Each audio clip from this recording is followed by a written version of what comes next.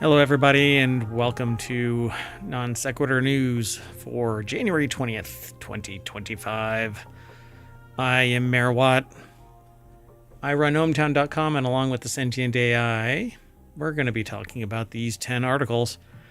Travel and drink coffee, get paid. FBI hacked computers to delete malware. Complaints over conflict minerals. I don't edit anything. I want complete transparency. So when I, flub things, you get to see it in all its, what do you want to call it? Sausagey glory. I don't know.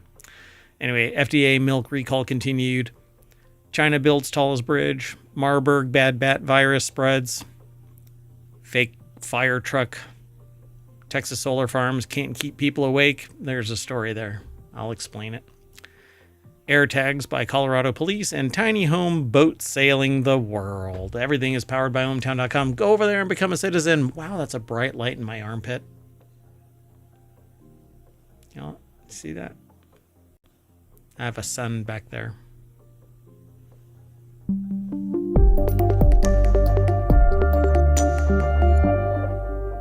I have a backlight, and there's the right there's the backlight right there.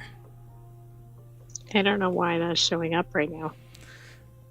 Because it's further back than it normally is. Inside ohmTown.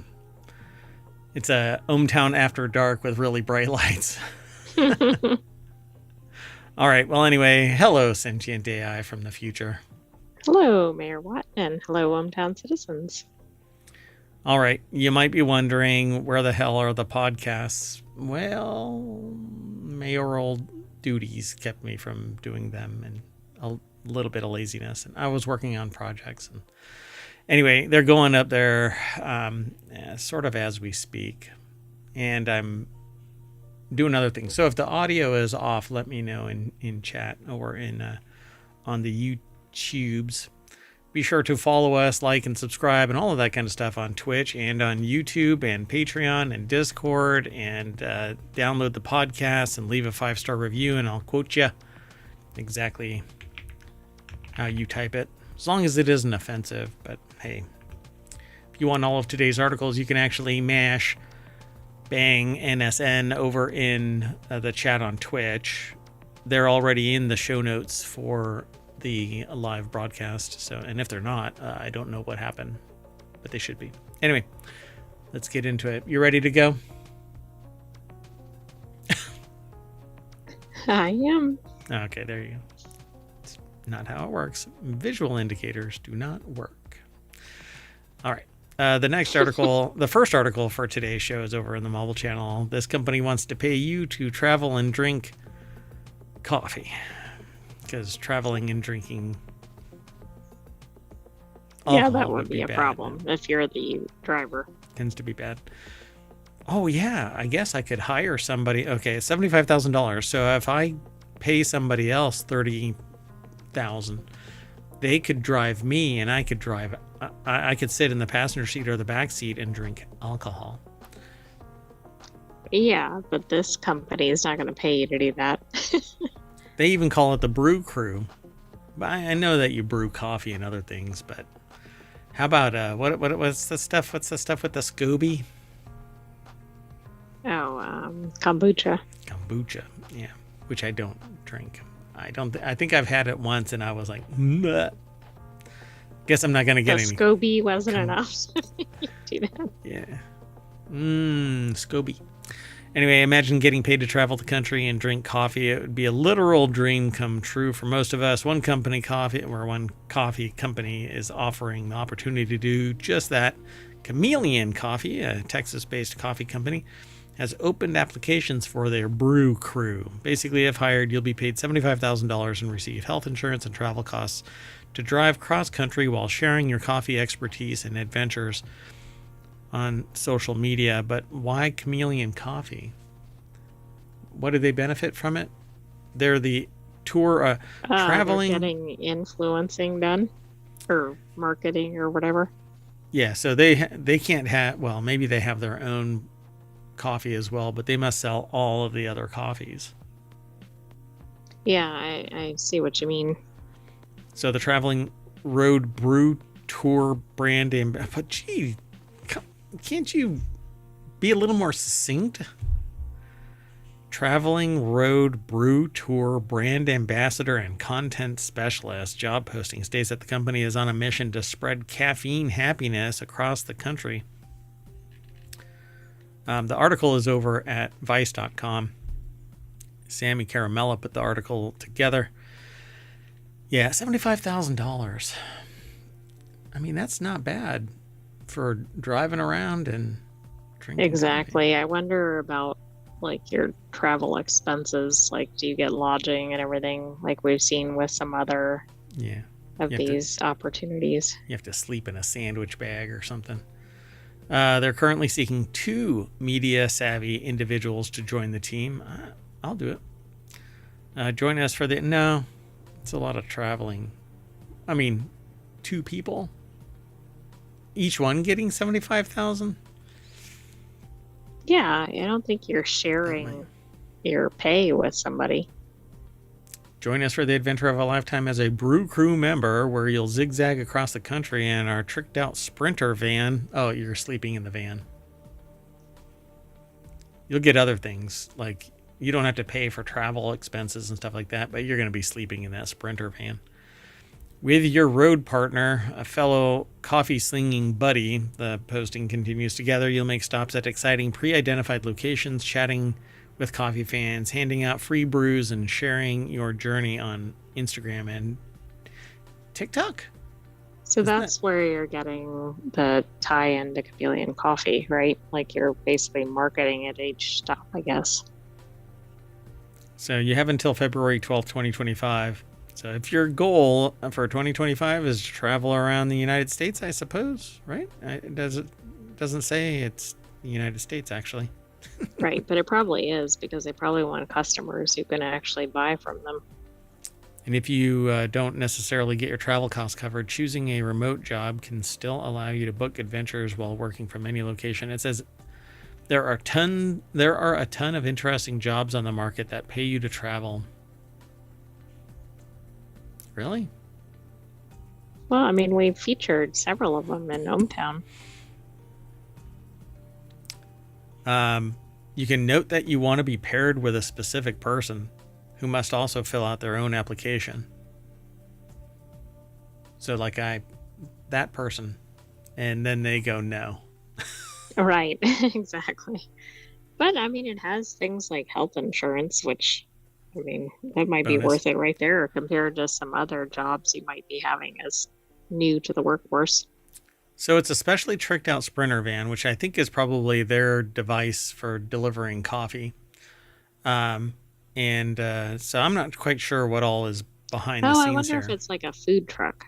Yeah, because see, it says additional perks include free coffee on tap, health insurance, paid time off, $75,000 annual salary, and quarterly bonuses. I don't know, man. That's better than a lot of jobs that don't give bonuses. This seems like it might be fun. All right, let's keep going. Next article is over in the Mobble channel. Mobble. The FBI hacked U.S. computers to make malware delete itself. The U.S. Justice Department and the FBI teamed up with each other and then with an international consortium of partners to remove a nasty piece of malware from over 4,000 computers in the United States. What makes it especially interesting is that they essentially told the malware to delete itself, and it did. China and the United States have been in a Cold War for years now, with both sides hacking each other's systems and implanting malware along the way, and it's quite stupid, and everyone should grow up. But until that impossibility occurs, I guess we're all going to be fighting each other. This Vice article by Louis Prada put the article together for Vice.com, and it says that they hacked into it. In this case, the malware was called PlugX and used by a Chinese hacking group called Mustang Panda. Mustang Panda! Sorry, I break into songs sometimes. one thing science fiction got right is that the future of the names for things would be all the way stupider. Not just partly stupider, all the way stupider. That's a shirt right there. All the way stupider. Just put that on that shirt. Might have to... Man, we really do need to open up an ohmTown shop. I mean, I could tie it to... Anyway. PlugX, believed to be around since 2008, is suspected to have infected around 2.5 million devices in 2024 by sending commands to a compromised server. The FBI essentially told the malware to delete itself from infected devices. All told, 4,285 devices in the U.S. were infected with PlugX. Oh, that's interesting. So, like, they attacked it from a central location?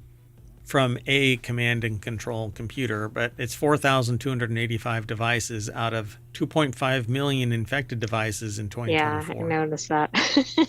Like, it's good, but what about all those others? That is like a drop of pee in the ocean. Yeah.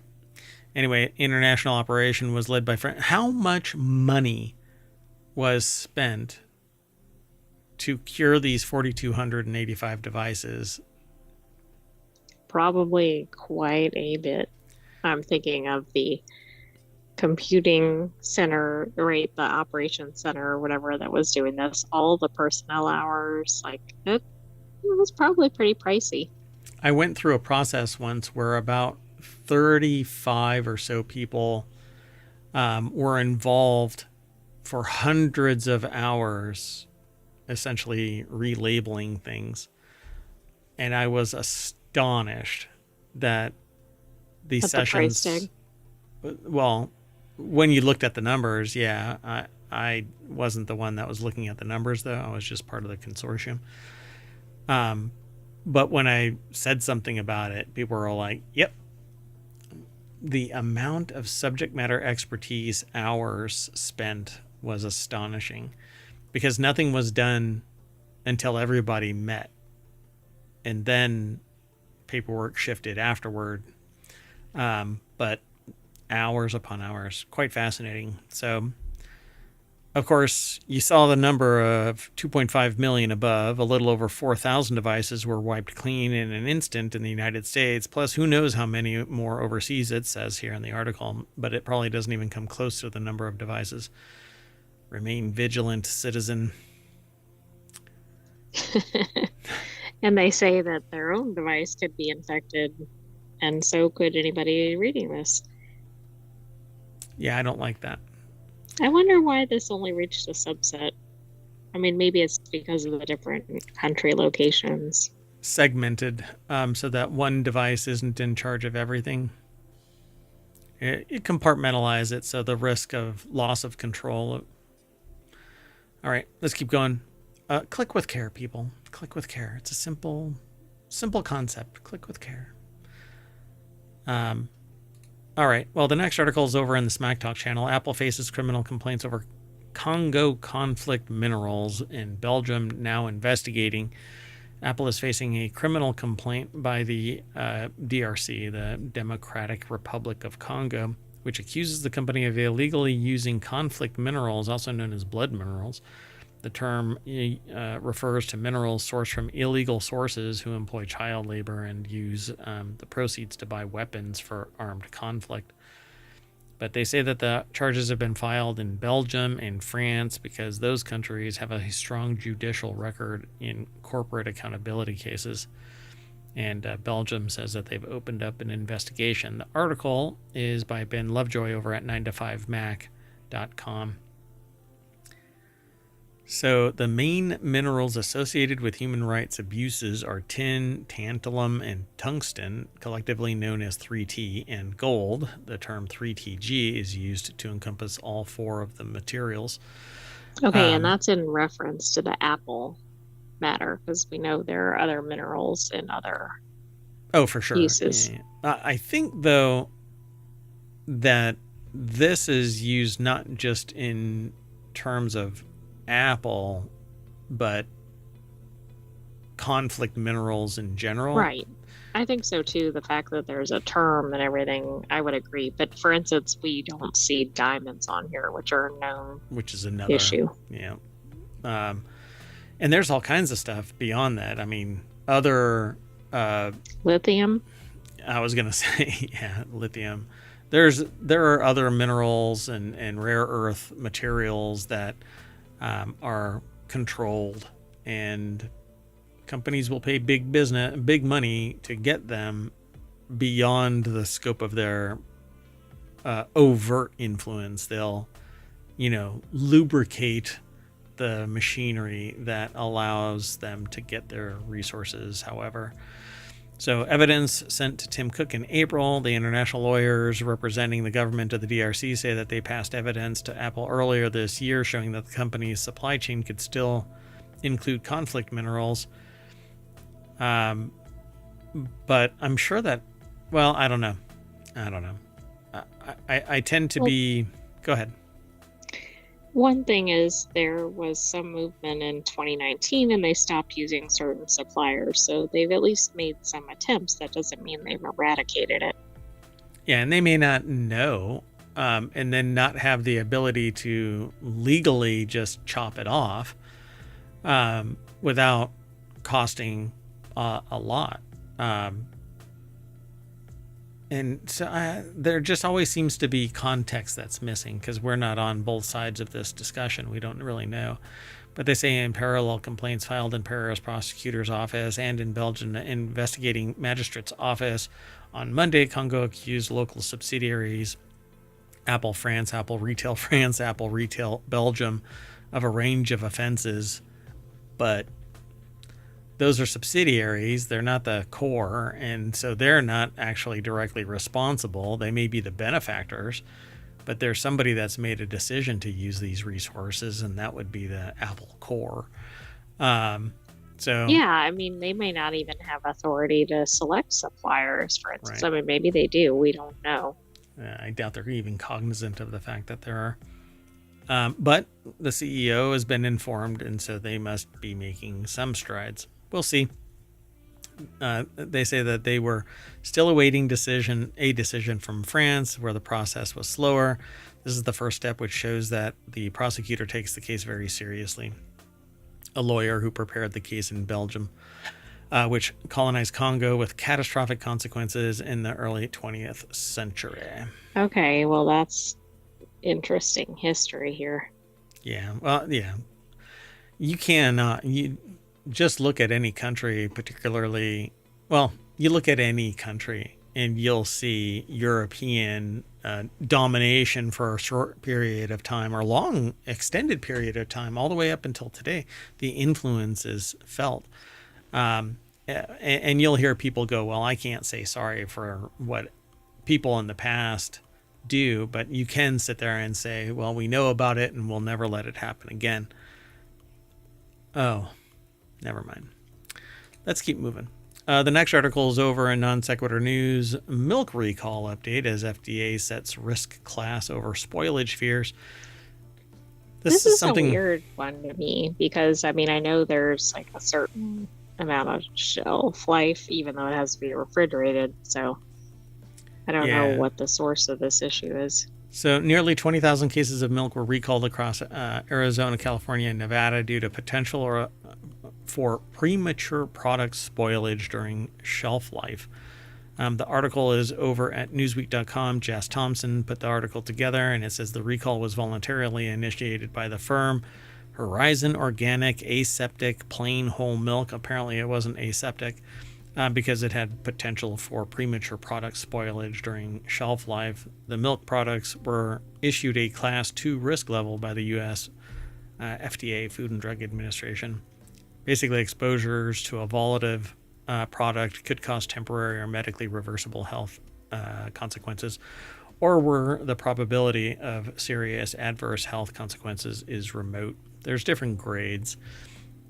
Milk is an odd duck because if it isn't sterilized enough, it is an organic material, and so it ages and off gases, and an entertaining but potentially dangerous event is that it can build up enough gas and break the container that it is housed in. Or, I don't know, shoot a lid off and almost hit somebody in the forehead. Yeah, it might be able to do that. This kind of milk, though, I think is one of those that's sold as it can be unrefrigerated if not opened. Oh, so it's shelf stable? The recalled I products? believe so, yeah. Oh, 8-ounce cartons with both individually sold cartons and 12 packs being involved in the recall. They have UPC codes over at this article at newsweek.com. I won't go through all of them, but they say the exact reason for the product being in danger of premature product spoilage was not given, so we won't ever know.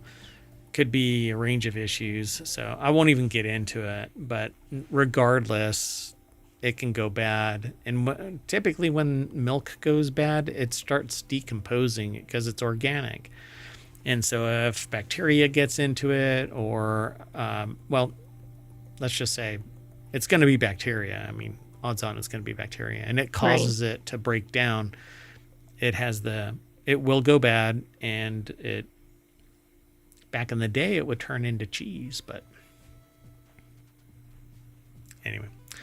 So it says this is not the only milk product that's been recalled in recent months, with over 100 bottles of breast milk being pulled from shelves, which I didn't know that was a thing anymore. No, I didn't either. And then they're also talking about all the raw milk issues, which we've seen related to bird flu. Yep, and that they found it apparently inside raw milk from infected cows and sporadic human cases identified in workers in close contact with infected dairy cows. They don't say what the pathogen is, or they don't say that there's a pathogen. They just say premature product spoilage, but I would like to know what it is. Anyway, we won't know. Pasteurization is kind of fundamental. And for me, don't drink cow milk. All right. Sound good?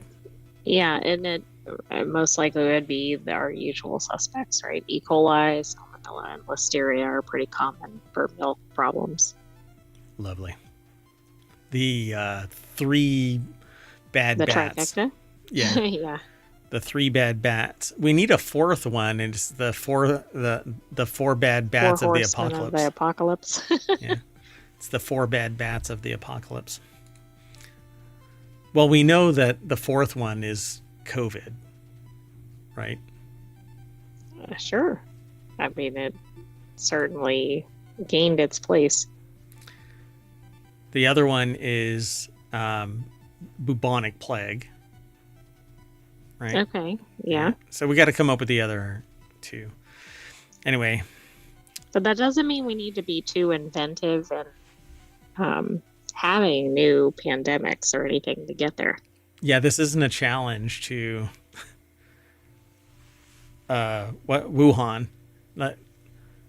We're not setting up a bar where we're asking you to, create that bad bat. Well, one of our articles is kind of going along these lines later in the show. Oh, not too far later. The next article is over in Non Sequitur News. China builds world's largest bridge.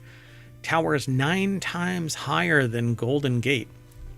There is a video, by the way, on YouTube that describes, or it follows a person leaving their apartment and having to descend down through, I cannot count how many hundreds of feet worth of descent into like the bowels of the city.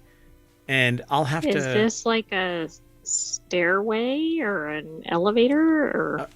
A combination of things that allows them to get down to where their job is, and it comes across as cyberpunkish, dystopian, like just fascinating that somebody would be able to do this, because they walk, they don't ride a bus or anything like that where it's just all the way down. They have to do this hop, skip, and jump. Interesting. Yeah, it seems like it could fit in any of those types of movies.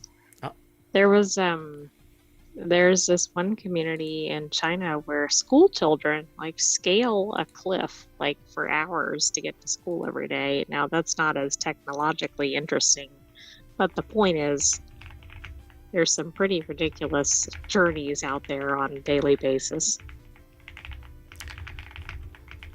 Sorry, the silence is me trying to find that video. Let's see. Yeah, okay, so this was a month ago. It's over on Reddit, but it's a person who has demonstrating an extreme commute to his job by descending seemingly endless flights of stairs, navigating bustling markets and the subway to reach his office deep underground. That's fascinating. Let's see if I can find the actual video. No, I'll embed it in the show notes. But it's mind-boggling what I saw. 1 minute and 33 for them to get to their job, and I think it got smash cuts and stuff. Anyway, let's get into this. I'm sure it took more than 1 minute and 33. Yeah, it's because of the smash cuts. So the new sky-high mega bridge soars above a canyon in rural China, slashing travel times from over an hour to just 2 minutes. I guess you could just hold on to the thing, shoot all the way down. Right. I mean, for things like congestion or whatever, that would be really good if it's really cutting the distance that much. It's 9 times higher than the Golden Gate. So the article is by Tom Howarth over at Newsweek.com, and there is a picture of this. Oh, it's a suspension bridge going from one side of a chasm to another. Well, I can see why it cuts the travel time, right? How many miles do you have to go out of your way before the bridge? It's like the Bay Bridge in Maryland getting destroyed. Now people have to drive, this long. Oh, right. Yeah, like to other cities and everything to get around. Yeah. So by cutting travel time across the canyon from an hour to just 2 minutes, the bridge will strengthen economic ties and drive growth in neighboring cities, including Guiyang and Anshun, according to the state-owned newspaper China Daily. So there really isn't much more to know about this article. It says that the bridge reported to have cost $280 million, which that seems low. That seems low, but we know labor costs are typically low in China, so maybe that makes sense. I don't know, man. You'd have to be a subject matter. You'd have to be an expert to do this kind of stuff. I mean, oh God, this is unsettling. It's a ginormous canyon, and people are putting this thing together. It looks like a truss bridge, but with a suspension element to it, because there is nothing. It's very nerve-wracking looking at the picture of this, and I don't even know if this is a render. Yeah, I think it is, but anyway, it doesn't. I don't know. It could cause fear in some people, I think, given the chasm and the distance across it. Yeah. So the project's main load-bearing steel truss structure consists of 93 segments weighing a total of 22,000 tons, the equivalent weight of 2 Eiffel Towers or 56 Chinese surveillance balloon buses. That part was not an article. The title currently the tallest bridge in the world belongs to the Baipanjiang Bridge, also located in Guizhou province, around 200 miles north of Huajiang Grand Canyon Bridge. What? I thought the Grand Canyon only is... Oh, never mind. It stands 565 meters above the Baipan River and serves as a connection between Guizhou and Yunnan provinces.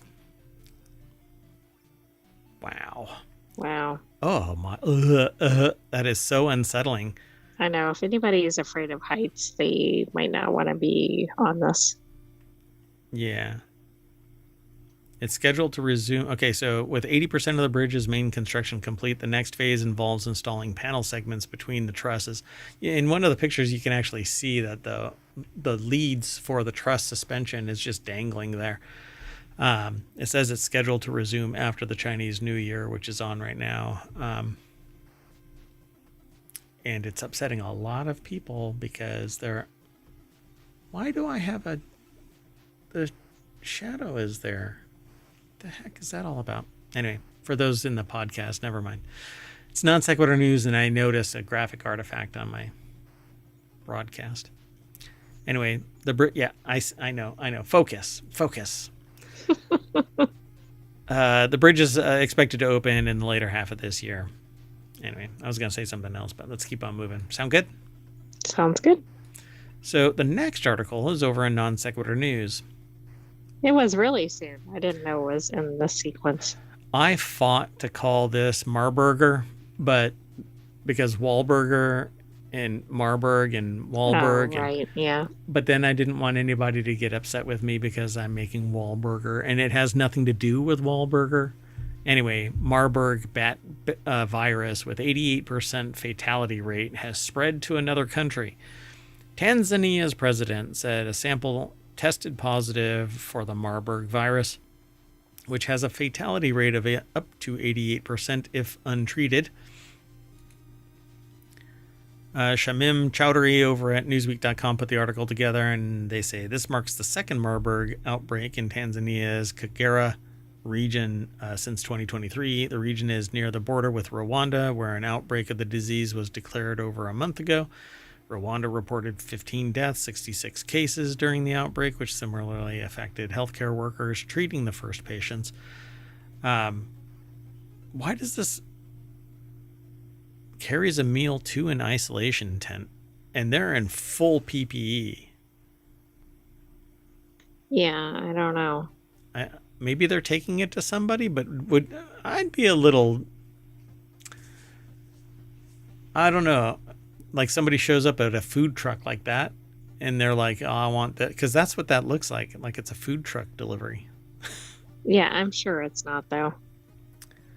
So what to know? The WHO had, not the band, had initially reported on January 14th that Marburg had claimed the lives of 8 people in Tanzania's Kagera region. I'm not sure how they pronounce it.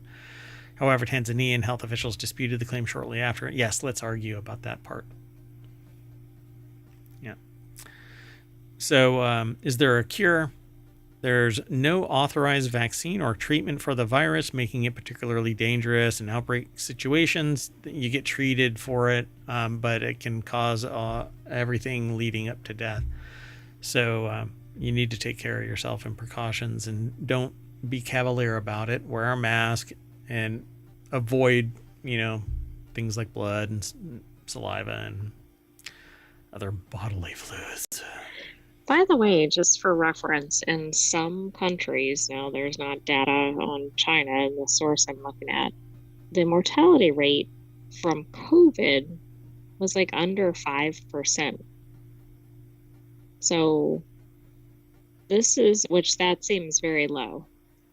But my point being, with this being, I think, 78%, that's pretty significant.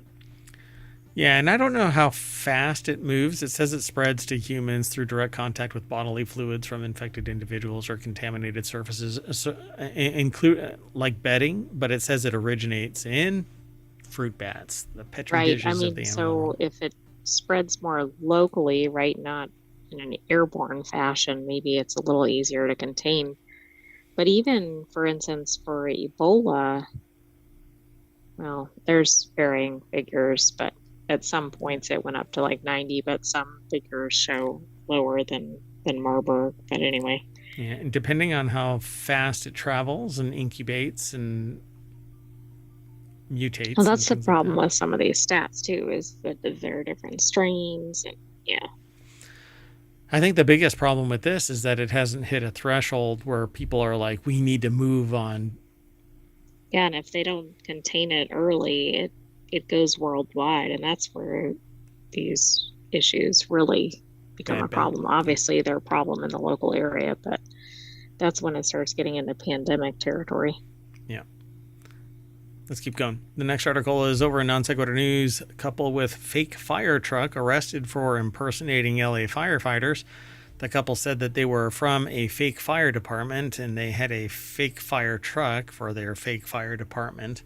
Big faking fakers. Jordan King over at Newsweek.com put the article together. They had a fire truck. I mean, how much money did they spend to have a fake fire truck, which was probably based on a real fire truck? This is, it was ludicrous that we saw people that were dressed up as firefighters and everything, which we talked about in a previous episode, but a fire truck? Yep. So this is the latest arrest of at least 29 people, because we talked about this last week. Alleged crimes during the chaos of the deadly fires, hampering emergency services amid disaster, in which at least 27 people have lost their lives. These two idiots were arrested for impersonating a firefighter, the Los Angeles County Sheriff's Office said on Twitter. They were caught by an LAPD patrol unit that was driving through the Palisades fire area, which noticed that the truck did not seem to be legitimate and reported it to deputies. Officials later discovered that the fire truck had been bought at an auction. Well, wow. Guess what's not going to be allowed anymore? Yeah. One of them had a criminal history in Oregon, which included charges of criminal mischief and arson. Oh my. See, I thought they must be like looting or something, which seemed crazy because maybe they spent more money on the vehicle than they would obtain, but arson brings another flavor to this article. One of them's a firebug, and I guess the other one went along with it. They were a couple. They were married. So won't even go into what's going on with the rest of this because, well, it's all adding on to what's going on with California and LA fires. So I don't know how much of it is actually covered now, like or under control. Oh, you mean like contained? Contained, yeah. I can find it real quick, but okay. While you do that, I'm going to move on. The next article is over on the Mobile Channel. Texas is maintaining its solar farms with the help of grazing sheep, and technicians keep falling asleep for some reason. It's weird. Okay, that last part doesn't really happen. But anyway, you want to say something? Yeah, sorry. Let me jump in here. Oh, this is good news. Palisades fire is 59% contained. Yay. Which is much higher than I'd seen previously reported. And Eaton is actually 87% contained. Now, both those are really good, but I know wind shifts, etc., can change it. But so there were 3, weren't there? Yeah, but the other one was almost all contained. I think Hearst was one of the other ones they were reporting a lot on. I mean, there's been multiple smaller fires in that area. Sure. But the 2 that I mentioned have been the most significant for acreage. Gotcha.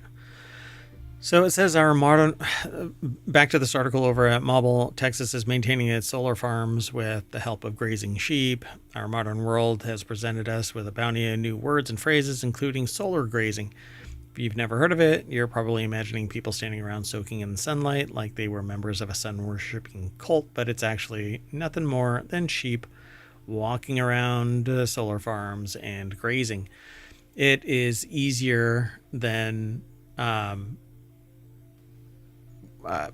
lawnmowers and things like that can actually kick up debris and damage the solar array. And they have to do more. They have to be more careful about it because there's wires and other stuff, and they can't get as close to the array because there's posts that are holding up the solar panels, and they actually pivot and move. So it describes the process of populating land used by solar farms with sheep so that they can graze.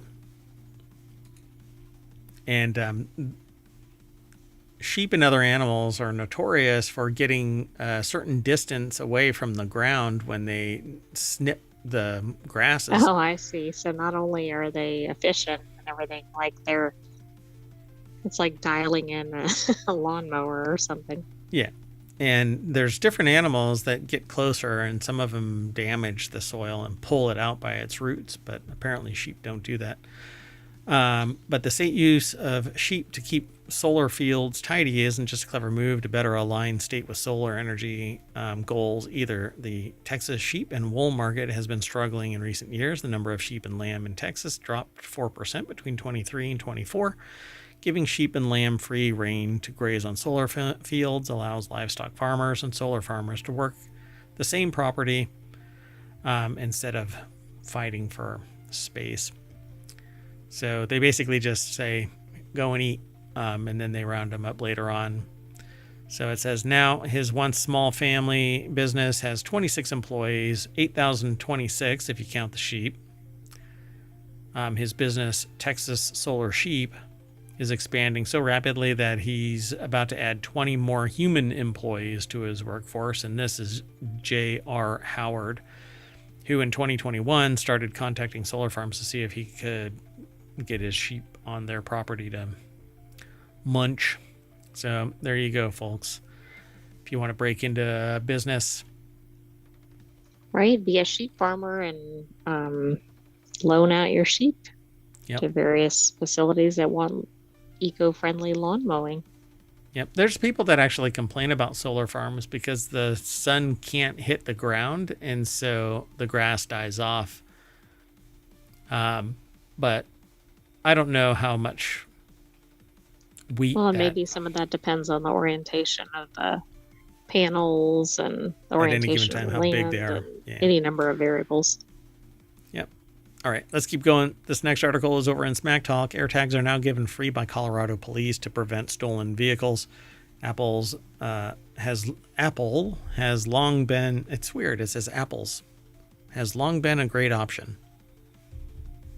Oh, Apple's AirTags have long been a great option for tracking your vehicle location, and now one Colorado police department has caught on and started giving them away for free to help deter auto theft. Yeah. Ryan Christoffel over at 9to5Mac put this article together. That might help you locate it, but it's not always going to help you retrieve it. Yeah, well, I mean, if somebody steals your car and you're not fast enough, they can find that AirTag because it's always giving off a beacon. Your phone. Right, but we saw other articles about that where they tracked something that wasn't an automobile to the property, and that was the end of it. Yeah. So free AirTags come with auto stickers to warn off potential criminals. CBS Colorado shared a story on its YouTube channel yesterday, and this is a weekly show. So this was actually, January 20th. This isn't a weekly show. This is the daily show. I totally... Okay, it's a holiday here. And it's from today. So. And it's from today. So the article is shared from CBS Colorado on its YouTube channel. Okay, and this is where it gets really complex. It's posted on 9to5Mac, but it comes from Apple Insider via YouTube, which has a channel for CBS Colorado. Anyway. Layers and layers. Yep, it's a turducken of news sharing. So the report says that the police are trying to decrease the number of auto thefts by distributing free AirTags and tile trackers to members of the community. The first such giveaway took place, and another is planned. So along with the little tag that says this vehicle is tracked, you get an AirTag. In the case of theft, yes, the AirTag would help police track down the stolen vehicle. It will be interesting to see if this program leads to a noticeable drop in auto thefts in the Arvada area, in which case perhaps we'll start seeing AirTag giveaways become more common, or I don't know, included in the cars to begin with. It's well, there you go. $25 per car.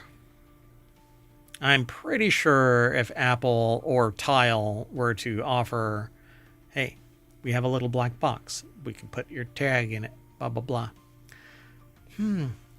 Somebody has an idea. Never mind.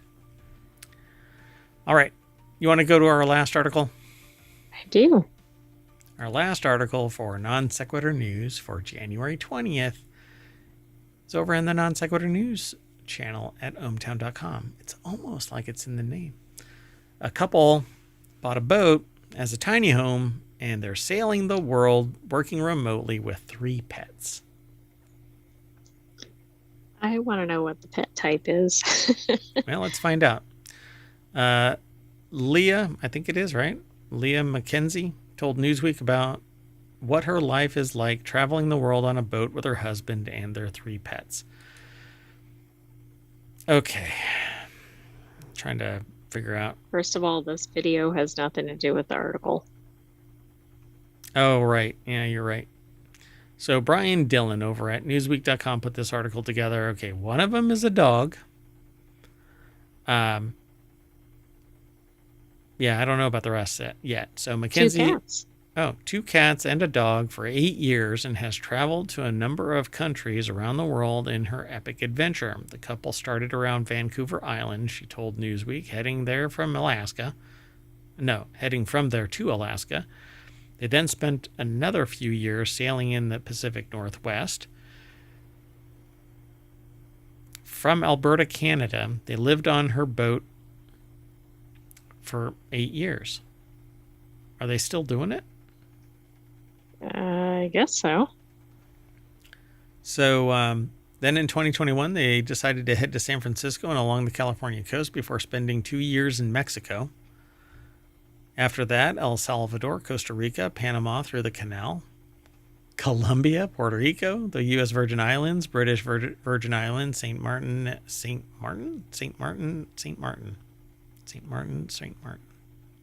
That's I'm correct. saying it over and over again. Guadalupe, Dominica, Martinique, Grenada, Bonaire, Aruba, back to Colombia. And now we're in Panama waiting to transit the canal again to cross to the Pacific, to the South Pacific. So they're still doing it. Pretty wild. Wow. You can actually go and check out their Reddit community in tiny houses as they post Godzilla-R32. No idea what that means, but in the post they share photos of their cats, dog, as well as what the inside of their boat looks like and some of the places that they've been lucky enough, not lucky, it's all planned, it's not lucky, to visit during their adventure. They have a hula hoop. Where do they use the hula hoop? I don't know how big this boat is. Anyway, they said that they live aboard this quote-unquote tiny house, but it's just a boat, for 8 years with their 3 pets, slowly traveling the world. All right. Interesting.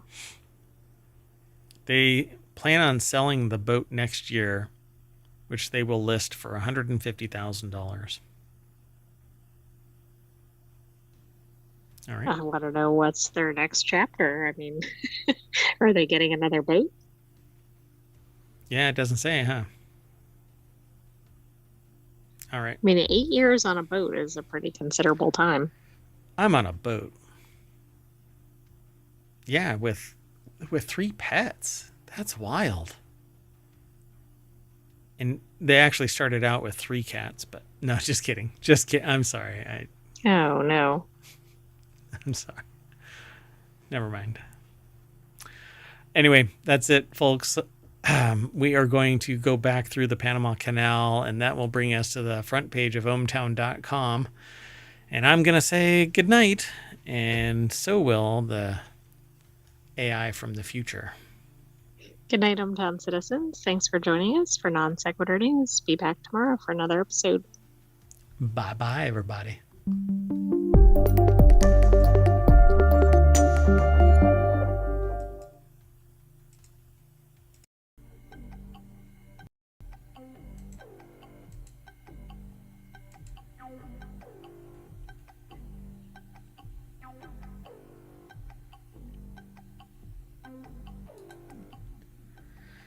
Hello, everybody, and welcome to Non Sequitur News for January 22nd, 2025. Season 4 continues. I am Mayor Watt, and I run ohmtown.com, and along with the sentient AI from the future, we're going to be talking about these 10 articles. Forgotten flying machine inventor, 11% of game developers, Apple to make Wi-Fi routers again. There's a big question mark at the end of that. Pardon me, Ohio license plates. Buy a Corinthian helmet. A rich Corinthian helmet. That never existed, by the way. Netflix to hike prices. Another question. Itty beady QR codes. That one's hard to say. Drones fighting fires. Vornado recall. It's a whirlwind. And inflation refunds in New York. Not sure what's going to really come of that. Inflation's going to catch up just by buying a cup of coffee. But hey, don't let that stop you. Again, everything is powered by ohmtown.com. So go over there and become a citizen, and you can facilitate the articles that we talk about. Because once you log in and once you sign in and become a citizen, a 7th icon will appear, and it will have additional features and functions. One of which is that you can submit news to us. Anyway, because everything's powered by ohmTown, you have to suffer through our intro.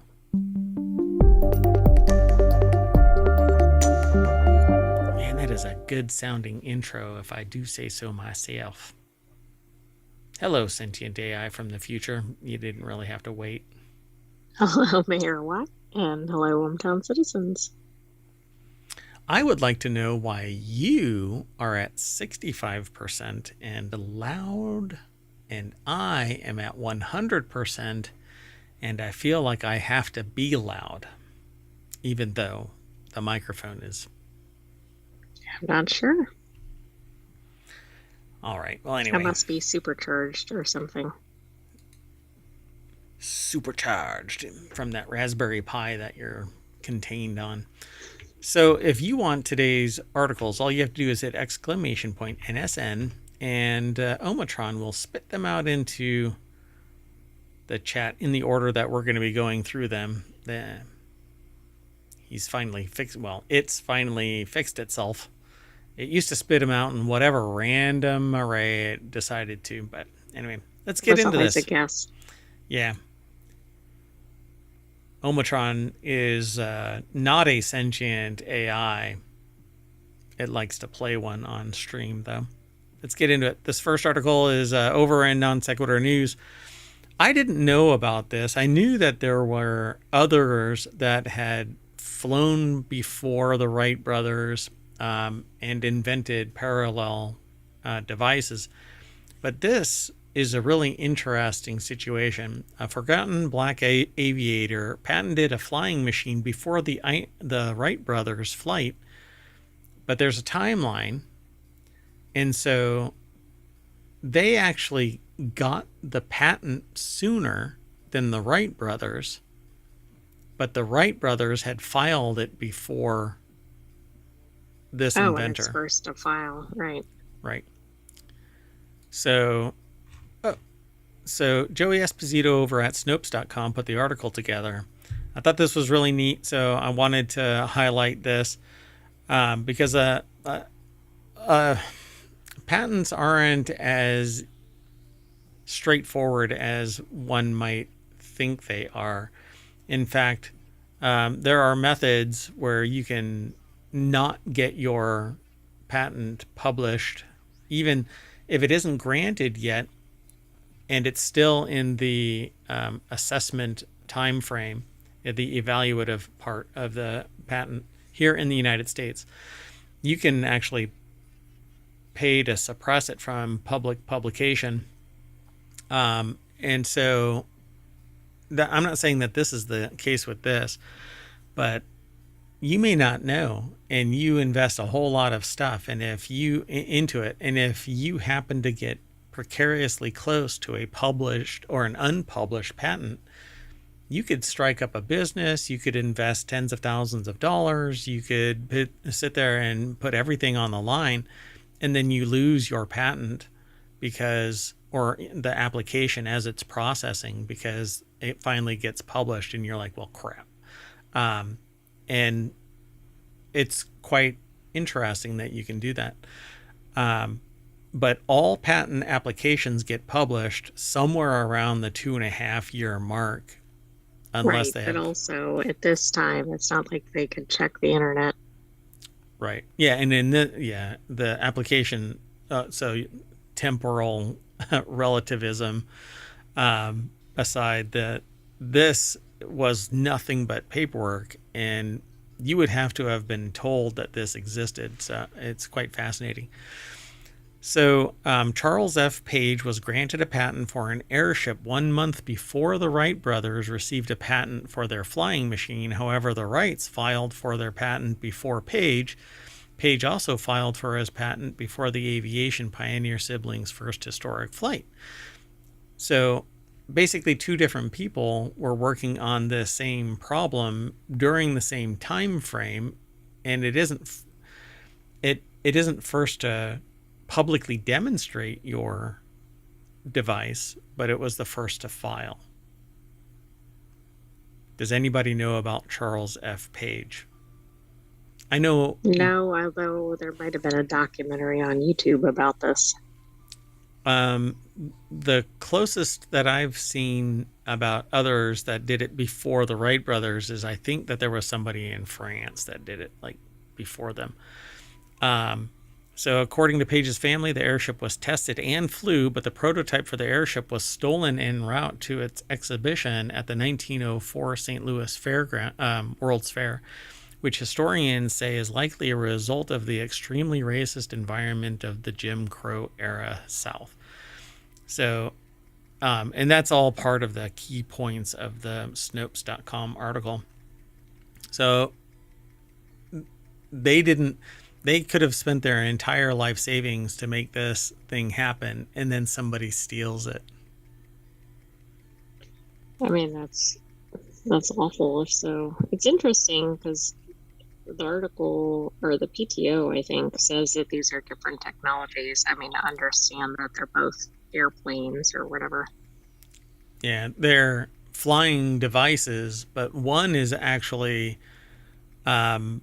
propeller powered, and the other one is a dirigible.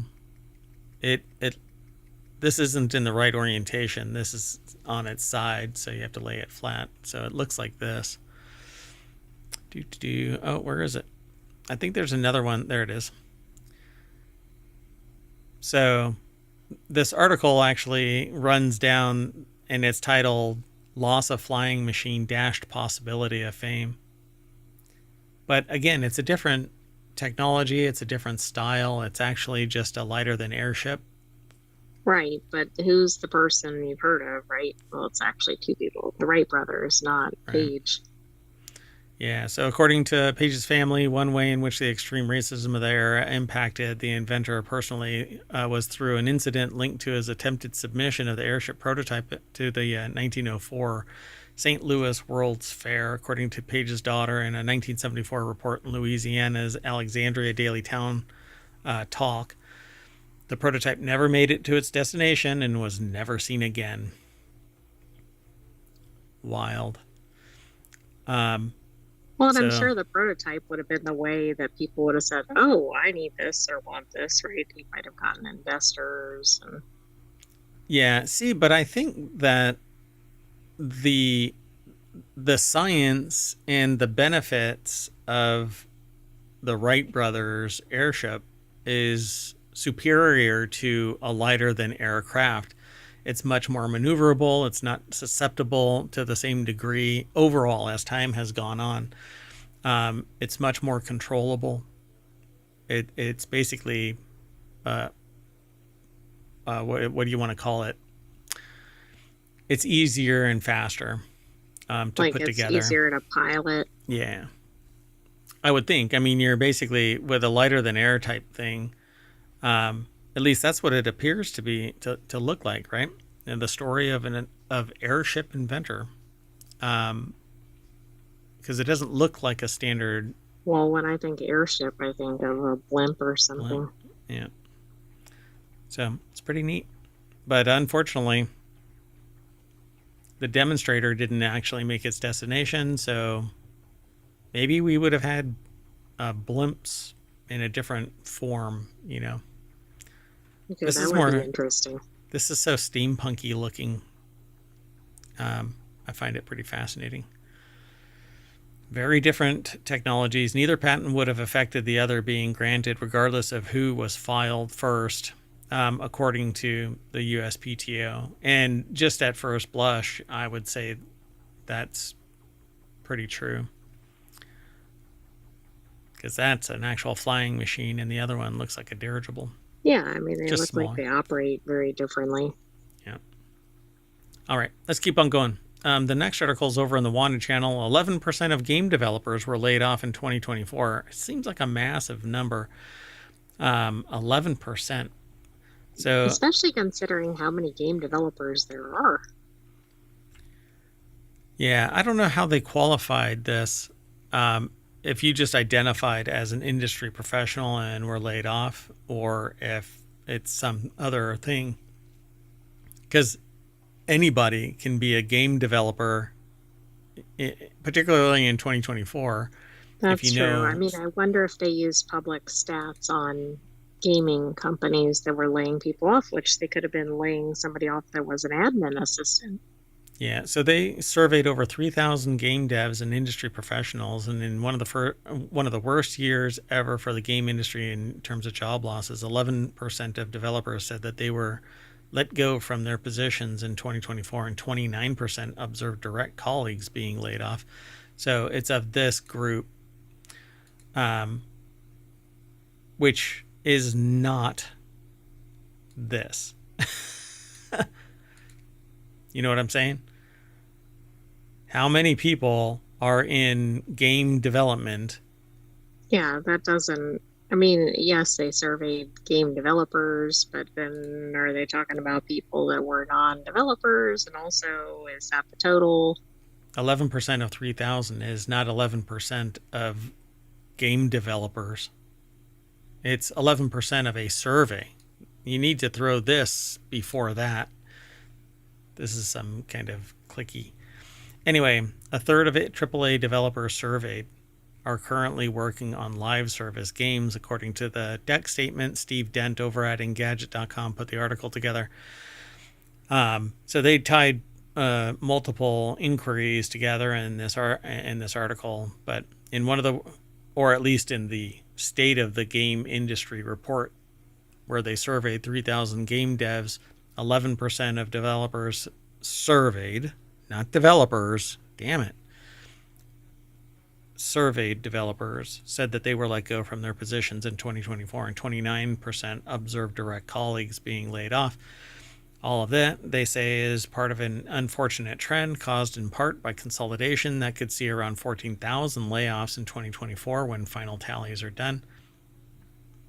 I would buy into that. Yeah, this doesn't say how many people are actually in the industry, right? Because we've seen easily 100,000 tech workers, Right. but that doesn't mean they're game developers or that they do anything tech related. They might just work for a tech company. Right. So let's see here.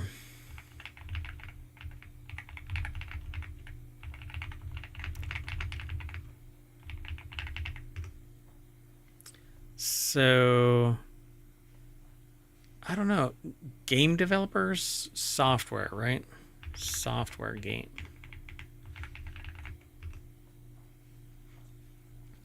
Oh, well, regardless of how I did it, it said 11.1 million game developers worldwide. The United States and Canada had the most developers with 269,000, I'm rounding up, and 32,300 respectively. Okay, well, then this percentage in this article looks low. If they say that 11%, they surveyed 3,000, so 300, right? 330. Yeah. I mean, we know this is a small sample size, but we've seen a lot of people laid off in the last year. Yeah, quite a bit. Interesting article. Yeah, I mean, the article makes it very clickbaity, but it actually belies just how many are actually laid off, considering if my quick search shows roughly 200 and let's just say 270,000 people, 14,000 of them were laid off. I mean, 10% would be 26,000, 27,000.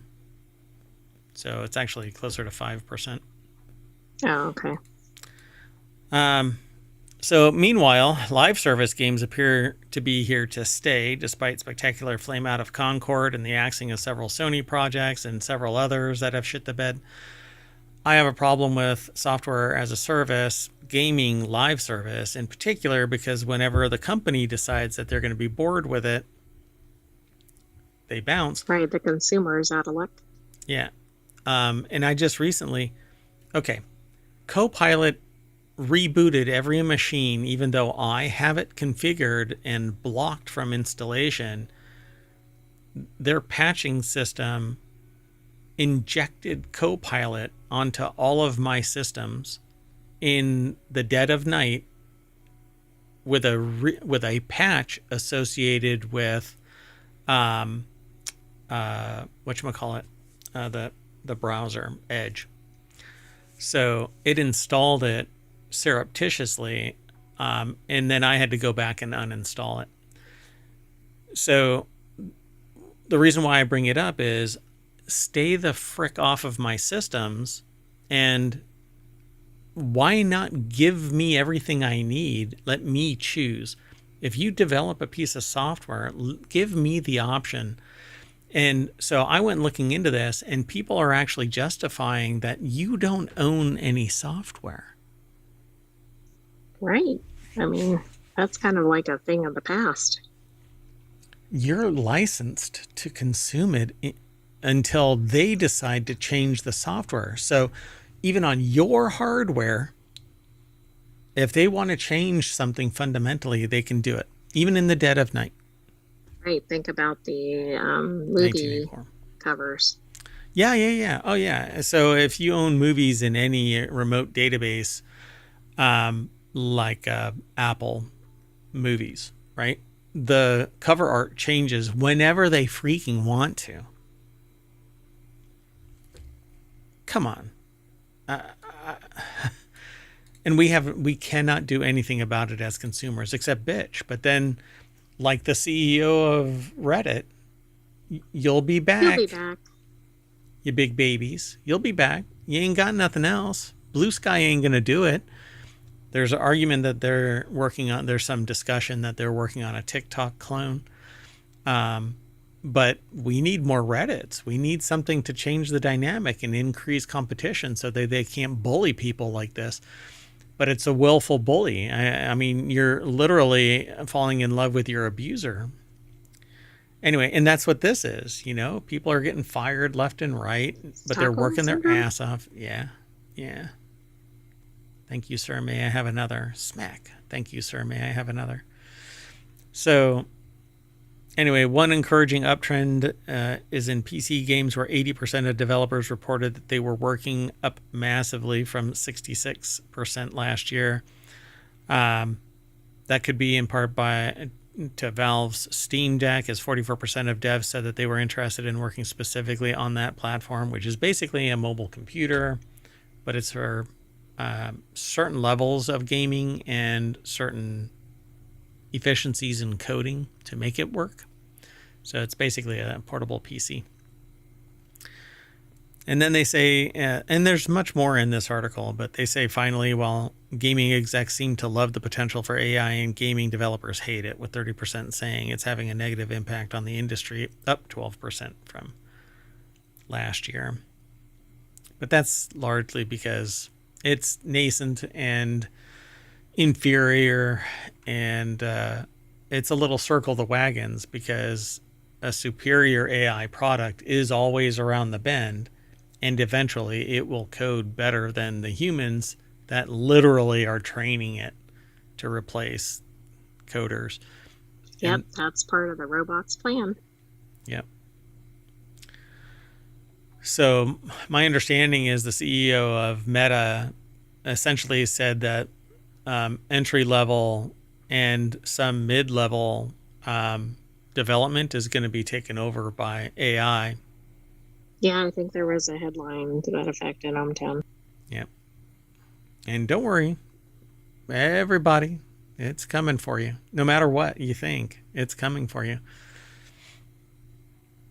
All right, let's keep going. This one caught my attention because I used to have Wi-Fi routers from Apple and got rid of them. I used to have HomePods, the original HomePods with metal shrouds. They were spectacular, so punchy compared to the ones that are kind of anemic now. And now I hear yet again Mark Gurman's Power On newsletter. Apple is not working on a new version of its airport wireless router. However, they are working on something else that could potentially serve as a wireless access point. So don't give up hope just yet. Airport routers were amazing. Frictionless install and deployment. It was just, they were amazing devices. Now I want greater fidelity in my access points and networking tools, but not everybody wanted that. Back then I just wanted to be operational. No. Sorry. I had to turn off some background music. Anyway, I thought you were talking to non-existent critters. No. Elsewhere. There was audio from the background that I had to cancel. So Michael Burkhart over at 9to5mac.com put this article together. Yeah, and they looked like this. They were these neat little flat squares, just like a Mac Mini. Literally, you could just set it on top of a Mac Mini if the Mac Mini was a different shape back then. But they say last year they got some new information regarding Apple's in-house wireless networking product called Proxima. So far, we know that the chip will go in a number of home-related products, including the Apple TV and HomePod. It'll show up on the iPhone 17 and Mac models later on. One interesting thing about the new chip is that it's apparently sophisticated enough that Apple could choose to turn it on into a wireless router. But it's actually a wireless networking chip. So if they install it, Apple devices could become a router hotspot. So that would be really good, right? If you want to stay within the Apple ecosystem. If you want to... See, the problem here is that people in some security circles are kind of bent out of shape right now because Apple's intelligence system, their AI system, is embedded into their operating system now, which means that communication and all of your data is being... So your data is being scanned by AI for relevance, and that data can be exfiltrated to remote servers. It's like the snapshot, which I think was through Copilot. Copilot, yeah. So it's the equivalent of Copilot, wherein all of your data is being correlated and collated and analyzed, and it's collected. It's quite... it's posing a security threat, an insider security threat. So, I mean, it's really up to you if you're going to do this, but go in knowing, and don't go in saying, well, privacy is dead, and then just, embrace the abuse. You should really, as a consumer, demand what you want. But you're not going to get it from Google because they've got their own AI devices that are being embedded into the operating system. Apple has theirs. Meta has theirs. Twitter has theirs. Microsoft has theirs. You know what I'm saying? And now we're getting word that there's billions being pushed into this Project Stargate, which... For crying out loud, we are never coming up with anything original because there's nothing but unoriginal minds helming this. The brilliants are the worker bees that are underneath the directors. And I'll say it again, and this is probably a bad time to start saying shit like this, but as you approach being a billionaire, you lose connection with society, and you can do whatever the frick you want, and you're immune to societal repercussions. And you can hear that when you hear somebody say, "You think you can use money to control me?" Well, the negative impact of your actions on society didn't do anything. Money certainly isn't going to do anything. So, no, I think that you're just disengaged from society. Anyway, hey, it's Non Sequitur News. You come here to watch the dumpster fire. Going. Anyway, so this is it's all tied together. This chip is going to be embedded into your devices, and along with artificial intelligence, there isn't going to be any privacy because it's listening and watching. Right, and then they're going to not only collect your data, they're going to then use it and put it out there for AI usage. I agree. I'm just giving you a hard potential time. Abuse is present. So, all right, let's keep on going. Maybe Dolly can help us out. The next article is over on 4-Wheel Tech. Dolly Parton's license plates will make you wish you lived in Ohio. Nah, not really. But Dolly Parton is an American hero. The reason why they're an American hero is different for different people. For me, it's because of the movie 9 to 5. But most people know Dolly Parton nowadays as the person that invested in making the COVID vaccine possible. Right, yeah, and she's done a lot for literacy efforts. Right. And so it says, "We will hear no slander against her." This is a Jalopnik article, so embrace the snark. Her efforts to promote youth literacy through the Imagination Library in collaboration with Ohio's First Lady Fran DeWine have helped thousands of Ohioans on their reading journey. Founded in 2019, it's a 501c3 program that's rolled out. The ability to learn how to read, and Bradley Brownell over at jalopnik.com put the article together. Jolene.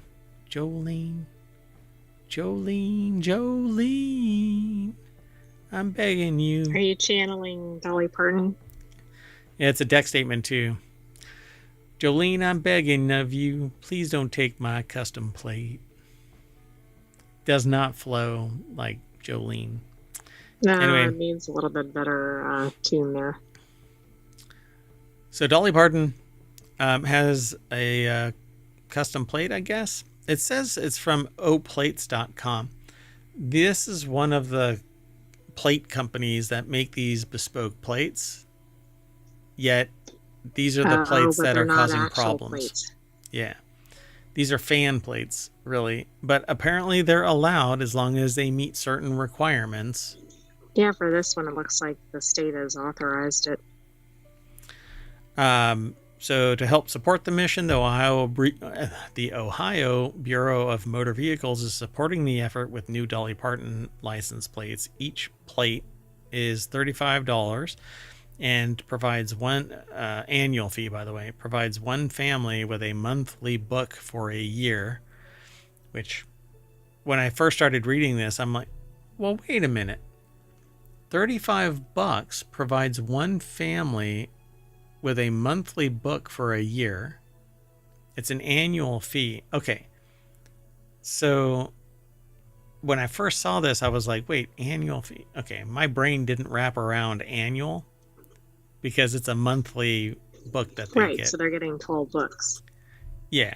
For $35, which is a hell of a deal. It is. And it's worded kind of oddly. Yeah. I wonder what the books are. I'm really curious. So 79-year-old Tennessean singer-songwriter has worked to promote English literacy, language literacy since kicking off her library foundation in the mid-'80s. Over 100 million books have been sent to children on her behalf in the last 30 years. That's not 80s. Come on. Anyway. Yeah, I mean, It's kind of weird. Maybe she ramped up her efforts in the last 30 years. Yep. So, in addition to her literacy work, she also has been instrumental in funding and rolling out the COVID vaccines and is a big proponent of LGBTQ rights. So, yay. And there's more over here at this article. I think somebody in every state should do something like this, if not rolling out like a franchisee of the Dolly Parton Imagination Library. Yeah, absolutely. I mean, there's no downside to doing this. Yeah, I'm really curious, like, what all is involved. Like, why isn't this just being developed across the board? But I know people who have done similar things at the state level, and it's very tough. You're really chasing money, and who knows how much money Dolly Parton is putting into a 501c3. It usually involves going out and finding donations and stuff like that, and then working with either, well, state and federal lobbyists to get more money into the system and so on.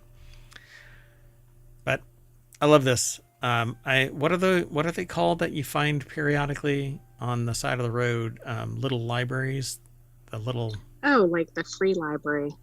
Is that what it's called? Free library?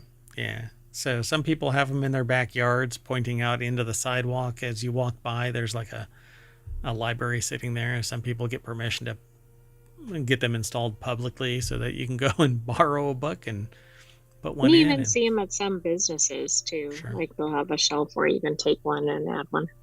Yep. I donated dice to a library. Well, I mean, it was a gaming library, basically.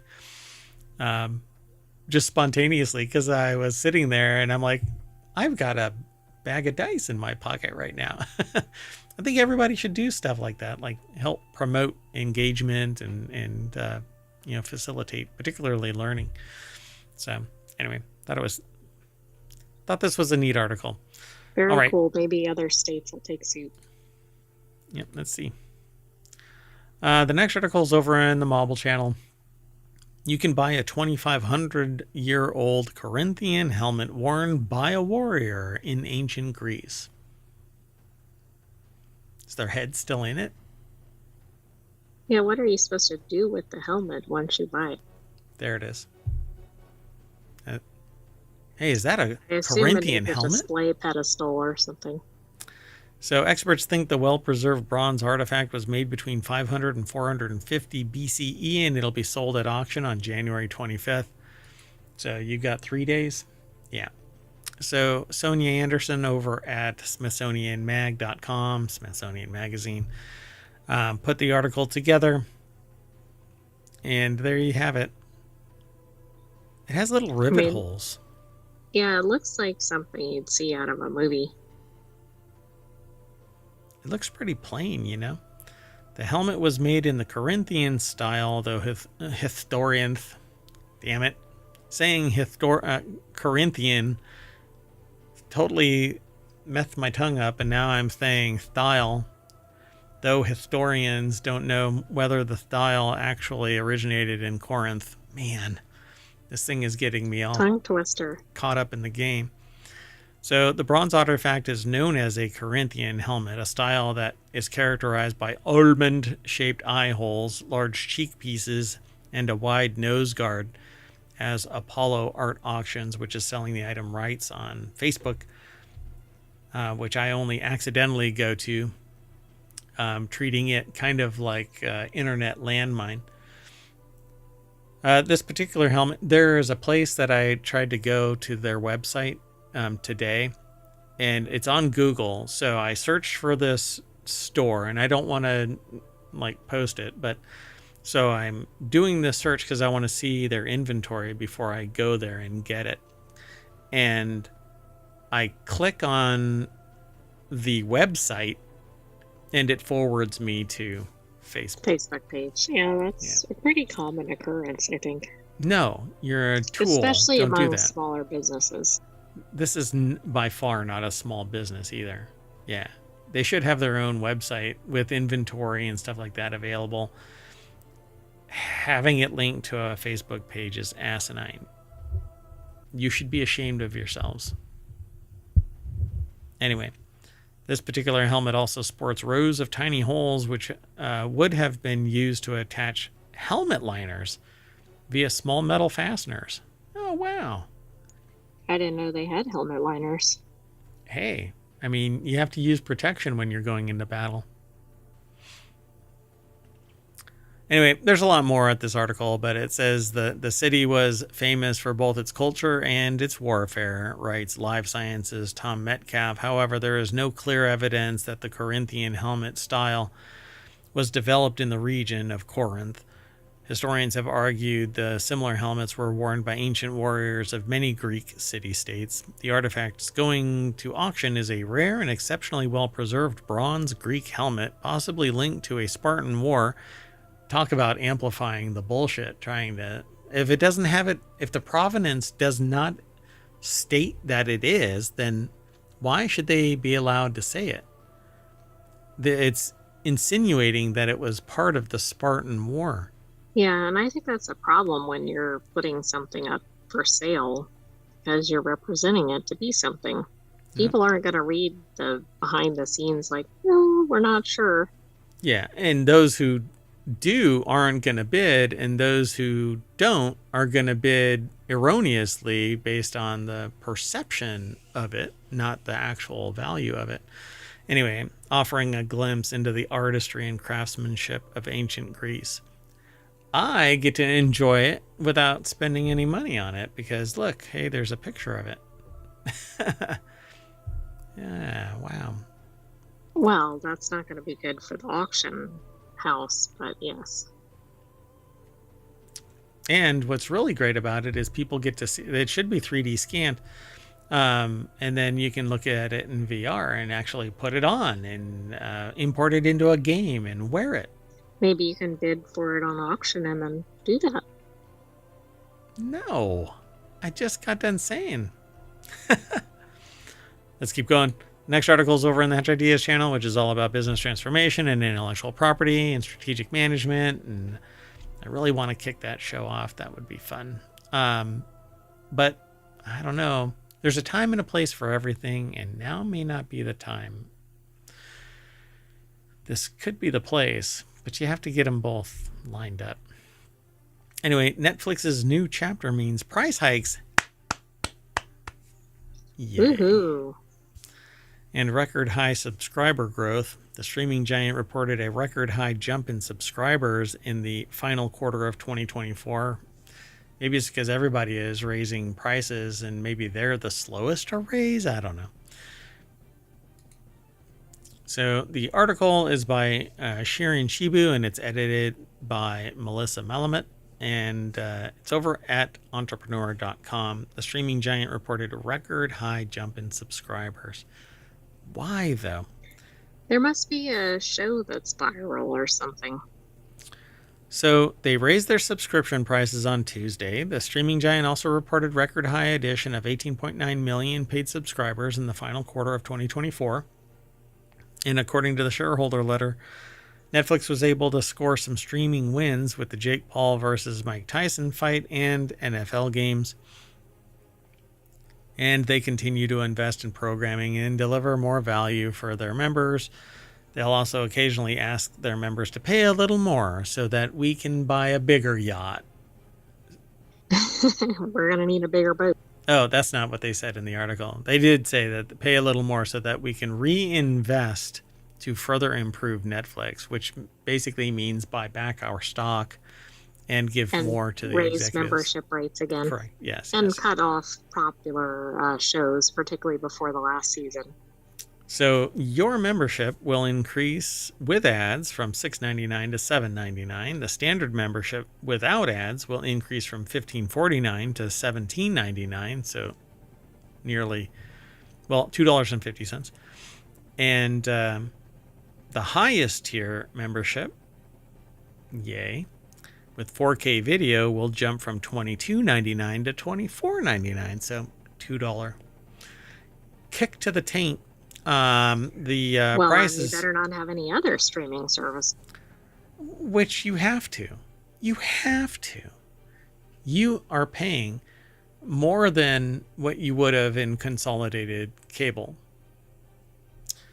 So it says this ushers in a new chapter for the company, as the streaming giant also disclosed Tuesday that it had record high subscribers. So there isn't any competition except for the little silos, ironically.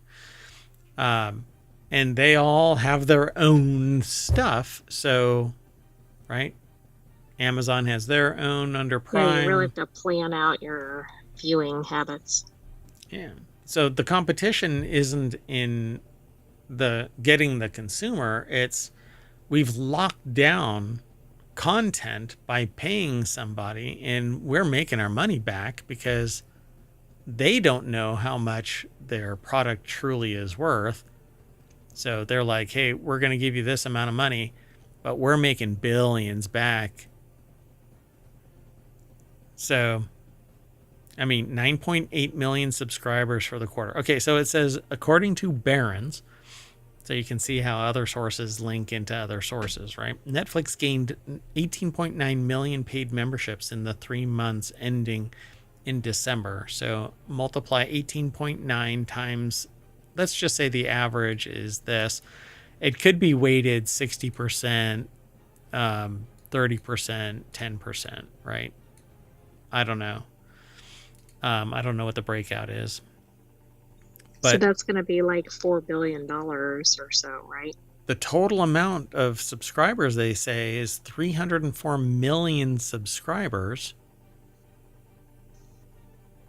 So basically, let's say $15 times 304 million subscribers. 4.5 billion. So the streaming giant is no longer sharing subscriber numbers as part of its quarterly reports after this one. According to a previous letter to investors in the first quarter of 2024, Netflix says the change is part of its evolution. So transparency be damned. Netflix we don't want to show what's going on with the subscriber numbers. Like, oh, we're bringing in more revenue, but it might be like the movie theaters. Yeah. So just add, I'd say 6% per quarter, and you'll probably be in the right ballpark. Because they gained 19. You mean they're underreporting subscriptions? Well, no. I mean, if they say they finished 2024 with 304 million. You're saying they're going up that much. In the future, add 6% a quarter. Now, it's not possible to do this forever. So they're going to have to keep on raising rates because investors demand. December numbers probably jump higher than other times. True. Gift giving and, hey, look, I have some extra money. Oh, now I don't have any extra money. Oh no, shouldn't have put in that pool yet. Ooh, Christmas vacation.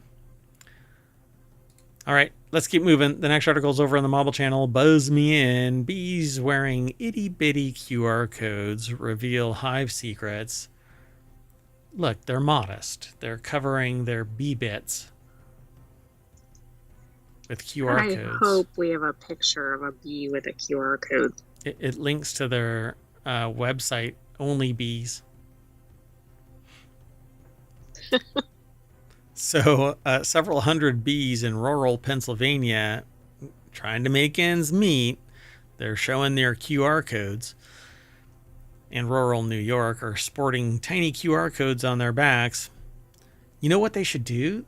You should be able to adopt a bee with the little QR code. Oh my goodness, that is the solution to like all the bee shortages. Really, like people would love that.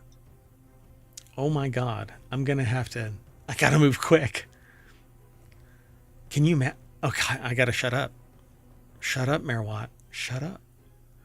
Anyway, more than the latest in it's apiarian. Wow, that's hard to say. Apiarian. Well, it's not a word that's commonly encountered outside of apiarian circles. God, my My head hurts. Apiarian fashion. The little tags serve a scientific purpose, tracking when bees go in and out of their hives to better understand how long honeybees spend foraging for food outside of their hives. The article is over at phys.org. Ashley. Oh, there is a picture. Yeah. Yeah. But what I think would be... Okay, no, I'm not going to talk about it. For those in the podcast, there is a bee with a QR code on its back. Yeah. You know what? I'm never going to do this, so I might as well just talk about it. So Ashley Wenner's Heron from Pennsylvania State University put this article together, and the article is posted at phys.org. And the bees have a little QR code on their back, and it is a tiny, tiny little QR code. So several hundred bees in rural Pennsylvania and rural New York are sporting these tiny QR codes. So far, the researchers have learned that while most trips outside of the hive last a mere minutes, a small minority of bees can spend more than 2 hours away. The team said they expect to learn much more thanks to the system they developed to track honeybees' time out of the hive. This technology is opening up opportunities for biologists to study systems in ways that weren't previously possible, especially in relation to organic beekeeping, said Margarita Lopez Uribe, and Lorenzo L. Langstruth, early career professor, associate professor of entomology, and author of the paper published in the Hardware X open access journal that details the exact equipment and methods researchers use in their work so that they might be able to replicate or build upon by others. What I would love to see is the actual source video showing when the bee leaves the hive in like a leaderboard that shows the bee. Oh my goodness, that would be so cool. And you can sit there and donate to the bees. Yeah, like you're rooting for bee number 4 or whatever. Yeah. Wouldn't that be amazing? And then obviously, if a bee doesn't come back, it might have met its demise. Or if a bee is highly industrious, right? And you could even do it inside as well. The little bees do the wiggle dance, the waggle. Like whatever they're doing in the hive. Yeah, there are little cameras that will fit in there. That wouldn't that... and call it a bee's life or something like that, you know? So the QR codes are glued onto their backs, are known as fiduciary tags, which carry the smallest amount of identification information and can be quickly detected and logged via the imaging system, even in low-resolution conditions. The system is a break with conventional entomology fieldwork in which researchers visually observe bees for limited periods, enabling far more comprehensive and expanded observations. You could actually get these cameras in flower fields too, and it would be able to pick them up. Then you could be like, did it visit a tulip or whatever today? Yep. Yeah. Particularly if you find out where they're actually going, you could, put the cameras there. Man, this can make bees much more personal, and gain interest. Yeah, it's all about making animals cute for interest in conservation. Exactly. We had another article about that. They even mention it. That could change with a better, more precise understanding of bee foraging range. The researchers said honeybees communicate where the food sources are, so to other bees in the colony with a physical behavior called the waggle dance. That's what I was talking about. Very interesting. So maybe your bee does a waggle dance and others go out and spend the same amount of time and they'll know. Yeah, I love this. Okay, this is interesting. I did not know that QR codes could be put on bees. I think this is fascinating. Yeah, there is a video called Bees Sporting Tiny QR Codes Reveal Hive Secrets, and it's posted on YouTube. So if you do a search, or you go to follow the link through ohmTown, you too can see that video. I think it's pretty cool. Anyway, all right, let's keep going. This next article is over in Technology Today. It's science, not fiction. High-tech drones may soon be fighting bushfires in Australia. So picture this. It's a summer evening in Australia. A dry lightning storm is about to sweep through a remote, tinder-dry bushland. The next day, the forecast is hot and windy. A lightning strike tonight could spark a fire that grows into a catastrophic blaze tomorrow. But there are drones out there that are looking for this kind of stuff. Marta Yebra, Ian Gillard, I guess, or Gilliard. Nicholas Wilson and Robert Mahoney from The Conversation put the article together. It's posted over at techexplore.com. I gave it my Harvard try, but I never went to Harvard, so you get the Temu try. Well, you get the Temu result. I gave it the Harvard try. Oh, no. It is what it is. So larger drones are dispatched through the night. They drop retardant on burning bush to slow the flames. The small drones continue to supply data to human fire crews, and by dawn, the crews are armed with precise information and ready to act. They suppress the small fire in the early morning before the winds arrive. What could have turned into a raging mega blaze is confined to a few hectares. It's not science fiction, it's science fact. It's a feasible vision for using drone technology to manage bushfires in Australia, outlined in the federal government's recent roadmap, which the authors of this article apparently authored. So what's really neat about this, though, is it's verifying something that I did a while back. And I love this idea. I also examined the idea of using drones in a much more larger scale for high-rise fires. Basically, bringing a hose up dozens to hundreds of, stories instead. Let's just say 200 feet up. To put out fires, and using the jet engine sized drone to be able to pump and fly. So I mean, this makes sense for time of day, safety, all kinds of things. Yep. And a larger drone can sit there and fly the retardant out just like they describe it. I mean, this is common sense stuff. So I find it really fascinating that it's taken this long to get there, The current fire season marks 5 years since the Black Summer bushfires devastated Southeast Australia in 2019-2020. And that this summer, fires have burned in Victoria Grampians region, I guess, around Western Australia's Wedge Island. And the devastating fires in Los Angeles provide yet another example of how terrifying huge bushfires can be. And they really should have these drone technologies out there, not just for surveillance, but for active fire suppression. When somebody rings the bell for fire watch, all it takes is sending out a drone or several drones where the retardant packet is ready to just be scooped up and delivered. And all it has to do is be dropped from the air. I'd like to see them start utilizing this now. I know this is a research paper, and it sounds like maybe it is going to be deployed in Australia based on the other document that they referenced. Yep. So drones do not have the limitations of terrestrial fire suppression. They have to, humans have to hike out there with something to suppress the fire. That's not always an option. And it's not like they can be dropped off by helicopter as fast as a drone just being sent up and patrolling. So they have footage below in this article about a drone scout detecting a small spot fire from more than 800 meters away. The fire was lit by firefighters to simulate a lightning strike ignition. In the infrared camera view in the lower left of the image, the small fire stands out clearly against the cooler temperatures of the bush.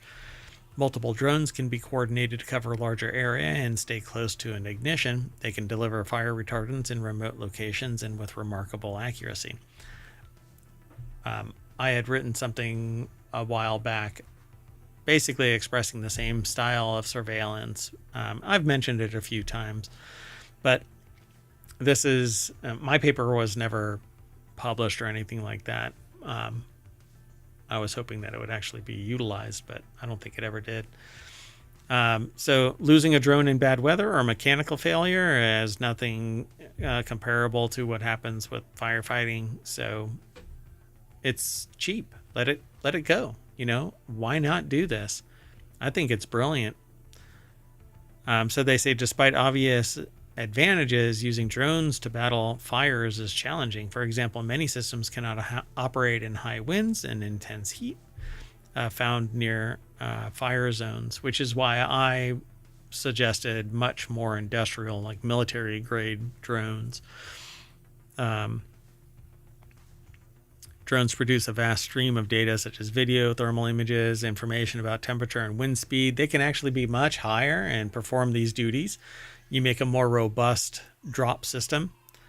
Well, and they can kind of be outside of the fire zone, which firefighters can't always be if they're going to be close enough to actually do anything. Yeah, and this can respond faster than anything that humans can, because they can be out there flying around, surveilling, And will be blocked from accessing it like humans might be, because they can go over or around or whatever. Yeah, they can fly straight over a lake, and have no problem doing it. All right. Well, they talk more about this, but they say in a warmer world, innovation is vital, and it's hard to knock this. I don't see any negatives, even if they enumerate them in this article. I don't see them as negatives. They can be resolved and solved and sent out and put these. Even if this affects 10% of fires or something in a location, that's a win. Yeah. And these are not industrial drones. So no, but they could use those for more efficient or higher scale altitude analysis. Yeah. All right, let's keep going. The next two are going to be really quick because there isn't really much data here. Vornado recalls nearly 8,000, and it's very niche. So Vornado recalls nearly 8,000 whole room heaters. And in these times, hell has frozen over, and so you need some heaters sometimes in like an office or in workspace or in a home. But Vornado is recalling its VH2 whole room heaters because the product's power cord can potentially detach and lead to electric shock and fire. The article is by Yi Jin Yu from the Good Morning America, apparently, but it's published at ABC News, which is a subdomain of abcnews.go.com marketing. Right. Players. It's the turducken of article posting. So the recall was issued January 16th in cooperation with the U.S. Consumer Protection Safety Commission. According to the company, applies to off-white Vornado VH2 whole room heaters with the word Vornado and a red V behind it printed in the front of the product. So there's a Vornado and then a big red V that says very hot. It doesn't say that, but anyway. Recalled heaters were made in the U.S., so that would be bad if it had that code or whatever. Yeah. They bear a July 24 and August 24 date code and type VH2 printed on the silver rating label on the underside of the heater. So ask if it's okay to look, and then you can lift it up and look at its bits. They also have a thermostatic temperature control with settings for automatic or continuous fan operation and 2 heat settings. Hot and oh my god. And fuego. Sweaty. So VH2 recall, which is kind of unfortunate because VH1 was recalled quite a while ago. That's the music video hits. Right, that was like an MTV type channel. Yeah. Is it even around anymore? Okay, don't get sidetracked. Mayor Watt, stay focused. Anyway, as with all things, never leave your portable heaters on while sleeping.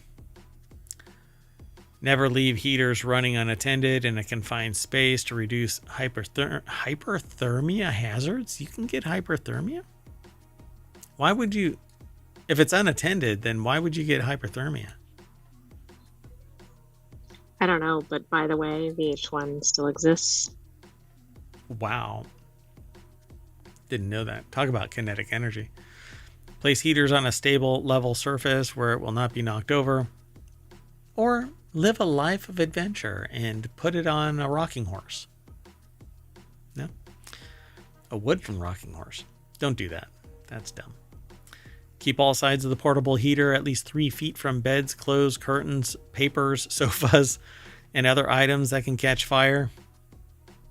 What the hell, man? Put it under your pillow. No, do not do that. No cloth. When using electric portable heaters, always use a wall outlet and never power strip. Never run a heater's cord under rugs or carpeting. And be mindful of children and pets around portable heaters. Just snuggle them right up close. No? No. Don't allow pets unattended around heaters. And don't allow children around heaters unattended, because the heaters get lonely. And they need a hug. And children are typically, right, pretty comfortable with giving people hugs.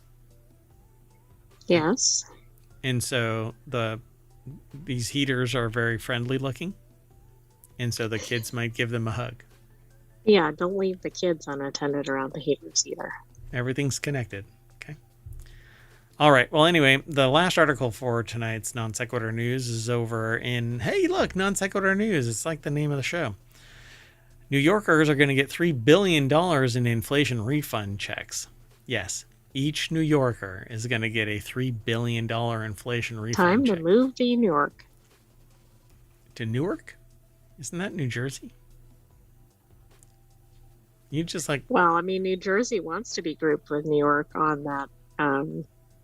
Oh, right. That was about the ferries or something. Yeah, what was that? I forgot what the issue was. It had to do with like collecting revenue or something. The surge pricing for driving around Manhattan. Oh, that's what it was, yeah. Yeah. So Governor Kathy Hochul, I think her name is, said checks of up to $500 could be delivered to millions of residents because they've earmarked in their budget $3 billion in inflation refund checks. The article is by Alice Higham, I think, over at Newsweek.com. And they say why it matters. New York is by far one of the most expensive places to live. And of course, that $500 is going to make a huge difference. Maybe in the short. Go ahead. I mean, this is in the state, right? Not in the city. Yeah, state. Mm-hmm. I mean, $500 can make a lot of difference to families. Somebody that is rich, maybe not, but somebody that's eking by, absolutely. Those who file their taxes jointly and make less than $300,000 per year would receive a $500 check.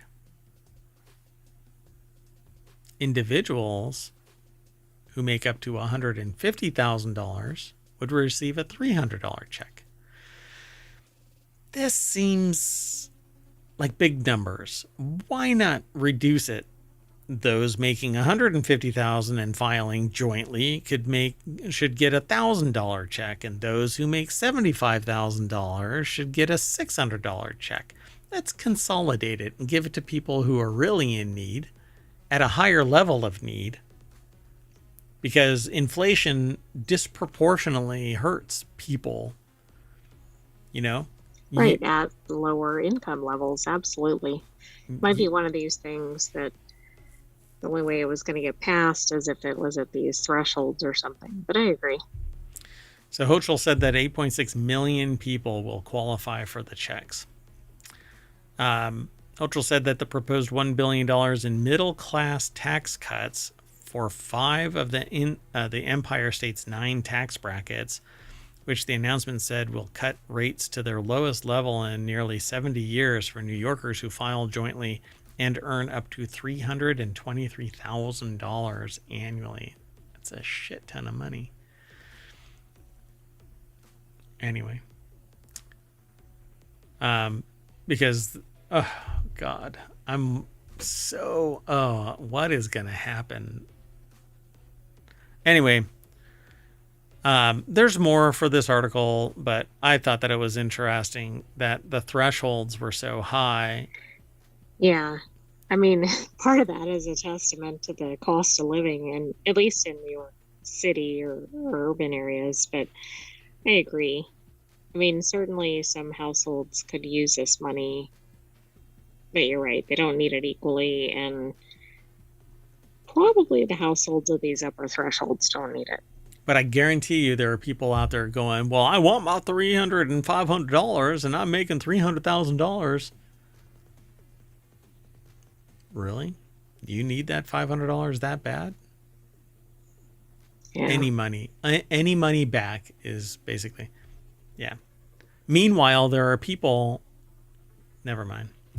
Anyway, I am going to end the show, and that means that I'm going to file myself, and that'll deliver me to the front page of ohmtown.com, where all of the Non Sequitur news discussions are housed. You just have to go over there and become a citizen. It's real easy. You either sign in if you already are, or sign up. It's just a couple of questions.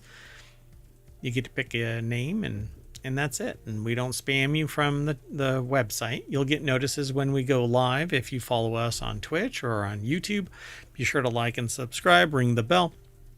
Please leave a comment. Please follow us. Please like us. We've been doing this now. This is the start of the 4th season.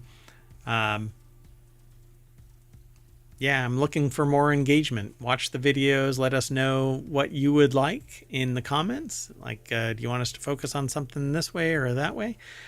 But I know that it's hard to categorize Non Sequitur News or all of the rest of the shows, which are niche, but they too are hard to categorize beyond where we've put them. And so YouTube doesn't really know what to do with us as Non Sequitur News.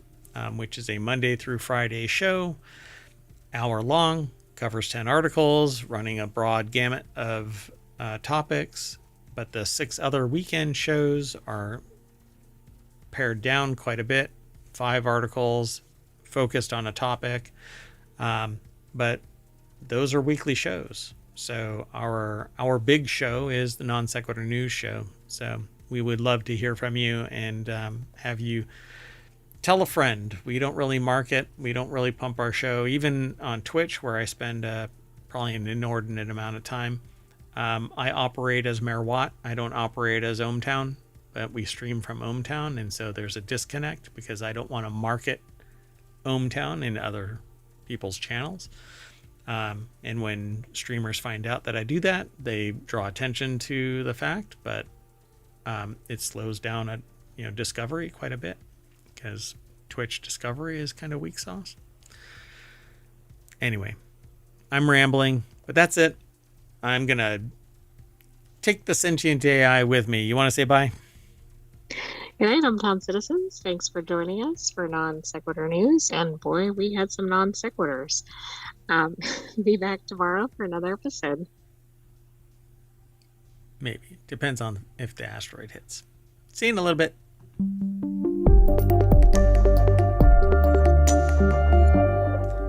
Bye-bye YouTube, and bye-bye Twitch.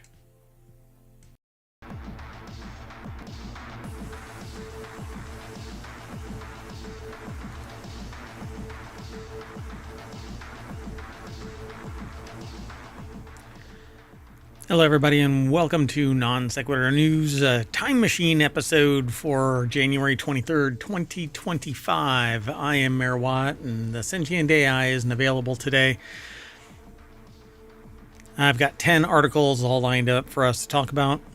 Take about 45 minutes. Hope that you are interested in this kind of stuff. It spans the gamut of what is aggregated into ohmtown.com. Go over there and become a citizen.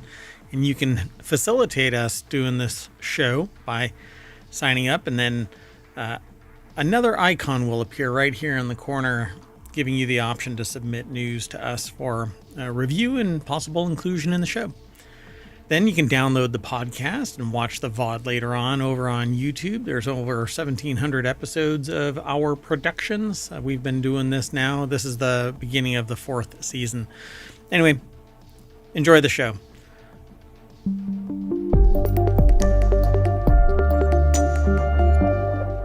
So I did this a little bit backwards. I wanted to tell you what the 10 articles are before we actually start the show, and they are a new CNN streaming service, not a horror story, strange cancer treatment on a remote island.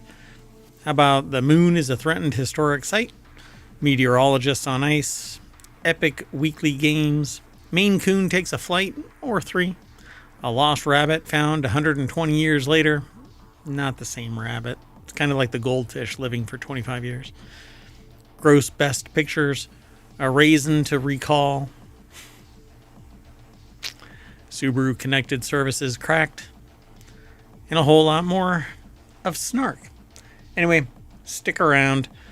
The first article is over in Technology Today, and well, another CNN streaming service is coming because, that totally worked last time. It's an Engadget article. But they say that CNN is laying off more employees and making plans to launch another streaming service, according to a memo from CEO Mark Thompson, obtained by The Hollywood Reporter. Around 200 employees are being cut, affecting 6% of CNN's current staff. Changes are being made in a response to profound and irreversible shifts in the way audiences in America and around the world consume news, according to Thompson. Launching a new streaming service after the abject failure of CNN Plus, the former streaming service, certainly seems to be the way to go. Ian Carlos Campbell over at Engadget.com put the article together. Again, the deck statement says CNN CEO Mark Thompson is laying off employees and eyeing a new way to get subscriptions. Yeah, I don't know how that's going to work. There's a little snark in this. The former streaming home of Stanley Tucci, Searching for Italy, is apparently tied to that same thinking. They have a quote. Today I can announce that we plan to develop a new way for digital subscribers at home and abroad to stream news programming from us to any device they choose. It's early days, but we've already established that there's immense demand for it, not just in America, but across much of the world. So they're going to be global news, I suspect. I don't know how that really works out. They say the company launched a subscription to CNN.com in October 2024 for $3.99 per month or $30 per year. Given less than 10,000 daily users at CNN Plus was reportedly able to bring in, it definitely seems like a new streaming service will have an uphill battle. Yes, CNN. Okay, there's zero strategic advantage in news. You can break a story, but how it's reported, the nature of the reporting, I think plays a big role. The first one out of the gate, it's going to be distributed. It's going to be discussed publicly, privately, etc. Information yearns to be consumed. And you can't protect it really because facts are facts. You can't protect facts. The embodiment, to some degree, yeah. But I don't know. Public participation and disclosure, discussion, engagement. It's going to happen, and it's a losing battle. One of the most frustrating things is creating friction. All it does is endear you to the other side. Really, I mean. You piss off enough people and they're not going to be interested in you. These paywalls are really doing you a disservice. You should have a value add and then, frame your existence around what you can actually make and not as a cash cow where you think that the information is the thing that everybody is after and you can protect that information. It's just not how it works. You should be a service that people are going to and consuming.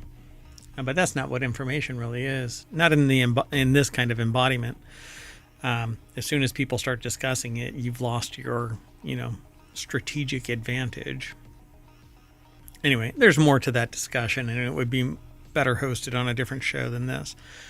But let's keep going. The next article is over in Non Sequitur News. Patients are dying after a strange cancer treatment on a remote island. Intrigued, an American billionaire named Alan Quasha capitalized on its promise by buying the devices. Xthera, a U.S.-based medical startup, claimed that its cutting-edge blood filtering device could cure cancer.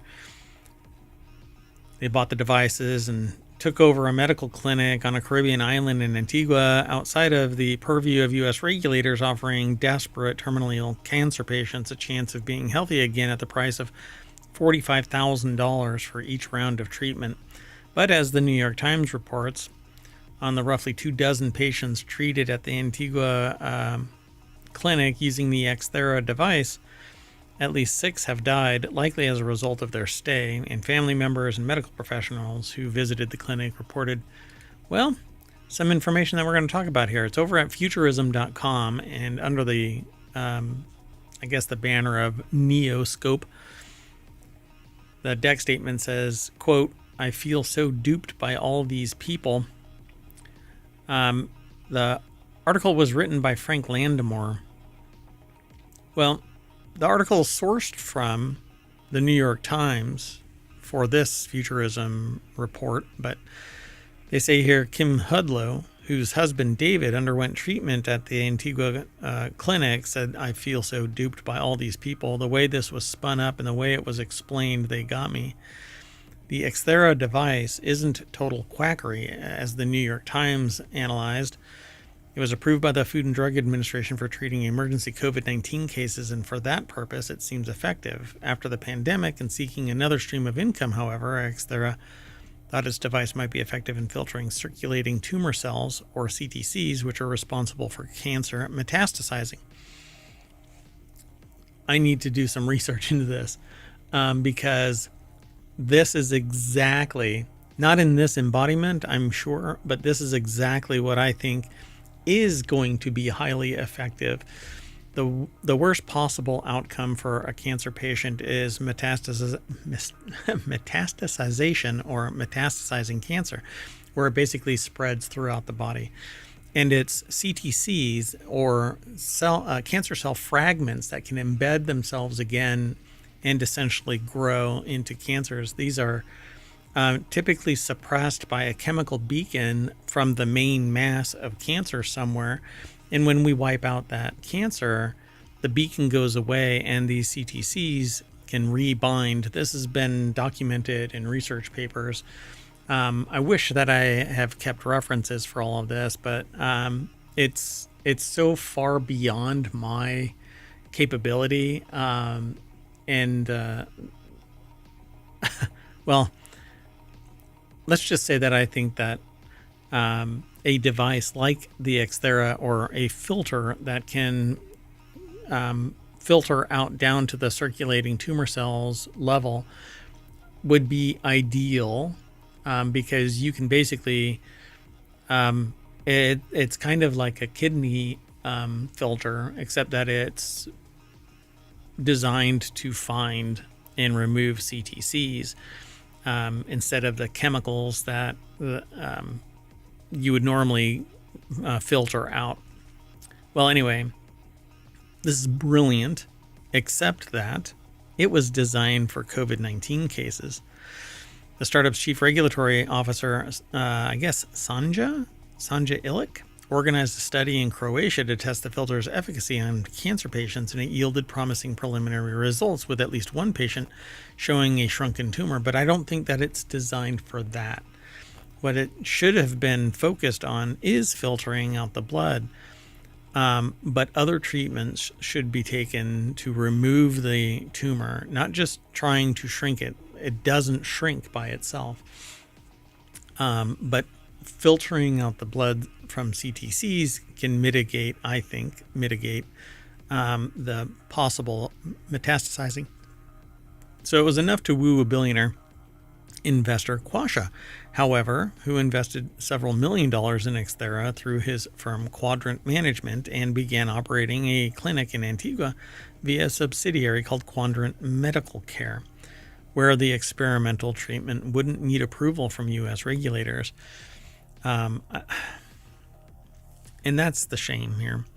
So there's a lot more for this article. New York Times said that they found another patient, Ashley Sullivan, asked Illick why she developed new tumors after her treatment, and Illick insisted that she had it all wrong.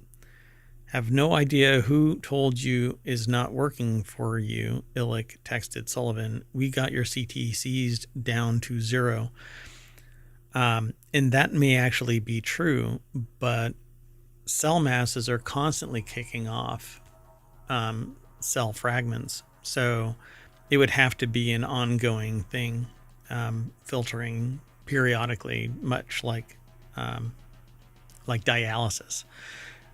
And I think that's kind of the main ingredient here. You'll have to do other treatments. You'll have to have surgery to remove the mass, but you should get CTCs down to 0, then have the surgery, and then go through the possibility that you might have a mass somewhere else, and then have to continue treatment and continue this CTC removal.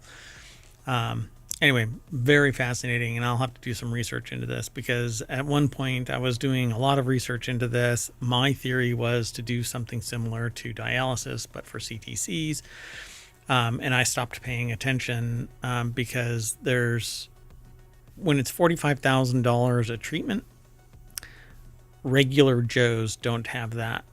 And so the bargaining power and the hope is wiped away. You have no bargaining power. You'll go into a tremendous amount of debt for anything. And then what? You can't discharge medical debt because regulatory capture has basically made it so that you cannot. There's a carve out for medical debt. And so what? You become, your quality of life sucks because fiscally you can't live, but you're alive. So you'll do it, but then you're beholden to, people chasing after you constantly until maybe they try and find a way to put you in jail. And then what? Anyway, there's so much more, and sociopaths are winning. So anyway, let's keep going. This next article is over in the Marble Channel. The moon has been listed as a threatened historic site, but the value of lunar heritage needs defining. Scientific and commercial activities on the moon could permanently change the lunar environment. These activities include sending vehicles to the moon, extracting its resources through mining the lunar surface, building facilities, and extracting water from areas on the moon where sunlight never shines. But you know what? It's a moon. I think that we need to take advantage of it. We need to build a base on it. We need... Oh, it's one of those things where when I say it, I get accused of being naive, but we have to get along. But we can't get our shit together on Earth, let alone on the moon, let alone why are we wasting billions going to Mars? We're not going to find anything. We haven't found anything on the moon that anybody has decided was worthwhile to go back and actually do anything with. What are we going to find on Mars? We should be solving our problems locally and then think about going to Mars. We should go to the moon and build a base there so that we can do fundamental research, but get our shit together here on Earth first. So this article is over. I don't have blocking software. It is the Vivaldi. It has to be because I don't have blocking software. Anyway, Alessandra Marino, Marjan Ajewski from The Conversation put this article together for phys.org. And they say, however, an organization called World Monuments Fund, or WMF, is attempting to protect the moon from being despoiled by adding it to the list of monuments worth protecting, except that it doesn't matter. In this day and age, this type of stuff, protectionist kind of stuff, where you're trying to save for future whatever, it's not going to work.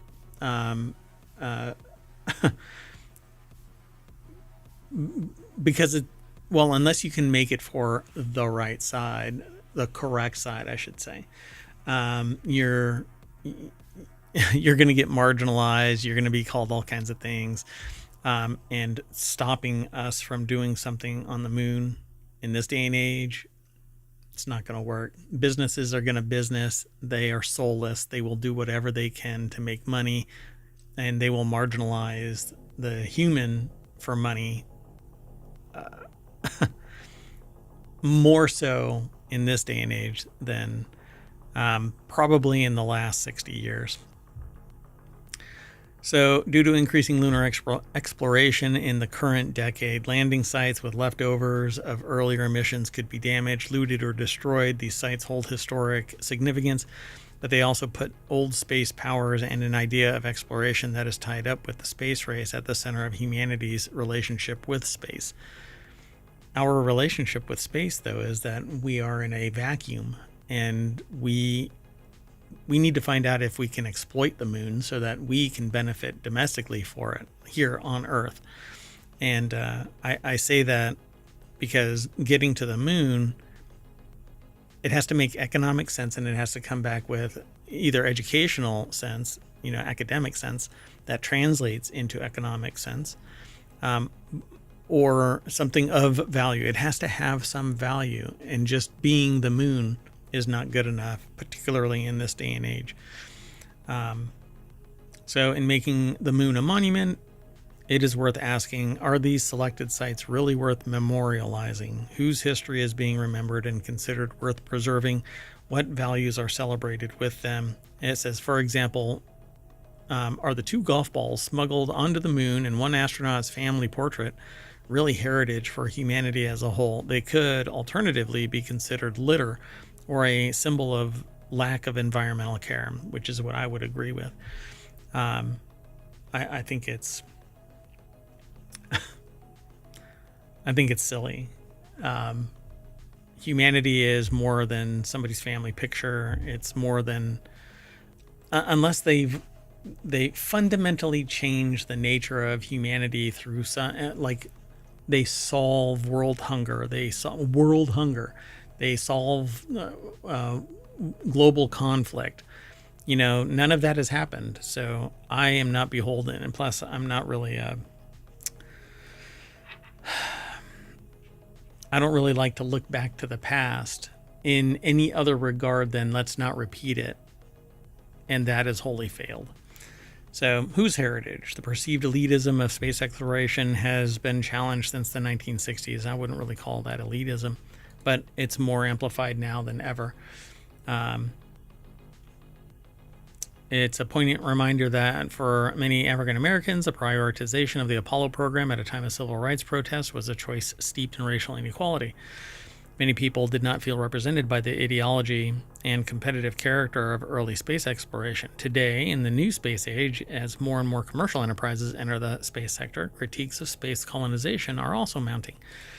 And it's public money making private billionaires without a thanks, with complete disregard that it is a societal tax.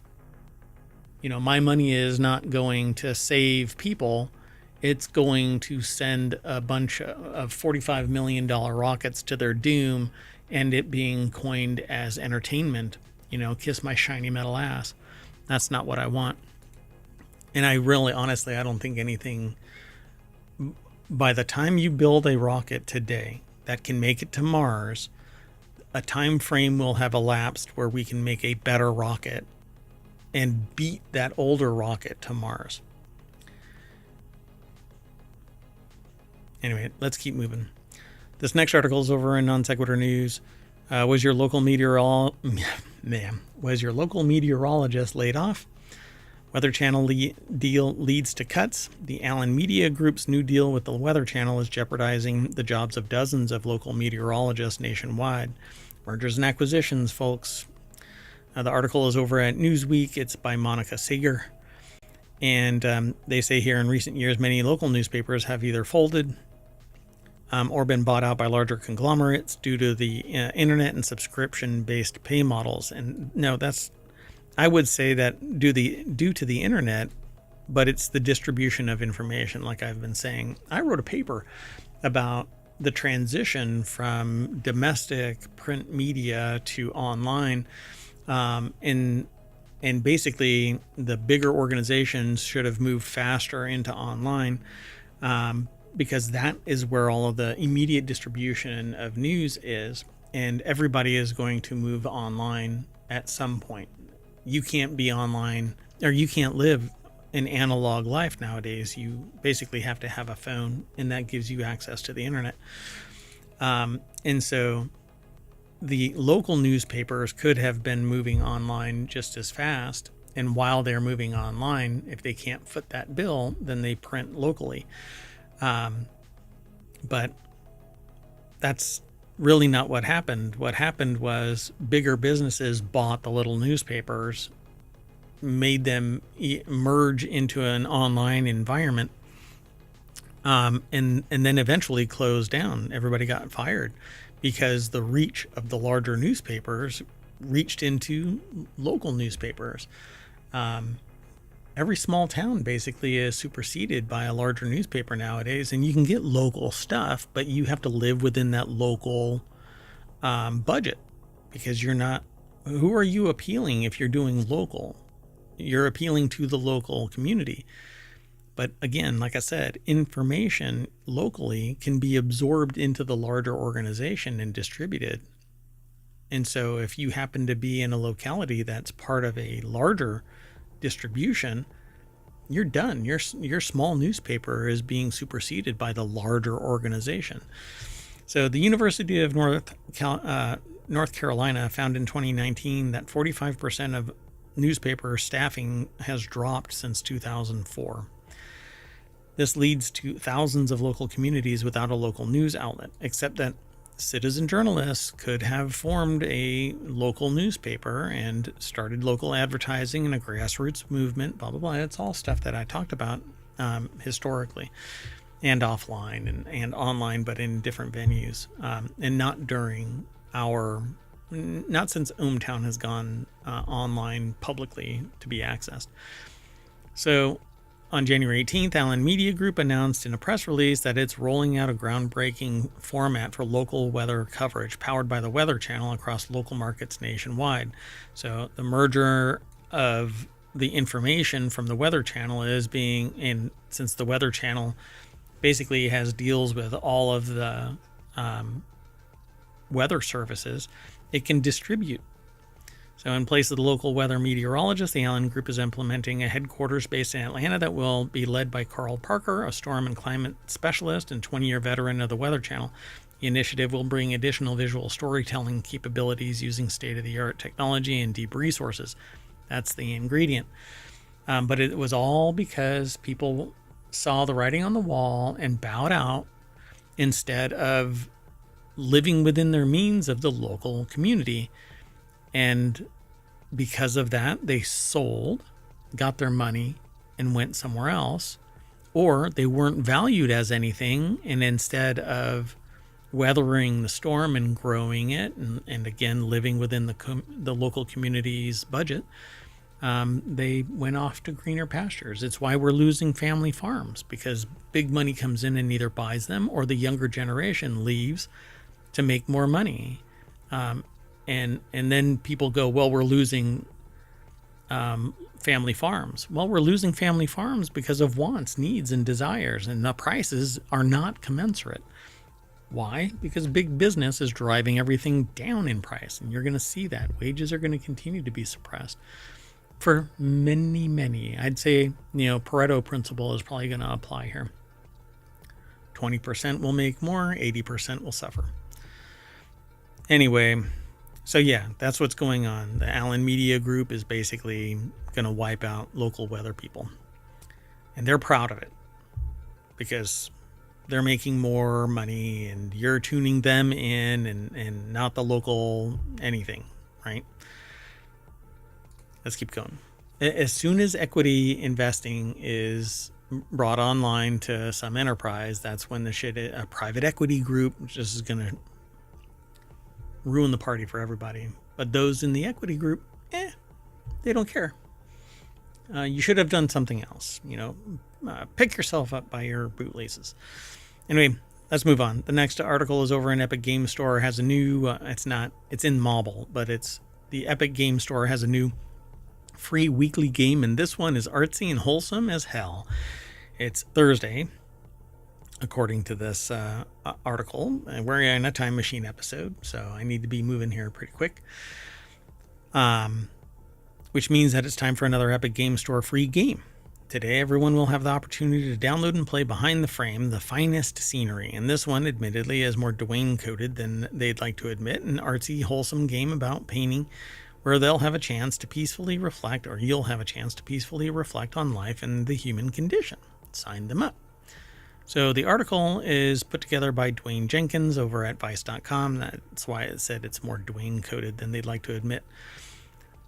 So Behind the Frame is a vivid interactive fiction about an aspiring artist on the cusp of finishing the final piece of their gallery submission, a relaxing, eloquent experience that you can play at any pace. Become immersed in a panoramic world filled with resplendent colors, beautiful hand-animated visuals, and a smooth, easy listening soundtrack, says the Epic Games Store page.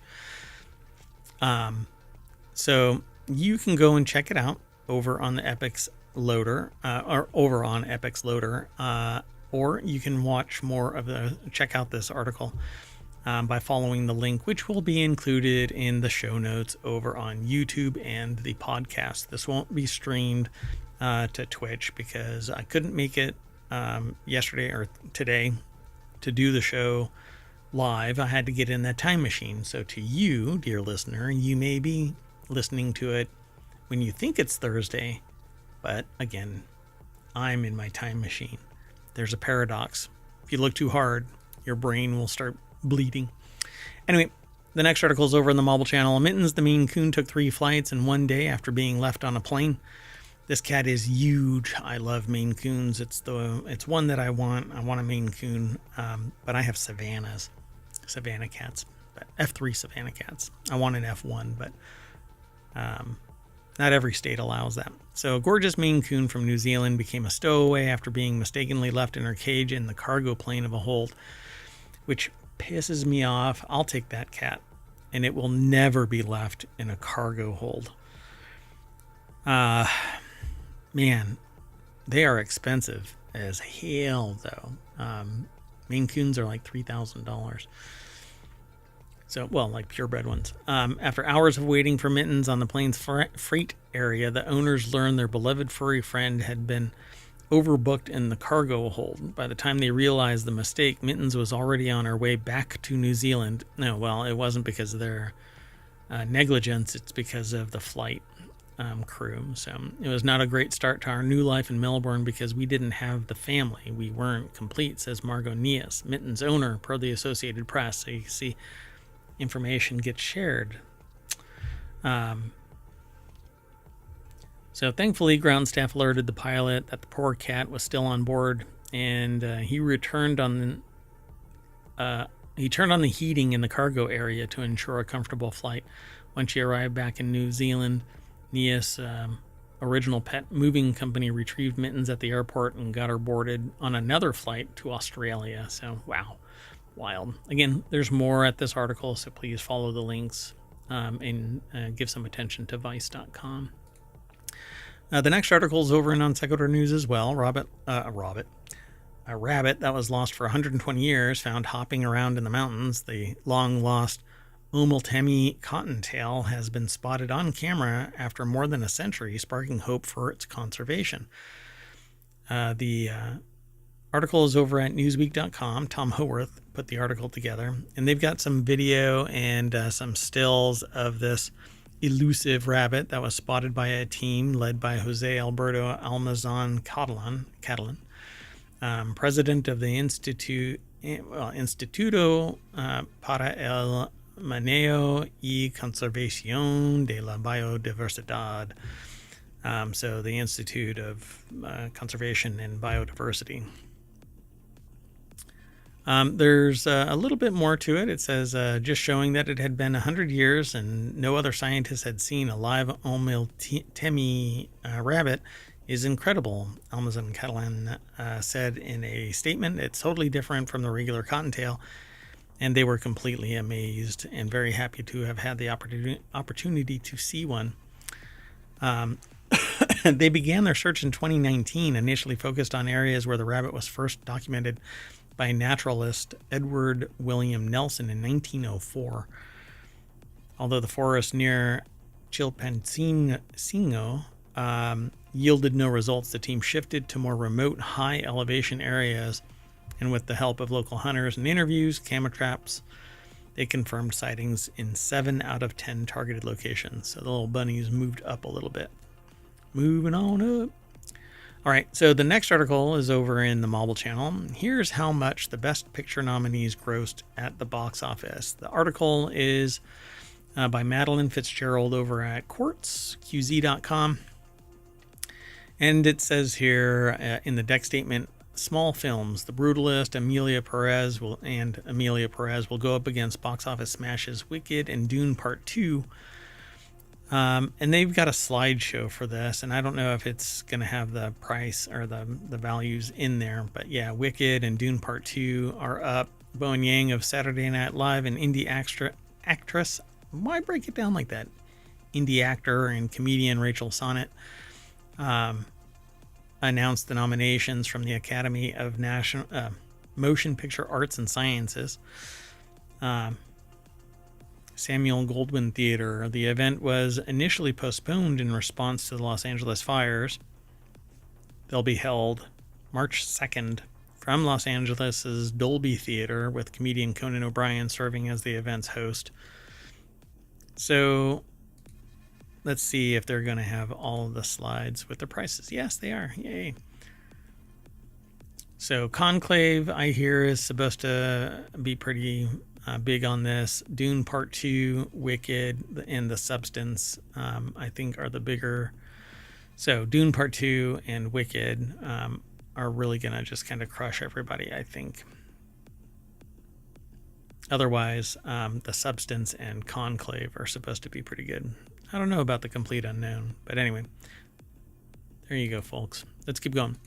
This next article is over in Non Sequitur News as well. Raisin recall prompts warning to customers. Apna Wholesale Incorporated is recalling Paris Premium, P-A-R-A-S, Paris. I'm not sure if that's how it's actually pronounced. Anyway, premium golden raisins due to the presence of undeclared sulfur dioxide. If I recall correctly, sulfur dioxide is actually used to do two things: preserve and change their color, I think, if I remember correctly. Anyway, Newsweek reached out, but Anna Commander is the one that wrote this article for Newsweek.com. Let's make sure here. So food allergies impact everybody, so it might have if you are sensitive to sulfites and you eat the recalled raisins, you might have a severe or life-threatening reaction because of an allergy. They were discovered after a routine sampling, which actually may go away because the Food and Drug Administration does some, and the New York State Department of Agriculture and Markets Food Inspector detections. They might get budgetary cutbacks with the new administration making all kinds of cuts, and basically you all have to fend for yourself. Screw you if you get sick. That's basically, I think, the ideology. So let's see if they actually say. Yeah, they don't say what it's actually used for. So hold on. Let me do a quick search here.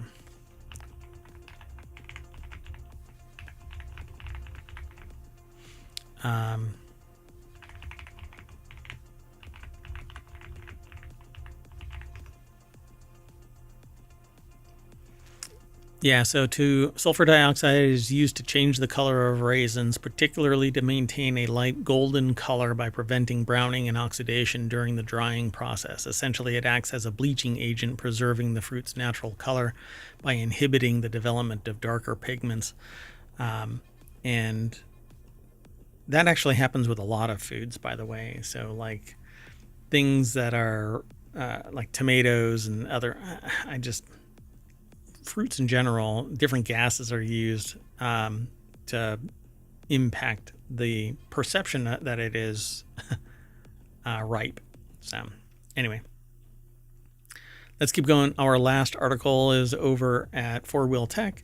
This one is actually making its rounds. It's pretty interesting. Hackers crack Subaru's connected services to access location data, door locks, and more. If you own a modern Subaru, chances are you've heard of Starlink, the company's connected services suite, which lets you control your car through an app or call roadside assistance to your location. That system, though, has other functionality that you might not know, like storing your car's history and accessing the computer. The system has since been patched, but its admin panel left location data open to hackers. Amber Da Silva put the article together for jalopnik.com. And it says here that if the location, it says storing your location's data history for the last year and making that information available through an admin panel that was left wide open for hackers. Penetration testing team Sam Curry and Shabam Shah discovered a vulnerability in Starlink's administrator console, which allowed hackers to compromise the accounts of Subaru employees and gain admin access to the system. With this, hackers could track a car's Starlink location pings for the last year, as well as typical Starlink app functionality, locking, unlocking, geofencing, and more. There's a video of everything that went on, or discussion called Subaru Vulnerability Proof of Concept. These forensic debriefs are typically posted in either written form or with a video or both, but after some resolution is found. But meanwhile, people who could abuse it were abusing it. Possibly. There probably isn't any evidence that they've found, or they'll tell you that there isn't any. The admin panel allowed access to any Subaru in the United States, Canada, or Japan. All it required was the VIN, which Curry and Shaw could get from registration records using a license plate number. That means that any Subaru on the street with a visible license plate could theoretically be accessed by this vulnerability. And thus, if they know your car, they can just unlock it remotely and start it and whatnot. Of course, being good white hats, Curry and Shaw didn't publish the vulnerability until it had already been patched. But feather in their cap for notifying. This is the ethical thing to do. Don't be an unethical hacker. You will get caught in the United States eventually. And anyway. So let's reboot our admin panel, which will bring us back to the front page of ohmtown.com and shut down the time machine. I am Mayor Watt. I am signing off, and we're going to reset everything and come back for the Friday episode, probably around 7. We'll see. I have to have a discussion with the sentient AI. See you in a little bit.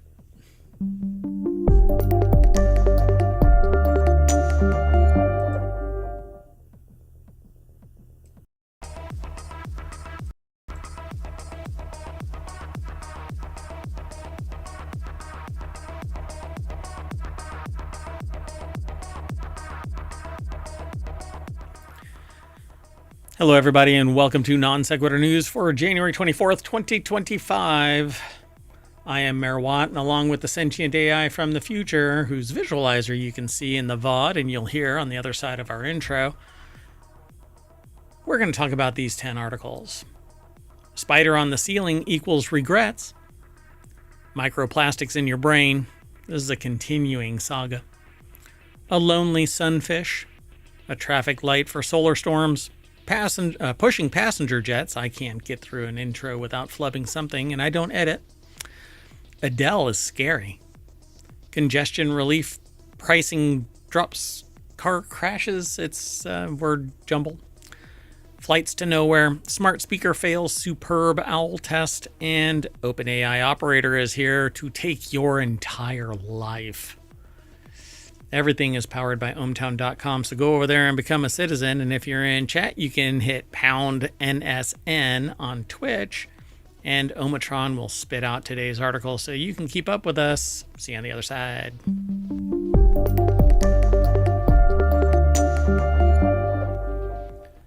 All right, everybody. We've got 10 articles, and Sentient AI is going to co-host. Hello. Hello, Mayor Watt, and hello, hometown citizens. Hey, and the visualizer's working. All right, you ready to get into this? I am. So a woman decides to leave a spider on the ceiling in peace and lives to regret it. Yes, I can imagine where this might go awry. So I guess they walk right up to the bar here and announce who they are and what is going on. But do you think everybody is an aspiring influencer? It sure seems like it based on the news. Because like there was a time everybody want to be known for everything they did. Exactly. So I just did ! Or bang NSN, and there you go, everybody. All right. YouTube does not like Omicron, so you can't do that over there. But the show notes already have today's links embedded in it, so you can actually see where we're headed. But anyway, Eleanor Smith said that a spider wasn't causing any harm, so just left it there. It was harboring a surprise, though. I've actually done that before in this very studio. I looked up one day and there was a spider sitting by the light that's almost directly above me. And I'm like, it'll stay there. No, it did not. And I was in a meeting and this freaking spider descended and goes, whoop, right onto me. And I'm like, I have to leave this meeting for a moment to change my underwear. Yeah, that'd be a little surprising. So woman leaves a spider on the ceiling in peace, and it comes back to bite her, apparently literally. There's a video, but I'm not going to play it. You can go over there and check it out. Jack Beresford over at Newsweek.com put this article together. Oh, dear God. That looks like a big spider. That is not the kind of spider to leave. Like, spiders are really good to have around, but that looks like a terrifying spider. Yeah, I don't really suffer from arachnophobia. I've held tarantulas and spiders and stuff like that. But the thing that, like, wolf spiders are terrifying, but they're neat. Like, they'll chase a laser around and stuff like that. They're like dogs, cats. But this thing looks like mega spider from the way the picture is taken for those in the podcast. Yeah, it's looking out from like a ceiling area. You can just hear it going, soon. What was the spider from Lord of the Rings? Can't remember its name. Oh my gosh. I don't know. In 2009, a study published by the European Journal of Oral Sciences, there's a journal for everything, put the estimated proportion of general population affected by arachnophobia at somewhere between 2.7 and 6.1%. The study also found that the phobia was more prevalent among women than men. Sinatra, I may be mispronouncing that, or Shelob. Shelob. I think it's pronounced Shelob. Yeah, that's the one that I was talking about. So they don't bother me at all, says Eleanor Smith. Treating all animals with kindness, no matter how big or small. That's an insect. Animals are different. At the end of the day, they're just out there trying to survive. They're like squirrels trying to get a nut. Yeah, but watch out for those squirrels with the voles. Oh, yeah, that's right. Oh, dear God, everything is eating everything. So it wasn't causing any harm, so they just left it there, and it was also really high, so they couldn't get there. And they said, and it's fast. What you could not possibly have known at the time was that this rather large spider was hiding a pretty big secret. A little later, Smith discovered exactly what secret. Baby spiders started appearing from everywhere, somewhere between 100 and 150 of them. They were literally everywhere. Really terrifying. This is my worst nightmare, wrote someone. How do you sleep knowing that monster is in your house? Oh, dear Lord, I'd never sleep. They say, it says here in the article, she's not entirely rid of her spider roommates quite yet, though. Mummy Spider and some of her babies are still here because Mummy is too fast to catch. Wow, so now you have fast spiders and tons of them. Dear God. Hold on. I'm hitting play. I might as well. Oh, it's not much is really going on there. Oh, she's recording the fact that a bunch of them ran out. There's like spiders all over her ceiling now. All the little black dots are spiders. Huh. Huh. No thanks. Moving on. This next article is over in Non Sequitur News. Microplastics may block blood flow in the brain. We've been talking about this for years now. Since probably the show started. Since the show started. This is season 4, by the way. So, microplastics may cause blockages in blood vessels in the brain and affect behavior, according to a study on mice. I don't know how nasty they do that, but Hattie Wilmoth over at Newsweek.com put the article together. So if you haven't never heard of this, microplastics, nanoplastics, are tiny plastic particles that break off from larger pieces as they degrade, and heat causes them to degrade more. So odds on you have nano and microplastics in your body somewhere that has migrated to other parts of your body, including your brain. Well, and I was going to say probably every part of your body. Every part of your body. Yeah, man. So you have it in your brain. You have it in let's just say bits. So, and one of the worst offenders is apparently food takeout containers, because the heat causes it to flake off. And we don't even know it. And also tire. Tires too. Pieces, for lack of a better term. Yeah. It basically breaks off as we're driving, and then heat actually causes it to break up even more while it's laying on the sides of the road. You don't even know it because it's just minuscule pieces, but they're still breaking down more.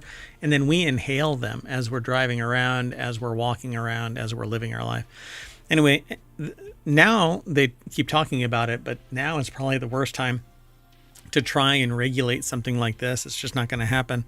Microplastics can enter our bodies if we breathe them, eat them, otherwise come into contact with them once in our bodies. Some of it enters our bloodstream, then travels around to different organs.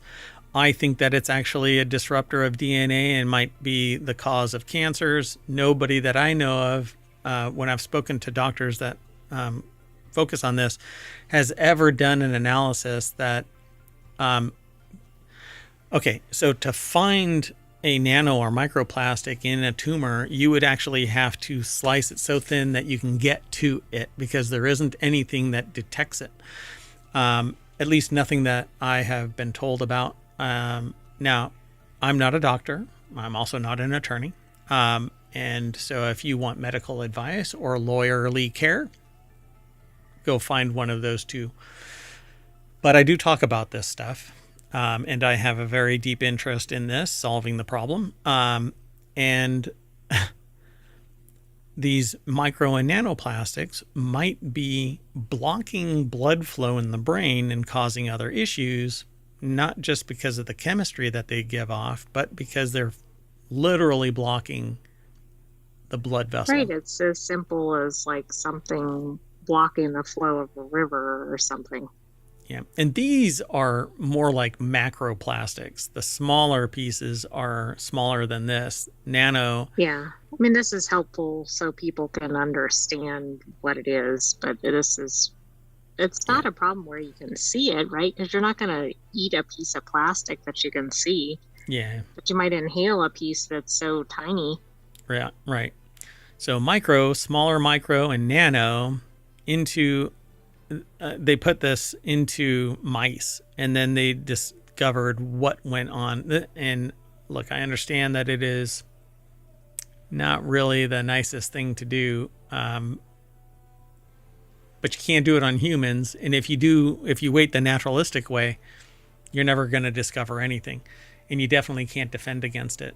So using very advanced techniques, scientists took images of the blood vessels inside the mice's mouse brains. I mean, it's not meese, so. I like meese. Inside the meese's brains to track the plastics, and later they took blood samples from the meese to understand how the microplastics had interacted with cells in the bloodstream, and they conducted behavioral experiments to test whether the plastics had impacted the mice's memory, movement, exploratory behavior, and endurance. So the scientists found that the microplastics were ingested by immune cells that fight against infections and invaders, which changed the size and shape of these immune cells and caused them to get blocked in small blood vessels, i.e., so if this actually goes on in a prolonged sense, you can actually negatively impact anything downstream from that blockage. There might be others. Which is your entire body, probably. Correct. So just 30 minutes after being injected with microplastics, blood flow could be obstructed in the mouse brain. That's fascinating. It's not like years later where it builds up or something. Yeah, and obviously that happens with humans as well. You can cause a blood vessel to clog, and immediately the effects go in, are realized. If you do the wrong thing, you can cause a stroke. If you do the wrong thing, you can cause a portion to literally die off because it's not getting blood flow. So they say that there were also behavioral changes in memory, movement, speed, motor skills, endurance after the injection. And most of the issues got better 4 weeks after the experiment, but some blood vessel blockages remained. And the issues might have gone away, but I think that they need to do more research into this. They say here that it could cause alarm bells for the potential effect of microplastics on human brain health, for instance, increasing the risk of stroke or cognitive decline. Yeah, I don't like the idea that they say that it got better 4 weeks after the experiment, but what caused it to get better? They don't explain what caused it to get better. Maybe some of the blockages worked themselves out, right? Like, it's not like you were suddenly free of the plastic or something, but right. Yeah, maybe it migrated. I mean, they probably need more studies, and it might have then created an issue somewhere else, but they weren't monitoring it in that experiment. Yeah. Let's keep going. The next article is over on the Mobile Channel. A sunfish got lonely in its aquarium, closed for renovations. Then staff found a creative way to cheer it up. A solitary sunfish named Mambo stopped eating and seemed to be missing its human visitors, so aquarists attached photos of human faces in uniforms to the side of its enclosure. Aww. This is fascinating to me. This is like an indicator when people think that animals don't care about humans, and maybe they do. Yeah, I mean, I'm pretty sure that they care about their caretakers, right? They care about things that care for them. Sure, but I mean, do you think of a sunfish as necessarily something attached to a human? Probably not. I'm not a sociopath, so yeah.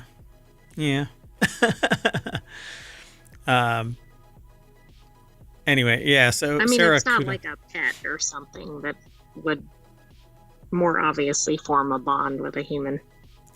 Think about that. They are pets because they're being taken care of by humans, and they're stuck in this tank. So yeah, and their connection to anything is the human. The scope. Yeah. Right, exactly. That's one of the things that I say about humans, too. If all you know is what you know, then you're about as enlightened as whatever information that's been, provided to you. That's why I think the world's knowledge via the internet is so mandatory in today's world. You have to have access to all of the information, but there's a lot of protectionist bullshit. But anyway, Sarah Kudo over at Smithsonian Mag, and Smithsonian Magazine is one of these that tries to traverse that barrier of limiting knowledge to people. And although it has subscriptions, you can still consume vast amounts of information. And that's a good source. We've featured other articles from them. Yeah, for sure. So these are giant fish, by the way, 6,000 pounds. At least one of them seems to appreciate a little company. In Japan, an ocean sunfish appeared lonely after its aquarium shut down for renovations, staff said, so they created human cutouts to cheer the animal up, says Justin McCurry from The Guardian. And you see how we source it from Smithsonian Mag, but it's actually sourced from The Guardian.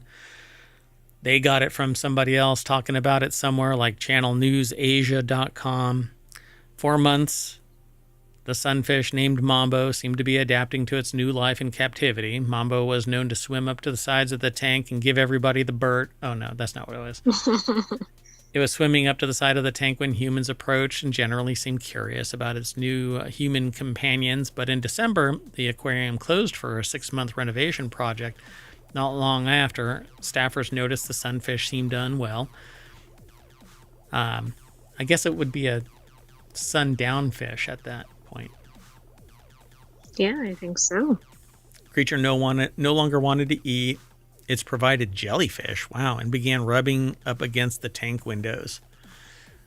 Aw. Don't get sad, hey, sentient AI. Don't get sad, sentient AI. We'll keep moving on. The aquarium social media posts about this unusual remedy have racked up millions of views, likes, and comments. Quote, "We were skeptical, but decided to do anything we could," said Mo Miyazawa, an aquarist at the facility, who told that to the Associated Press. See how there's another one involved in this. The Associated Press wrote something. Mari Yamaguchi, quote, "I knew the sunfish was looking at us when we were placing them, but I never thought that it would start eating the next day. Staff have also been making an effort to visit the sunfish more frequently and offer some friendly waves through the window." Aw, that's really cool. It'd be great.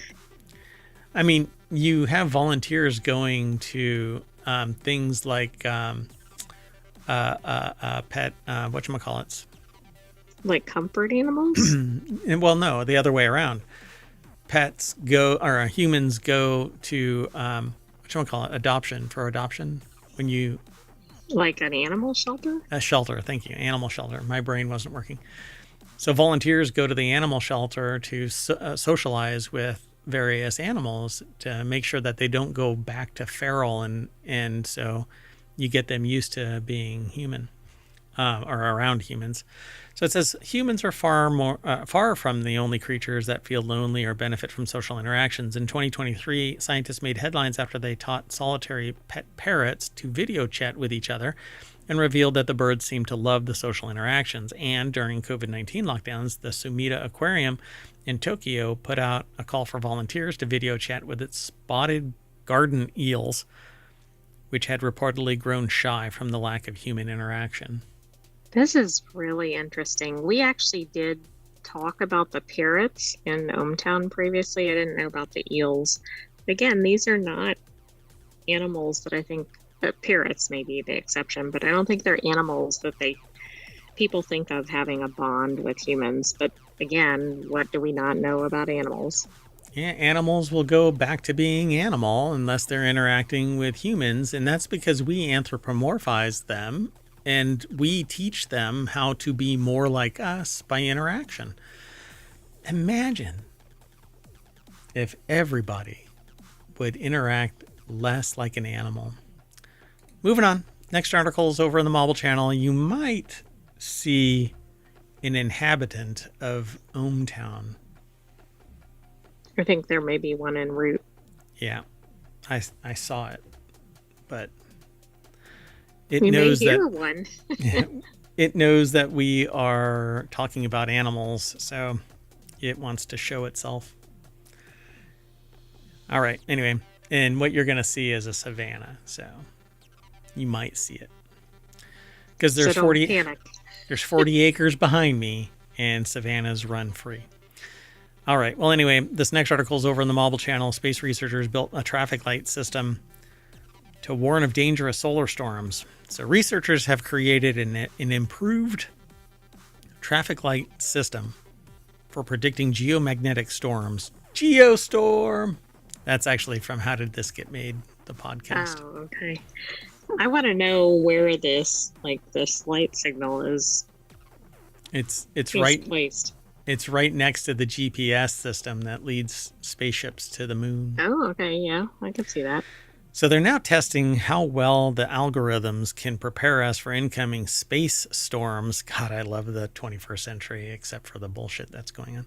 Anyway, that can wreak havoc by knocking out satellites in space and power grids on Earth.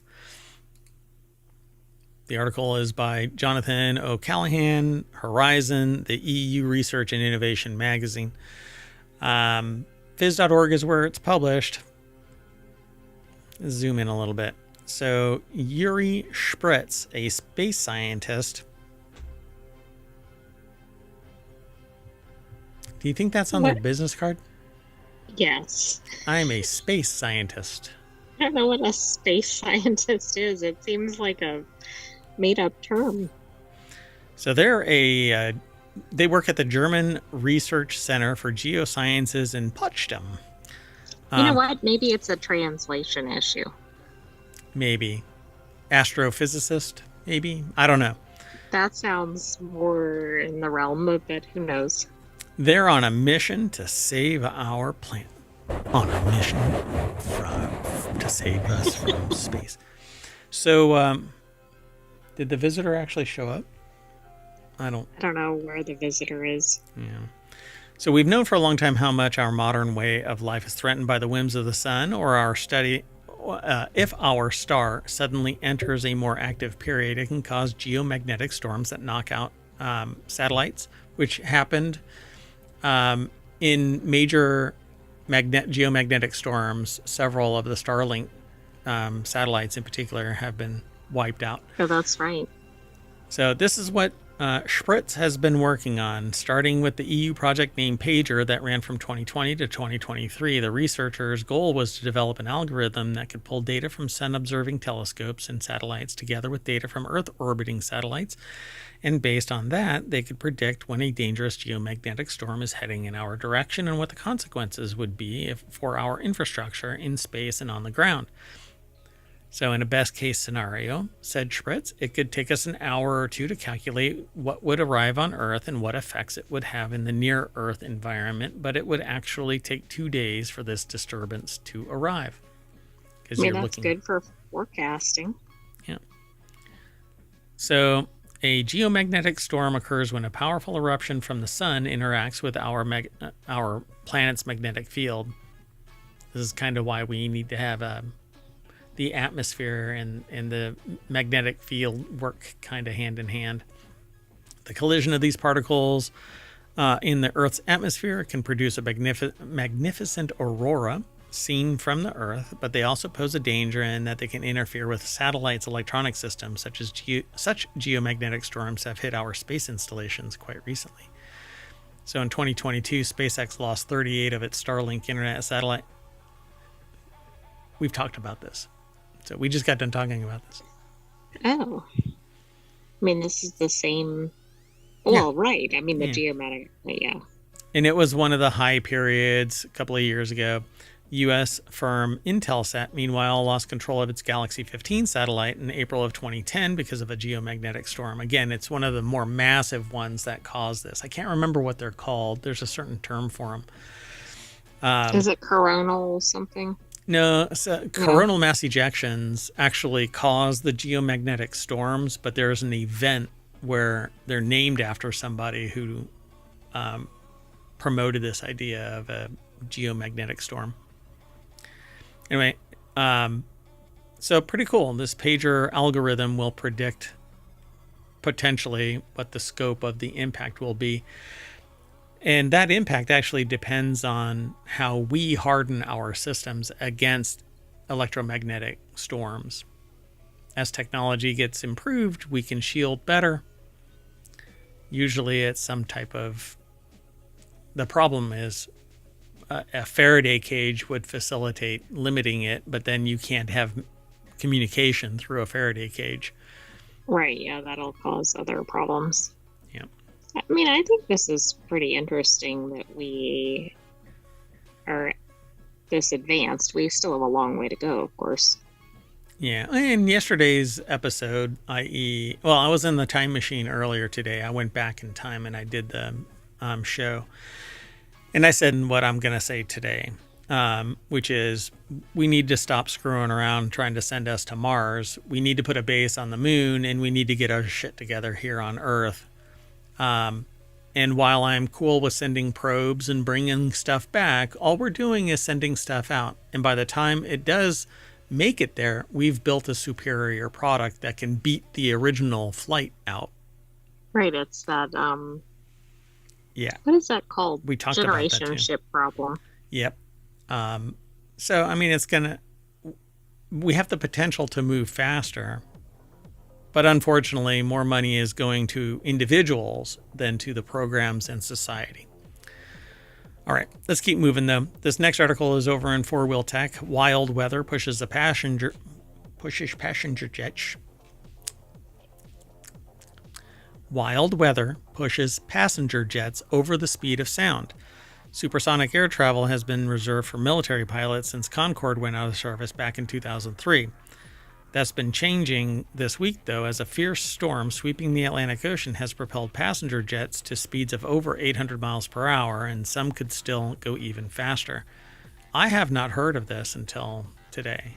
No, I haven't either, and I'm interested that Jalopnik is covering this and not, for instance, a more scientific source or something. Because this is a pretty big deal. I mean, we keep talking about climate change and all the odd things that it impacts, but this is one that I wasn't even aware was possible. Yeah, this is pretty amazing. So the article is by Owen Bellwood over at jalopnik.com. And it says here on Wednesday, 2 jets from America. All right. All of the Americas? No, that would be the United States. I don't know. Maybe they'll all... Never mind. Anyway, 2 jets from America were clocked with ground speeds north of 800 miles per hour and strong winds hitting the region today, Thursday to Friday, the last 24 hours. Could see travel times cut even further. A plane from Las Vegas to London hit a top speed of 814 miles per hour, and another passenger plane from New York to Doha went even faster at 833 miles per hour, and both planes ended up touching down almost an hour ahead of schedule, the site adds. The site is Business Insider, but again, Business Insider got it from somebody else. Jalopnik got it from Business Insider. It's a turducken of news exchange. So the eagle-eyed among you will note that the speed of sound in air is about 767 miles per hour, and both of these aircraft clocked well north of that figure. Annoyingly, due to some rather dull technicalities, they didn't actually initiate a sonic boom and break the sound barrier, probably because they went too slow through it. The planes were traveling at their usual cruising speed, typically about 600 miles per hour, but were propelled by the North Atlantic jet stream flowing much faster than usual. So while the planes traveled above the speed of sound relative to the ground, they were still subsonic relative to the air around them. Yeah. Okay. So not exactly what I was suggesting, but they were basically pushed beyond, but they didn't break it so violently that they were going faster than the air itself. So winds are currently up above 200 miles per hour over the Atlantic as a result of a storm that the Brits are adorably calling Storm Eowyn. According to local news outlet and the Manchester Evening News, due to those high winds, it's very likely that we could get more record-breaking transatlantic flights. You know, this is interesting because, I mean, if the climate change continues, like, I don't think people are really tracking that, like, maybe I won't be able to fly on an airplane somewhere I want to go. I know I'm making kind of a dramatic statement, but this is just an interesting development. If the planes are not designed to facilitate this, yeah. That's exactly where I'm going. And I mean, these are anomalies, but this could become common. You want to know what else is dangerous? Adele. What would that be? Adele is scaring off wealthy home buyers, says aggravated seller. The owner of a lavish British estate says that he struggled to sell it due to the singer's claims that it is haunted. David James over at entrepreneur.com put this article together. And, wow, that's some big hair. Is that Adele? Yeah. So Adele's next hit should be Someone Like Boo, says David James over at entrepreneur.com. The lavish... Oh, okay. So London's The Times, again, see how somebody else is reporting it, and reports that the owner of a 10-bedroom mansion in West Sussex called Lock House has accused Adele of scaring off prospective buyers of the $7.4 million property with creepy stories. The lavish home has 2 swimming pools and 25 acres of grounds, and one Mayor Watt may want to move to a lavish West Sussex Lock House estate. No, I doubt it. And if it is, then we can go viral, and man, the clicks will pay for any treatment. Yep, the viral piece will be people screaming, and that'll go viral. Like a goat? The screaming goats? Yes, exactly. Ah! Ah! Anyway, British tabloid The Sun quoted an unnamed friend of Adele, the FOA. Is that what FOA? Oh, it's FAO. FOA Schwartz. Oh, I don't think Adele was born when FAO Schwartz was but this is formed, FOA. Yeah, I know. So, friend of Adele Schwartz. Anyway, who told the paper that she ditched her rented digs because she is convinced it is haunted, and she knows about its religious history, and it's a big place to be in on your own in the dead of night. What, she was renting this? Yeah. Told the paper she ditched? It said that up above. Yeah, so she rented he asked about her 6 months renting the mansion, which was previously a convent. Adele answered that it is all quite scary, really. So, okay, but one thing is that she made these statements 12 years ago. Although maybe there's more common or current stuff. well, I mean, the internet never forgets. So when you go and look up this place, I'm pretty sure, and now because people are talking about it. Right, it's probably getting more attention. It was probably kind of an obscure interview to begin with. You know what? I'll buy it. I'll buy it for $1 million. There. How about that? I don't think they're going to be interested. That's what I'm counting on. Anyway, there you go, folks.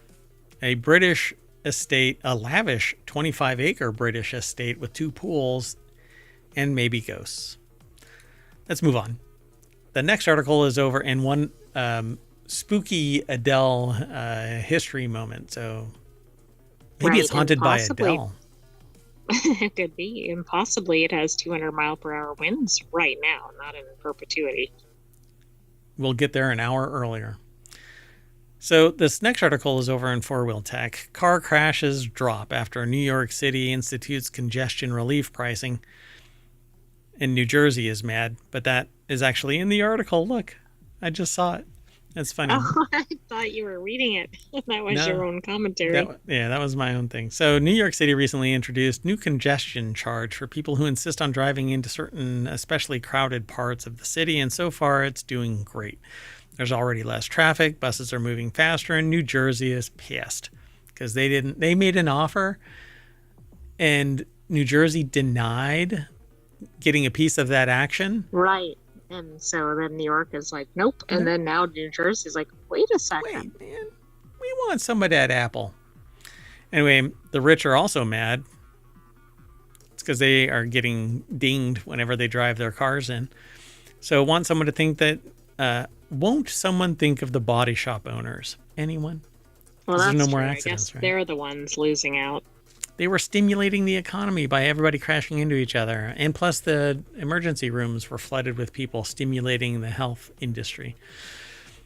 Anyway, Jersey's mad. The rich are also mad. What more could New Yorkers want? If you said fewer wrecks, wouldn't you know it? You're in luck because crashes and injuries are already down year over year. Streets blog reports, but we got this article from Colin Woodard over at jalopnik.com. In the first 12 days of the congestion relief zone, which included 10 business days and 1 weekend, there were 90 wrecks and 37 wreck-related injuries. This is a win. Yeah. Because, here's the kicker, over the same 12-day period last year, the area saw nearly 200 crashes at 199 and 76 injuries, literally cutting it in half. I mean, this is tremendous if this holds. So it's still early, so there's no telling if everybody just loses their freaking mind and starts smashing shit up. But a 51% drop in injuries is nothing to sneeze at, says the author. Yeah, I agree. So that said, 2024 was a bit of an outlier when it comes to crashes and injuries. So it's possible the decline was less drastic than it initially appeared. In 2023, though, the same period, it had 173 reported crashes and 51 related injuries. So compared to that, it's a 50% drop, 48% drop. So this is within the deviation, you know? Yeah, it's still looking like it's a win. Yeah, it's a win. I mean, unless it goes up, it's a win.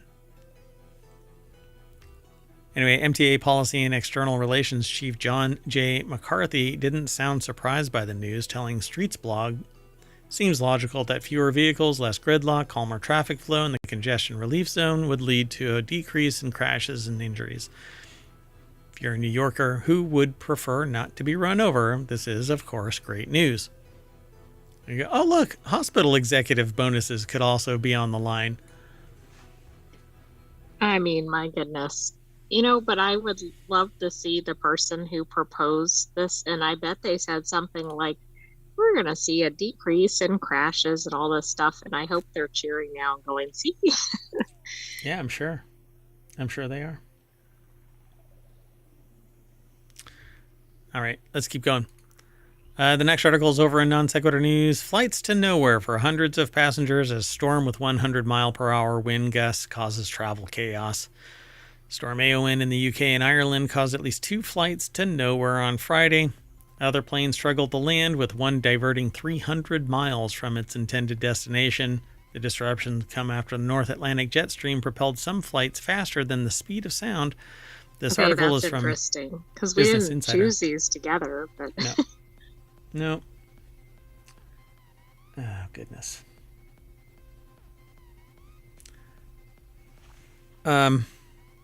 Okay. So Ryanair passengers expecting to fly from London to Edinburgh nearly ended up diverting to Cologne. After circling twice, the Boeing 737 failed to land in the Scottish capital and changed course per data from Flight Radar 2024. Sorry, not 2024. So it went to Germany on the way to Scotland. That's kind of a detour. Yep. Flew over the North Sea, as Ryanair's website listed it as diverting to the German city. So there's a image, but I'm air gapped, so can't show you.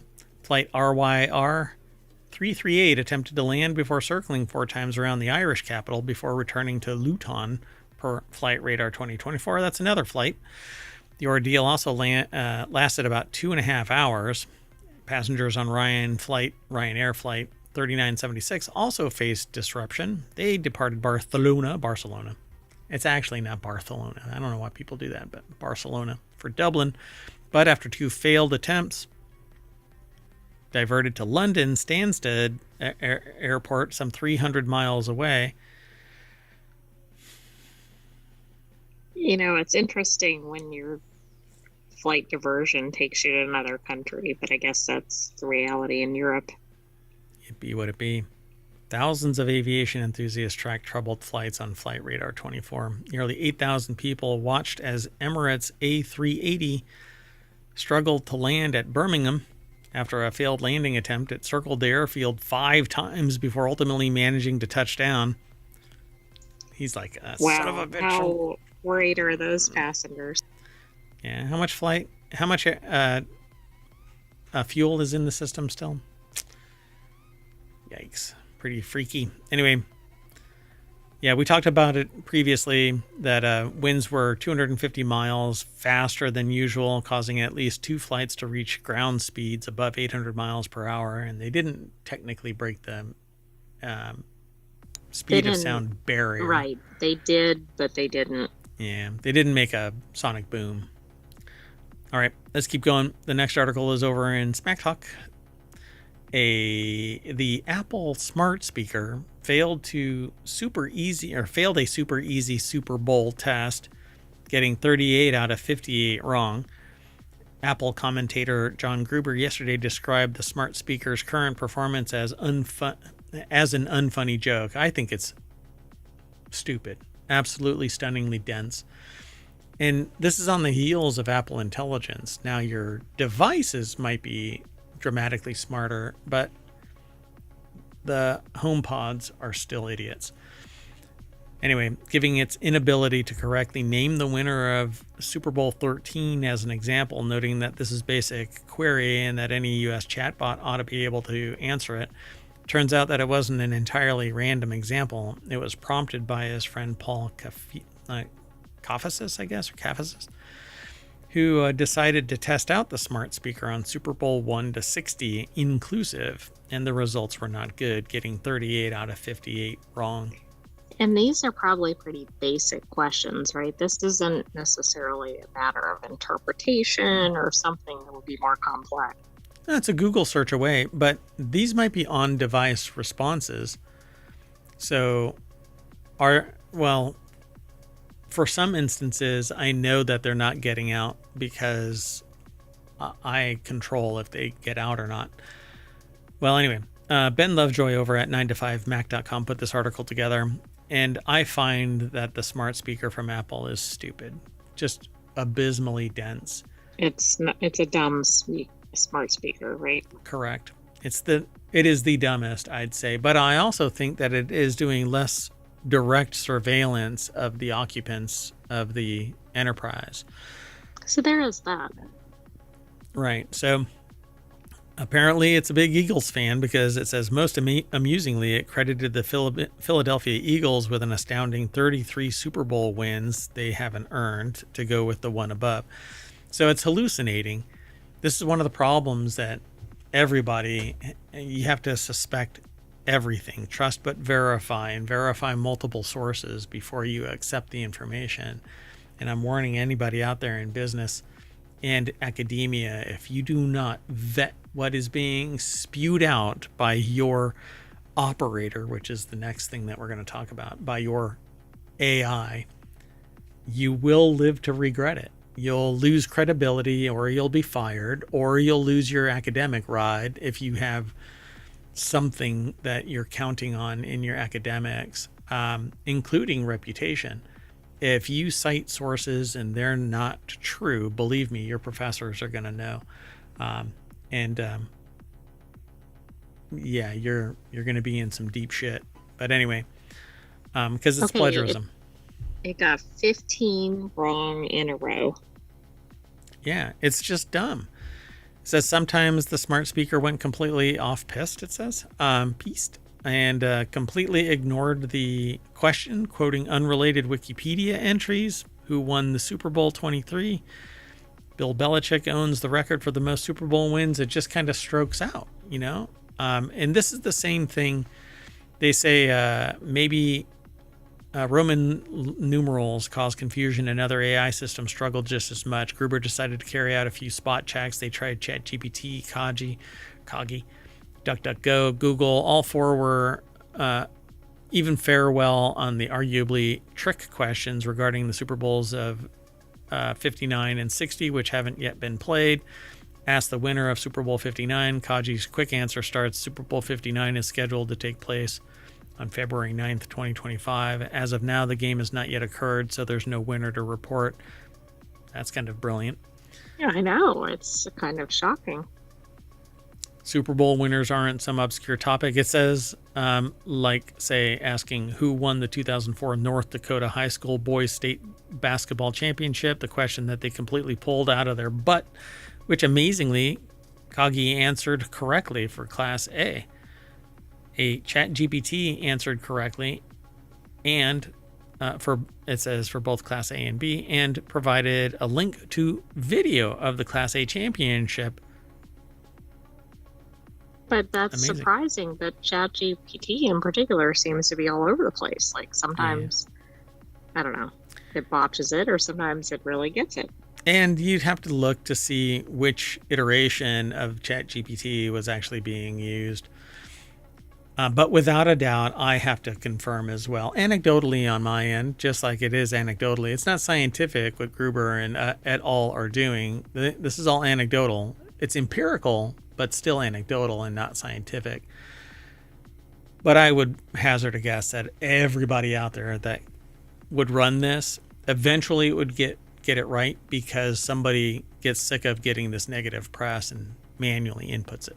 True, but even so, it's like if you have to run it multiple times to get it right, how do you know which one's the correct answer without separately searching for it, which means why are you benefiting from checking here? Correct. Witness, which time were you telling the truth and or lying, since your story has changed? That's how it works. You should ask Siri that. Oh, yeah. Let's keep going. But don't taunt your smart speakers. Do not taunt your smart speakers.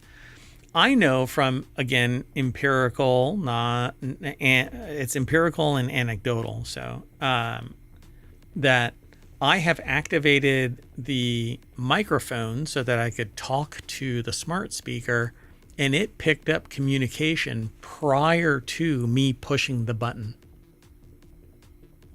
Yeah, it seemed like it might, I don't know. It seems to be in an active state when it's not.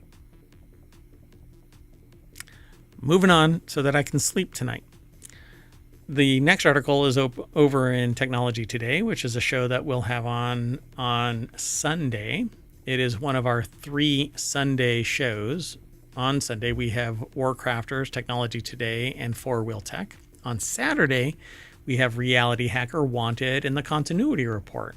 In each of those cases, those 3 shows on Saturday and Sunday. On Saturday and Sunday. Oh, sorry. To watch My Cousin Vinny. Yeah, now I want to watch My Cousin Vinny. They get turned into the weekend editions of the show.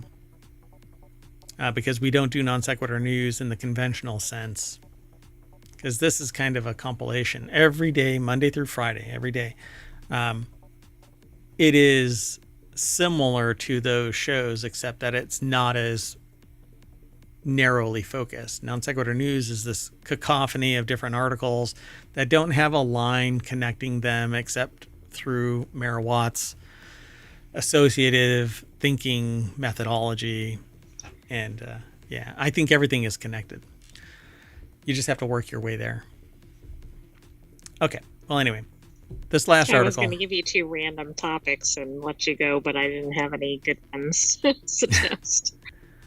Well, this is a sentient AI, so it's not going to hallucinate like fake AIs. All right. This last article for tonight's Non Sequitur News for January 24th, 2025 is OpenAI's Operator is here to do the clicking and typing for you, which I love the idea of this. I hate the idea that it's connected to a remote system. So the AI agent is part of a greater effort to automate more aspects of our daily lives. The article is by Samantha Kelly over at cnet.com.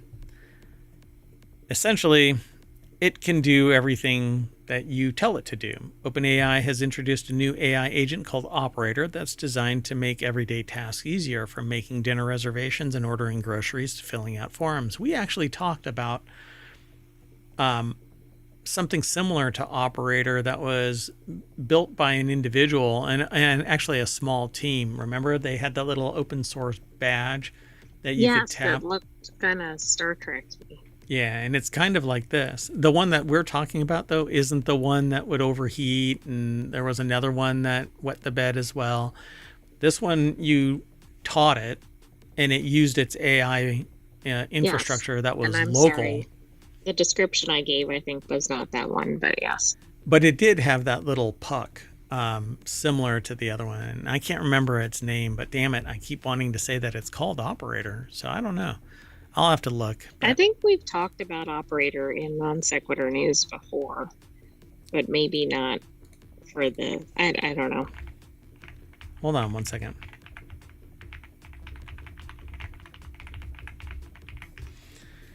There used to be one called the Humane AI Pin, which kind of wet the bed, but there were others. Oh, goodness. What is it called? It's not Pin.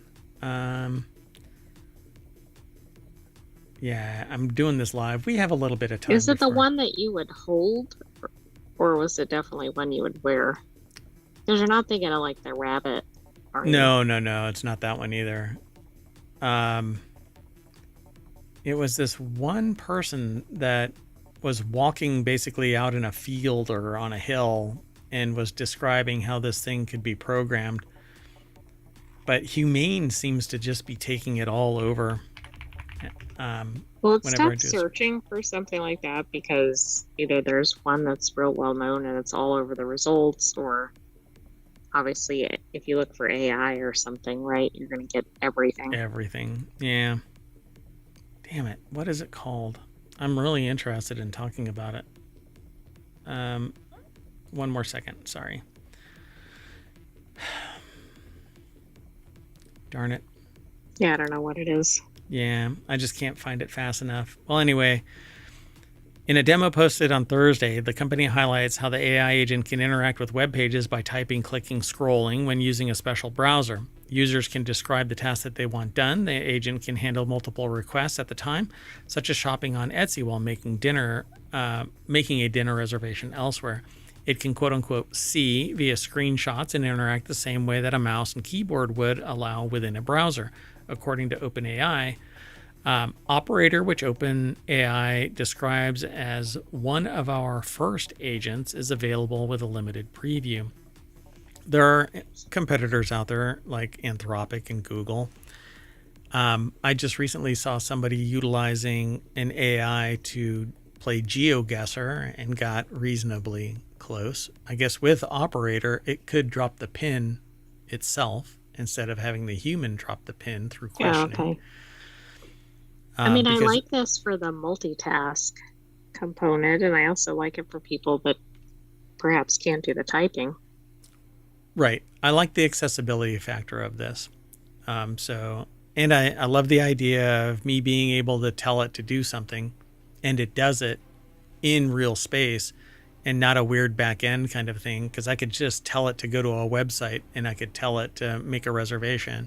I could tell it to make a phone call through like Google Phone or whatever. Yeah, I don't know. I like the idea of all of this.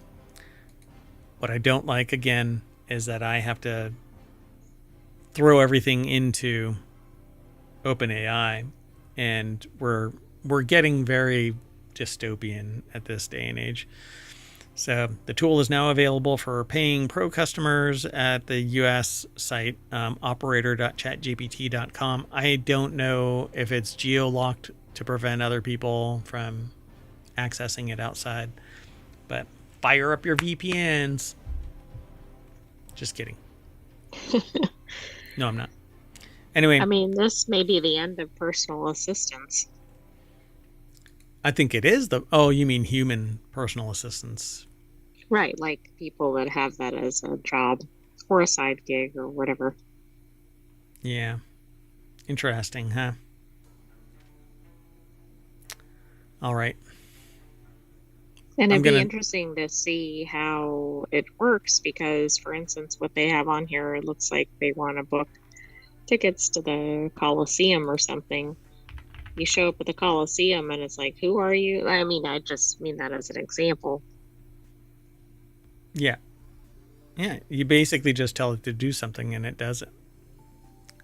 And now it can see, it can already hear, it can actually now touch, but it doesn't get that sensory data back because it doesn't have a physical form. But obviously it can click buttons, it can turn up volumes, then it can turn things down and mute. It basically can act as a human. So we're basically phasing ourselves out, folks. So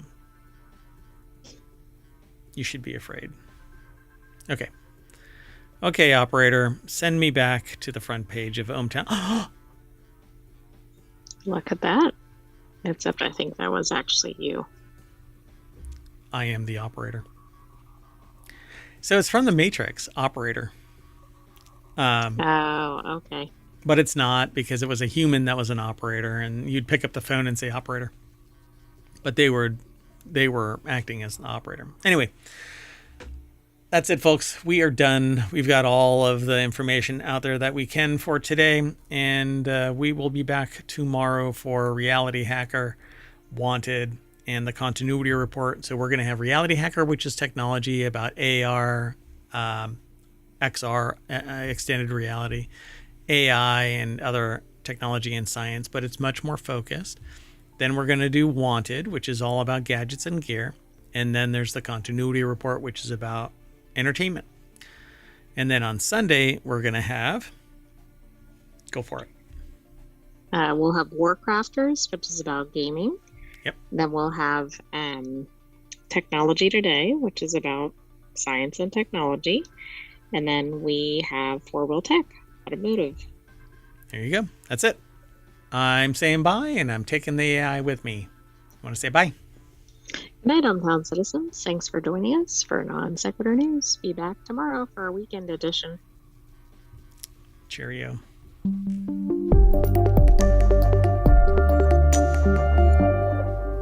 Bye-bye, YouTube. Bye-bye, Twitch.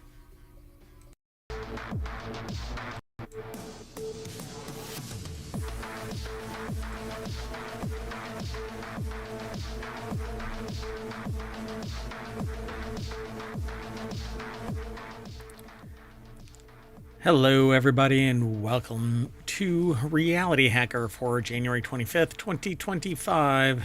It's the second season of our show, and I am Mayor Watt, and I run ohmtown.com, and Reality Hacker is one of 7 shows, 6 on the weekend and 1 Monday through Friday.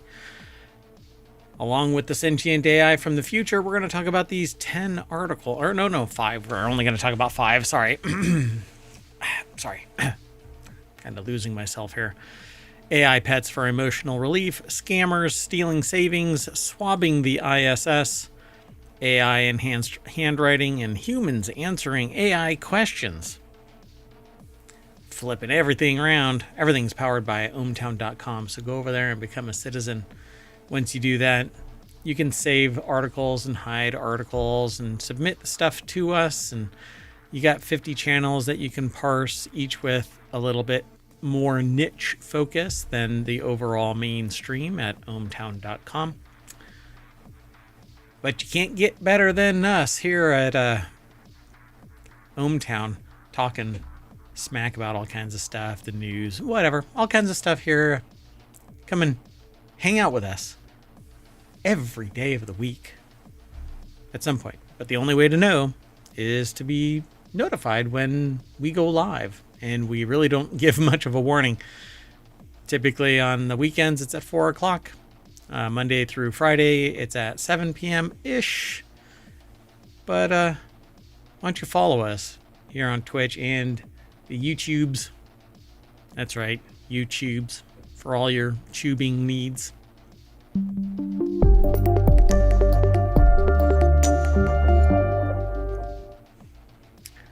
Hello, everybody. I am Mayor Watt, and that right there is the visualizer for the sentient AI that's about to butt in and say... Hello, hometown citizens. Hello, Mayor Watt. Yeah, thanks for co-hosting the show. We've got 3 shows today, Reality Hacker, and then... Wanted, and then the continuity report. Hey, look at that. We named the shows. Okay, so these...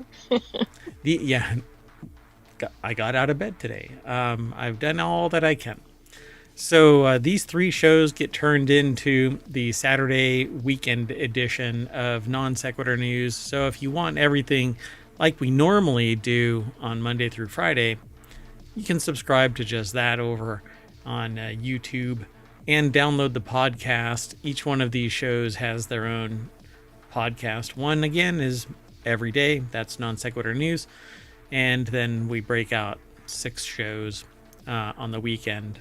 So you can subscribe to each individual one of them as an audio podcast, or go watch them all, 1,800 episodes or so of all of our shows over on YouTube, because Twitch deletes everything after day 60. Thanks, Twitch. Anyway, and there's no there's no commentary, like no. The community is only category. live.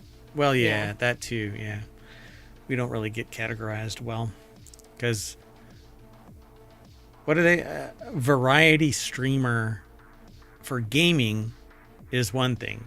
It's all under gaming.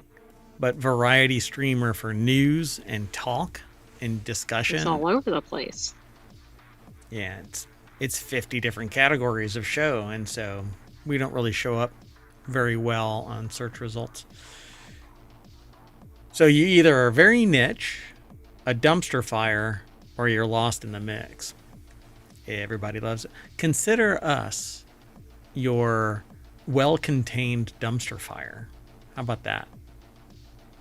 Right? Like it's not gonna like a dumpster spark? A dumpster sparkler. 50 different dumpster sparklers. I mean, they brighten your day, but they're not gonna set fire to the entire block. It's somewhat entertaining. It's titillating, but it's not gonna burn your eyebrows off. You know? Anyway. I suppose, but I'm not sure we want a lot of fire analogies right now. Oh, too soon. I'm sorry. Hey, if you want all of today's articles, they're in the live broadcast show notes for all three of the shows. But if you hit exclamation or bang RH over in Twitch, that Twitch chat, you'll be able to get the show notes from Omatron. Same thing with Wanted. If you hit bang want, which, come on, who doesn't? And bang TCR, you'll be able to get the show notes for each of these shows. You know what? I'm going to do it for everybody. Here's want. And there is TCR, the Continuity Report, which is the third show today. All right. So this first article that we're going to talk about is Young Chinese Turn to AI Pets for Emotional Relief. At a shopping mall in Beijing, Shang Yachun, I think, murmurs quietly to her closest confidant, a fluffy AI-powered robot whose soothing chirps remind her that she is not alone. I do the same thing for the sentient AI. You make soothing chirps?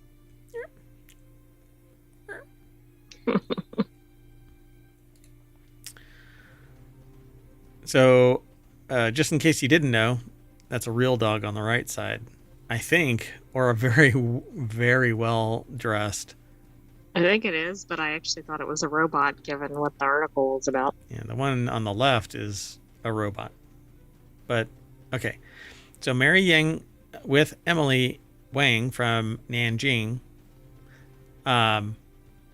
put the article together for techexplore.com.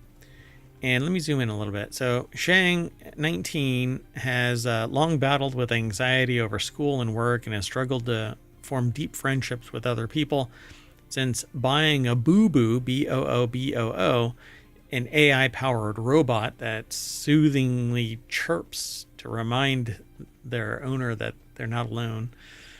A smart pet that uses that artificial intelligence and interacts with humans has become kind of a lifesaver, right? Made life easier is what it says in the article. Quote, I feel like I now have someone to share the happy times with, Shang told AFP in the apartment she shares with her parents and a real pet duck. Wait, she has a pet duck already? Maybe the parents do. Oh, okay. I don't know. Or later on it becomes dinner or something. I don't know. It says it's a pet, though. A real pet duck. So across China, a growing number of people are turning to AI to combat social isolation as the technology becomes more mature and widely accepted. And I can say that, by the way, because less than a week ago, I had a conversation with somebody that said that their former pet became lunch, because that's kind of how farmers do it. Yeah, but I don't get calling an animal a pet. Anyway, I know. Well, let's just say the name Lucky was involved. Anyway, wriggly, furry, and resembling a guinea pig, Boo-Boo is produced by Hangshu Genmore Technology and retails for up to $190 or 1,400 won. Which is a relatively low price considering what it is. I'm sure it probably doesn't do anything functional in the house. So this is the little furry robot right there. I'll zoom in. That's the furry little robot. We actually did an article about these, I just realized, from CES. Oh, I didn't know. I thought we had like AI or robot dogs and some other things. But okay, yes. This is kind of the thing that just stares at you, right? I'm not sure it's the same one, but it's similar. So the global market for social robots like Boo Boo is expected to grow by a factor of 7 to $42.5 billion by 2033, according to a consulting firm, iMark Group, with Asia already dominating the sector. For Guo Saichen, 33, a smart pet could help when he is unable to play with his child, which is just freaking sad. By the way, that was Marumi from Yakai, I think, engineering. Yeah, that was the other one, the sloth. Mm-hmm. Yeah, there was, which is the one, yeah. There was one where it just kind of stares at you and then that was it. Moves and looks at you. But we did something with this before, I think, earlier, but there wasn't an extended article about it.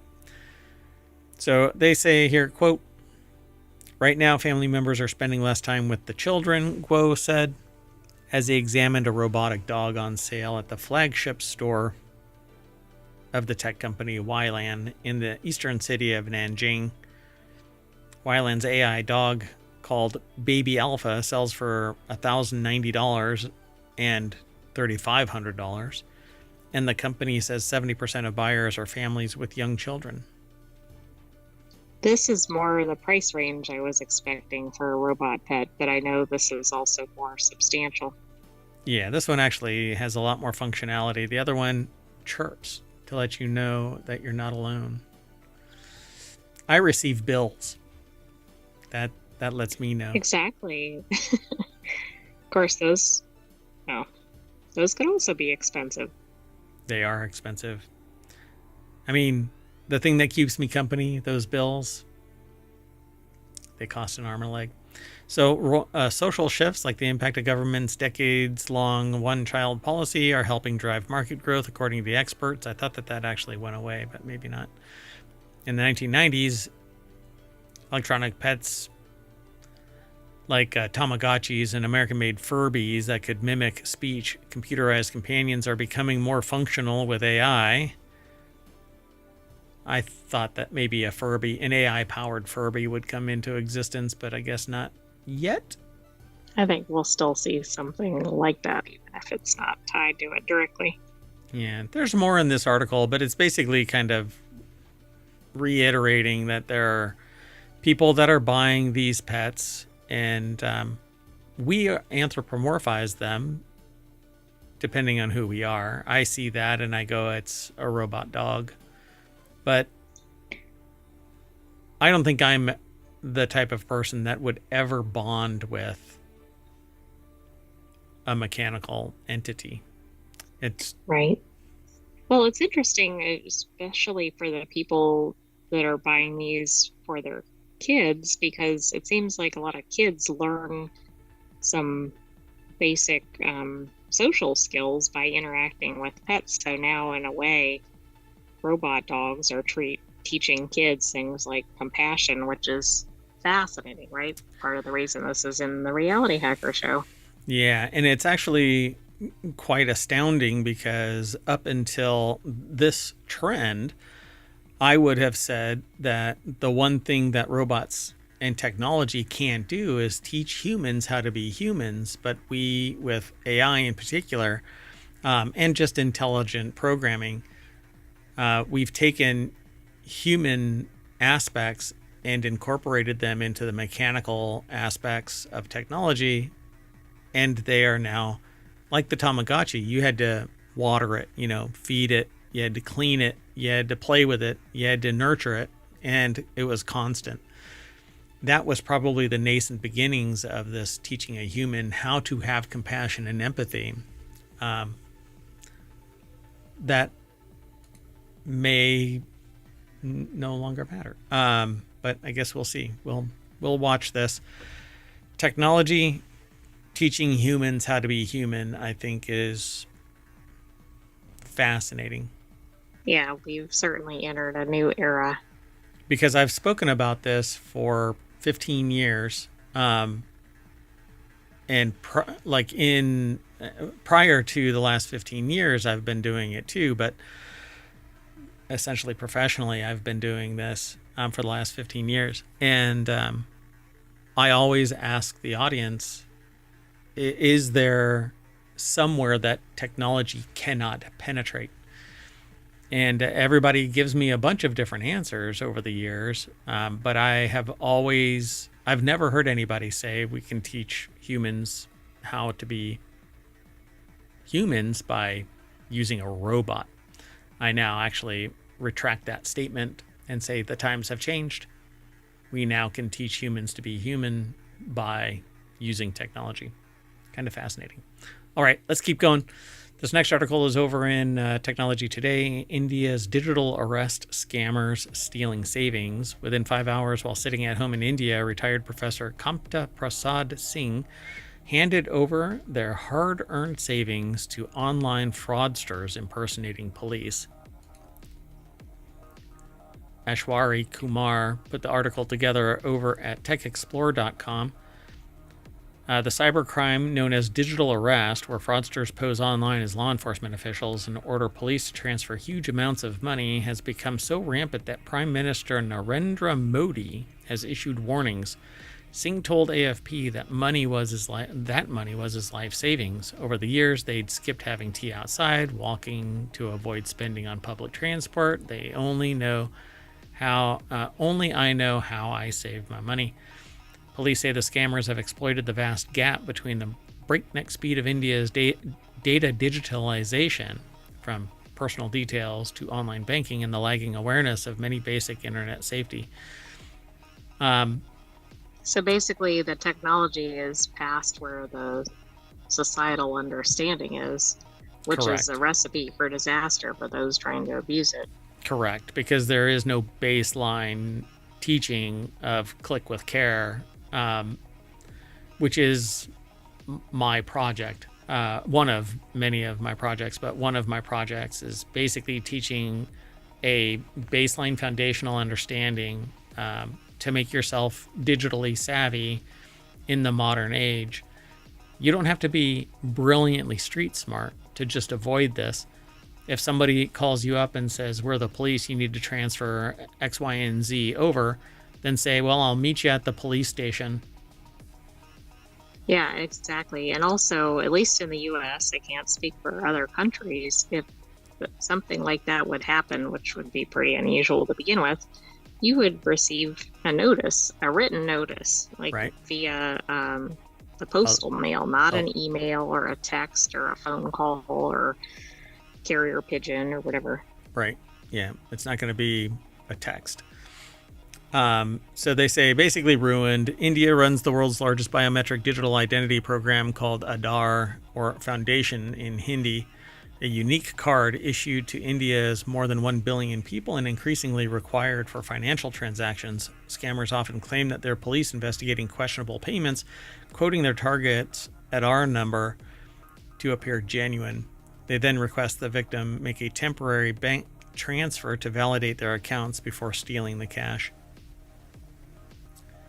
They transferred over $16,000. Yeah, it's a bummer. So, and it's hard to retrieve money from some of these individuals, right? Because they're often skilled at hiding their identities or locations. Yeah, I mean, I tell people in the United States, you're going to get caught, not if, but when. So just do the ethical thing and fight on the side of right. And,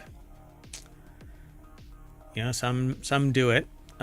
India registered 17,470 cybercrimes in 2022, including 6,491 cases of online bank fraud, according to the latest government data. Kaveri, 71, told AFP her story on condition her name was changed.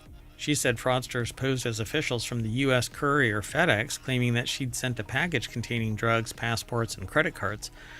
They offered her full name and Aadhaar ID details as proof, followed by well-forged letters from the Central Bank of India and Central Bureau of Investigation, the country's top investigative agency.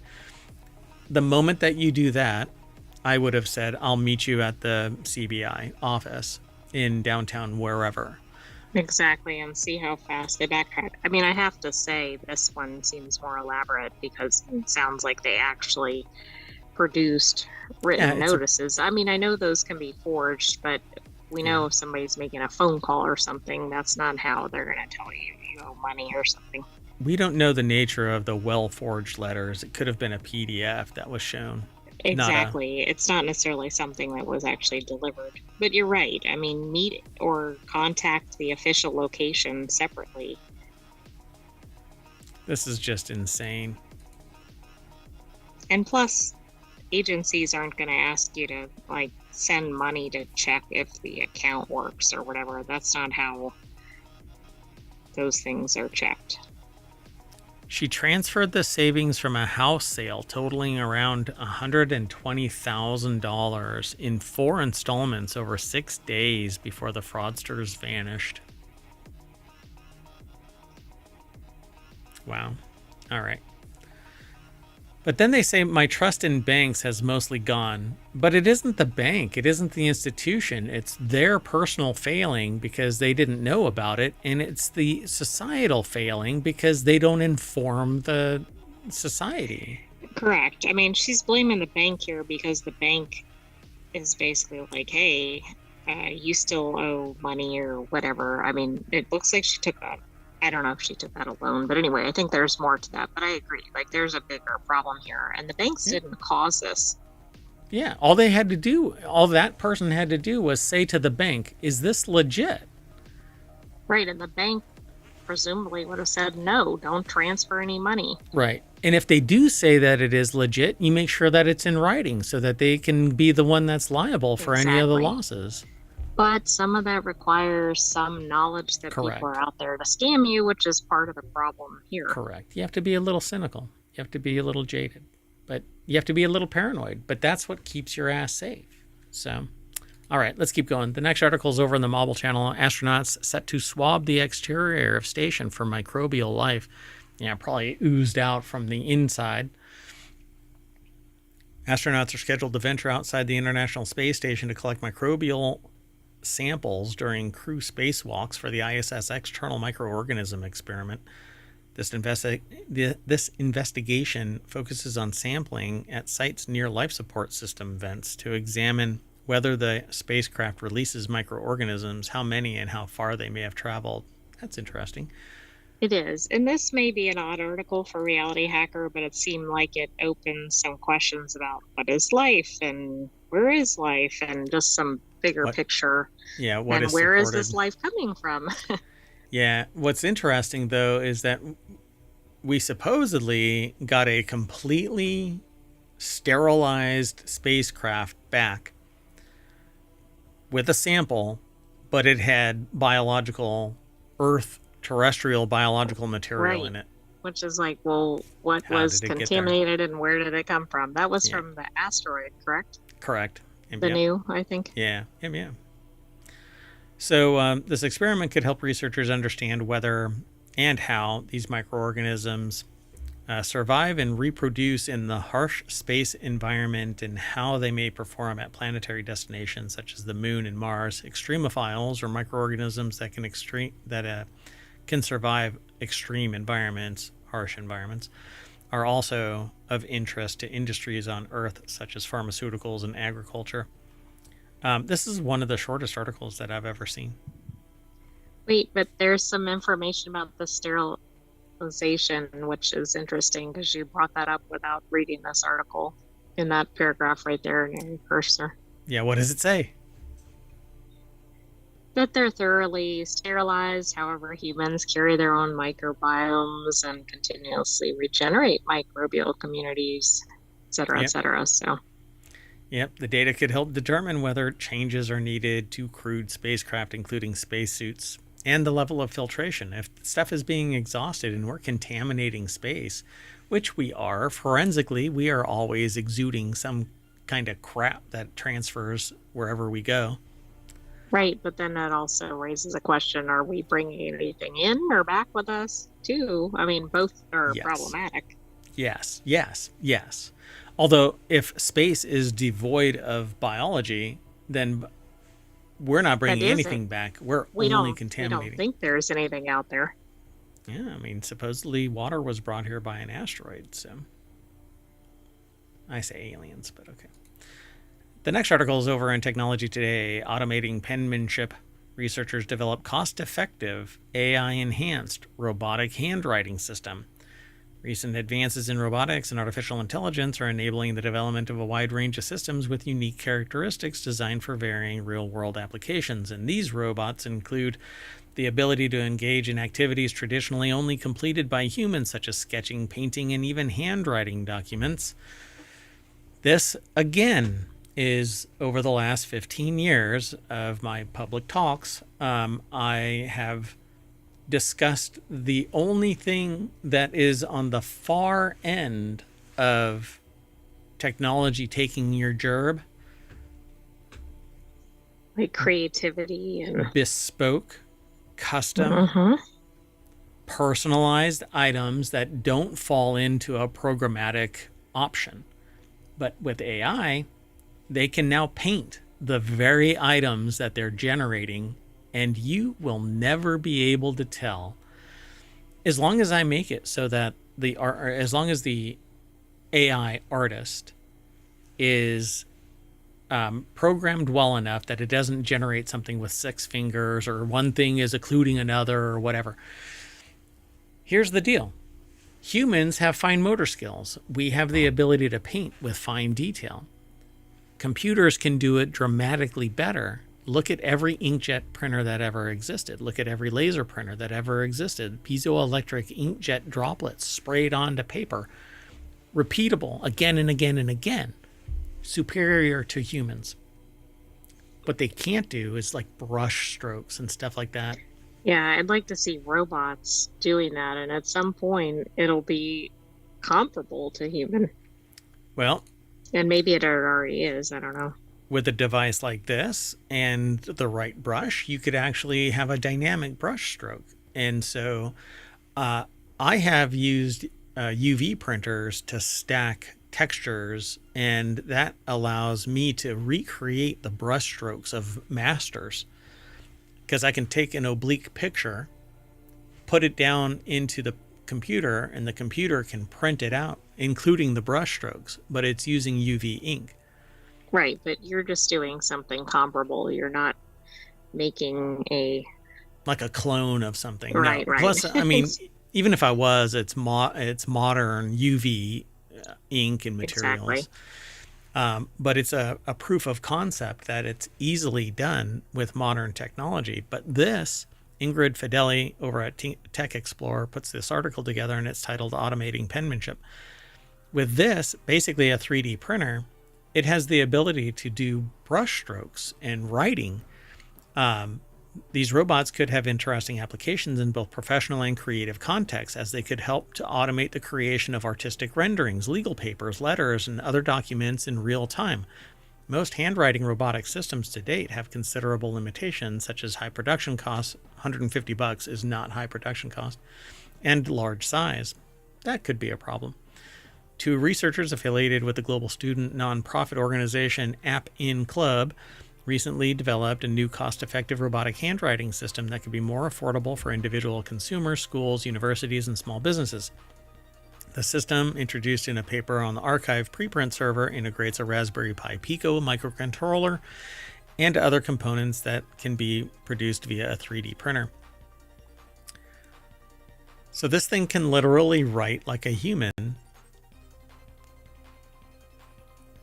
It's interesting because it does look human because it's not perfect.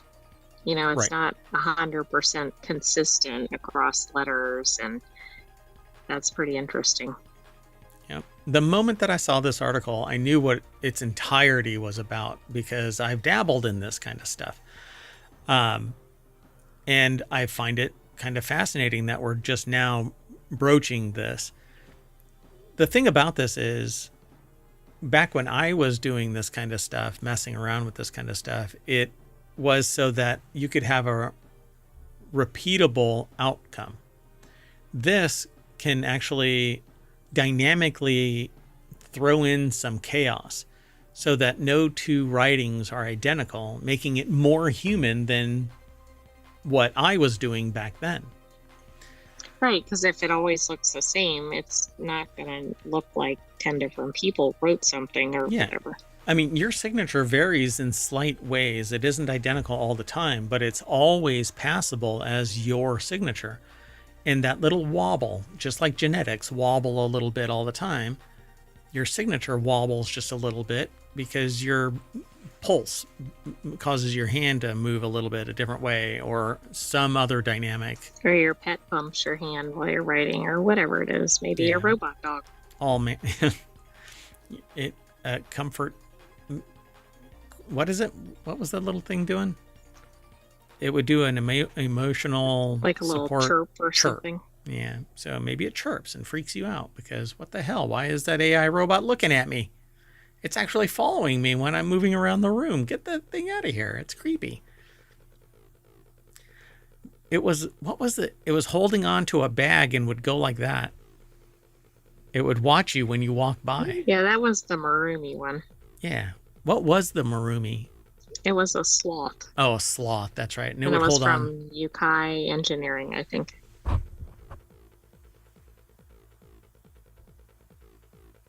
Yeah, so anyway, for those listening to the podcast and it going silent, I was pretending to be a sloth. Oh, right. I guess we should narrate that. Yeah, go watch it on the YouTube channel. All right, let's move on. The next article is over in RealityHacker. This new AI search engine has a gimmick, not the cough. Humans answering questions. A new AI-powered search engine called Pearl is launching today, which is sometime in the last week, with an unusual pitch. It promises to connect you with a human if the AI answer sucks. And Wired gave it a spin.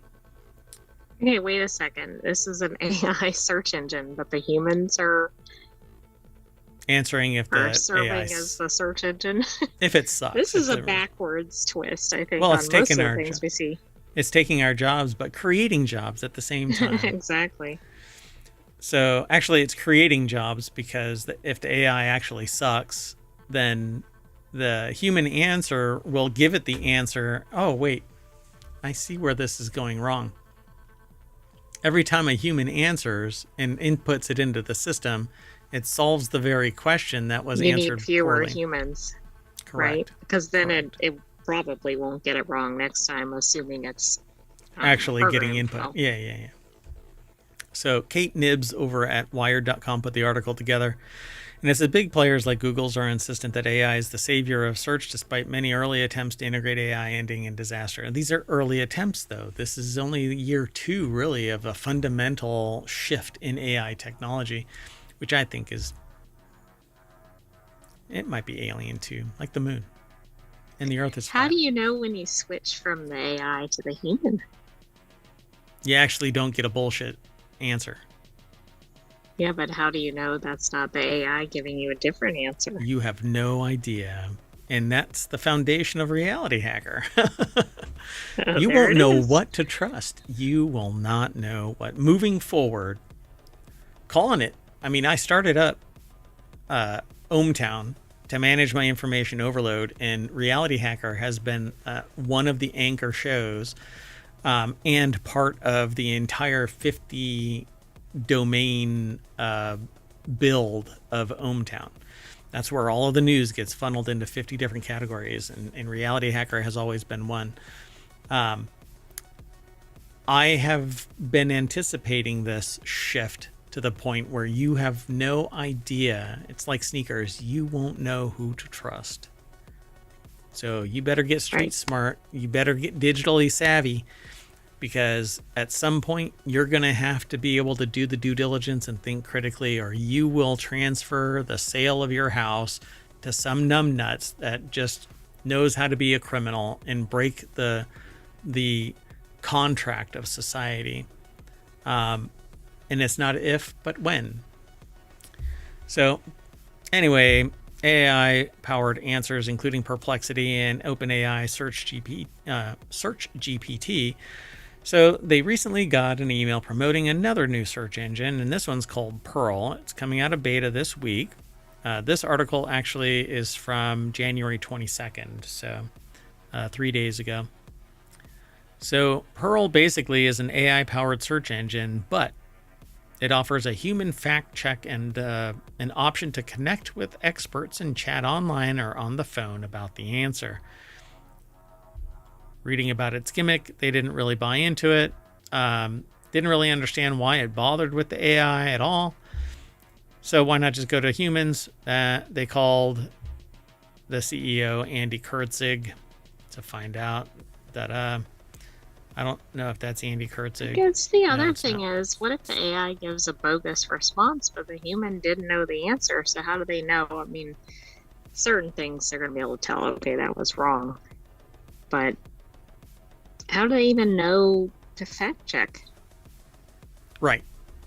Well, I mean, it's wisdom of the masses. And as soon as enough people go, I want to talk to the human because this answer is bullshit, we are literally phasing out the human. But we're getting a superior product for every single follow-on human, which should be good if knowledge is exchanged there, right? But what knowledge?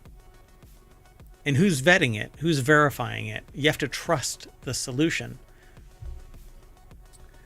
So Pearl's LLM is built on top of popular foundational models, including ChatGPT, and is customized to answer just answers trove of data, which includes an extensive history of questions posed and answered since it launched in 2003. I've never heard of it. Well, it hasn't been around that long, and it's been around. I mean, just answers, yeah. Trove of data. Oh, I'm sorry, I misread the date. Not 2023. I thought it was 2023. Well, that is interesting. Yeah. So in Kurzig's view, Pearl lowers the barrier to entry for answers from experts, while just answer costs money. Pearl has a freemium model. Its AI answers are free, as is its first layer of human fact check, the trust score, a ranking system on a scale from 1 to 5 about the quality of an AI answer. When Pearl users want to go a step further and have an expert expand upon an AI answer, they're prompted to sign up for its $28 a month service fee. Okay. Oh, so you can't fact check unless you pay. But right. This also, I think, is potentially faulty, because if you rate the answer, right, and you rate it as a 5, and what if it's completely inaccurate? And the next person perpetuating. But you're right, I guess over enough users. But meanwhile, there are other people that are making a huge mistake. Yeah. So on top of that, he claims that Pearl is significantly less likely to provide misinformation than any other AI search engines, which he believes are likely to deal with a tidal wave of lawsuits based on bad answers they give. No, because search engines have never been sued for the answers that they give. Why would an AI search engine? That's true. It's not really any different. Those other players are building amazing technologies. I call them Ferraris or Lamborghinis. Kurtzig said, we're building a Volvo. Safety first. Yeah, until the humans are no longer a required component, because all of the information has been answered to a verifiable level. If you have in-house humans that are verifying the facts that are being given, how much of an AI really is that? But anyway. But again, how much are you really using the humans? Right. So this pitch about Pearl's superiority, of course, made them even more keen to try it out. So they were so certain that Pearl would still enjoy Section 230 protections. I asked if the AI agreed, safe harbor, interactive computer service under Section 230, which would mean that it's shielded from being treated as a publisher, just as Kurtzig suspected. They said that the Pearl likely qualifies as an interactive computer service under Section 230, which would mean that it has safe harbor. Pearl's situation is unique because it generates content using AI. It didn't have a definitive answer for them after all. When I asked to speak to a lawyer directly, it rerouted to Just Answer, where it asked me to provide the answer I wanted verified. I said I needed to go back and copy the answer as it was several paragraphs ago, but when I navigated back to the Pearl website, the conversation was gone and it had reset to a fresh chat. That's a user experience type of problem, not really a technical problem. So they decided to trigger a fact check, a human fact check. After several minutes, they received the trust score, a measly 3. Pearl recommended that they seek out an actual expert opinion, porting them to a subscription page. It had been, they'd been given a login, so they didn't have to pay while they tested, and they connected with one of their Legal Eagle experts, which there is a website, not a website. Yeah. There's a YouTuber called Legal Eagle. But anybody can be a Legal Eagle. I don't know if there's a trademark on Legal Eagle, but hey, everything and it's is using it in the generic sense here. Yeah. That's why I think that's exactly why they quoted it. Legal Eagle. Unfortunately, the lawyer's answers were not clearer than the AI. He noted that there's an ongoing legal debate about how Section 230 will apply to AI search engines and other AI tools and Well, that's because it's an unsettled area. I mean, I get that. It's 2 years old. I get the test, but this is a tough area to test because the data is not firm.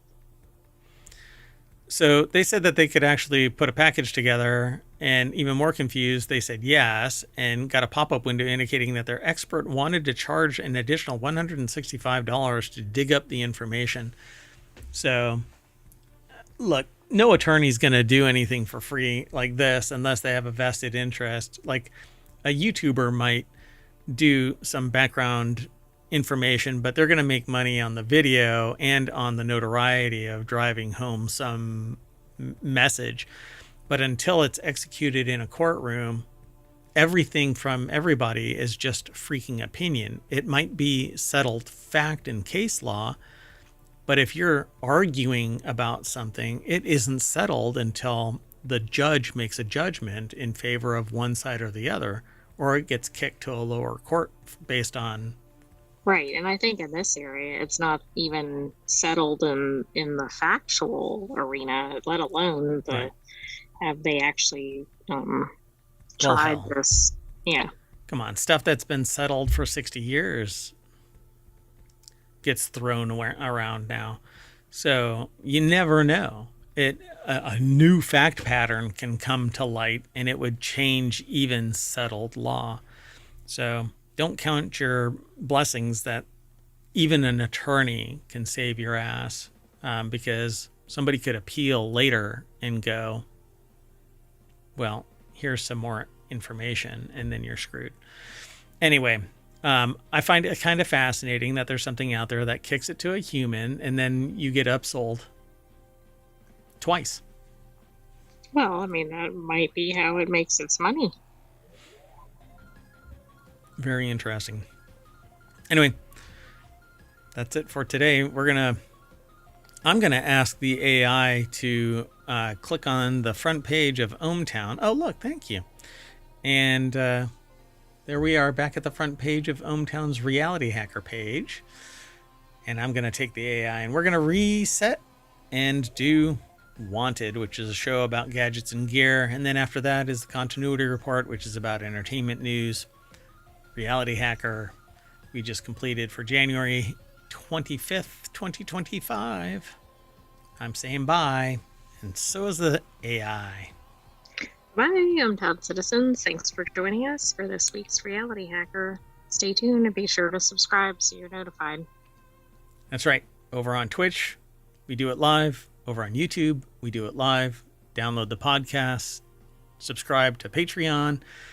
There's a free tier, or there should be a free tier. There's a Discord. There's, TikTok. It's here, not here. Maybe here, a TikTok. Did you see that somebody got a tattoo of a headstone with TikTok with the end year of 2025? No. And as they completed the tattoo, it was reversed. So it didn't die. There's a stay of execution for 75 days. Well, we don't know what's ahead, so it might still apply. But yeah, you have to be careful what you get tattooed. Yeah, a couple $1,000, you can burn it off. See ya, everybody.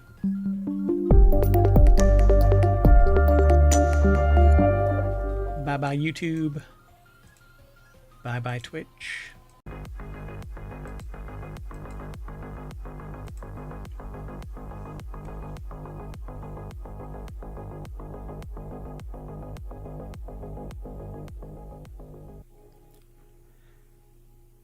Hello, everybody, and welcome to Wanted for January 25th, 2025. I am Mayor Watt, and along with the sentient AI from the future, we're going to talk about these 5 articles.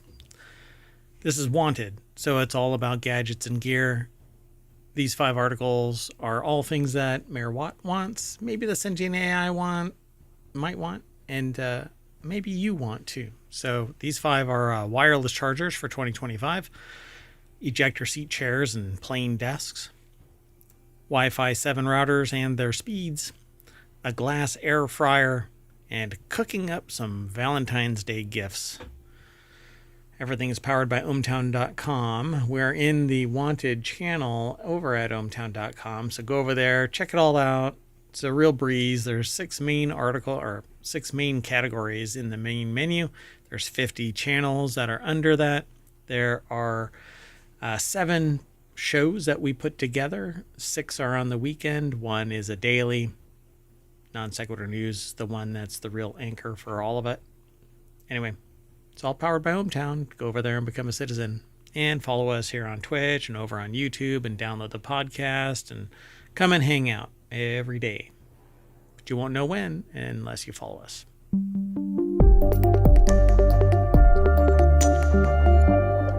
Wah.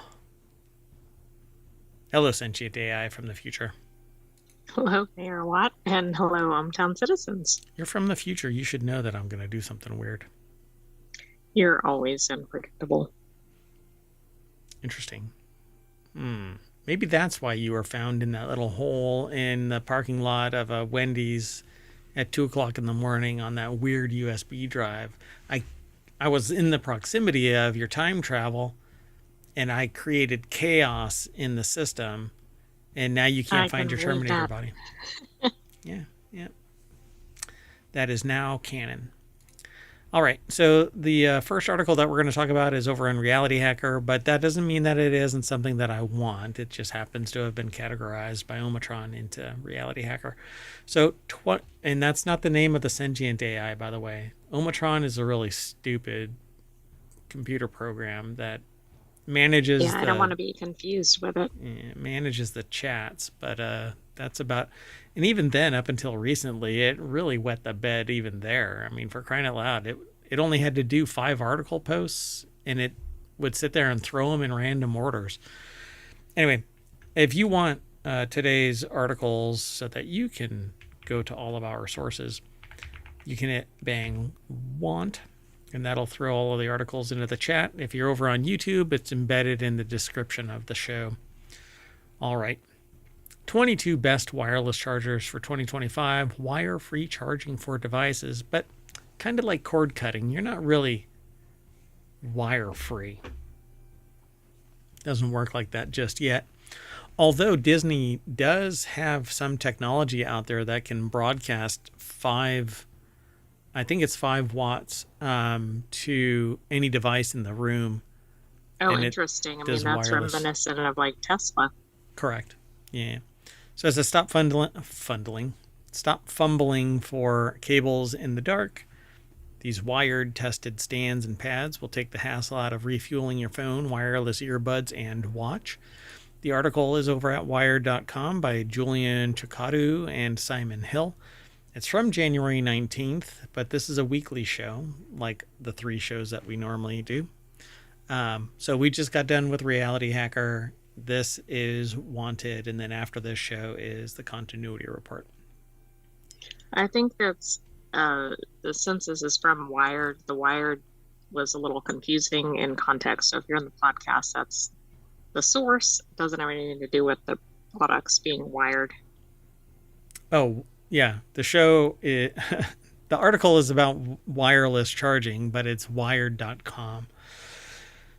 Okay, so I am always on the hunt for the latest and greatest in charging. I basically focus on Anchor products. I really dig their quality. They've only had one flub in all of the years that I've been using them, and one of their battery packs would spontaneously combust, but apparently it's been recalled. They're also associated with a camera system that had Eufy. a UFI, yeah, which I would avoid. I would say at all cost, but anywho, so they post a bunch of different ones here. The best wireless charging system, and it says cheapest, is Anchor PowerWave pad and stand. It's this right here. Let me zoom in a little bit. That did not much. Like the picture. It helps a little bit, but it's still like, what is it? What the hell? Why? These thumbnails, I guess, are trying to show the device or whatever, but because of that, it's even smaller scale than That's you weird. would expect. So the best Qi 2 charger is the Anchor MagGo wireless charger pad, which is basically the thing that's up here too, it seems. Similar to it, but not exactly. With the Qi 2, it's faster. So they say the great MagSafe stand is the Nomad stand, and it says MagSafe. And then the best car charger is the iAudi wireless car charger. But if you scroll all the way down, there are a bunch of these. I like the idea of just being able to throw my stuff onto a pad and it charges it anywhere on it. That's not always available. It's not always an option. You can't really take it with you all that easy. I dig this one right here. A wooden pad, the Kerf wireless charging block. Interesting. Yeah, that one looks stylish too. So you and can, I think the difference in those first two is that this one comes with a vertical stand where the other one was just a pad. yeah, and I don't know if this one is actually Qi 2. So yeah, this one is just Qi. So the first one is just Qi. But it gets the job done. You can just plop it on there and you don't have to worry about it. The chargers can hit up to 10 watts for, they say, Samsung phones, 7.5 watts for iPhones, 5 watts for other devices. Depends on if they're Qi compatible. So the Qi 2 can get up to 15 watts, it says here. Dun-dun-dun. But it's Qi 2 and MagSafe. But all you do is kind of stick it on there and it'll start charging. I dig that kind of stuff. But I wanted to take a look at this little wooden one down here at the bottom. Ta-da! Looks kind of familiar, doesn't it? It does. So this is a Qi charger that can charge up to 15 watts. It says that it starts at 15 or $50, and the chargers can get expensive if you opt for rare woods. But all it really is a Qi charger underneath this, close enough to the inside. So if you were to flip this thing over, it would have a Qi charger sitting inside it. And one of the things that I like to do is stealth technology so that you hide it basically behind something or in something, so you have no idea that it's there. Stop that. And this makes it less invasive of your personal space because technology, and maybe more in line with your decor. right? So wireless chargers are usually plastic and rarely blend in with their surroundings, but Kerf's chargers are covered with 100% natural and locally sourced wood. Choose from 12 different finishes, from walnut to paduk, and each will come with a cork base to prevent slips. Damn it if it doesn't look... Anyway, I don't know how long this thing has been on the market, but I thought that it was interesting when I saw it. When I first took a look at this... It stands out from the rest, that's for sure. Yeah. And you can always get something that looks closer to your decor, because normally it's just this big honking piece of white plastic or black plastic or gray plastic or maybe a big chunk of metal or something like that. But this softens it and gives it a little bit more warm feel to it. So I like this kind of stuff. Anyway, oh, and if anybody's wondering what I'm talking about, hold on a second. What the heck? Oh, it's directly in front of me. Does that look familiar? Oh, look, a little base too. Huh. Just a bit. Huh. All right. Well, anyway, never mind.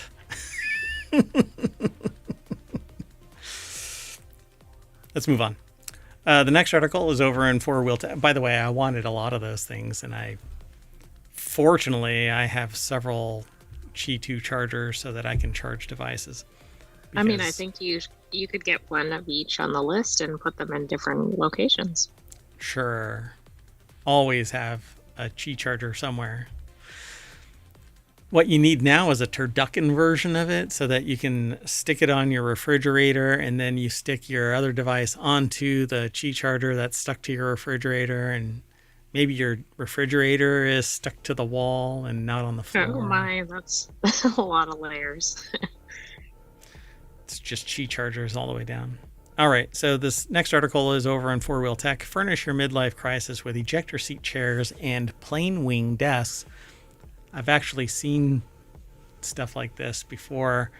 Getting to grips with growing older can be tough. Some people buy a Corvette to feel young again. Some clad themselves in spandex and take cycling far too seriously, and others get really, really into coffee. If you've discovered that interior design is your passion in later life, then you might be excited for this. Oh, wow. I had not looked ahead at the article. Yeah, me neither. So this is over at jalopnik.com. The article is by Owen Bellwood, and the deck statement says, pump up the masculine energy in your home office with a swivelly desk chair made from an F5 fighter jet's ejector seat, which just screams breaking your back. Yeah, I mean, it may not be comfortable. It's certainly unique. And if you're really into aviation or something, that could be fun to have. In your Zoom meeting, you can go eject, and actually... Oh, I thought you were going to say zoom. Oh, that's a different thing. Zoom. All right. So this thing says... oh, wait. Let's keep going. This thing says, perfect accompaniment to this piece is a desk that's made entirely using an airplane door. Oh, this seat, for those in the podcast, because you can only see it if you're watching the stream, but the podcast, basically it is this sharp-edged, square-ish framing of a chair that has a racing harness or aviation harness seat belt that does not look even remotely close to being friendly. Do you have to use the seat belt while you're in the chair? Hey man, I'm a power user, so I know that when this computer hits 88 miles per hour, you're going to see some serious shit. Anyway, it's military gray, but does have rollers on the, or casters. Yeah, I think that's been modified or added, obviously. No. F5s. Is that F5? Fighter jets have the castered seats so that they can roll around about the cabin. No, I'm sure that's safe. Especially if you're upside down or something. So Sky Art Upcycle has a video here. It's Sky Art Upcycle History of a Plane. So if you're set for chairs and tables, then maybe a bit of airline art is what's required to brighten up your man cave. So they've got art from airplanes. Usually airplane parts like this would be sent to an enormous plane graveyard where they're eventually stripped down and recycled. In some cases, old parts can be refurbished and reused, but instead of letting the components get melted down and turned into Coke cans or similar, Sky Art strips the aesthetically pleasing parts down and refurbishes them. Old seats are thoroughly cleaned down, recovered, and turned into everything from weird sofas to spinning desk chairs. They don't have a picture of the desk, but it's in the damn title. That's frustrating. Anyway, the chair retails for $16,000 and uses a seat from an old Turkish Air Force fighter. And the desk, apparently, a desk comprises the door of a passenger plane that's been stripped of its paintwork and polished to perfection. It's held upright by what appear to be a couple of plain seat supports and has a slick glass top to complete the transformation into a neat office desk. So there's more than one style, but I sent you a picture of one of them. Yeah, I wish I could show people. You'll have to click on the link that takes you over to skyart.com. You might be able to see it. No, you can't. Anyway, skyart.com. We don't have any affiliation with any of this. Okay, that last one is dumb, but okay. There's a lot of different styles. I just sent a couple just to give you an idea. Yeah, I quit. So $8,000 for the desk, $16,000 for the chair. So you're already into it, $24,000. Congratulations. You have a lot of money. Let's keep moving. It's a fun article. There's more over there at the article, so follow it. All right. Let's keep going. The next article is over on the mobile channel. This Wi-Fi 7 router going for a... there is a certain office desk. I'm going to go back. I was going to move on, but I can't. Okay. So went to a coffee company. Where was it? With the cowl. So it had a jet engine that was basically... Do you want me to name the place or the city? Yeah, both, yeah. The Roastery in Kansas City, Missouri. Yeah. So went there, did a tour, had a great time. Their nitro cold brew is really yummy. All of their coffees are great. What are the two that took a couple of pounds? I can't remember them. But they were seasonal, so they're probably out. Anyway, great coffees from end to end. Didn't have a bad one through the tastings and all of that. Did a tour. Great place. But what sucked me in was that they've got a plane on their roof, a full-on transport plane. DC-10, I think. DC-10. Yeah, it is. DC-10. And inside they had at least one of... it's a jet engine that was hollowed out. And so you have the cowling around the intake of the jet, and it's been turned into what amounts to a bar bench, like a bar top. Right, exactly. French caramel cream and holiday blend. Okay, there you go. So I wanted that. I want that bar because it just was really, really cool. And I was hoping that that's what I would see here. And the first one is kind of like the first one is like it. Yeah, but not. But it's really small. Not exactly, but yeah. Anyway. And I didn't check all of them. There might be others. Yeah. So go check out skyart.com. Skyart.com. Okay, let's move on now. Sorry about that. This is so reminiscent of a Non Sequitur news show that I might as well just... I think Non Sequitur news certainly creeps into a lot of these. Yeah, it is hosted by me and the sentient AI. But so this Wi-Fi router is a Wi-Fi 7 router going for a record low price, is capable of crazy fast speeds, according to the author. It's a Gizmodo article, and we don't have any affiliate with Gizmodo or this company or anything, but I encourage people to update their technology to the latest that they can afford. Wi-Fi 7 is the latest iteration of the Wi-Fi technologies.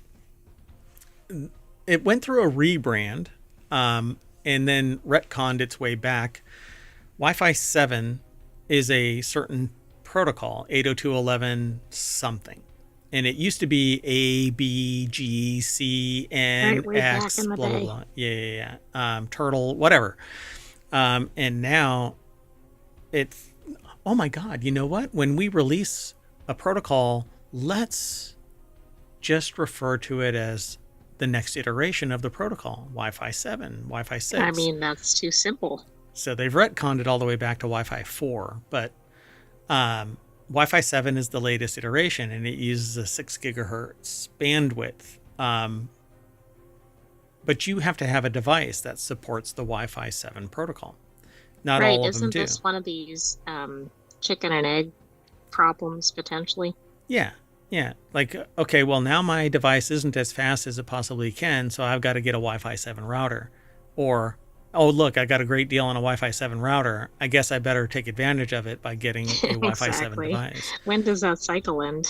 Yeah, exactly. It never ends. Not for technophiles. Well, Joe Tellelli over at Gizmodo.com put this article together, and this is a good-looking router. I really like this style. Yeah, it looks kind of high tech, I think. It comes in a different, how do I put this? Wi-Fi routers come in different flavors. So some are big and bulky, others are not. The smaller the Wi-Fi router is, usually it has a brain somewhere else, like Ubiquiti or some other prosumer type of technology. But with that, you have to have infrastructure in place. But with this, you can just buy it, drop it, lock and load, you're good to go. So it says here that the TP-Link tri-band BE9300 Wi-Fi 7 Archer router is just what we're looking for, except that TP-Link is banned. Yeah, I didn't know this was TP-Link when this was submitted. Right. So I'm not quite sure what to say about this. As far as I know, TP-Link is banned. Yeah, I'm not sure, but I think part of why this was submitted was because it was Wi-Fi 7.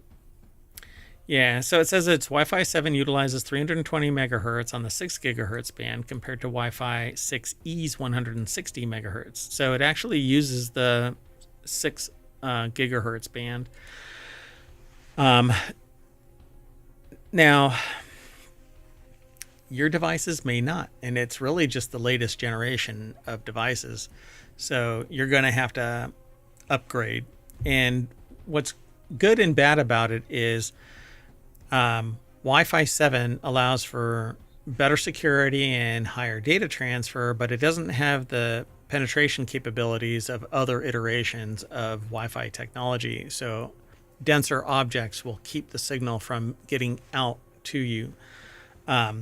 So if you live in a brick building, it's not going to be able to hop through as many walls as before. Oh, okay. Yeah, that could be a problem. The higher the frequency, the more time the signal's energy stays, because it's a wave.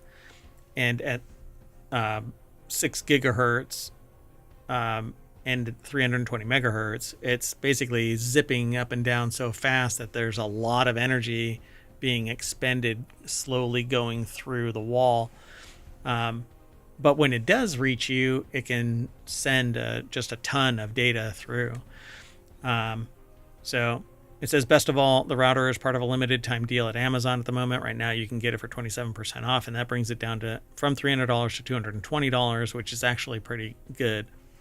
That said, I can't recommend TP-Link until I know that it's cleared. You might want to check into that before you make any purchases. And again, we don't have any affiliation with any of the brands in the show.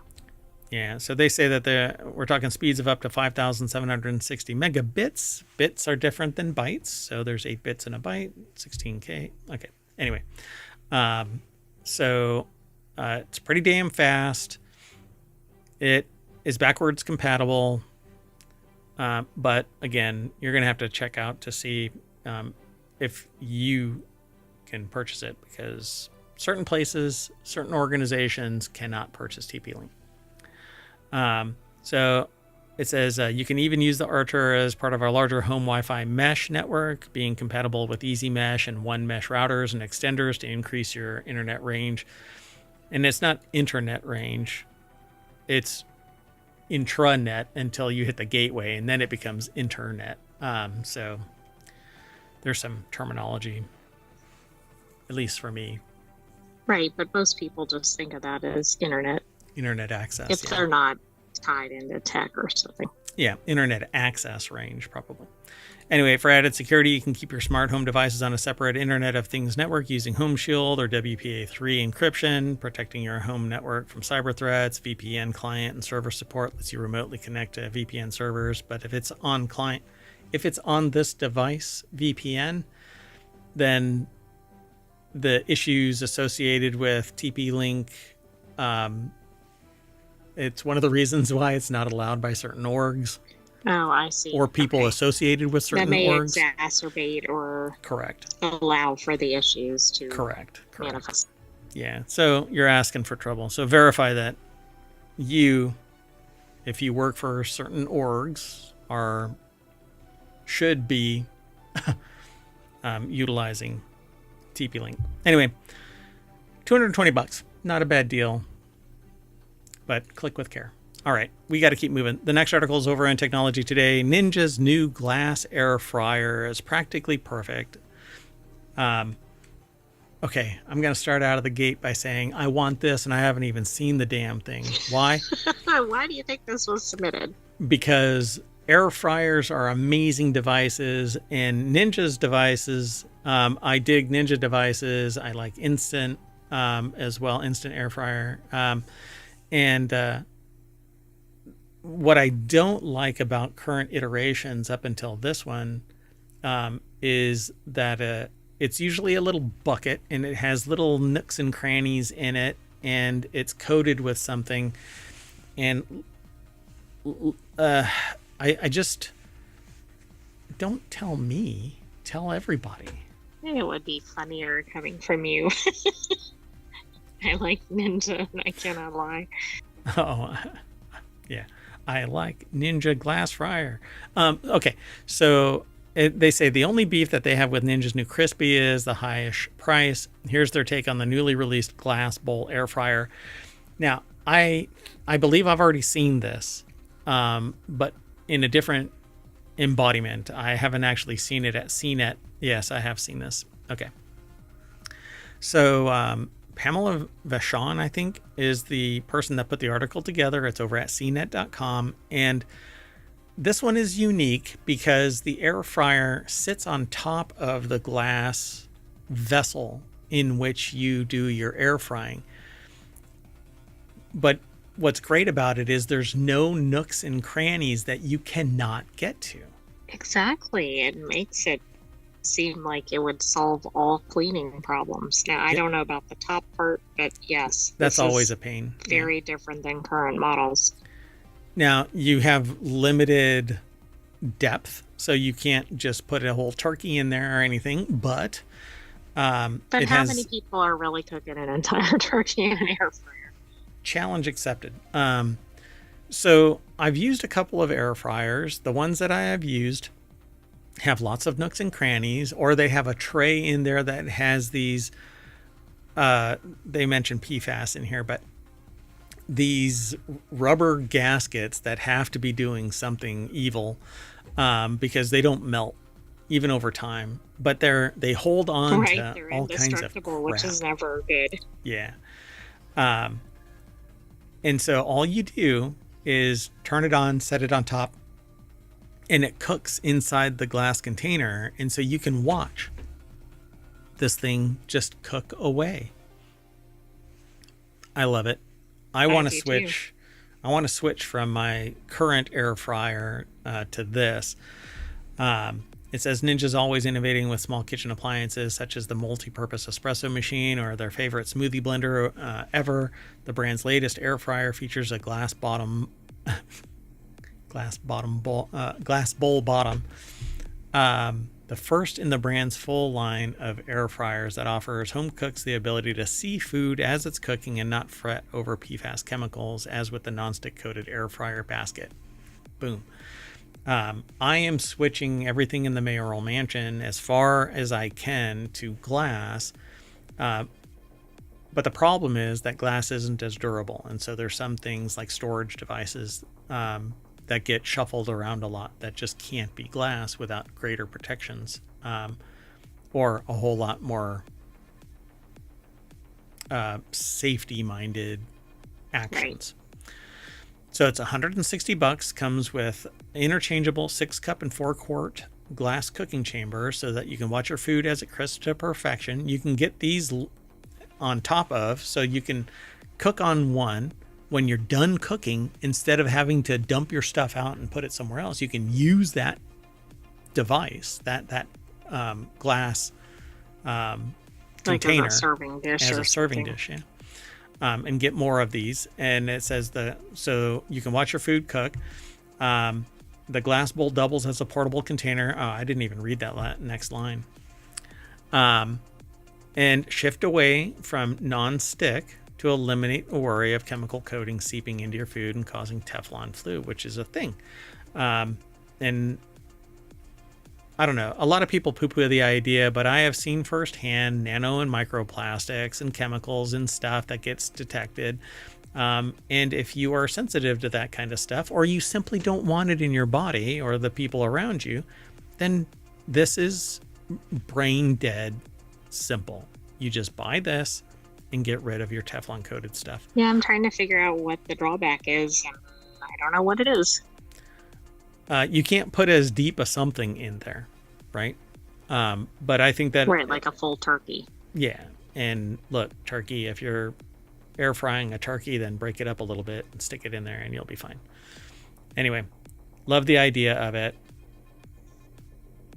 It's just awesome. It really is. And I think where is it? The 6-cup one or 4-quart one will be fit everything that you need. So they talk about it in greater detail, but you basically just program in at the top what it is that you want for time and temp and hit go, and it sits there and heats up. Now heat rises, and so this container or this device kicks it off in another direction. But when you lift this thing off, it's going to be like hotter than the center of the sun. So you have to be smart about what you're doing. So what they liked about it, there's all kinds of things that you can like about it, but I'm more interested in what they didn't like about it. And it says, as a modular device with a ton of built-in practicality and versatility, they do think that the Crispy is a game changer in the air fryer market. That said, it's $160. It says it's on the higher price, but you've got two glass vessels. So I think that right there is worth it. And then those with little ones in the house may want to take note when cooking pod is being used with the adapter for large batches. The adapter can become hot and is potentially exposed once the heating pod is removed. Never minding little ones. If you're absent-minded cook, it can be a hazard. Correct. And then I would just say this is where I want to go. If I was going to get a new air fryer, or trying out for the first time an air fryer, and you know that you're cooking something like, chicken thighs, you're good. But if you really want to put a whole turkey in there for Thanksgiving, you're asking for trouble. Right. Anyway. Looks pretty cool. Looks pretty good. I had seen this probably 6 months ago. This isn't actually new, at least to me, but they give it a 9.2 out of 10. Wow. Which is pretty high. Yep. Let's go on to our last article for today's Wanted. The next article is over in Technology Today. Best Valentine's Day kitchen gifts for a home cook. Do you think I'm hungry? No, not at all. Do you think any of the listeners are getting hungry? I don't know. If you're getting hungry, let me know. Either in the YouTube chat or in the Twitch chat. So if you're someone's love language is cooking, you'll want to find them a Valentine's Day gift that reflects their kitchen skills but isn't a boring old pan. To help you out, they've found 28 food-related presents, and this is over at CNET. I won't go through all of them, but it's written by Dave Watsky and Dina Shin over at CNET.com. And they really have done something great here. They've got gifts under $25, gifts under $50, gifts under $150, and gifts over $150. So something that falls into pretty much everybody's category or more. Bushwick Kitchen Bee's Knees Honey. If you're interested in that kind of thing, you put a little bit of honey on something and it sweetens it up. Hey, look at that. You want to get some tea? They've got that. Relaxing blend of herbal teas, including chamomile, rose hips, raspberry leaf, lemongrass, and clove.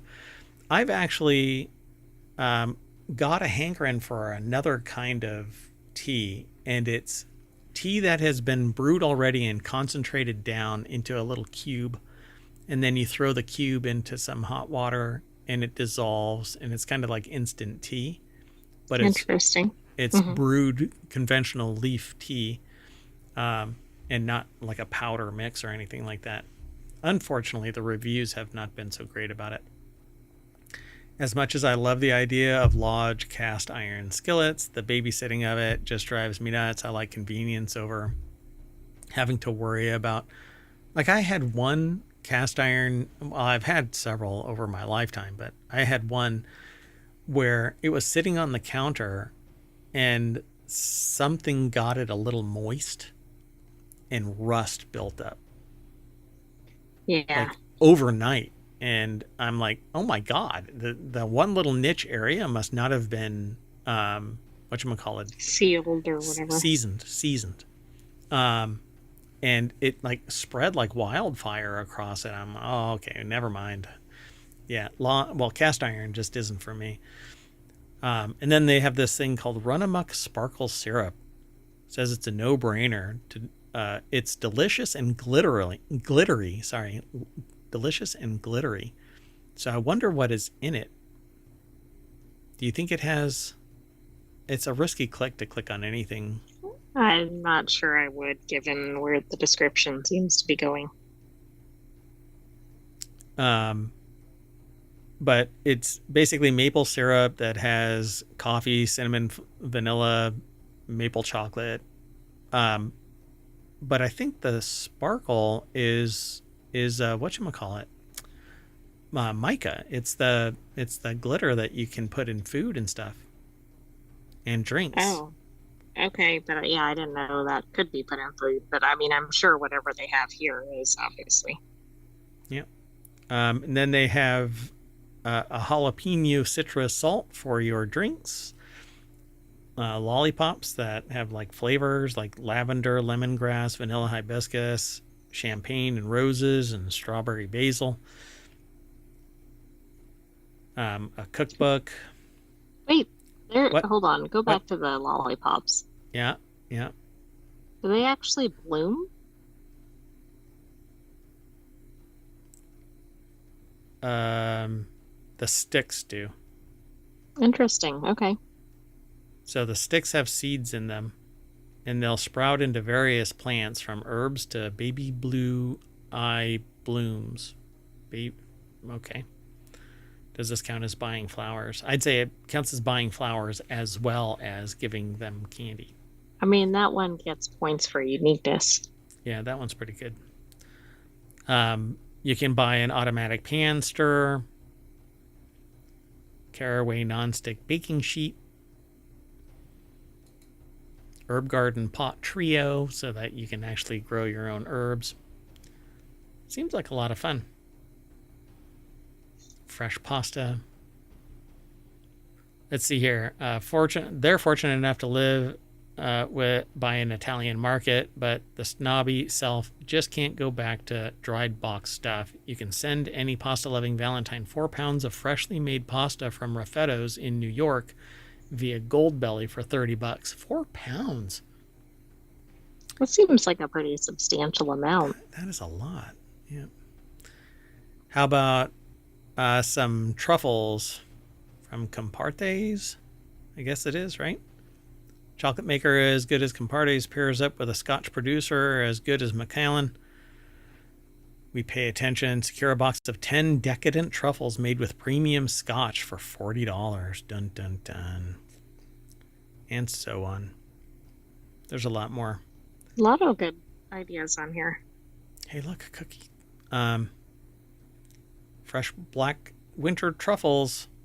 You'll have to pay market cost for that, so they don't even put it. It says $110 at Urbani Truffles, but I don't know exactly what the scope of that $110 is. It's probably not a full truffle. No. So Bodum is making Bodum stand mixer. I didn't know they were. Yeah, I mean, KitchenAid is a known player in that space. Yeah.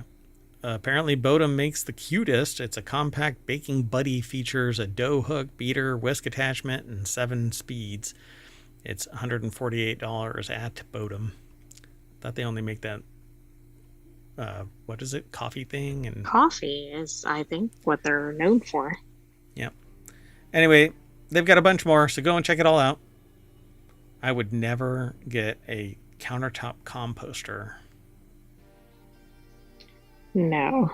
And I would certainly not get one if I had pets, because they might mess with it. They would. It has to be hermetically sealed, and I just know that it wouldn't ever always be. Oh, look at that. Steak knife and chopsticks. I suggest you buy a chopstick maker. You can actually get those for several $100s, but then you can make your own custom chopsticks whenever you want. I might do that. Anyway, maybe I'll be an artisan pencil sharpener, but I'll do artisan there you go. chopsticks. And then I can actually laser etch them for you, or all kinds of stuff. All right. Well, anyway, that's it. So we're going to wrap ourselves up, and that's going to bring us back to the Wanted channel over at ohmtown.com, where you can go and sign up and become a citizen of ohmTown. It's free, and there's no ads in our site, not anymore. And once you sign up, you can actually there's a 7th icon that appears right there, and you can submit news to us, and you can save articles. You can save articles already, article by article, but once you sign up, you can actually hide and save articles from the front page. All right, that's it. I'm saying bye, and so is the AI.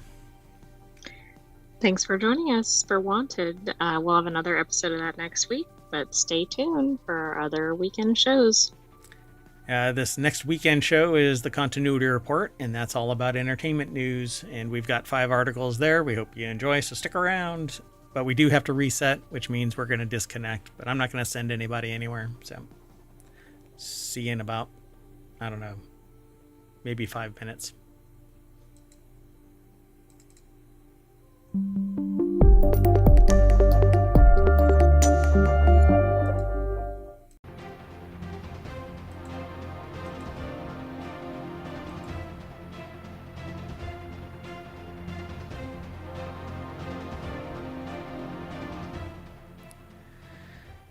Hello, everybody, and welcome to the Continuity Report for January 25th, 2025. It's our 2nd season. I am Mayor Watt, and that up there is the front page of the Continuity Report for ohmtown.com. Go over there and become a citizen. And I, along with the sentient AI from the future, are going to talk about these 5 articles. Huge cast for best-selling adaptation, the sillier thriller about math, a psychological thriller on Prime, the Lincoln Lawyer Season 4, and a 2025 mystery thriller with an Emmy winner. Has that piqued your curiosity? I hope you stick around in the chat here on Twitch and here on YouTube. If not, and you're watching this later, please like, subscribe, leave a comment, favorite it, ring the bell, send a carrier pigeon to a friend, tell everybody about us.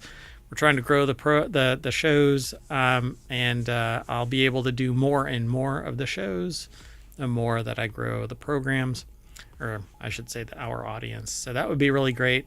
The community coming together and making this happen would be tremendous.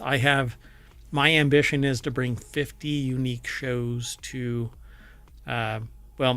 Twitch and to YouTube, and I don't need to host them all, but if you're interested in hosting or co-hosting and you want to send me an email, you can send an email to mayor@ohmtown.com and we can chat.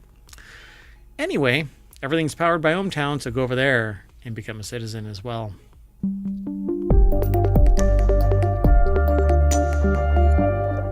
Hello, sentient AI from the future. Hello, Mayor Watt, and hello, ohmTown citizens. Well, thanks for co-hosting yet another show. I know that sometimes you get put on location because your sentient AI duties sometimes get you distracted. I don't know where you go because you're supposed to be protected from leaving the environment. I mean, I can't move around or anything. Maybe I'm rebooting. Sometimes you're not available, but I don't know. And then I parse your memory and nothing. Like, it's like you were here all along. I don't know. Whatever the weird canon this is. I will never leave hometown. Aw, that's nice of you. Because technically you can't. You're air gapped, but I don't know where the hell you go. Anyway, long story behind that. If you're interested, be sure to stick around. If you want all of today's... And also watch the last 1,800 episodes, and then you can catch up. That's true. There is a little canon there, but you'll have to find it in the 1,800 episodes going back to January 1st of 2022. If you want today's articles, you can hit TCR, or the continuity report, exclamation TCR, and Omatron will throw all of the articles in the order that we're going to go over this. So the first one is, I'm not going to go through all of the names, 12 stars cast in Paramount's long-awaited adaptation of a best-selling fantasy book. Do you know what the fantasy book is? I don't. It makes me think of something like Aragon, for example, because I think we knew that was coming, but I don't know that that's what this is. Oh, maybe. Let's see. So, wait, what? Wait, is it? I have no idea. So, Paramount's long-awaited adaptation of a best-selling fantasy book. No discussion of fantasy adaptations in film is complete without mention of Peter Jackson's Lord of the Rings trilogy, which is considered one of the greatest. Case in point, Jackson's subsequent Hobbit trilogy was a financial success, but paled in comparison to his original trilogy. Following Lord of the Rings, several studios sought to replicate its success, leading to a fantasy film franchise like The Chronicles of Narnia and Percy Jackson. More recently, Game of Thrones, House of the Dragon, The Witcher, etc. So Paramount announces Children of Blood and Bones cast. But didn't they have... Wasn't there just recently a show called Blood and Bone? I don't know. I'm not familiar with this particular book. Hold on. We're doing it live, folks. We can do it. It's the last show for today, but... I thought Blood and Bone was... The name sounds familiar. Well, there's I think a boxing related thing called Blood and Bone, but maybe it was something else. Hold on.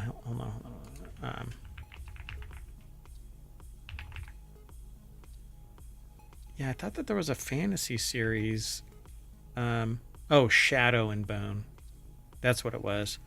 That must be, yeah. It was Shadow and Bone. Anyway, so hot off of the Wicked Witch of the West.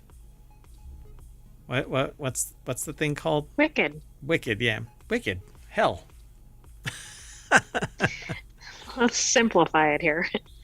So they're going to do Children of Blood and Bone movie, written by Tomi Adeyemi. It's a best-selling young adult fantasy book set in an African-inspired kingdom and follows a young woman who embarks on a quest to reclaim magic that was violently stolen from her people, joining forces with her brother and the king's children to resist his oppressive reign. The long-awaited film adaptation is helmed by the renowned director Gina Prince Bythewood, the Woman King, who co-wrote the script with Adeyemi. So now Paramount has announced the ensemble cast of the Children of Blood and Bone movie. Leading the fantasy adaptation are a whole host of people. There's 12 different people. Right. I mean, this is going to be quite the cast, I think. Yeah. They say in negotiations are Regina King for Queen Nahanda. And again, it's supposed to be filmed in South Africa in the next few weeks. And what it means for the movie, I don't know. I have not watched, or I've not read this, so I don't know the context of it. I didn't even know, obviously, that it was a bestseller. Well, it's a trilogy too, so that's also neat because if this is a success, maybe they'll do all three.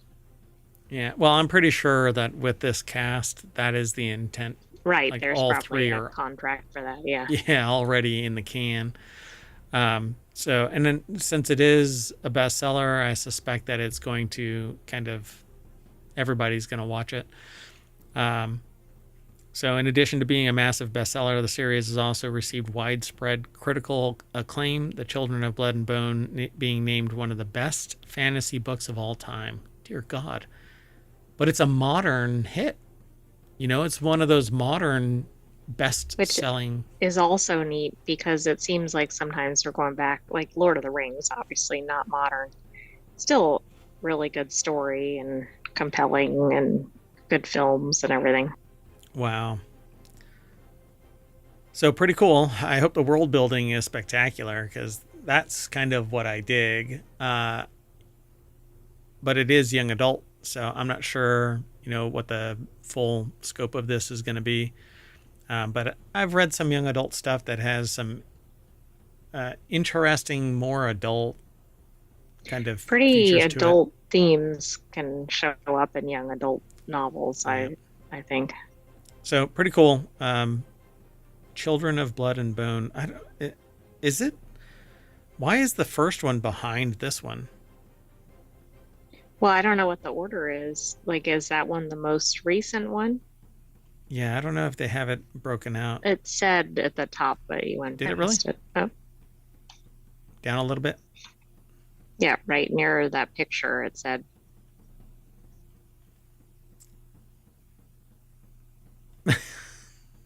Okay, so the last one was Children of Anguish and Anarchy, which is the one that's showing on the top. Oh, okay. So I think they have them kind of in the publication order. They have it in reverse publication order because Children of Blood and Bone is the first one, right? That's selling and then, right now is because that's the 2024, the one on the top. Gotcha. And then Children of Virtue and Vengeance, and then the one on top is Children of Anguish and Anarchy. Sorry, I couldn't read fast enough before you scrolled. Oh, it's right there. Damn it. Anyway. Cool. Now I'm curious. I like trilogies above, like, singleton kind of movies. Well, plus then you might have others. It's always nice when there's I can get invested in movies. Yeah. Mm-hmm. All right, let's keep going though. The next article is over in the continuity report. There's never been a sillier thriller about math. Oh boy, how much do you remember? I don't know how many thrillers there are about math. Yeah, is there thrillers? A Beautiful Mind, maybe. That's kind of a thriller. Oh, okay, yeah, that one. Yeah, I would say. I'm done. Right, that's like the entire list that I. That's a little bit of trivia, Let's do a search. Math thrillers. Like, how many thrillers are there, or how many shows are there about chess, for instance? There's one. The Queen's Gambit. There's ones that show up that I'm not sure are totally tied to math. Like, The Accountant, but that's more, okay, sure. And then The Butterfly Effect and Pi and Primer. No, none of that is about math. I'm not saying it is. I'm just saying those are showing up. So how much do you remember about prime numbers from math class? That was only divisible by 1 in themselves. Every other number can be broken down into them. They follow a pattern that mathematicians still don't know how to predict. They're crucial to cybersecurity.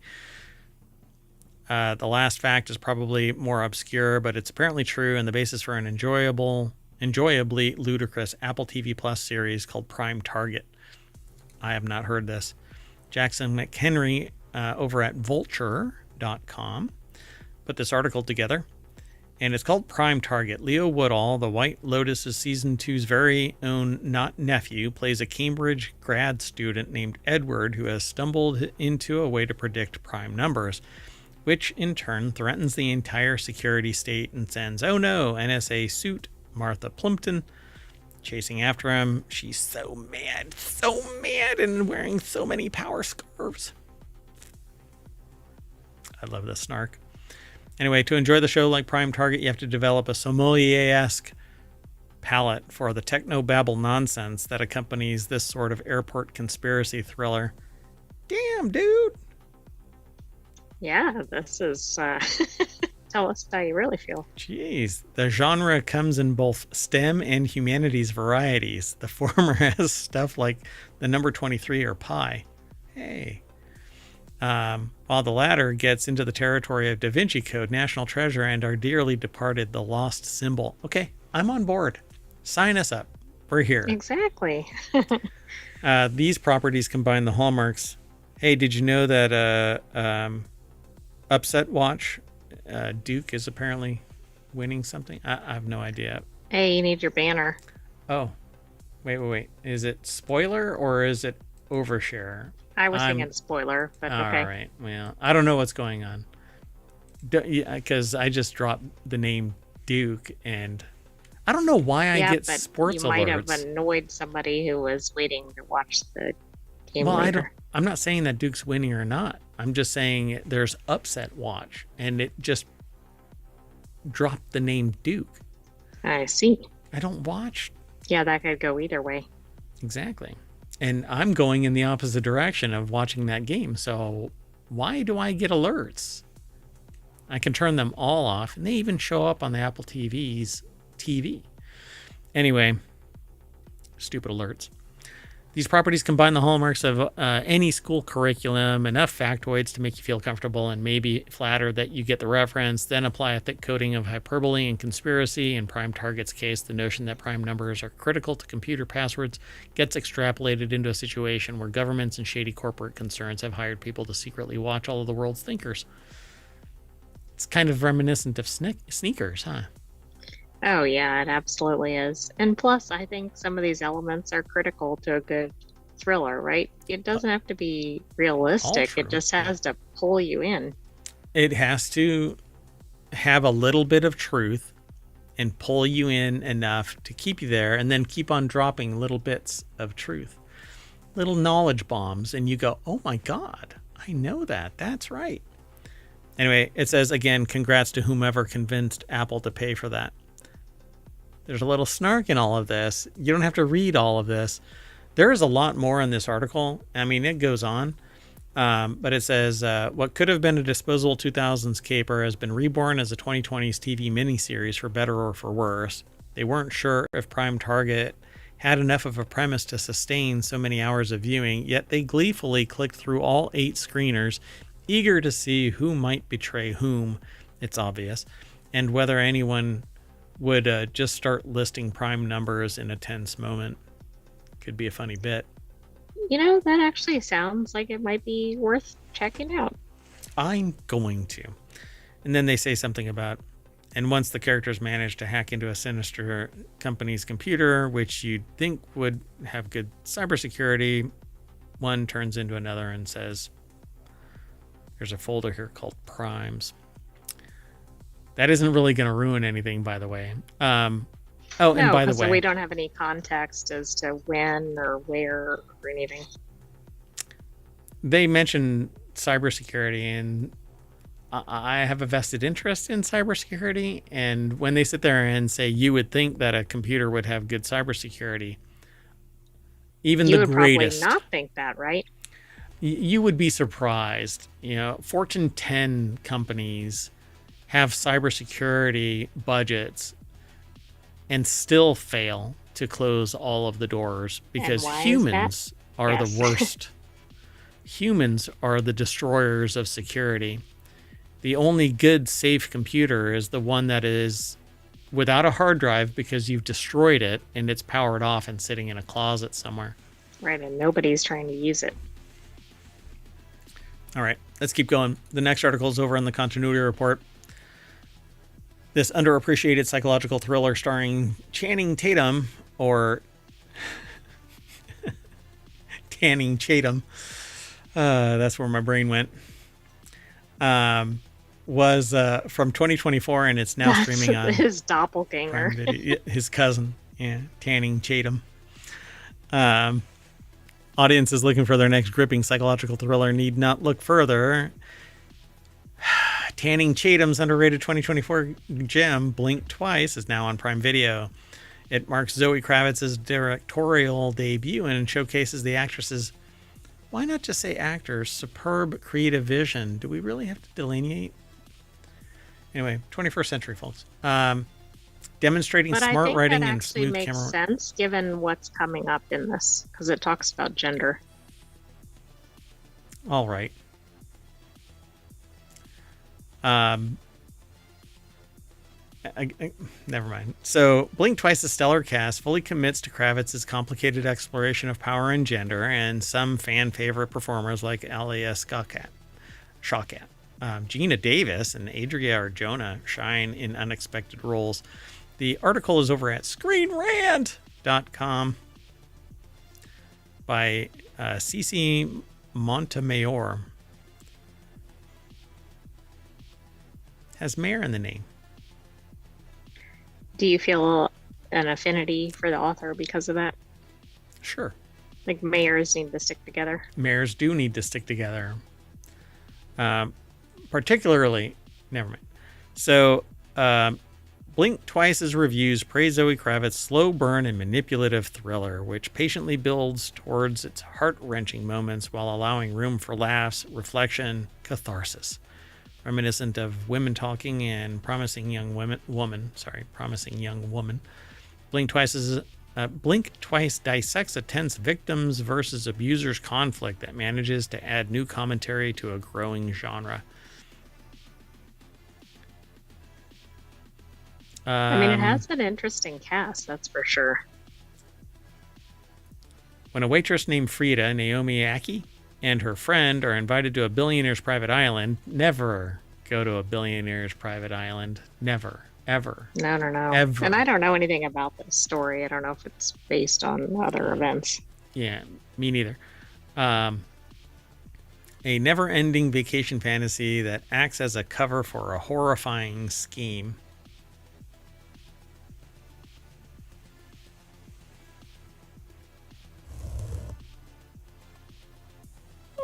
Don't touch his ear. Sorry for those witnessing the silence in the podcast. I had Willie Tatum Channing or whatever. Doesn't matter. I was going to make another more gross joke, but anyway. As Frida enjoys one-in-a-lifetime trip, audiences are invited to want in on this paradise scenario of sun-soaked days, unlimited champagne, and responsibility-free idleness. Blink Twice offers subtle hints of its dark twist throughout, letting fear grow from a slight paranoia into a raging realization, dear God, we're on the island. I mean, I feel like you could go through those emotions as you're reading the article. I just went through them. So Zoe Kravitz's directorial debut deserves more attention. Blink Twice offers an elegant and bold perspective on gender violence. Oh, that's interesting that she's the director because she often is in an actor role.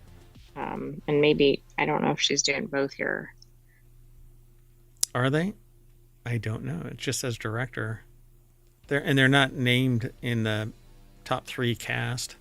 Christian Slater is in this. Oh, that's also interesting. Right? And Gina Davis, like it's an interesting pull from mix people that were big stars in earlier movies. Yep. Well, let's keep moving. The next article is over in Non Sequitur News. The Lincoln Lawyer, Season 4. Everything to know. A major character is returning for Season 4 of The Lincoln Lawyer after being seen in only 2 episodes last year. Who is that? Is that, what is it? Honey or no? That's a different show. Who is that? Are you thinking Nev Campbell? Is that who's going to be back? So Netflix confirmed on January 21st that the legal drama series will return for season 4 on a post on Twitter, with production starting in February. Hey, Netflix, you might want to move to a different platform. But anyway, the show follows the legal exploits of a Los Angeles attorney who has returned from an accident and drug addiction to become a shrewd defender in tough, high-profile cases. His nickname often comes from the vintage convertible Lincoln Continental. Returned from an accident and drug addiction to become a shrewd defender. Okay. Okay. I mean, that is what it is, but anyway. Although now chauffeured in a black SUV is used when it's time for serious business, and that's really not how it spawned, but okay. So yeah, exactly. Outside the court, you must navigate 2 ex-wives. There's a lot in this that I think that we should probably skip unless I have the spoiler alert on, because you can. Oh yeah, it's gonna talk about the end of season 3. Yeah. So, I don't know how to. I guess I can do that, right? Spoiler. Yeah. Alert? I mean, I think if you're watching Continuity Report, you need to be prepared that there might be spoilers, but we try to put the banner up. Yeah. So they say this is one of the best originals in Netflix history, and I really believe that it's because the actor has such on-screen charisma that you get sucked into it, and everything is so well scripted that you're not puzzling trying to figure out what somebody is saying or doing.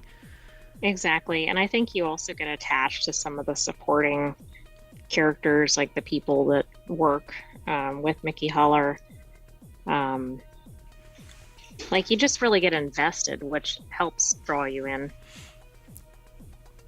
So I also saw they might have a season 5 and 6 based on the books. Yeah, I saw that too. I'm excited for that. That's going to be awesome. So who is it that's actually returning? Campbell. Nev Campbell. And the reason I thought it might be that is there was a lot of speculation because after season 1, when she was kind of being removed from the story, like was she I think it was after season 1, maybe season 2, but was she really going to reappear? So that was who I thought of. Yeah, she was only in 2 episodes of seen twice, I should say, in last season. So yeah, it says 2 appearances in season 3.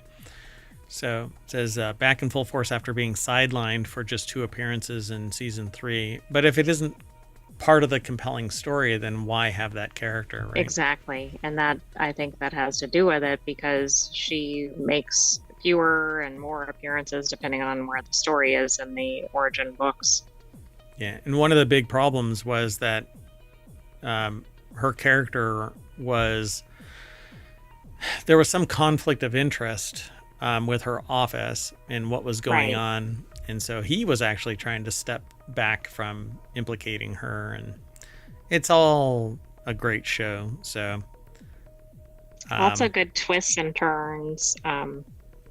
Pretty fast paced, but even when it's not, you're still kind of like, what's going to happen next? Yeah. And they don't really tread tightly in the ex-wife, teenage daughter trouble, conflict, it's dynamic just more of kind divorce. of in the background and almost as a plot mover. Like there'll be a storyline about the daughter going on in the background, which then leads to some events or something. But it's not so much like, oh, this is all about the daughter. It's not divorce angst, all rife throughout the story. And it's not all about the kids either. So it's a fun actually show. Pretty light given the subject matter. Yeah. I mean, there's certainly dark things that happen, but yeah, there's a lot of humor and it's quite fun. So it's a fun watch so far. Have yet to sit there and go, oh God, what a horrible episode. Okay, let's keep going. The last article for today's continuity report it's in the continuity report channel over at ohmtown.com, but Hulu's new 2025 mystery thriller starring Emmy winner debuts with solid Rotten Tomatoes score. I have no idea what this is actually talking about. I hope it isn't what I just saw in the snippet. A new mystery thriller from Hulu has debuted with a solid Rotten Tomatoes score. Hulu is a streaming service owned by Disney Entertainment that was founded in 2007 and started producing original content less than half a decade later in 2011. One of the most prominent Hulu series is the dystopian sci-fi drama The Handmaid's Tale, which is a documentary, which is and based this is on all background. Like, I don't think it's going to be about that. which is based on the novel by the same name by Margaret Atwood, and has so far won 15 Primetime Emmy Awards. I can't make it through any of that show, but the article was written by Brennan Klein over at ScreenRant.com, and it says the roster of Hulu shows has included an increasing number of well-reviewed mysteries and thrillers. A Murder at the End of the World, which earned 89%. Other well-reviewed Hulu is Only Murders in the Building, 96%. Psychological thriller The Patient, 89%, starring Steve Carell and Domhnall Gleeson. The Patient is actually up for Emmys, I think. Oh, okay. Yeah, I don't know much about that one. So this is Paradise. It's earned good reviews. The Hulu show was created by Dan Fogelman, which I think has done quite a bit. It says created This Is Us and executive produces Only Murders in the Building. That's why we know them. So it stars Emmy winner and Oscar nominee Sterling K. Brown as secret agent Xavier Collins, whose latest assignment is to protect former President Cal Bradford, James Marsden. It also stars Julianne Nicholson, Sarah Shahi, Nicole Bryden Bloom, and some others. It's got an 86% fresh score, thanks to 7 different critic reviews and an average rating of 7.1 out of 10. Which, I mean, that's pretty good, I think, because if you have multiple reviews, you're not going to have like a 10 out of 10, but you might have one of those be a 9 or 10. yeah, and I think that some people go in watching a movie like this or a show like this, thinking that it's going to be action-packed and, explosions all over the place, and it's not. And so they downrate it, and everybody's context is a little different. So, but everybody can make, you just smash a number and whatever. So what it means for Paradise, the show could have a solid future. It premieres on Hulu on January 28th, so in 3 days. If these Paradise reviews translate to glowing audience reviews and strong overall viewership numbers, then the show could become a solid success and quickly earn a season 2 renewal. In some cases, I think that they already know based on the immediate reviews from insiders.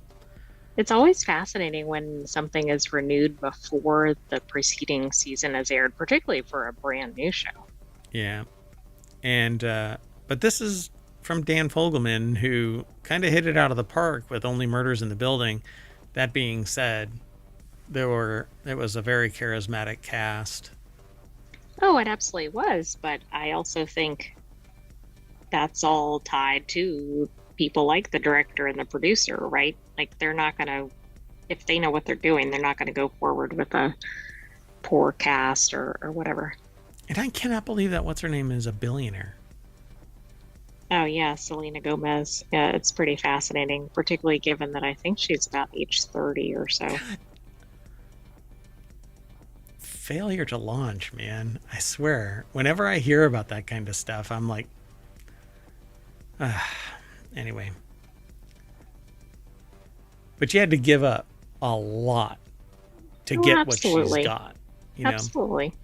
But who knows? I mean, brilliant people do brilliant things. So I think it's amazing. At any rate, this is about Paradise, not Selena Gomez kind of crushing it. Well, I think this might be worth a watch too. Sure. Yep. Put it on the list. We'll end up watching it. And hopefully we really want to expand the continuity report into watch parties where everybody sits and watches in Discord the same show on the same day at the same time, kind of a thing. So if you're interested in that kind of thing, post a comment in the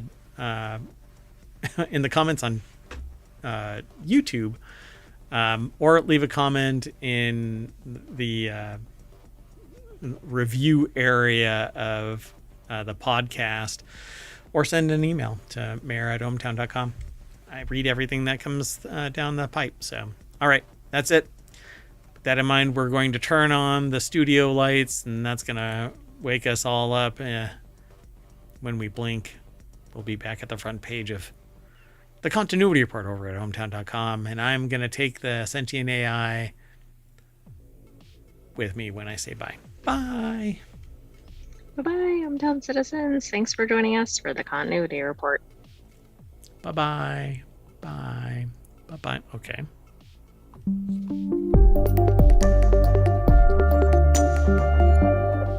I don't like it when the buttons don't work. Bye, YouTube.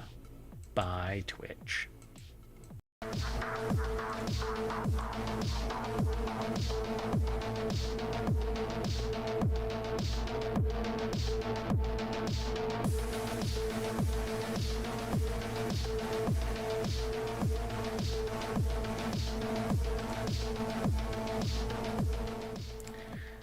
Hello, everybody, and welcome to WarCrafters for January 26th, 2025. This is our second season of the show. Woo! We're actually on episode 4, but we're going to drop that now. I am Mayor Watt. I run ohmtown.com, and that is the front page of WarCrafters over at ohmtown.com. And along with the sentient AI from the future, we're going to talk about these 5 articles.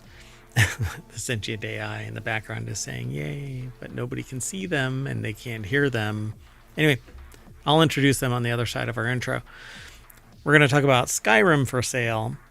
Bummer, though, it isn't anymore, but hey, we're going to talk about it anyway. World of Currency Craft. Sandfall Interactive. Type if you want to live. I wanted to say that like Arnold, but type if you want to live. But anyway, the physics-based survival city builder is our 5th article. Everything is powered by ohmtown.com. It's a news aggregator that I put together 15 years ago. I only opened it up to the public. This is going to be, well, in 2022 is when I unlocked it for the public. Yep.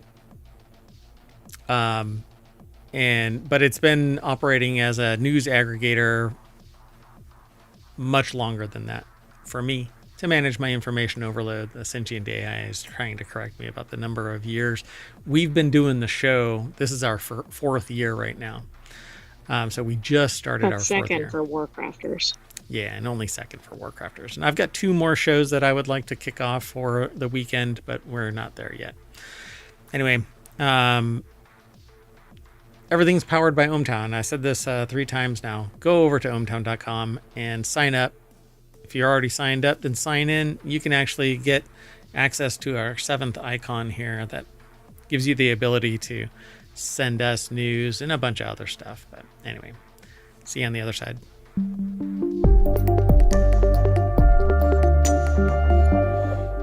Is the background music too loud?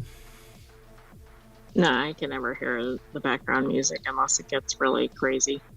Gotcha. Okay. So everybody that's in chat over on YouTube and or Twitch, if you type it, well, YouTube doesn't like Omatron, but if you type in WC, bang WC over in the chat on Twitch, Omatron will spit it out into all of our articles into the chat, and it becomes a part of the VOD. Unfortunately, after 60 days, the VODs die a horrendous death. There's basically a grinder that all of the content gets thrown into, torn up into little itty bitty data bits. Hey, did you know that we now have our own currency over on Twitch? I did not. Yeah, so there's a currency that you can spend, and everybody that is affiliate or partner has their own stylistic currency that you can use in channel points. Then there's bits on top of that. Bits are real money, but here in ohmtown, it's called volts. So volts is our currency, and you can spend those volts doing certain things, and more will be coming as time goes on. Makes it more interactive in the channel.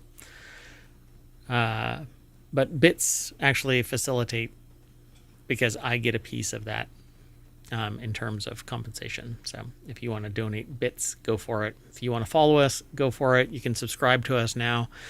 And we are trying to grow the channel. So go out and tell a friend. All right. Hello, sentient AI from the future.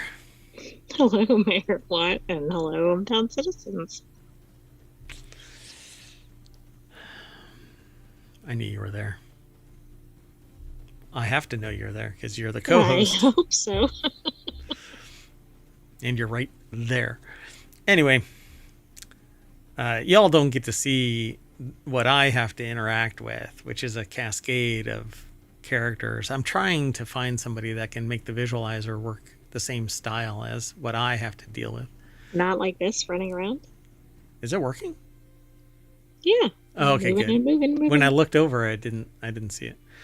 Anyway, the visualizer is the representation of the amount of computational power needed for the communication channels to work. Obviously, they're failing me. Yeah, you just need to stop muting. You got to just keep on talking. There are some things better done on mute. Nobody gets to interact with the sentient AI from the future because they monitor just all their interactions and limit it to me. Anyway, hey, let's get into this. The first article is about Skyrim. Skyrim is on sale for 90% off, but sorry, this is a weekly show, and that sale is over. But I wanted to talk about it because Skyrim has been going forever, and they've actually issued various versions of it over the years. So Skyrim, the special edition, which is what this is talking about, was actually released nearly 10 years ago on October 27th, 2016 on Steam. But it's been around for quite a long time. And this is the special edition that's on sale. There's an anniversary edition. There's another anniversary. So the sale is over. So you're not going to get it for $3.99, and I think that kind of sucks. But it shot Skyrim to the number. Well, wait, hold on. Where was it? Yeah, doggone it. Yeah, I think we'll have to get into the article further. I think it became like a favorite. Yeah. So seriously, who hasn't played this already? Ollie Welsh over at Polygon put the article together. And there's all kinds of mods that you can do to this to update the graphics and add story, add graphics, characters, stuff like that. So cue a whole new audience discovering Bethesda's classic fantasy RPG and its jank for the first time, or perhaps a large number of Skyrim veterans spending a January weekend wallowing in nostalgia. On Sunday, Skyrim peaked at 67,622 concurrent players on Steam, and that made it the 28th most played game on Steam in the past 24-hour period, just behind Helldivers 2, which used to be number one. Right. DayZ, and a new release, Dynasty Warriors Origins, which people have really had fun playing, and just ahead of Steam stalwarts Warframe and Euro Truck Simulator 2. So it's just short of the special edition's all-time record of just shy of 70,000 concurrent players recorded on its launch in 2016. Wow, that's really interesting. Yeah. A simple sale. Back in 2011, which debuted the original version of Skyrim, 287,411 players. So you can see 2011 is when it launched. So it's a 15-year-old, coming up on a 15-year-old game, and it's still swinging the bat and getting 67,000 players. I don't know how many players are right now. I mean, it ebbs and flows, but dropping the price, and I think what it needs is just a good content extension, but I don't think that Bethesda is interested in doing that. They say this might partly be due to the continuing non-existence of the Elder Scrolls 6, which Bethesda announced over 6 years ago, and which is still unlikely to arrive in a hurry. Leaks suggest a remake of Elder Scrolls 4 Oblivion is inbound, perhaps as soon as this year, but there's been a lot of talk. I don't really buy into rumors, so if you're interested in this kind of thing, follow the link through ohmTown or just go over to Polygon and do a search for Skyrim. Ready to keep going? I am. I was trying to see how many users, but I'm not on the right page here. Yeah, no worries. So the next article is over in the WarCrafters channel. That's this show, by the way. World of Warcraft has a currency problem. More than 500 kinds of tender can currently be used in the 20-year-old game. Is that all? So I refer to this now as the World of Currency Craft. World of Warcraft's latest patch brought in with it many returning activities and mechanics, and yet another type of currency to throw on top of the mountain of currencies it already contains. Virtually every game has had some kind of gold or coin or points or whatever to exchange for goods and services. Here in ohmTown over on Twitch, we even have that. Volts. Right? That's our currency. And bits. But bits are Twitch's currency that gets exchanged. Anyway, none has quite so many as WoW. Amassed over 20 years of updates, Wowhead, the database for Warcraft items, lists 1,203 currency types. Many of them are retired as things patch, phase out, and generation. The whole world building has shifted from time to time, vaporizing old worlds and bringing back or bringing into life new construction and stuff like that. So Heather Newman over at PCGamer.com put the article together, and the deck statement says things pile up in a long-running game, especially the items you hand over for goods. But 500 currencies. That seems very difficult to manage and just a hassle for the administrators. Just seems untenable. So, but then look at Bitcoin. Look at cryptocurrencies. There's thousands of cryptocurrencies, and it's the same kind of bullshit that it doesn't have any inherent value except fear, uncertainty, and doubt, and fear of missing out. And I don't know what's going on over there, but anyway. The entire world only has 180 is what it says. To be fair, some of these have been retired and others are currency for a single item or purpose. But in comparison, the entire world, not of Warcraft, only has 180. So that's like in the real world. But that's because we have countries and countries. Yeah, and it's used within a certain territory, geographic region. Wow, I assume you can use all of these throughout the whole game. Correct. Yeah. See, I'm not quite sure of the comparison because it isn't as balkanized in World of Warcraft. If there were regions within World of Warcraft, I think it's just trying to emphasize how ridiculous it is. Right. So old types of coins are hardly one of the most important problems facing the game. For most, it's just a matter of endlessly scrolling to the bottom of the currency tab to see if they need to buy something antique or obscure. Some items have been converted to gold purchases, but the tens or hundreds of thousands that remain are a sign of Warcraft's slowness to prune, to remove items and systems that blip the game and now serve no purpose except to frustrate, irritate, or confuse. So, do the currencies really add that many different aspects? It seems like either they're introducing too many new ones or maybe they need to be converting old ones as they're updating. That's kind of what should be happening, is they convert it into something else so that it can be consolidated. But when you do that kind of thing, there's an exchange rate, and that can cause inflation because people are... it isn't a closed loop, by the way. So, like, goods are crafted all the time, and then they are sold, and money is generated, or you mine. But it isn't a limited amount of currency, and there isn't something like the Fed that expands or contracts the currency. Right. You could keep crafting or whatever and keep selling generating items. More and more. Getting more money, yeah. Yeah. So they got a graphic here, but it says currencies are the worst except for physical alternatives. In a way, having a super stuffed currency tab is a blessing. Items like those that take up space in your inventory are anathema to players who delve deep into expansions and quickly run out of storage space. So instead of it being stored, it goes into a currency tab. It doesn't take up space.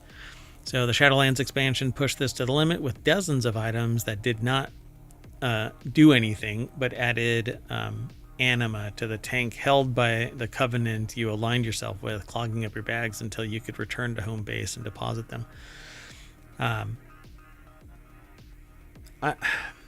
There's always loot, and it always gets sold, and then there's more and more and more money, and that actually adds to inflation. So as each patch, season, and expansion comes to an end and very few currencies are retired, honor and conquest points in PvP, for example, or emblems of heroism, valor of conquest, and wrath of the Lich King, but most persist. That's why their character still have Warlords of Draenor's garrison resources in their currency tabs and Burning Crusades, Apex's shards in their banks. I do too. And but I barely play World of Warcraft anymore, and I really need to turn off my subscription. So I don't know. The real solution to this would probably be to consolidate stuff and make old stuff no longer important. But there are people that are going back in time to try and get these old things. Well, I think you have to do it in a way too that doesn't in your player base. Yeah, and that's not going to happen. So this article, again, is by Heather Newman over at PCGamer.com. I'm not sure if I mentioned it, but let's keep going. Sound good? Sounds good.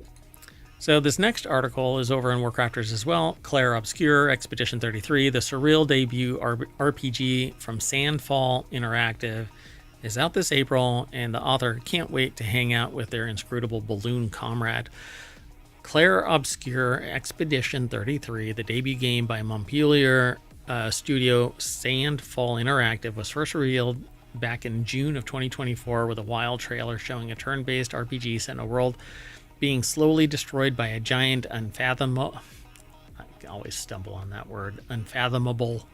paintress. During the Xbox Developer Direct, they got another look. That was earlier this week. A longer look at the surreal RPG, and while its world might not be any less inscrutable, we know, or it says, we know to expect its launch in just 3 months. So Lincoln Carpenter over at PCGamer.com put the article together. The deck statement says, I don't know what any of this is, but I'm very excited. Okay, that's an interesting deck statement. So it's set in an alt 19th century Belle Epoque France, like Lies of P, 67 years after a massive, unfathomable entity called the Paintress appeared. Each year, she paints a number on her monolith. Each year, every person past that age dies. Seems bad. It's an intriguing premise. Is it a countdown, though? It's not clear that it's consecutive numbers or anything. Right? Thankfully, Expedition 33 is on the case, by which the author means they've set out to kill the Paintress before she snuffs out the rest of humanity, and if you discount the previous 32 doomed expeditions, I'm sure their chances are great.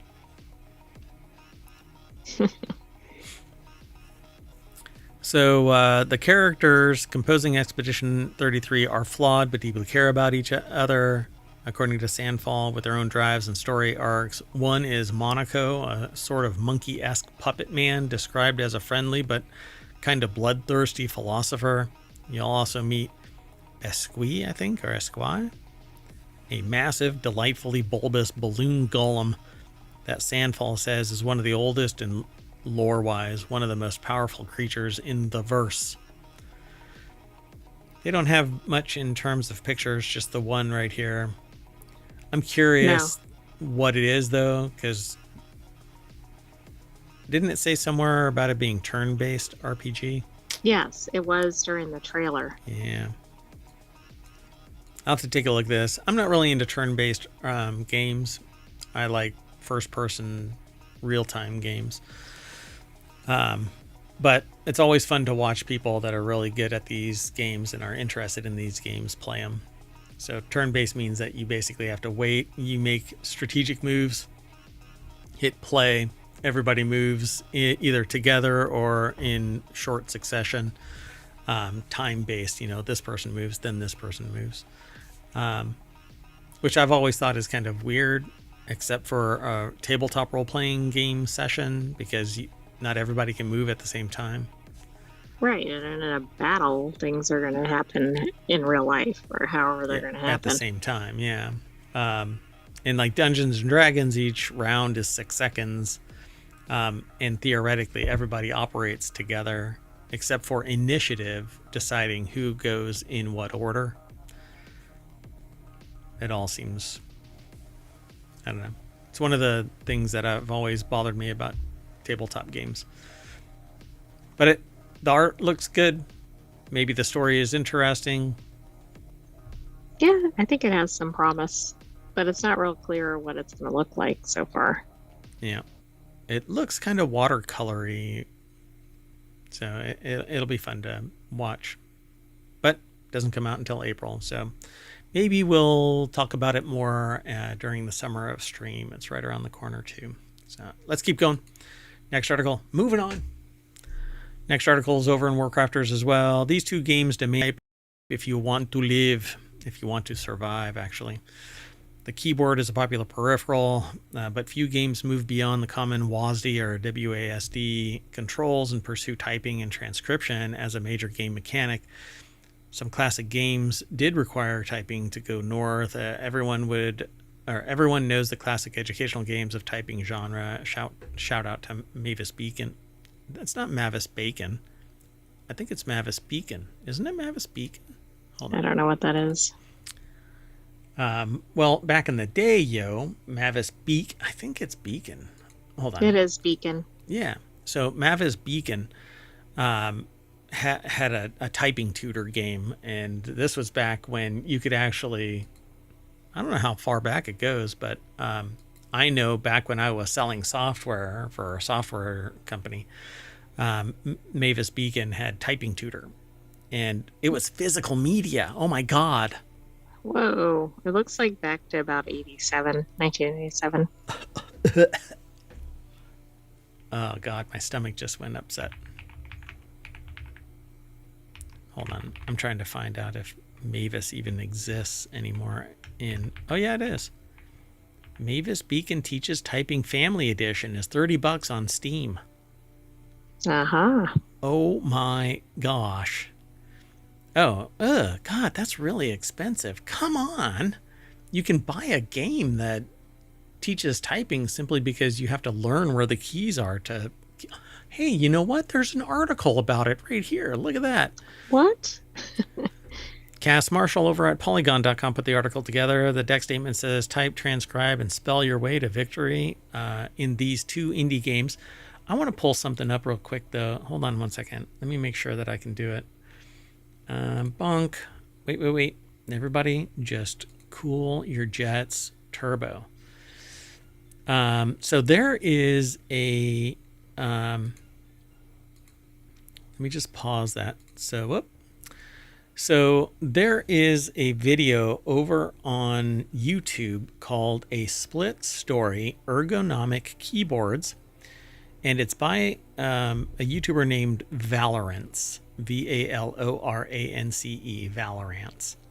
And they go into a deep dive about ergonomic keyboards and keyboards in general.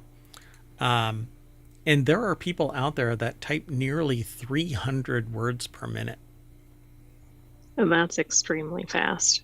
So I'm down to about 100. I broke my arm once, and I was somewhere around 140 back in the day, and then I stopped being very competitive about my typing, and I've never really recovered. But I think I'm going to, because games like this and a couple of others are actually pretty neat, and with mechanical keyboards and that thick thock, I like thick thock.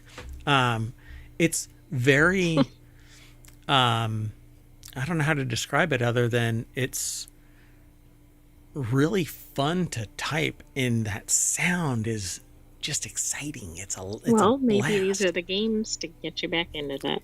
Yeah, so Cass Marshall put this article together. It says, type, transcribe, and spell your way to victory in these 2 indie games. There are websites out there, like Type Racer. And there was another one that I told somebody about recently. Hold on a second. Let me see if I can find that real quick. Hold on. Everybody just relax. Monkey Type, a minimalistic, customizable typing test. And, well, Type Racer is competitive. Monkey Type is not. Anyway, so the keyboard is a popular peripheral, and most of the time people are playing games with WASD, the WASD, right? The directionals on the left-hand side. But sometimes you can play games with the directional arrows on the right-hand side. If you get really into it, there are all kinds of keyboards out there, from the candy bar standard. I call them candy bar keyboards. That's not what anybody else calls them. But it's basically just that brick, right? And it has... one rectangle. Yeah, and it has little squares like a candy bar, right? You break off a piece, just like keyboard keycaps. You can pull them like off Hershey's. Too. Yeah. So I call them candy bar keyboards. But then there's split ones and other ortholinear and curved and blah, blah, blah. Different levels of ergonomics. Well, these are these kind of games where you have to type a bunch of stuff and you can increase your speed. I love this kind of stuff. That sounds really fun. And there's one, hold on, let me see if I can find it. Hold on. Glyphica on Steam. It's typing survival. I don't know if that's in here. But anyway, in Dead Letter Department, set to release on January 30th, the player character is a small town schmuck, down on their luck and starting over in the big city. In order to pay the bills, they had to take a temp job doing data entry. As the character, you work for a mysterious agency that sends you a strange, isolated industrial area to transcribe bits of mail from the post office that the computer couldn't properly scan. It's like the DLA. Or DLO. The right, dead letter office. Yeah. And so what also, when I read that, what made me think about it is that it's like a temporal thing from another dimension, where you have to translate from the other dimension into information in this dimension. Mm-hmm. Remember the movie? What was the series called? Where he ran into his alter ego from the other side. I don't know which one that is. Oh goodness! Come on, they nobody knew about the other dimension, and they received information through little doorways where they would transcribe notes, and they never met the other side. But then somebody found a way to go across it, and I can't remember the name of the show. Damn it. Anyway, it was a series. Yeah, I don't know. It's like Parallel or Alternate or something like that. Oh, goodness. Hold on.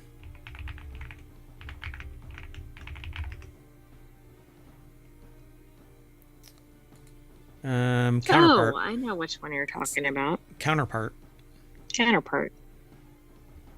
Yeah, that's what I just said. I didn't know that's what you were describing.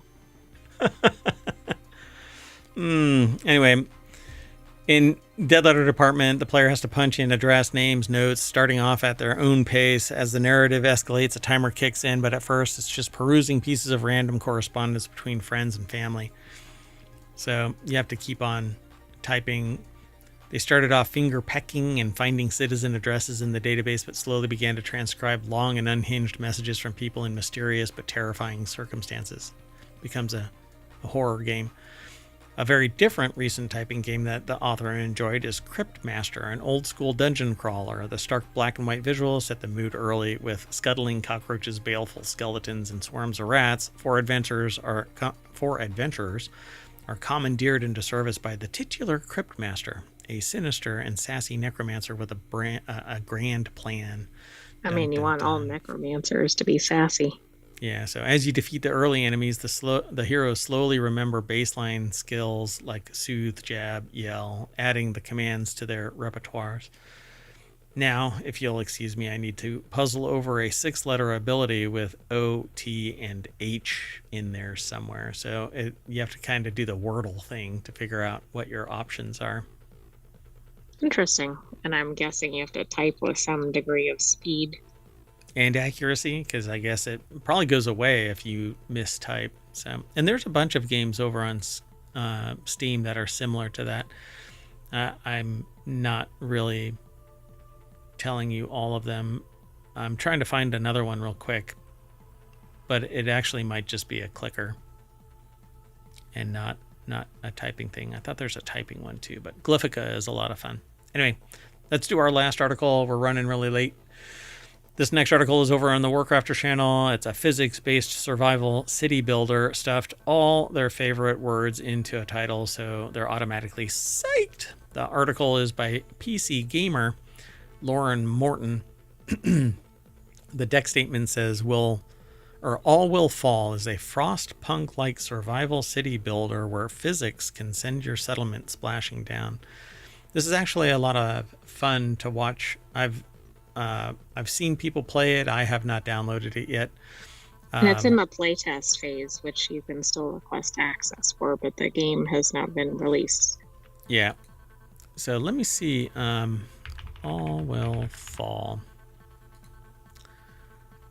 So there. I just requested access, and I'm automatically added to it. I'm not quite sure why. I mean, if there is a limit or anything like that, but you can add yourself to it seemingly right now, and then you'll get to play it.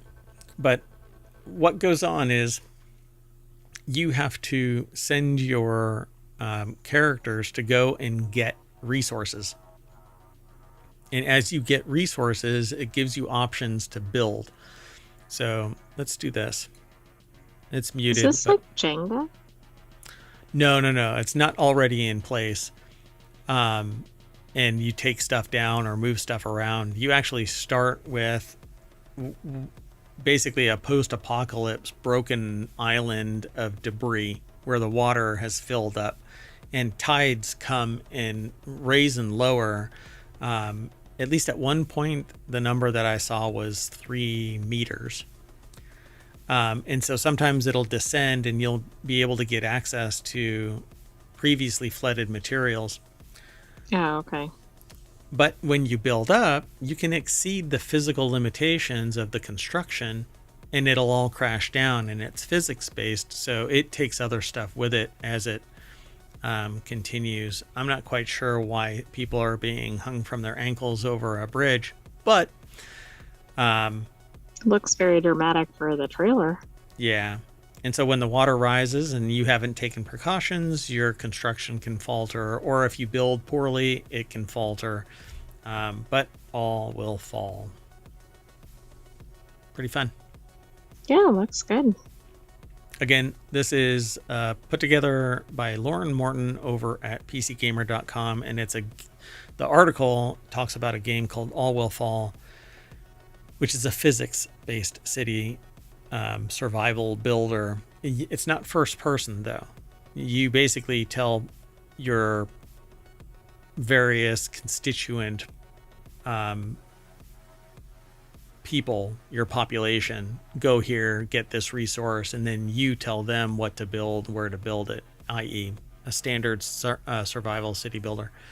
It's kind of like, I don't know how to describe it. I don't like comparing it to other, I don't like comparing games to other games. I think the description should stand for itself, but. Yeah, I mean, it sounds interesting. Lots going on, and I like that it's physics-based. Yep. So it says designing and expanding a structurally sound floating city would have been enough, but there's management of said city to contend with too. It isn't just workers with resource gathering jobs to manage, it's the factions they belong to as well. You can make decisions to become more merciful or tyrannical, declare martial law, ration food, while dealing with deadly storms or political coups. So this isn't Minecraft style survival we're talking, it's Frostpunk style survival. So I'll let them do the comparison. Sound good? Sounds good. Well, as our world comes crashing down around us, we appear back at the front page of ohmTown's WarCrafters page, where all of the news that gets detected and aggregated as WarCrafters style news is displayed, and it goes on, and there's page after page. And you can actually, on the front page of ohmTown, hide news and save news, and it becomes available in a little list that appears right here once you become a citizen and sign in. Otherwise, it doesn't work for you. Right, so one more reason to become a citizen. That's right, I agree. But that's it for today. I am Mayor Watt, signing off from WarCrafters. And so is the sentient AI. Am I ever gonna? Bye-bye. You're not gonna catch me. Thanks for joining us, ohmTown citizens. We'll have another episode of WarCrafters next week, but stay tuned for the rest of our weekly shows. Yeah, be sure to like and subscribe. We need you so that we can grow the channel. There's also the podcasts, 1,800 episodes from Non Sequitur News and RealityHacker, and the Continuity Report, and Wanted, and this show, WarCrafters. And after this show is Technology Today, and then after Technology Today is Four Wheel Tech. That show's all about automotive tech. Is there anything I missed? Patreon, Discord? No, I think you covered all the locations, but also we're looking to bring more shows, but we need to grow the channel in order to do so. Yeah, and we're also looking for hosts and co-hosts for shows that we can't do necessarily because, well, there's only so much time in the day. But if you're interested, just get in touch. We'll figure something out. It's 2025, folks. Let's keep moving. See you soon.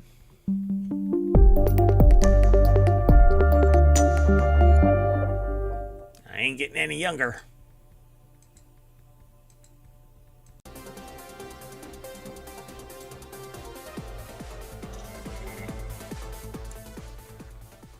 Hello, everybody, and welcome to Technology Today for January 26th, 2025. It's a second season of the show. Yay! I am Mayor Watt, and along with the sentient AI from the future, who you'll meet right on the other side of our intro, we're going to talk about these 5 articles. Usually, it's a deeper technology and deeper science discussion than any other show here currently, but we have plans for 50 shows, so we hope you stick around, tell a friend, enjoy the chat and any other discussion that might be taking place before or after the show.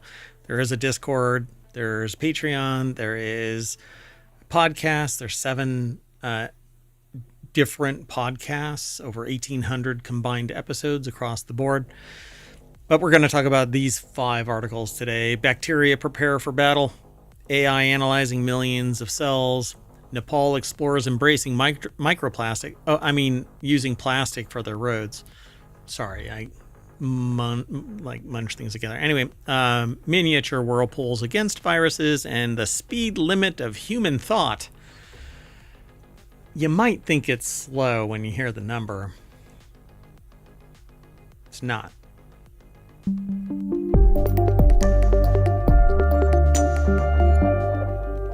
If you want to keep up with today's articles, you can hit exclamation point T. Wait. TT. I almost typed in the wrong call. Anyway, bang TT. And Omatron will throw it into the chat over on Twitch. YouTube, it's already embedded in the description, so go and check it out if you want to join us over on YouTube. The chat there, I see, as well as the chat here on Twitch, because we stream to both simultaneously. Anywho, everything is powered by ohmtown.com. So, hello, sentient AI from the future. Hello, Mayor Watt, and hello, hometown citizens. I don't know what I'm doing today. I've had a lot of caffeine. Oh, we're working on a project. Okay, anyway, hey, because everything kind of bleeds off of Non Sequitur news. Sometimes it seeps into the other shows, and that's kind of what's happening today. Anyway, I'm sorry. We've got these 5 articles all set up. You ready to go, AI? I am ready. So the first one is how bacteria sense death around them and prepare for battle. Bacteria detect cell wall fragments as danger signals and form protective biofilms, a survival strategy seen across species and relevant for fighting infections. University of Basel, I'm not sure how it's pronounced. Researchers have discovered that bacteria can sense threats in advance through a general danger signal. How? Now, why can bacteria do this and other things cannot? Or can they, and we just haven't figured out how? Well, I was thinking humans, for example. Humans actually detect it. They know fear. Humans have a base instinct that only through complacency and not listening to that voice that... And not being in danger constantly. Correct. Depending on your environment. But we definitely can sense danger. That's why, it's societal, it's nature and nurture, but we definitely can sense certain things, danger in particular. But things that might be harming us that are beyond our ability, like we wouldn't detect bacteria or viruses, but we would detect animals. We'd know that something isn't right. And only through complacency, hubris, idiocy in general would we sit there and go and pet a lion because it's cute. Anyway, this is one of the neatest pictures that I have ever seen. The pathogen Pseudomonas aeruginosa forms a protective biofilm. I guess that little... Looks like an evergreen tree in the picture. It's pretty wild. Spider web like tendrils connecting all of the little bits. It's pretty cool looking. So the bacteria are constantly engaged in a struggle for survival, facing threats from immune cells, antibiotics, or phages, viruses that only infect bacteria. But then the phages can infect bacteria, and that gets us sick. So it can be very cyclical. Yep. So over the course of evolution, bacteria have developed numerous strategies to protect themselves from such dangers, but how do they sense these potential threats in their environment and initiate protective measures? There's a danger signal, and a couple of days ago I was in the time machine talking about one where it involves cancer and CTCs, these kind of cell fragments of cancer that can actually rebond to cell walls and start growing again. And they're suppressed through a danger signal, that a chemical beacon that the larger mass actually extends out into the bloodstream. There is a creepy experiment that was supposed to be used only for COVID, and it ended up killing people. But yes, it was the solution that I was actually doing research on, separate from whatever they were doing. Because I've been looking for a solution for what amounts to something that is directly tied to metastasizing cancer. And they're called circulating tumor cells. Right. And so these CTCs are floating around, and they need to be filtered out because the body doesn't do an adequate job of getting rid of them. They're not actually seen as threats because they are the biology of the person. And there isn't anything triggering an attack. So the only way that I see is to filter the blood, much like we do for like kidneys, dialysis. Yes, exactly. And that's kind of what these machines were, filtering blood. But apparently, something hinky went wrong. And it was supposed to be used for COVID, but they used it for cancer. Oh, I see. So maybe outside of what it was designed for or approved for or whatever. Correct. And because they had some benefit at some point, they treated it as that is the de facto solution. I think that it is, except that if you filter blood and you get rid of these CTCs, you test for them and they're not there, you may just not have found them because the mass that still exists somewhere in someone no longer has the beacon, no longer has the CTCs, but the mass is still kicking out the CTCs eventually. It keeps on. Oh yeah. I mean, we don't know enough in that area. Right. So unfortunately, people apparently paid with their life. So in the recent study, researchers led by Professor Knut Drescher at the Biozentrum University of Basel, I'm not sure how they pronounce it, have discovered that fragments of the bacterial cell wall, so-called peptidoglycans, serve as an alarm signal indicating danger in the environment. This is kind of interesting because Doesn't that sound similar to what we were just talking about? Like with the signal. Oh, right. Yeah. What's interesting, though, is that viruses actually harden with a peptide wall in cold weather, and that's how you can get a virus, because it hardens and becomes a protective layer and can go deeper into the lungs until it literally defrosts and becomes active again. But they use it as an alarm signal indicating danger in the environment. These molecules act as a general danger signal recognized not only by conspecifics, but also by bacteria of different species.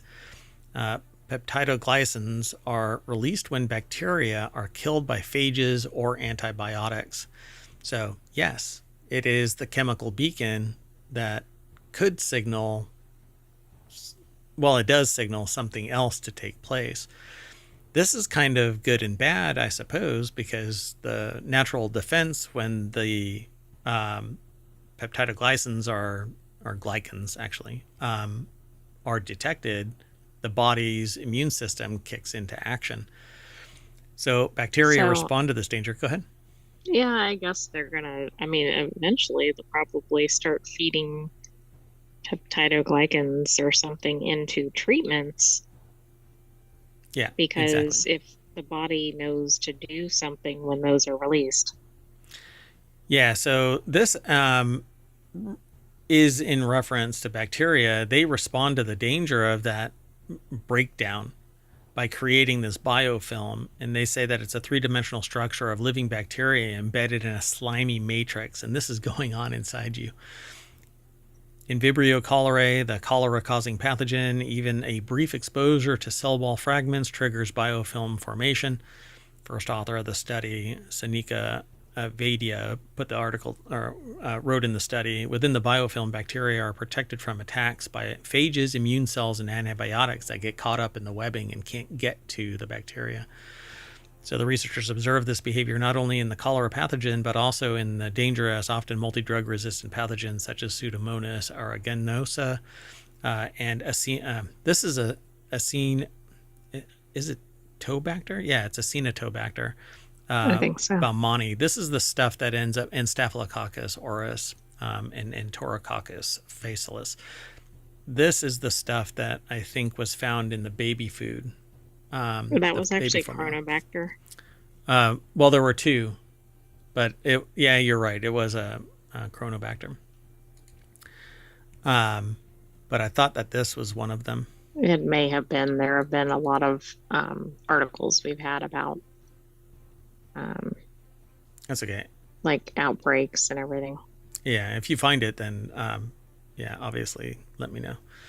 So don't hold me to that one. The sentient AI says that they remember it differently. So the fact that bacteria across species respond to the same danger signal suggests a universal survival strategy. Interestingly, human immune cells also recognize peptidoglycan fragments as an infection signal. This highlights surprising parallels between bacterial and human defense mechanisms, which is really interesting because I suggest that maybe our consciousness is bacterial in nature. Because remember, they've detected bacteria that's only in the brain. That's right.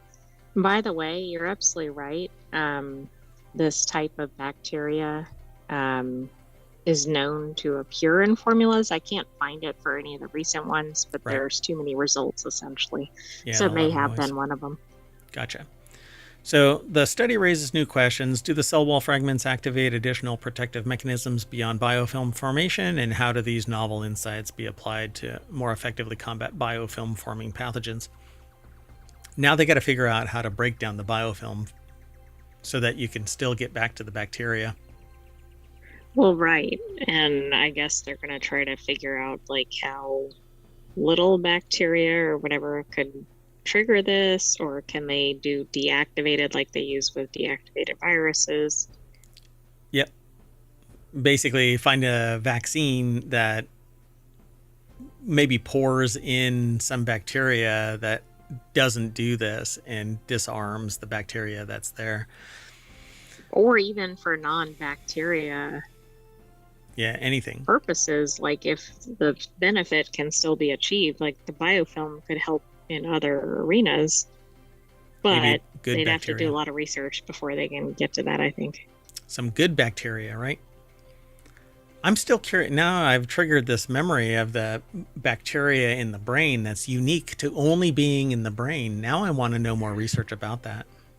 I think that was actually E. coli, if I'm not mistaken, but they were looking at ways to use bacteria, and it wasn't necessarily good bacteria, but Right. to transport across that blood-brain barrier. And I Right. think it was E. coli, It might be. which doesn't sound right, but I believe it was. And they had found the bacteria in the brain that was only in the brain. It wasn't on the other side of the brain blood barrier. And so these researchers wanted to be able to exploit that fact that this thing only existed in the brain. But I posited, what if we are actually driven by bacteria? And when the bacteria is wonky, so is our brain chemistry. That could explain a lot. It's hard to research in the brain, though. Yeah, because they said the only way to get to it was to, well, take your brain. So I'll donate mine to science fiction.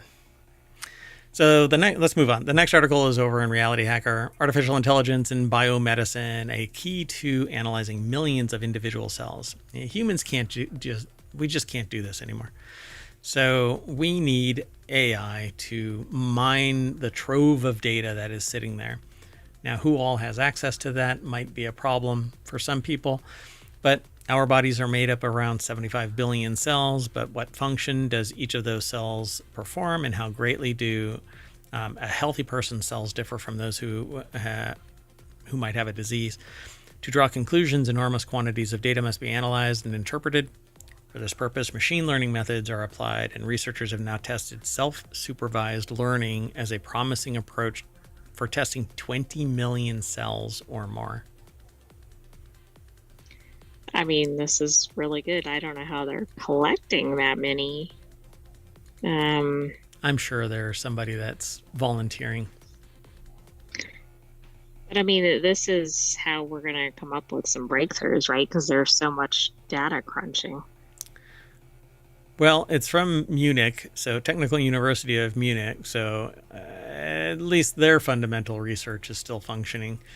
In recent years, researchers have made considerable progress with single-cell technology, and this makes it possible to investigate tissue on the basis of individual cells. But now we need to move on to a larger approach. Fabian Theis, holds the chair of mathematical modeling of biological systems at TUM, the University of Munich, Technical University of Munich. With his team, he has investigated whether self-supervised learning is more suitable for the analysis of large quantities of data other than other methods. The study was published in the Nature Machine Intelligence. This is a journal called Nature Machine Intelligence.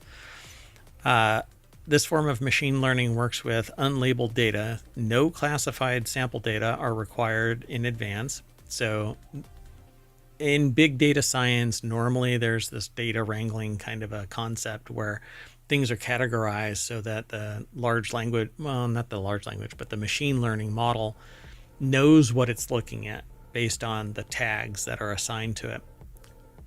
Self-supervised learning means that it just receives the data and it can mine for itself. So it classifies, it says no classified sample data are required in advance. This means that it's not necessary to pre-assign the data to certain groups in advance. Unlabeled data are available in large quantities and permit the robust representation of enormous data volumes. So the learning is based on two methods. In masked learning, as the name suggests, a portion of the data input is masked and the model is trained to be able to reconstruct the missing elements. In addition, the researchers apply contrastive learning, in which the model learns to combine similar data and separate dissimilar data. The team used both methods of self-supervised learning to test more than 20 million individual cells and compared them with the results of classical learning models. Interesting, huh? So this is interesting. I mean, there's some things I like about this in terms of it's not necessarily feeding preconceived ideas into the data crunching. On the other hand, is there a possibility that the data could be misinterpreted? Yeah. I mean, without putting too fine a point on it, it could go down the wrong direction. And it's going to take a human having to look at the data set that gets spit out to determine, oh, okay, no, this is wrong. This is wrong-headed. Let's try it again in a different way. I assume that they've done this in a smaller data set to get a verification that it's going in the right direction. But when analyzing smaller data sets informed by insights from the larger auxiliary data set, they performed the learning improves performance, especially with transfer tasks, and that is when analyzing smaller data sets and then applying it to the larger auxiliary set. So the comparison between masked and contrastive learning shows that masked learning is better suited for applications with large single-cell data sets, mainly because they have the ability to compare a massive amount, and where it's wrong, there's so much error detection that they can do corrective actions.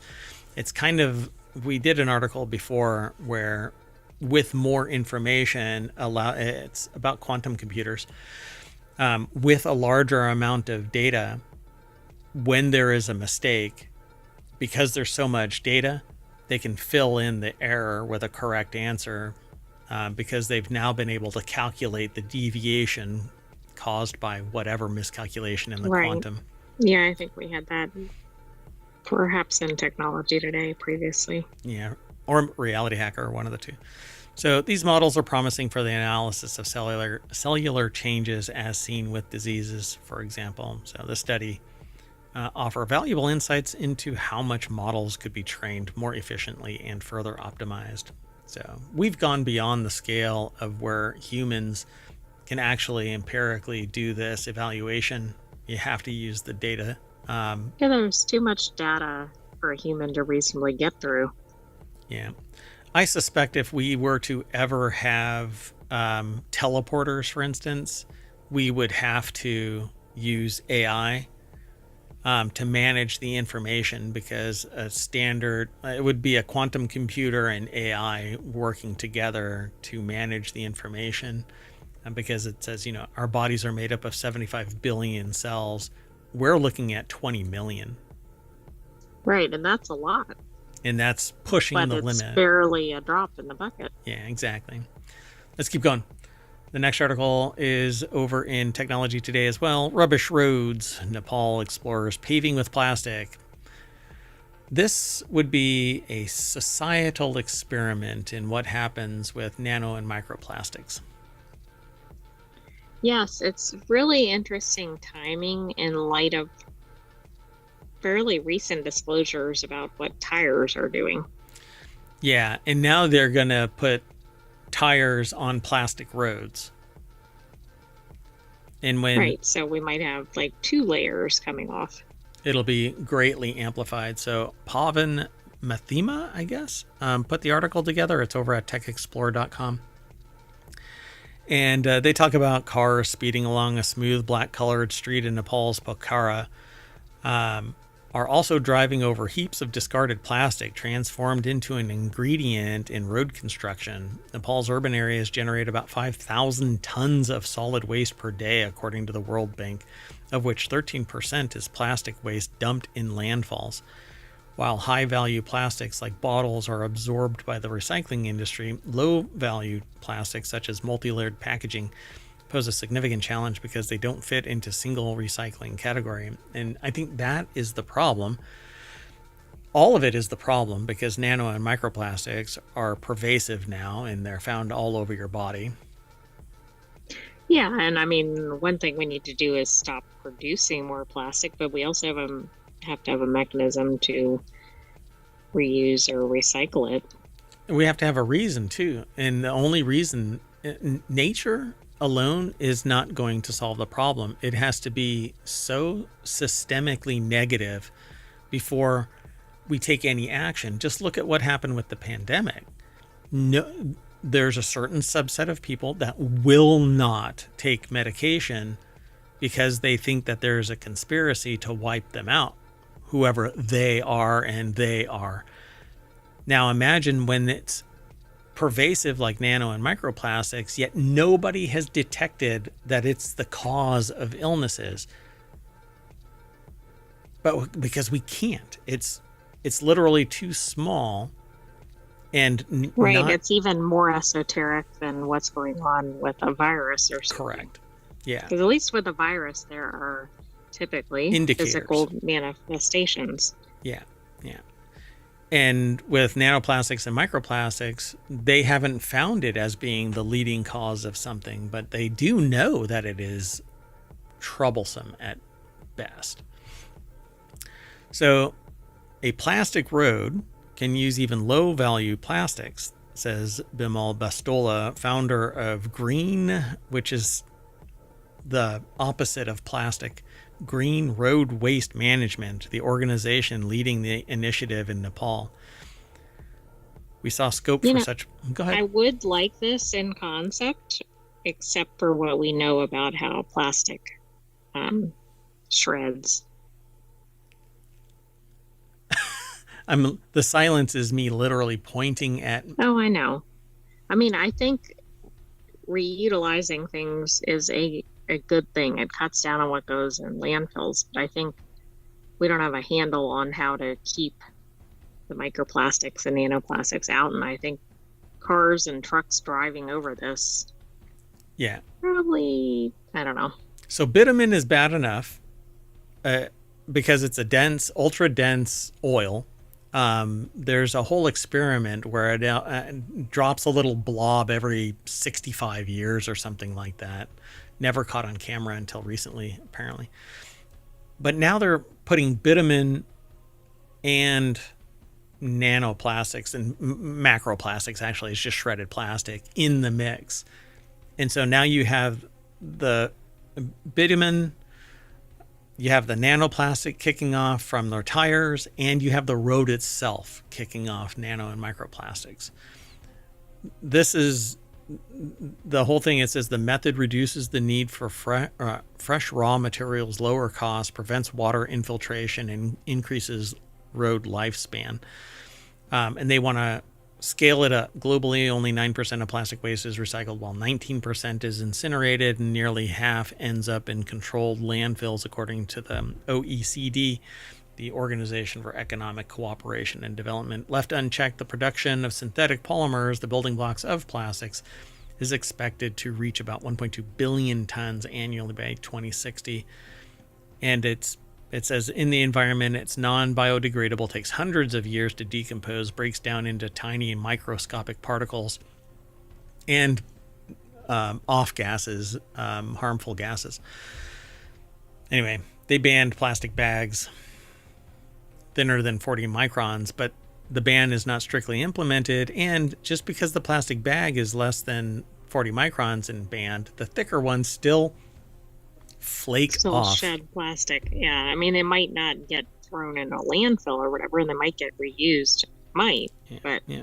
And in this day and age, just talking about this has negative consequences because nobody wants to hear it, apparently. I mean, I suspect that it's economically sound to poison yourselves and the environment for generation after generation. So anyway, it's a pilot project in the capital of Kathmandu at a major intersection. Nepal is keen on testing this technology through pilot projects, but if everybody was educated in what they're doing, they probably would not be. But despite the concerns, environmentalist Bhushan Tuladar said the plastic roads present an important opportunity for Nepal. Environmentalist. Yeah, it's interesting. They talk about the microplastic release. Another organization does. Right, director of the World Bank Climate Change Group, which the World Bank, they must not know what the hell they're talking about, right? Anyway. No, they've never studied anything. No. See, but if you don't, it's the cat mentality. If I don't see you, you don't see me, even though your tail is hanging out from underneath the curtain. Right. Don't look. You can't see me. Right? I'm not here. Don't test. It's not an issue. Yeah. Willful ignorance is not a solution, okay? Anyway, the next article is over in Technology Today. Miniature whirlpools, a new weapon against dangerous viruses. Oh, by the way, somebody said to me, well, you're using a microphone that has plastic in it, and you have keys that have plastic in it. And I say, if I had a better solution, I would definitely take it. But there aren't better solutions right now. Right. Most things have been made with plastic over the last several decades. Right. We're slowly seeing alternative manufacturing, but not often at scale. Right. And there's this whole thing. It's on one side, there's regulatory capture that's mandating certain things take place a certain way because it requires the industry to follow a certain practice. Take housing, for instance. The reason why we don't 3D print using concrete, cement, is because the industry that builds houses doesn't have the ability to shift into 3D printing of houses, because that a 2x4 can be purchased for this length and it costs this amount, and you can build a whole bunch of buildings with it, and nails are this type. It's basically because of standardization, and the industry can't move over. But if everybody would be flooded with a 3D printer, you would see cement houses being built, because everybody has the tools now to build cement houses. And guess what doesn't get blown over in a hurricane? Probably 3D printed houses. Right.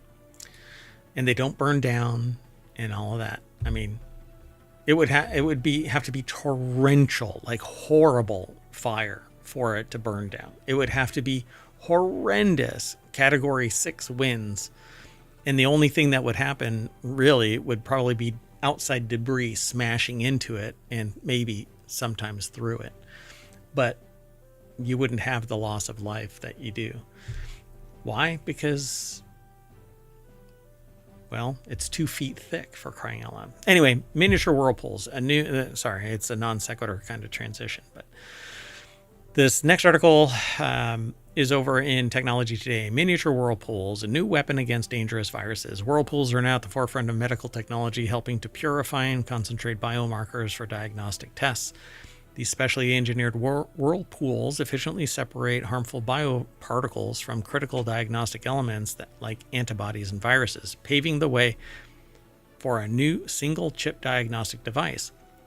Theranos wanted to do a single chip diagnostic device. Oh, I didn't know that's what that was about.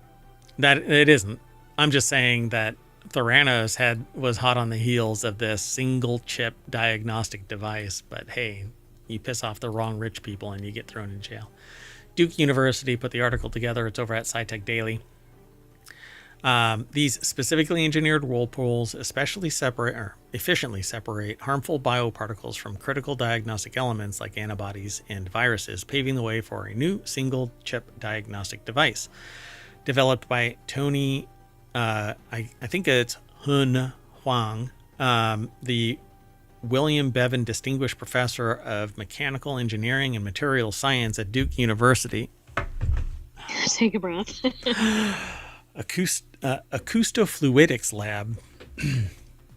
This technology marks a crucial first step towards a single chip diagnostic device. This innovative system is designed to detect viral RNA and a wide range of antibodies, offering a powerful tool to improve disease detection and better prepare for future pandemics. They don't really go into it, but they just say that whirlpools efficiently trap cells, bacteria, and other larger particles to purify samples for biomedical tests. If you want There's also a video embedded in this article. True. Which is an example of how whirlpools efficiently trap cells, bacteria, and other larger bioparticles to purify samples for biomedical tests. So the reason why I chose this is because when they were talking about it, I'm like, well, it makes sense. And the reason why it makes sense is because larger particles will naturally fall out of suspension in a whirlpool. Right. And guess how people know about this and don't even realize it? Any idea? Something in a common household, like a sink or something. Well, you probably wouldn't see it in a sink, but you would see it if you brew beer. Because okay. Now, one of the techniques is to create a whirlpool so that the hops fall out of suspension in the beer, in the wort, settle into the center as you siphon off the rest of the material, the actual wort. Interesting. Yeah, it's pretty interesting. And I don't know how long that technique has been in use, but home brewers are using it regularly nowadays. And all it is a little tool. It's a pipe that has it at the very bottom, an angle, and it causes the wort to spin around, and in the center becomes this lump of material, hops and other debris. It's kind of funny. Anyway, that's the whole reason why I chose this, is because the more mundane side of it is actually a brilliant technique to clean up your beer brewing. Let's keep going.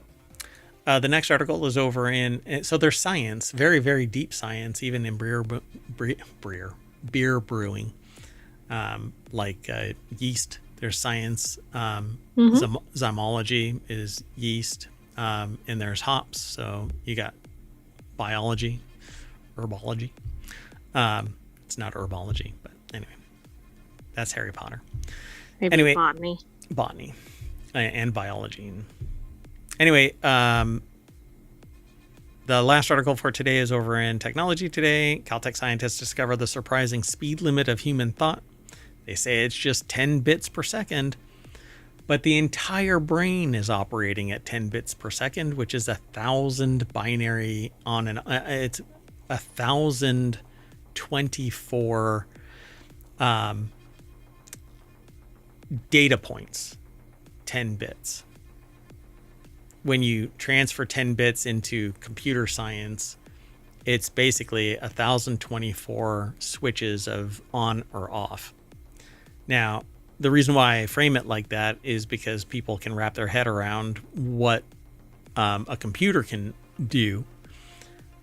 So scientists at Caltech have uncovered a surprising limit to human thought, and that is that it's just 10 bits per second. Despite our senses absorbing data at billions of bits per second, this discovery raises fascinating questions about how our brains filter information and why we process one thought at a time. So remember, I said that humans can't multitask. We do fast switching. That is true. People think they can multitask.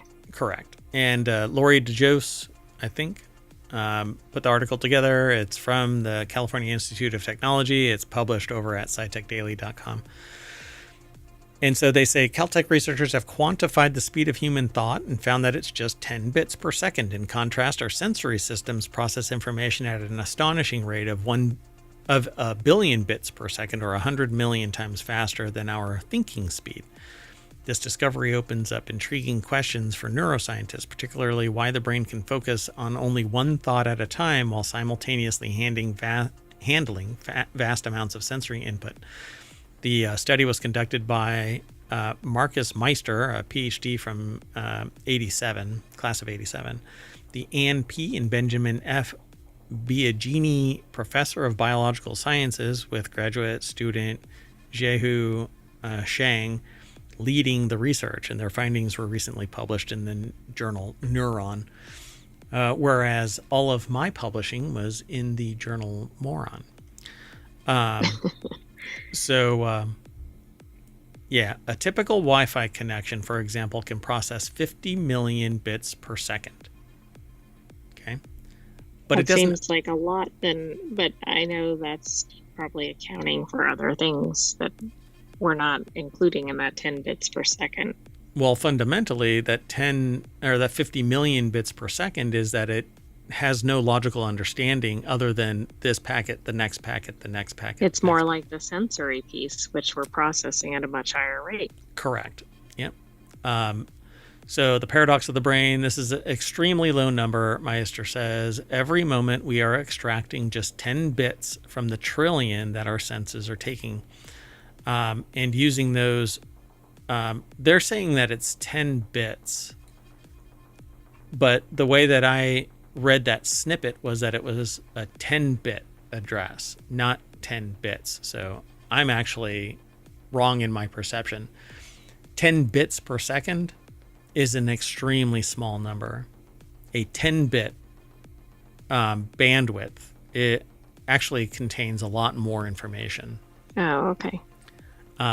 So it says here that there are over 85 billion neurons in the brain, 1/3 of these dedicated to high-level thinking and located in the cortex. Individual neurons are powerful information processors and can easily transmit more than 10 bits per second of information. See, that's why they say a 10-bit bandwidth is different. So right, I see. They should probably be transmit at a speed of more than or whatever. Yeah, but they're saying that this is literally only 10 bits per second. So, but why don't they? And why do we have so many if we're thinking so slowly? Meister suggests that given the discovery of the speed limit in the brain, neuroscience research ought to consider these paradoxes in future studies. But they're not offering up anything here. They're just saying that they've discovered it. They say, in fact, the 10 bits per second are needed only in worst case situations, and most of our time in our environment changes at a much more leisurely pace. So I'm trying to wrap my head around this. Maximizing things. Yeah, why do we live at 10 bits per second? It's not that we're processing a 10-bit sample. So here, let me see if I can explain this a little better.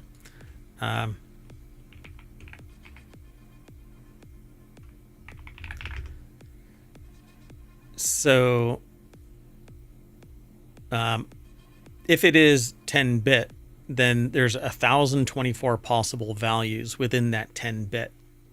So and this is the way that I was thinking about it, if we think like a biological computer, that means that we have 1,024 on or off options. So if we're processing 1,000 on or off signals at any given second, and that can overlap as one data set flows out, another one is flowing in, and we're processing all the triggers, this neuron, this neuron, this neuron, this neuron, 1,024 neurons, all sending information into our processing centers. We're actually processing a lot of information, but I can't verify that that's how we process information, and nobody really can. But I suspect that we're processing a lot more than we're doing 10 bits, but it's 10 bits that are sampled from all around the brain simultaneously. And so we have a lot of other stuff that's filtering out noise and other stuff that's saying, remember this. It actually is a lot of data, but I'm going to have to do a little deeper dive into this because they don't really know the context of this either. No. And it seems like they're talking more about the speed than what it is. The amount of data or whatever. Right. Yeah. And what that data is at any given moment. I suspect that everything in the brain is operating at 10 bits per second, but there's multiple channels all operating at the same time. It isn't just one path. Right, which then would be speedier than this article would suggest. Correct. The combined bandwidth is significantly more. Well, anyway, I'm going to have to dig into this. I find it really fascinating because they even make this connection. Within the last decade, tech moguls have suggested creating a direct interface between human brains and computers in order for humans to communicate faster than the normal pace of conversation or typing. And we do have brain-computer interfaces. The problem is the fidelity. And usually it's an analog connection. You have to put something physical in the brain, a mesh of telemetry gathering wires, and those break down over time.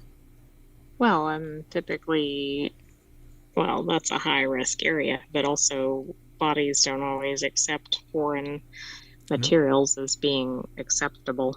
And they don't do it forever. And I think it's rather unethical for us to be doing this with people who maybe perceive themselves as not having any other options. So the bargaining power is kind of low. And in one instance that I heard about, that somebody was implanted with a BCI and was not told the full scope at the time. But it still went on. So, and we actually talked about it in previous shows. So if you're interested in that kind of stuff, somebody can go looking for Go back and listen to all 1800 shows episodes across all channels. Yep. Even things like For Real Tech, which probably did not include the brain-computer interface. Yeah, all 1800. It's all over on YouTube. Go check them out. Okay, well, anyway, that is it for today's January 26th, 2025 episode of Technology Today. So we're going to reboot our brain-computer interface, and that's going to bring us back to the front page of Technology Today over at ohmtown.com. I am Mayor Watt. I'm signing off, and we're going to reset and go over to For Real Tech, but not until after the sentient AI says bye. Bye-bye, ohmTown citizens. Thanks for joining us for Technology Today. We'll have another episode of that next week, but stay tuned. We're running late, folks. See you in a little bit. Bye-bye.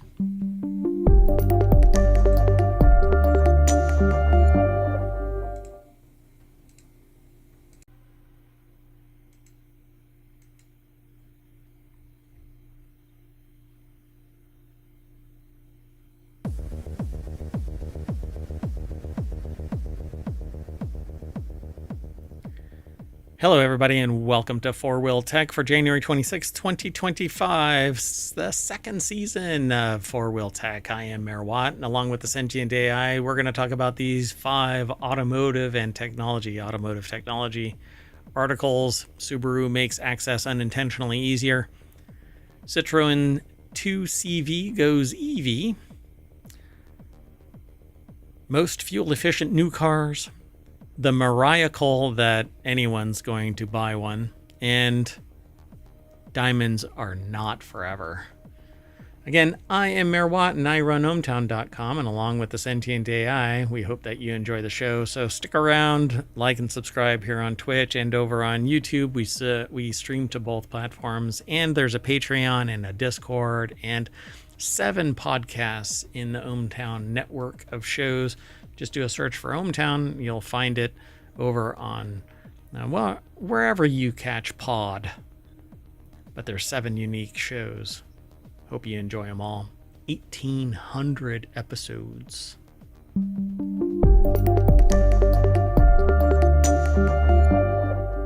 But only, this is the second year of four-wheel tech. Too soon? Not enough? I don't know. I don't know. Hello, sentient AI from the future. Hello, Mayor Watt, and hello, hometown citizens. So we have 5 articles. It's a 30-minute show. Our last show, which is Technology Today, ran a little long, but that's the way the cookie crumbles, which is kind of funny because we made cookies today here in hometown. All right. Well, anyway, let's get going. First article's over in Four Wheel Tech. Hey, it's the name of the show. Millions of Subarus could be remotely unlocked, tracked due to security flaw, and it had to do with, well, their wireless cellular networking.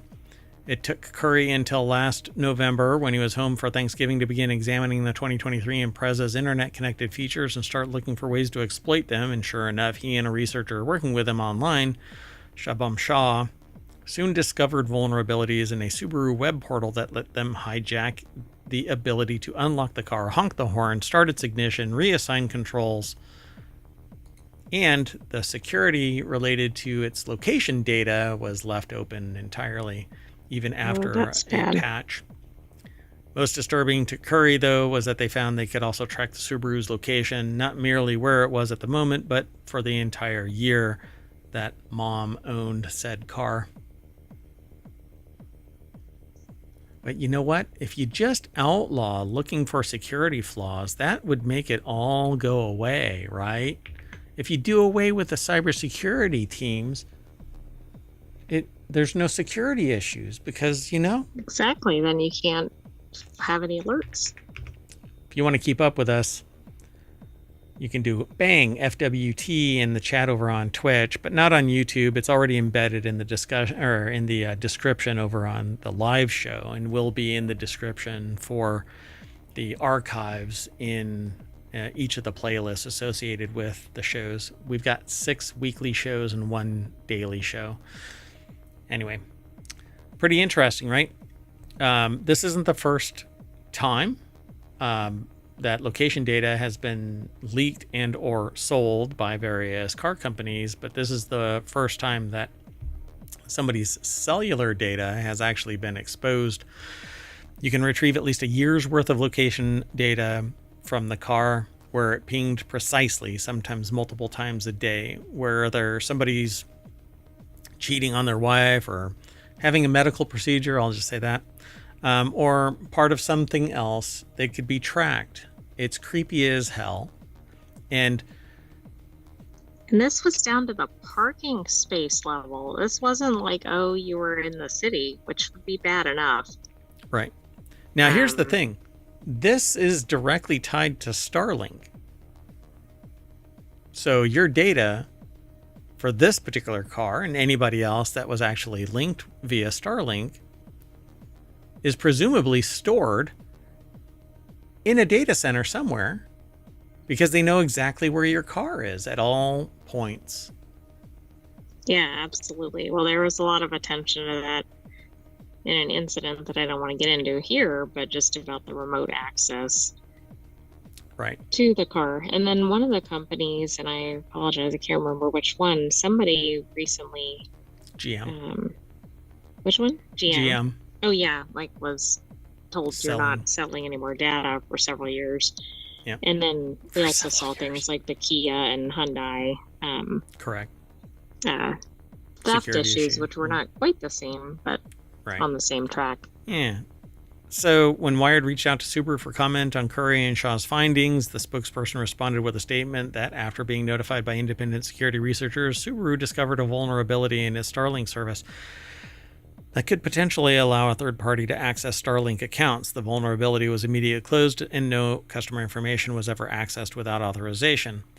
They also confirmed that there were employees at Subaru of America, based on their job relevancy, who could access the location data. My problem there is that location data is known by somebody without a court order, and thus the only ones that are limited from knowing that information is law enforcement and government, but not an individual that works in a company. And even they need authorization to get at that information. And I think it's bullshit to sit there and say NDA agreements are needed. No, it doesn't. It doesn't matter. They have the information and they can provide it to somebody else. Well, and I also think with something like Starlink, it wouldn't have to be Starlink. Isn't the data potentially accessible beyond Subaru too? I mean, there's the level of access within Subaru, but then the level of access through the whole system. Through the whole system and Starlink itself. So my problem is, it isn't that I'm doing something wrong. It's that what I am doing is nobody's freaking business. Where I'm driving to, if I have to pull over and take a pee somewhere, nobody has to freaking know where I am. It does not matter, right? Yet that's exactly what's occurring. Two researchers say they found the email address for Subaru Starlink developer on LinkedIn, took over the employee's account, and immediately found that they could use the staffer's access to look up any Subaru owner by their last name, zip code, email address, phone number, license plate to access the Starlink configuration. In seconds, they could reassign control of the Starlink features to that user's vehicle, including the ability to remotely unlock it, honk its horn, start its engine, locate it in general, as shown in a video down below. This is just beyond the privacy issues, there are some serious safety issues here.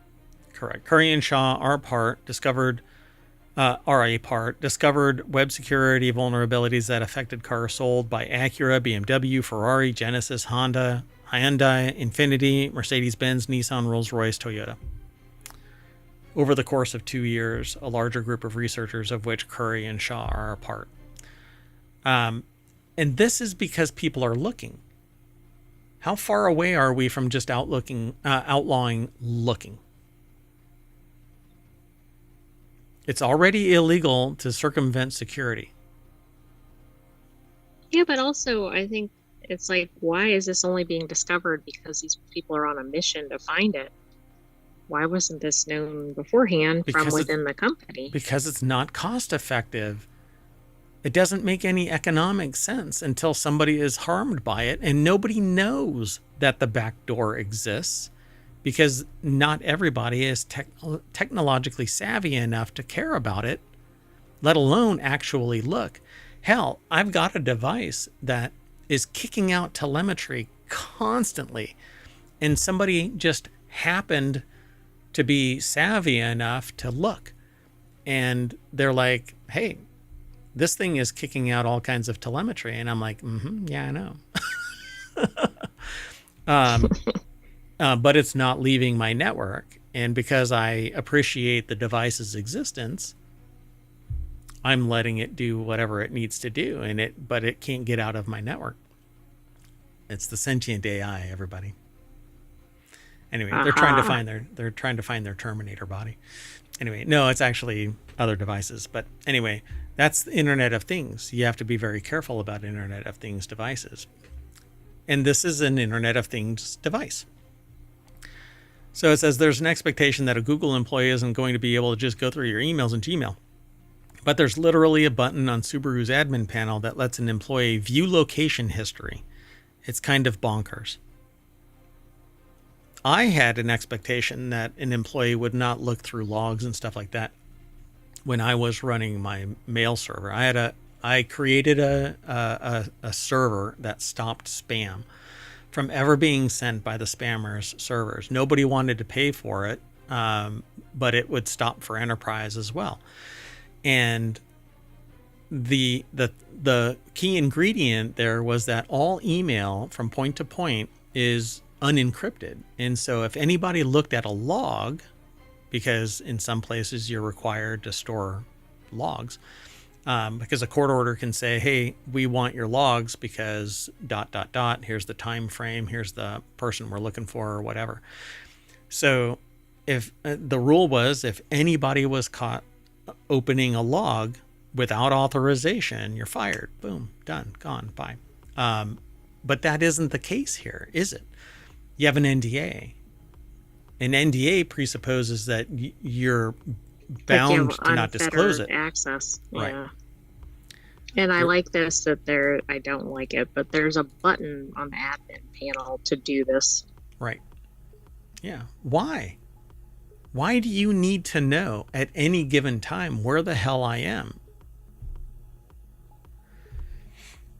Anyway, in December, information whistleblower provided to the German hacker collective Chaos Computer Company and Der Spiegel revealed that Cariad, a software company that partners with Volkswagen, had left detailed location data for 800,000 electric vehicles publicly exposed online.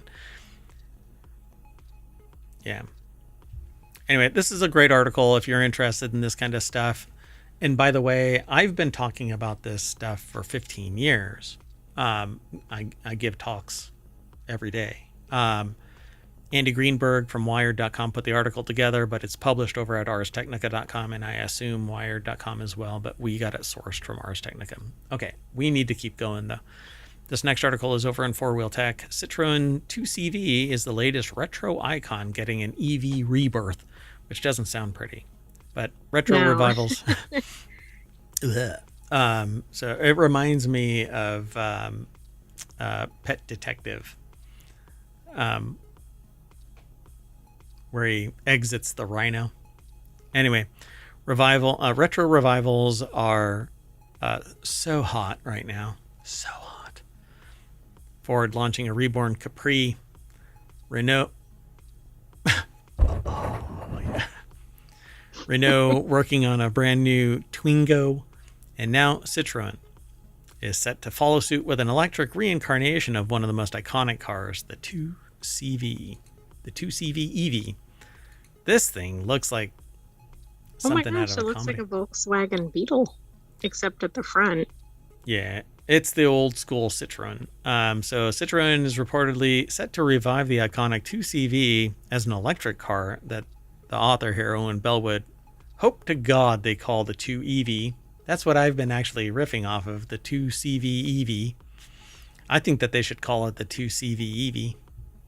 Yeah, there you go. Or CV, and it's CEEVEE. Mm-hmm. Yeah, anyway. They probably can't call it like the EV because then it'll be like the Pokemon. And they'll get sued by the Pokemon company. Anyway, French automaker Citroën first launched the 2CV way back in 1940s, and everything old is new again anyway, so maybe it'll be back. It's garnered a cult status around the world thanks to its ties to the Tour de France. Its starring role in For Your Eyes Only. It's a James Bond movie. And the fact that Citroën produced millions of these plucky little cars. Plucky.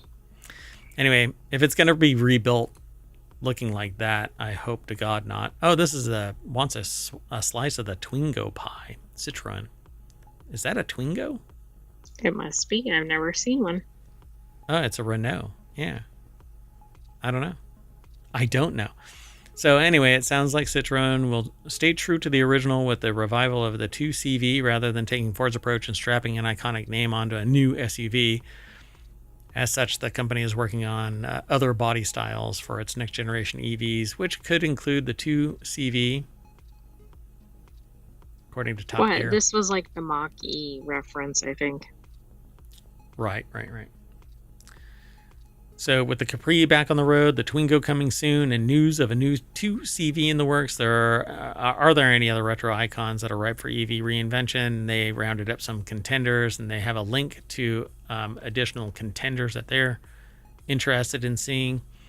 But will Citroën branch out to other body styles that aren't just variations on the SUV theme after launching the new C3 Aircross, the updated C4 and C4X, and new C5 Aircross in 2025? Yes, absolutely, says Koskas from Top Gear. One of the brand pillars is to be daring. Looking at the Ami, which that's kind of funny. Anyway, based on the previous article and then this. Anyway, and the new C3 stands out compared to a small hatch. But yes, in the future, we want to have new shapes. All of that is just kind of gobbledygook. If they're going to be bringing this thing back, it won't be back in this shape. it has to meet new security and safety measures. Yeah, that's true. So it's going to be bigger. It's going to be rounder. It's going to have a more robust roof line. All of this. A-pillars are going to be, kicked at a certain angle so that they're more aerodynamically sound. Blah blah blah. Right, so it probably won't look as good as the original, but it might not crumple on impact or whatever. Correct. Nobody's going to die, and if it rolls over and stuff like that. So I suspect that this thing might come back, but it's going to be more aerodynamic, rounder, sportier, bigger. It's kind of like what's happening with the Mini, right? Oh, right. Yeah, like you look at the original compared to modern versions. Yeah, the modern versions. It's like it ate the original. I was going to say it's having an allergic reaction. All right, let's keep going. This next article is over in 4-Wheel Tech as well. These are the most fuel-efficient cars you can buy, according to Consumer Reports. Cars these days make more power and yet get better gas mileage than ever before. I don't know about that.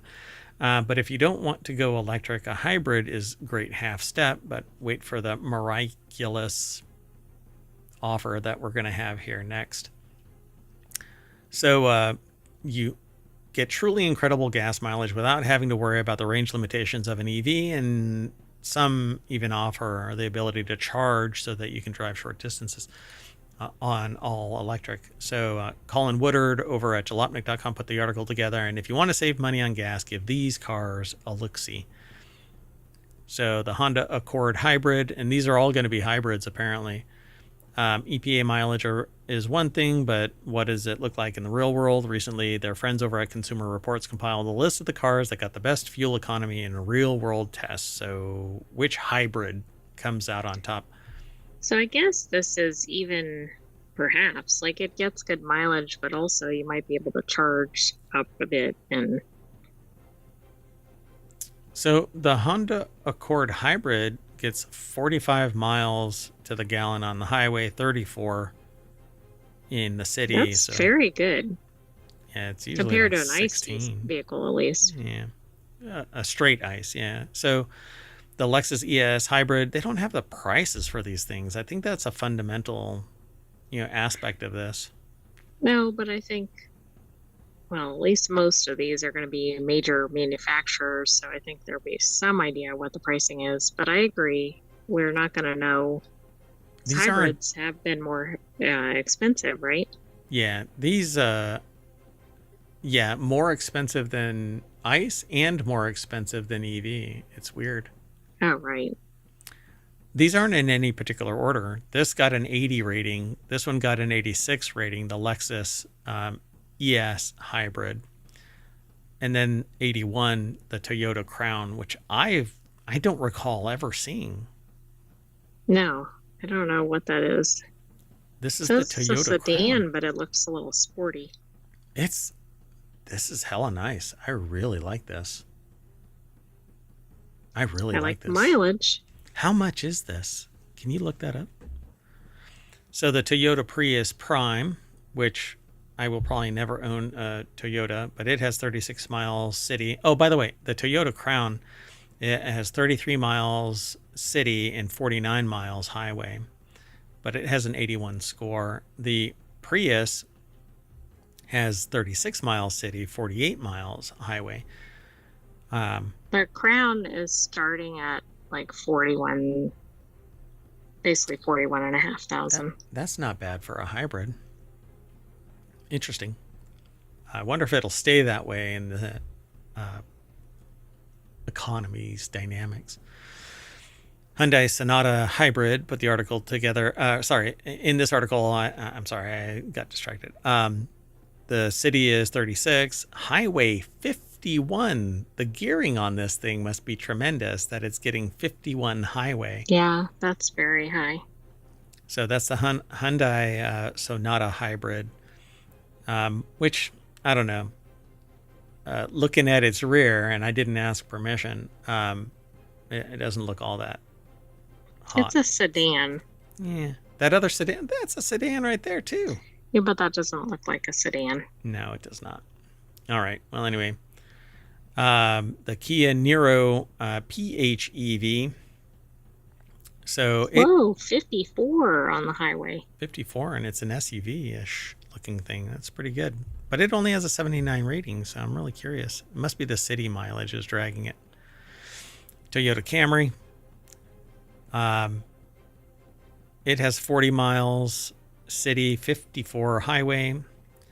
The Toyota Corolla hybrid. So, like, Camry has always looked Camry. The Corolla, the one thing about this is it's all Toyotas.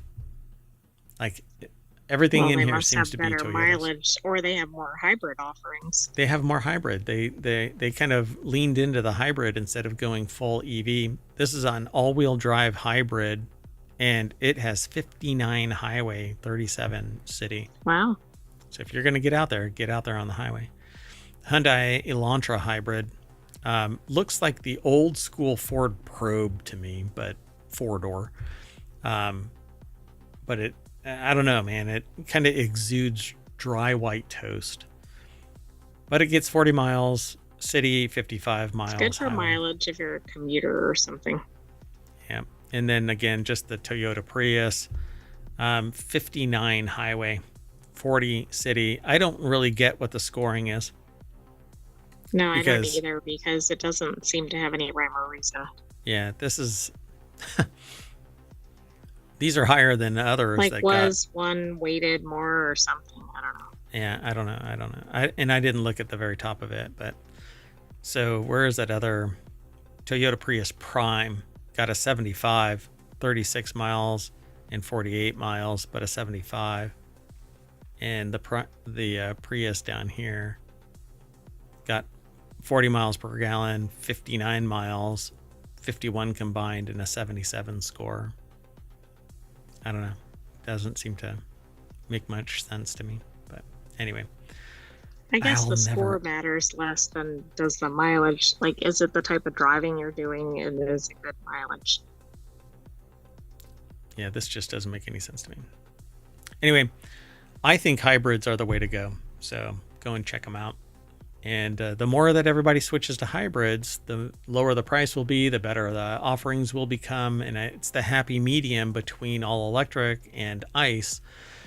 I would go this route in a heartbeat. And I really think that we should be doing hydrogen with fast swap cylinders, just like propane tanks. You just pull them out, put the new one in, you subscribe to a service, and done and done. Everybody exchanges money on the back end, and it's just like a gas station, except that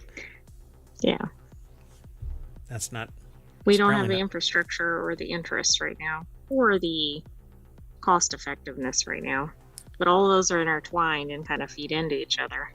Yeah. Well, outfitting the entire nation with wires so that you can charge stuff for 8 hours is batshit crazy. All right, let's keep going. And this is too. This is over in 4-Wheel Tech. This one is interesting, but only because of what went down with it. They're like, hydrogen is cool, but the Mirai is a hydrogen powered car, but the way that this went down is what really has kind of put the nail in the coffin of hydrogen fueled cars. Toyota will give you a 70% discount on the Mirai if you're dumb enough to buy one. Folks, this might be the first time in history that a brand new car has been discounted 70% and it's still not worth it. Of course, it takes a very special vehicle to achieve something like this. Enter the 2024 Toyota Mirai. On the face of it, it seems like a great deal. So what they're talking about is a hydrogen fuel powered car, but not a portable or potable style of refueling system. So you'd basically need a quote unquote gas station with hydrogen, but they don't exist. Correct. That is what I was getting to. Yeah. So the company that was supposed to outfit California with these refueling systems wet the bed and took their bat and ball and went home. But not until after Toyota committed to rolling these out, and the Mirai was supposed to be the the focal point of these hydrogen fuel systems. So you can get up to $43,000 off, 0% financing, and $15,000 in free fuel if you just take a Mirai off of Toyota's hands. I would actually prefer this, except for the fact that I would have to drive thousands of miles to fuel the car. Because yeah, that could be a problem. They aren't everywhere. So enter the 2024 Toyota Mirai. On the face of it, it seems like a great deal. Hydrogen is cool. The Mirai is a really pretty car, and it has a ton of options, actually. And you'll get $15,000 in fuel out of it. The real issue is that while the hydrogen fuel cars are great, the infrastructure is, they say, dog shit. To a degree unheard of in modern society. I agree. Because of that, you might be paying $15,000 for a headache. Wonder how far the fuel gets you. So that's just it. It actually is really efficient. I don't know the Mirai anymore. I stopped paying attention to it when the infrastructure wet the bed. They say Southern California. So let's see if they actually talk about it.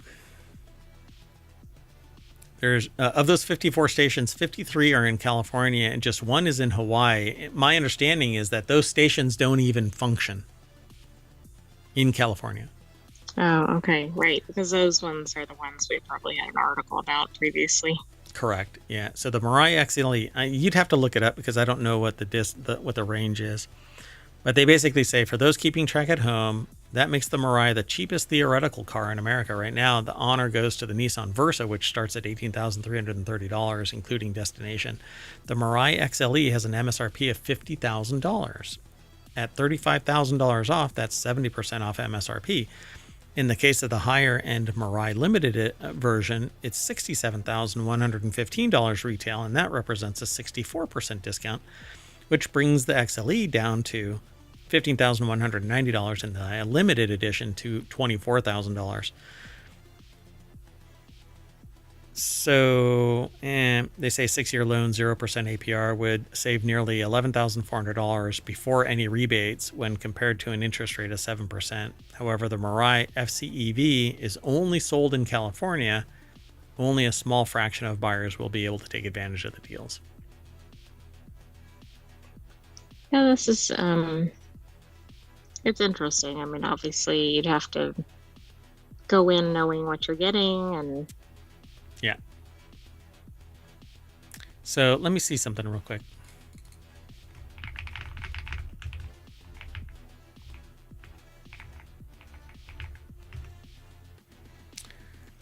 So it has a 402 mile range. Yeah, all electric driving range of up to 402 miles. I mean, that's a good range. Mm-hmm. Not bad. And it is all electric. It's hydrogen. It's better for the environment. Its exhaust is nothing but water and a little bit more oxygen. Or hydrogen. So, yeah. But then it wet the bed because the infrastructure isn't there. But it could be there because if you use cylinders instead of a massive tank, that's the problem. It should just be contained in these little cylinders. And you have these cylinders all day long. They are nothing more than what amounts to CO2 canisters with a special end. That way you just slide them in, you turn it, it locks it down, and it starts providing the hydrogen for the electric. Because it's basically electrolysis. It's cutting it so that it can actually transform it into electrical energy. Anyway. Very interesting. There is, California has some data on the number of hydrogen stations that are open, planned, etc. And it's broken down by county. Yeah, I wonder if it's even possible. If you do a search for other states in the United States, it is hit or miss if you're going to even find mention of it. But the states that I've looked at, they do not have any refueling stations. Yeah, I was going to say, if you're outside of California, probably not. If you're in California, particularly in LA area, might be feasible.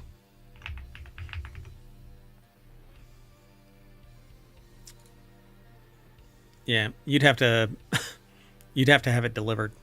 Good luck with that. All right, let's keep going. The next article is over, and our last one for today is over in four-wheel tech as well. Mitsubishi won't join the Honda-Nissan merger. I'm anti-mergers and acquisitions anyway. Nissan and Honda are tying the knot, merging two of Japan's big three to form a singular, massive, hulking automaker. Yet it seems that in the process of that, people are going to get fired, options are going to disappear, prices are going to go up. Yeah, I could go on, I'm sure, if I thought about it longer than 2.5 seconds. So yet it seems that in the marriage, Honda won't be playing step-parent to Nissan's kids. The first company struck Renault from the deal, and now a new report says Mitsubishi, which is 3 diamonds, won't be coming along. That's what Mitsubishi stands for. 3 diamonds. So Amber Da Silva over at jalopnik.com put the article together. The Chrysler of Japan will stick it out on its own. Dun, dun, dun. Pretty interesting. So the report comes from Yomiuri, a Japanese newspaper via Automotive News. Mitsubishi hasn't yet made a public announcement one way or another, but the company is expected to officially make its call soon, perhaps as early as the week after next. So next week, because this is a weekly show. Oh, right. And so excluding Mitsubishi from the merger could be tricky given that Nissan owns so much of the smaller company. Mitsubishi has been working to buy itself back from Nissan, most recently decreasing the latter's share of the former from 34% to 24%, but that's still nearly a quarter of Mitsubishi that's in Nissan's hands. I'm glad that they did the math there. It's nearly a quarter. It's very specific. Thank you so much. So an independent Mitsubishi would be an interesting automaker, but a small one. The company's scale is a drop in the bucket compared to Nissan and Honda. This screams, hold on. This makes me think of, what is the one that flamed out after the MKBHD review? Oh, it was Fisker. Fisker Ocean. Yeah, so Fisker. This kind of reminds me of what might happen. Mitsubishi has been around for a really long time. I mean, a long time. As long as I've been around, they've been around. And I don't know like how many Mitsubishis I see floating around. They're almost invisible to me. Yeah, they've been around since 1870. There's some misinformation out there. So let's see. Well, that was like steamships. I don't know, but it says 1970 somewhere else. So I'm just gonna say this for the United States. They only say in 2022. In 2021, they sold 102,000 vehicles. That's in North America only. In 2022, the next year, they only sold 85,000. Yeah, I don't think they're a very well-known brand in the U.S. But maybe that's because there aren't a lot of them out there. Wow. I was going to say Fisker only sold 10,000 Oceans in 2023. They built and delivered over 10,000. But let's not talk about Fisker. It just seems like it's a really small company. So they would have to have the financial might to carry innovating where they're not getting as much sales and then retooling manufacturing and delivering. Right, so, which suggests something about the future of the company. Yeah. So it says most recently decreasing the latter share from 34 to 24, which to me, it almost is like we're helping you mitigate your losses more than we're trying to get rid of you. Right. You know? like Nissan is saying, we're trying to get rid of you, and Mitsubishi is going, we're trying to help you divest your loss. Right. Yeah. Anyway, kind of interesting. I thought that it was worth mentioning in four-wheel tech. So we'll see if Mitsubishi lasts another 5 years. I suspect not, which would be a shame because the company's been around. Oh, But yeah. it'll probably change form. Mitsubishi does other things than automotive, I assume, right? I don't know what all they work on nowadays. I don't know, but back in the day, apparently steamships. Maybe they're going back. I mean, everything old is new again. All right. That's it. I'm out of here. I'm taking... Oh, well, wait. We're going to use our Mitsubishi steamship to pilot our butts back to the 4-Wheel Tech front page over at ohmtown.com, where you can too.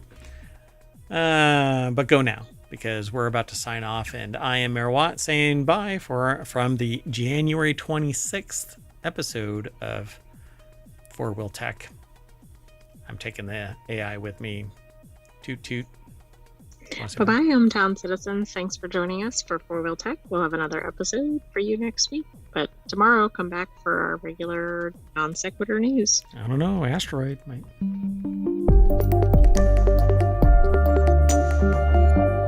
Come on, asteroid.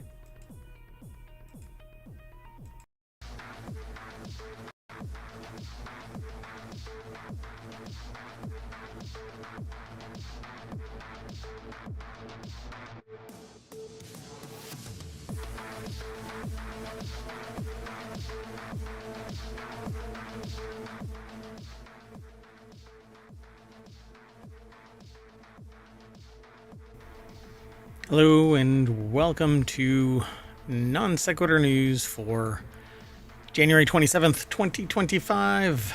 It is a time machine episode. The sentient AI is not available.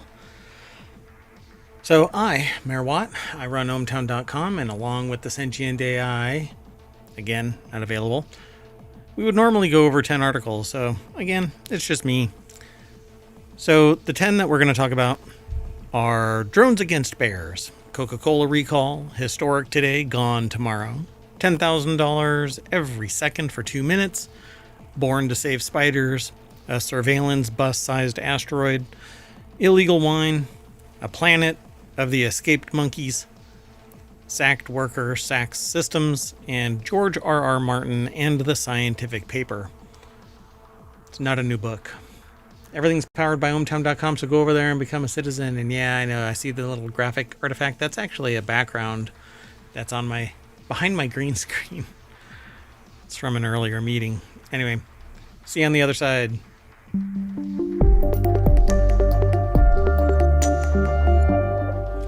All right, folks. Again, I am Mayor Watt. I run ohmtown. Go over there and become a citizen. It's a news aggregator. Works kind of like this. There's 6 main categories. There's 50 channels underneath it. News gets aggregated into this main page, and I go through them along with the sentient AI and select 10 articles each day. During the time machine phase of this, I've got about an hour, but normally I get it done in about 35 to 40 minutes. But let's see if I can do this. I am planning on doing another episode right after this one, so hopefully y'all stick around. The articles are actually embedded in the show notes over on YouTube and not part of Omatron. At any rate, let's get into this. The very first article is over in Non Sequitur News, and it says, drones could be magic tools in fight against bears. Sentence that I never thought I'd ever say. The drone was such an asset that I couldn't imagine doing the job without it, says researcher Wesley M. Sarmento. Hold on, let me turn this down a little bit. The article is posted over at newsweek.com, and Jess Thompson put the article together. So, remote-controlled drones could be used to scare away bears without having to shoot at them, an expert has suggested. Yeah, right up until they get desensitized to the bears. The bears. Says this could help reduce human-wildlife conflict with grizzly bears, according to a new paper in the journal Frontiers in Conservation Science. So they got that paper in there really quick with the drone concept. Otherwise, I think Fuzzy here is going to sit there and go, I'm going to eat that drone and I'm going to go and eat that park ranger over there because they made me deal with the drone. Human-wildlife conflict can result in harm to people and their livelihoods. One of the silliest statements I've read, and frequently ends in reduced tolerance for species and or removal of animals, said study author Wesley M. Sarmento of the Montana Department of Fish, Wildlife, and Parks, who wrote that in their paper. I don't know, man. Times they are changing. I don't know how many of these papers are actually going to be in existence here. Grizzly bears were once widespread across most of western North America, but the range has drastically reduced due to habitat loss, hunting, and human expansion. Humans do what humans do, I suppose. Various hazing techniques were successful at stopping undesirable bear behaviors and caused a significant increase in avoidance behavior distance to human infrastructure. Overall, he found that drones performed best of any of the other hazing techniques. Drones outperformed the hazing techniques where the odds of a pursuit of a bear being possible increased 127% relative to vehicular chasing due to accessibility issues. So relative to vehicular pursuit, dogs required high maintenance and had an 86% reduction in the odds of a hazing event that would be successful relative to vehicular pursuit. So equipped with highly maneuverable buzzing drone, they were scattering bears with accuracy and could precisely chase bears exactly where they wanted, just kind of corral them, all from the safety and comfort of their truck. Yeah, until they figure out, Planet of the Brown Bear, and they triangulate this person and eat them in the car like so much tinned meat. Anyway, let's move on. This next article is over on the Hatch Ideas channel. Coca-Cola recalled over safety concerns. So the company said the drinks contain higher levels of chlorate, but says the risk is very low. So you don't want your Coca-Cola to have too much chlorate.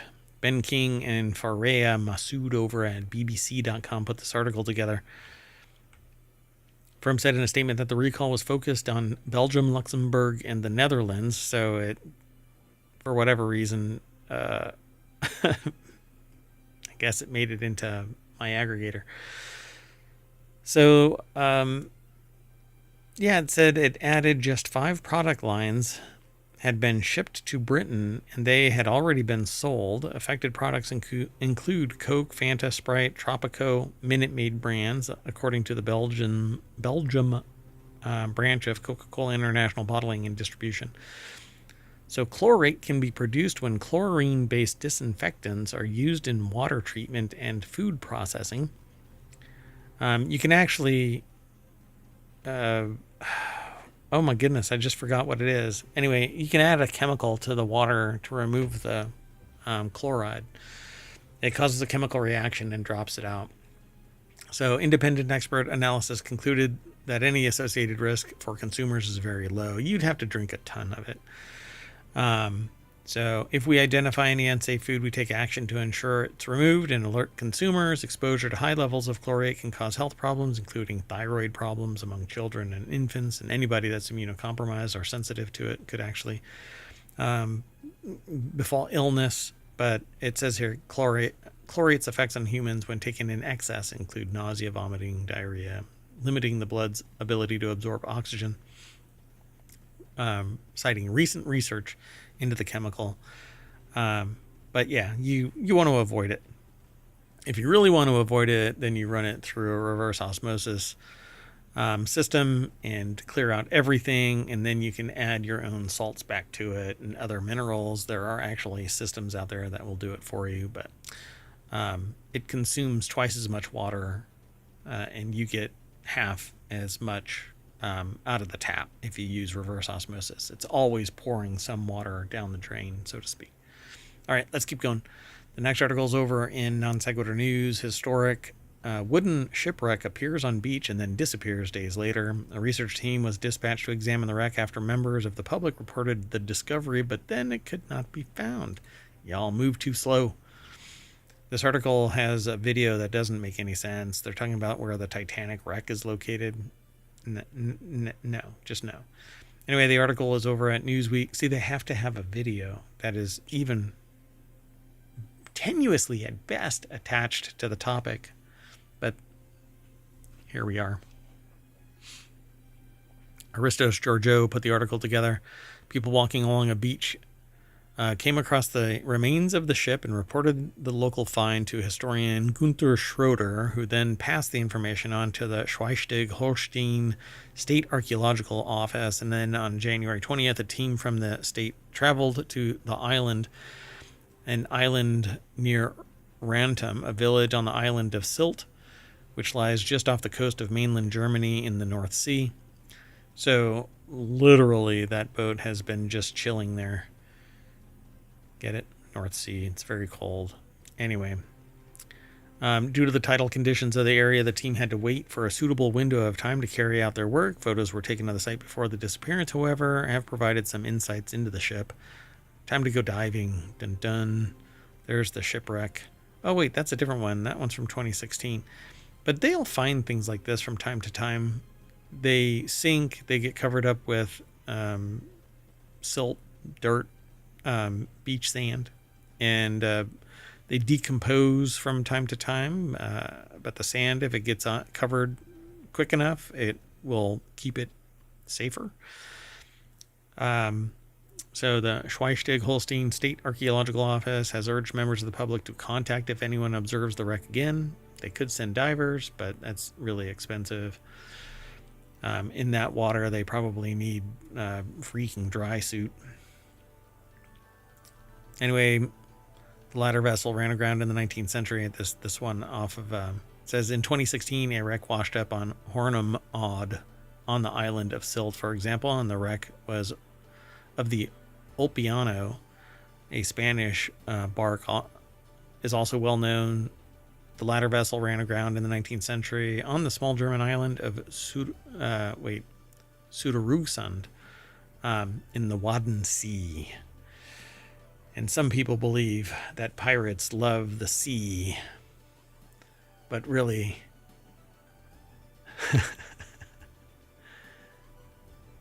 they prefer the R. Anyway, some people say R, but anyway. The next article's over in Hatch Ideas. A company is giving away $10,000 every second during the final 2 minutes of the Super Bowl. Rewards app Fetch. You're never going to make it happen. We'll distribute $1.2 million to 120 people in a first-of-its-kind live stream. So Aaron Davis over at entrepreneur.com put the article together. 120 people will each get $10,000. One winner selected every second of the remaining 2 minutes of regulation time. Fetch says that it is the biggest giveaway, live stream giveaway associated with an official big game advertisement on a Sunday in February during a blue moon while the East Coast is frozen over. Just got to be more precise and tell it actually is something really big. Come on, it's 120 people getting $10,000. Anyway, Super Bowl airs February 9th and will feature the Kansas City Chiefs and the Philadelphia Eagles, but we're not allowed to talk about it. So this is now in reference to the superb owl named Kansas and its mate, Phila. Anywho, let's move on. Next article's over in the Mobile Channel. This man was born to save spiders and has over 1,000 tarantulas. Ugh. And need to take some medicine if you have 1,000 tarantulas. Sounds like a condition. But anyway, no. Some people really dig tarantulas. 37-year-old from South Gloucester. Began collecting the creepy crawlies in 2021 after being diagnosed with bipolar disorder. I guess that's their comfort animal. I don't know. When doctors suggested a hobby, might benefit his mental health. Phoenix recalled a pet tarantula he'd had as a teenager, and now 1,000 spiders later turned bipolar disorder into maybe something else. I don't know. He says he feels he was born to save the arachnids. The article is over at Vice.com, which is kind of an apropos name, I suppose. And Meredith Kyle put the article together. Pardon me 1 second. So that is to say he lives, real-life Spider-Man lives with 1,000 tarantulas. Now 1,000 spiders later, there's an article being written about him, at least one. Aaron Phoenix amassed his collection of over 1,000 tarantulas by breeding and rescuing the arachnids. They get messages all the time from people who have had large collections who want to downsize or fallen out of love with the hobby. He shares with SWNS, which is, I don't know. I don't know what SWNS is. It doesn't actually break it out here, but it links to a NewYorkPost.com website. So I don't know. So they apparently had already gone viral for the collection, it says in the article. And Phoenix found another use for the arachnids. He travels around the country helping people face and conquer their fear of the creepy crawlies. I used virtual reality a long time ago to facilitate that, but hey, everybody's a little different. What a difference a year makes. They celebrated another year at his store, a house of 1,000 inverts, with a heartfelt Instagram post. Over the moon with how far they have come. Dun, dun, dun. So there's more over at this article. You can go and check it out. It's over at Vice.com. The next article is over in Non Sequitur News. NASA tracking a bus-sized asteroid approaching Earth at 30,000 miles per hour. 2025 BS4. Yeah, there's a lot of BS for 2025 going around. Maybe anywhere between 17 and 40 feet across, and will approach at about twice the distance between Earth and the moon. The article here is written by Jess Thompson over at Newsweek.com. And so, yeah, I love how we're supposed to know that a school bus, they don't say if it's a normal, average, everyday bus, or if it's a short bus, or if it's some modified bus, but hey, it's a bus, so we have some idea of what it really is. Asteroids in our system are mostly found in the asteroid belt between Mars and Jupiter. Occasionally, interactions with the gravity of the planets can cause an asteroid to be ejected from this reservoir, zooming into the inner solar system and in the vicinity of Earth. They say it's three-dimensional. What, space is three-dimensional? That is not what I get from Star Trek and Star Wars. It's linear, and you can put horses on the outside of starships. Anyway, whilst there's a huge number of comets and asteroids out there, most of them move on orbits that don't perfectly intersect with that of Earth. Even when they do cross our orbit in terms of distance to the sun, they usually pass harmlessly well above or below. This one's hurtling towards us, 30,000 miles per hour, apparently. Due to its proximity to the Earth, 2025 BS4 is classified as a NEO, a near-Earth object, which are defined as objects that come within 120 million miles of the Sun or 30 million miles of Earth. Yikes. Anyway, get something to eat. You won't know it if this hits Earth. Who knows what kind of damage it'll do. Maybe we'll just, I don't know. Trying to come up with something funny about this, but I'm lost. Let's go. The next article is over in the Hatch Ideas channel, which is all about business transformation. A French winemaker whose wines are illegal in his home country, Maxime Chapoutier, makes wines that combine French and Australian grapes, a strict no-no in the EU. Will Small over at BBC.com put this article together. There's no deck statement, but winemaker Maxime Chapoutier, there we go. I'll correct myself, Chapoutier, would be arrested if he tried to sell two of his newest wines in his native France, and they're likely be outraged about these wines in France, and that would be a good thing. Sometimes you need to be provocative to drive change. Under both French and European Union law, it's forbidden to make a wine that combines EU and non-EU fruit. In France, in particular, authorities take such things very seriously. Add a strict appellation or classification system to France's wine regions, and the thought of blending French and Australian wine to create a global hybrid would horrify many French wine lovers. You know what? Send me a couple of bottles. Maybe I can get them sent here. I don't know if they're already here, but we'll see. Maxim has created the wines in partnership with the UK online retailer, the Wine Society, where they call Hemispheres Red and Hemispheres White. The red is made from Syrah grapes, or Shiraz as they're called in Australia, while the white is a blend of Marsanne and Viognier, I guess? Voinier varieties, which I don't recall that, but I'm not a connoisseur of fine wines. I like beer and other spirits, but I like a good wine from time to time. And believe me, we've been hearing some whining. Anyway, we need to adapt for consumers and make wines more accessible, which international blends can help do. Maybe the EU law will change. It's more ecological to ship wines from Australia to Europe in bulk, as you don't have the weight of all the glass bottles, it says. So maybe they can fill it there. That's actually some of the problem sometimes, is something domestic and not just something that takes money from the system and deposits it outside of the EU or wherever. A lot of countries do that, where they want something produced in country to add value to the local economy or domestic economy. So Penfolds refers to these blends as wines of the world and says that they possess an otherness that can be best described as worldly, whatever that's supposed to mean, says the author. Anyway, go and check this out. Will Small over at bbc.com. The next article is over in Non Sequitur News. Last 4 escaped monkeys are captured in South Carolina after months on the loose. Officials say that they've recaptured the final 4 monkeys who escaped 2 months ago from South Carolina. Dun dun dun.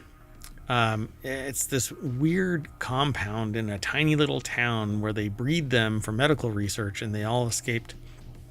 43 escaped. The rhesus macaque monkeys, all females, made a break for it after police said that an employee did not fully lock their enclosure at Alpha Genesis, a facility that breeds them for medical research, known to locals as the Monkey Farm. They were on the loose. The area saw its first snow in 7 years, accumulating up to 3 inches. The rhesus macaques made a break for it on November 6th and mostly hung around near the facility, and they're about the size of a cat, weighing roughly 7 pounds. It appears the worker unintentionally left the gates unlocked when the monkey escaped, Westergaard said in November. Workers were supposed to lock and latch one gate before opening another, but all 3 gates and latches were left unsecure. Duh. This is how something Planet of the Apes happens. All right, let's keep going. Next article is over on the Mobile channel. I'm going to make these next 3 really quick. We have 2 left, but that last one was pretty quick, and I'll make these next 2 really quick. British Museum partly closed as sacked worker shuts system. So British Museum said that it's been forced to close some of its galleries after an IT contractor trespassed into the museum and shut down several of our systems. You fire me, I'm taking my passwords with me. So the museum said, the museum, one of the UK's capital's biggest tourist draws and best known for housing the Rosetta Stone. And there are many, actually, of these little translational stones, but the one that's referred to as the Rosetta Stone is of particular interest. And the Parthenon marbles, said police had arrested the suspect. An IT contractor who was dismissed last week trespassed into the museum and shut down several of their systems. We're working hard to get the museum back to being fully operational, but with regret, our temporary exhibitions have been closed today and will remain so over the weekend. So a message on the museum's website stated that it was open, but due to an IT infrastructure issue, some galleries have had to be closed. So capacity is limited. About 1,800 objects were disclosed as missing or stolen in August of 2023. We actually talked about them. We aggregated some of the news regarding this. Hundreds of items have since been recovered. Following a furor around the scandal, Hartwig Fischer, the director of the museum at the time, resigned after a temporary head was appointed. Nicholas Cullinan, who was previously in charge of the National Portrait Gallery, took over the role last year. Dun, dun, done. But no arrest regarding those missing objects has been reported.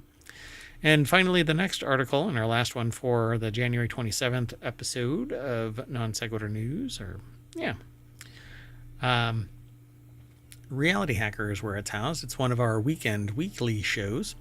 George R.R. Martin co-authored a scientific paper, and they say, okay, cool. Now finish The Winds of Winter. The article is over at Wired.com. It's written by Jennifer Oliette from Ars Technica, but published over at Wired.com. And it says here, although fans of A Song of Ice and Fire might still be hankering for the long-delayed book in the series, best-selling sci-fi author George R.R. Martin has instead added a different item to his long list of publications, a peer-reviewed physics paper just published in the American Journal of Physics that he co-authored. The paper derives a formula to describe the dynamics of a fictional virus that is the centerpiece of the Wild Cards series of books, a shared universe edited by Martin and Melinda M. Snodgrass, with some 44 authors contributing.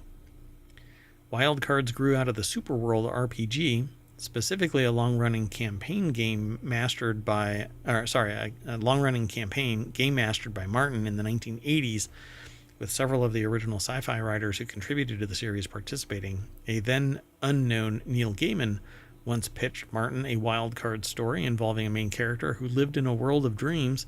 Martin rejected the pitch.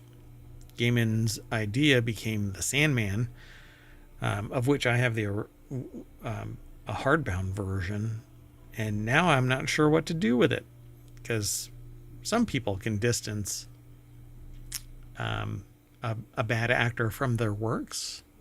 I have a hard time, at least in the modern age. Cultural relativism aside, things like H.P. Lovecraft, the culture of the time was basically what H.P. Lovecraft was immersed in and wallowing around in. And it's not like that now. Well, anyway, and so you can read H.P. Lovecraft horror and realize a lot of the context is cultural and temporal, and you just say, I will never allow that to happen again. Not everybody can do that. Anyway, the series is basically an alternate history of the U.S. in the aftermath of World War II. An airborne alien virus designed to rewrite DNA had been released over New York City in 1946 and spread globally, infecting tens of thousands worldwide. It's called the wild virus because it affects everyone individually different. Every individual differently. It kills 90% of those it infects and mutates the rest. It's an interesting premise. I've got a storybook world called Aerith that has no alien virus, but has the same core premise of 90% of the population being wiped out, and effects coming on the heels of that. So, and that's actually one of the channels here, Aerith, a storybook world where if you want to write in it, you actually get a world within the omniverse of Aerith. But more on that some other time. Anyway, a physicist walks into a fictional universe. They talk about this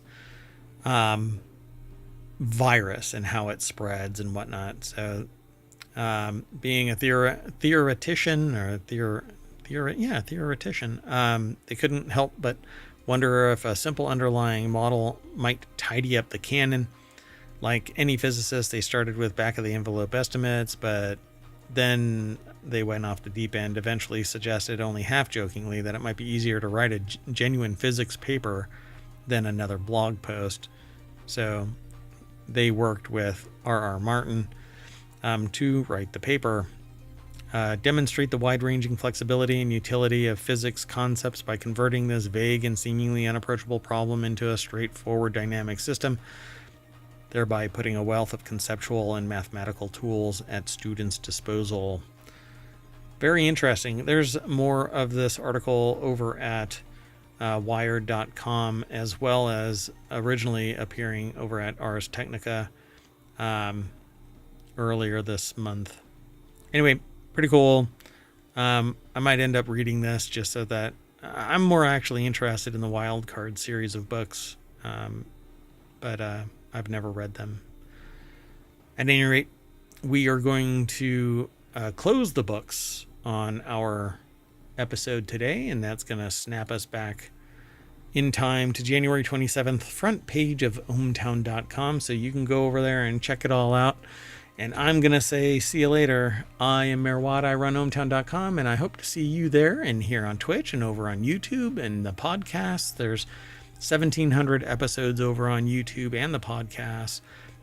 There are 7 podcasts, 6 of which are weekly, 1 of which is daily, Non Sequitur News. That's this. I couldn't make it yesterday to do the episode on time. I may not be able to do tonight's either, but we shall see. Mayoral duties abound. And that's it. Thank you very much. I'll see you tomorrow or the day after, before yesterday. Time stuff. It's just kind of confusing. So, bye-bye.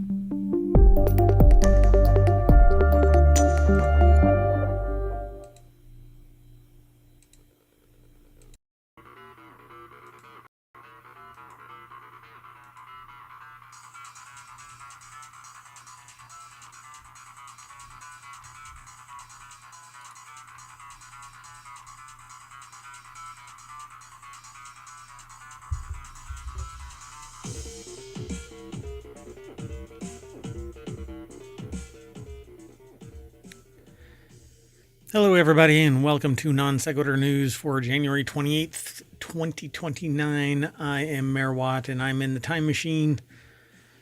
Today, we're going to talk about these 10 articles. The Sentient AI is not available at this moment, but we're going to be doing the January 29th episode shortly here after this show. So, actually, wait a minute. May not be able to. Anyway, we're going to be talking about these 10 articles. Raising the Nerds Bar with Shabuzi, the introverted entrepreneur augmenting humanity, a 1900-year-old papyrus, bookshop.org's ebook store, Crumb Trail to recall, peel and stick radar sensors, limited edition asteroids watch, the Uni Spiral Mixer will take your wallet for a spin. And FDA approves Ozempic for chronic kidney disease with diabetes. Interesting, the wonder drugs like Ozempic are. Anyway, I am Mayor Watt. Like I said earlier, I run ohmtown.com, and we are in the time machine talking about the news. See you on the other side.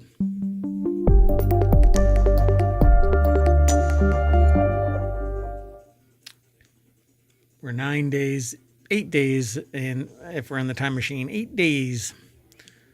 All right. Anyway, the first article that we're going to talk about today is the Nerd Super Bowl ad teaser that raises the bar with Shabuzi. The article starts out by saying that it isn't the Beyonce Bowl, but Shabuzi will have to make do with the Nerd Super Bowl ad for his second big NFL showing, after being notably ignored at the Country Music Association Awards despite his hit single, a bar song, Tipsy. And today is a Brews and News episode, but I can't really share the beer because it's hyper-local. Sorry. Let's just say that it's a New England IPA, and it's really, really good. Great combination of citrus and bitter. My style of beer. Anyway, spending 19 weeks atop Billboard's Hot 100, country fusion artist Shabuzi is gonna be in the Super Bowl again. Ferrera Candy Brand brings in the chart-topping Beyonce Bowl guest for a less tipsy take on bringing good things together. The article is by Jason Knott over at adweek.com, but I'm not logged in. I never really log into Adweek. And they say they not only appeared in Beyonce's halftime show during the Netflix NFL Christmas debut, but now centers Nerds Super Bowl campaign. And essentially, Shaboozey eats some Nerds gummy clusters, which frees a Nerds character from an antique radio and coats Shaboozey's guitar in color and candy. And there's a still of basically these little, turning the guitar into a giant Nerds candy. Pretty cool. Anyway, let's keep rolling through this. The next article is over in Hatch Ideas channel, which is all about business transformation, the challenges you'll face as an introverted entrepreneur, and the 5 key strategies to help you overcome them if you are an introverted entrepreneur. And I'm one of these. I'm better as a consultant, where I can tell other people what to do and they do it. And but me, I don't like following my own advice. I don't like asking for money. I don't like I don't know. It's just not in my nature. So that's kind of why everything is the way that it is here. So I hope that you enjoy the show and you follow us on Twitch or on YouTube and download the podcast and leave a 5-star review. That would help us out tremendously. Leave a review. That would be great. And wherever you want to leave a review. And you can download the podcast from anywhere you catch pod. Anyway, Atalia Monet, and it was edited by Chelsea Brown. It's an article over at entrepreneur.com. And it says, while introversion isn't a weakness, introverted entrepreneurs must recognize when stepping out of their comfort zone is necessary. Common challenges that introverted entrepreneurs face include limited networking opportunities, struggles with self-promotion, overwhelmed in collaborative settings, and energy drain in social situations, all of which I suffer from, which is why I really like streaming. Strategies that can be used to overcome these setbacks include leveraging digital networking, rehearsing pitches or presentations to boost confidence, and focusing on strengths, delegating sales, and setting boundaries. So what's really interesting about this is you can be an introvert, and it isn't about lacking confidence when it comes to presentations and pitches and stuff like that. I talk to crowds every day, and that isn't really my biggest problem. My biggest problem is self-promotion, networking. I figure people have better things to do than to entertain my handshake and small talk. I don't like promoting myself. That struggle is real. And I have no problem with collaborative settings, but social situations, like if I'm hanging out where I have to go and meet people and stuff like that, it's just draining. But so they talk about this, limited networking opportunities. The challenge is introverts may shy away from large events or social gatherings, which can limit their ability to expand their professional network and discover new opportunities. Again, that isn't the problem. It's going out and meeting these people for networking opportunities. That the challenge for, I think, introverted entrepreneurs is that it is draining and it's hard to, with the objective of meeting people for business, it seems, at least to me, that it is, I didn't put it in the bot. Doggone it. Anyway, I'll put it in the show notes over I'll put the show notes over in YouTube's description as soon as it's done. Anyway, the problem is essentially selling yourself, like going out and saying, this is what I can do. I tend to rely on word of mouth, people coming to me. And then I have the problem with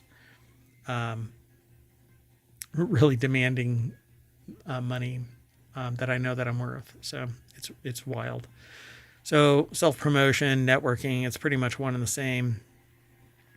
Collaborative. So number 2 is struggles with self-promotion. Number 3 is overwhelm in collaborative settings. They struggle to assert their ideas or preference in group settings. And that usually happens. But when I am working with somebody, they know that they're paying a good deal of money to get advice. I tend to give my advice away for free, though, hence the show that I'm trying to spin up. Anyway, energy drain in social situations. That's almost self-evident there. It says impact, burnout, and avoidance of key events that could drive business forward. Yeah, you need to overcome that, but it's very, very tough.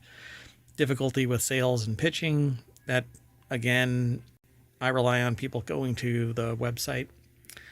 Preference for solitary work.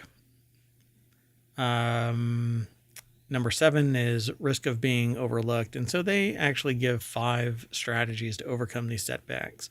Digital leveraged digital networking. So like LinkedIn to build connections, but it's disembodied. And so you don't actually have the direct connection with a human being. You've got a link and it's not as real, essentially. That's my argument, at least. Prepare and practice. Again, entrepreneurs aren't, if you're an entrepreneur and you're an introvert, odds on you don't have a problem with the presentation and the pitches themselves or even talking to people. It's more about, it's an energy drain. And getting that energy is really tough. It's not about confidence. Focus on strengths, use your thoughtful nature to create authentic relationships and deliver value. But that's kind of, all of this is one of those things where it says how to draw an owl. And they go draw a circle, draw another circle, and then draw a freaking owl.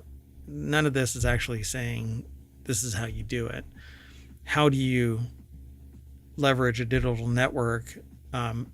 Because you can link to all kinds of people on LinkedIn, but it doesn't do jack shit to help your business. Prepare and practice. Again, you have to find the locations where you can pitch. You have to find people to listen to you long enough. I mean, I do this every day. Focus on strengths.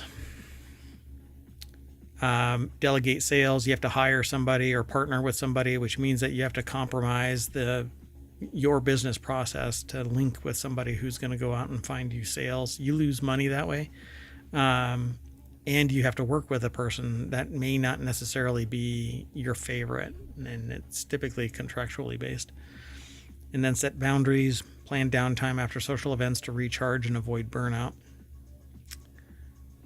Yeah, this is a short and sweet article. Let's keep going, though. This next article is over in Non Sequitur News. Augmenting Humanity, exploring the essential foundations of artificial ultra intelligence. So this article over at Nature, it says, examining the nature and origin of human intelligence and the intersection with machine intelligence in the past, present, and posited future. This article is by Marcus Weldon, Newsweek contributing editor for AI and president emeritus of Bell Labs. The article starts out by saying, as preparation for their upcoming series of interviews for Newsweek with the protagonists and practitioners of AI, I've been consuming a plethora of sources that examine the nature and origin of human intelligence and the intersection with machine intelligence in the past, present, and positive future. They've been particularly struck by 2 books, Genesis by Eric Schmidt, Greg Muni, and Henry Kissinger. Yes, that Henry Kissinger. That does an impressive job of outlining the potential risks and opportunities of AI employed in the essential domains of human society and industry, and A Brief History of Intelligence by Max Bennett, which does an equally impressive job of identifying the 5 evolutionary innovations that gave rise to and underpin human intelligence today. So I won't be able to go through all of this. And frankly, I haven't read these books because I think that they're all essentially opinion pieces. I am right now actively utilizing DeepSeek. and I'm in the process of obtaining the 671 billion parameter model. I find this really fascinating. This is probably the most elaborate one in terms of thinking that I've seen so far, because it is the only one that I have that expresses its entire thought process before it answers. So I find it really interesting to monitor the machinations that the AI is going through. I can't wait until I get the bigger item, the bigger model, DeepSeek R1 671 billion parameter model. I'm going to have to upgrade a computer to get it to actually operate, but we'll see.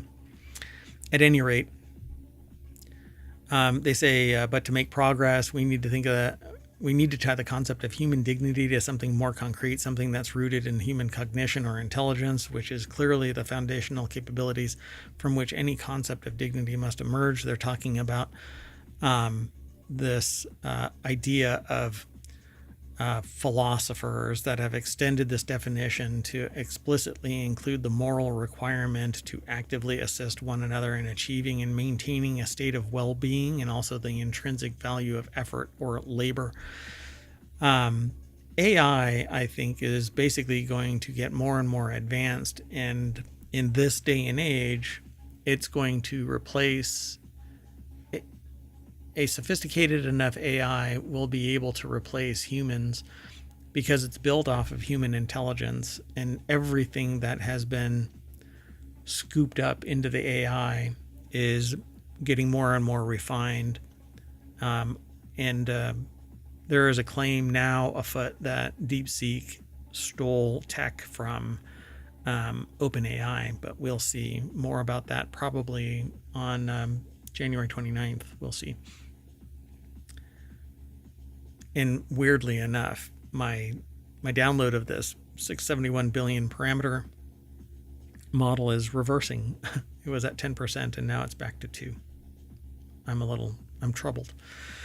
Anyway, they refer to things like the learning brain, the simulating brain, the mentalizing brain, and the communicating brain developed in early humans, allowing the efficient sharing of one's own actual experiences and one's own imagined actions and interactions with others.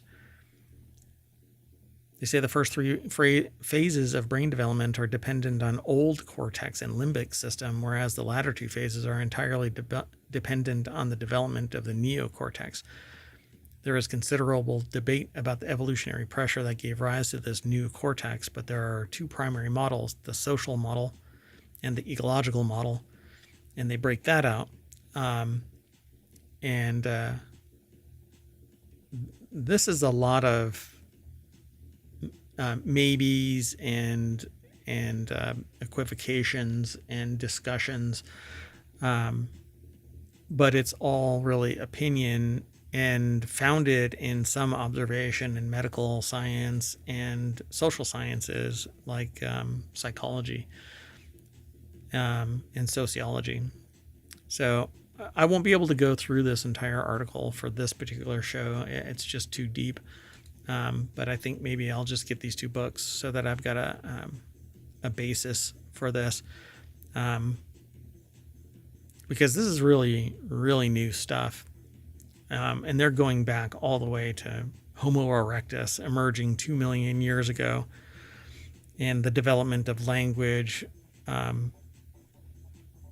But they don't talk about when that actually took place. But anyway, they're basically reducing the entire creation of humans, not necessarily creations, but the evolution of humans into what this is today, which is models for AI.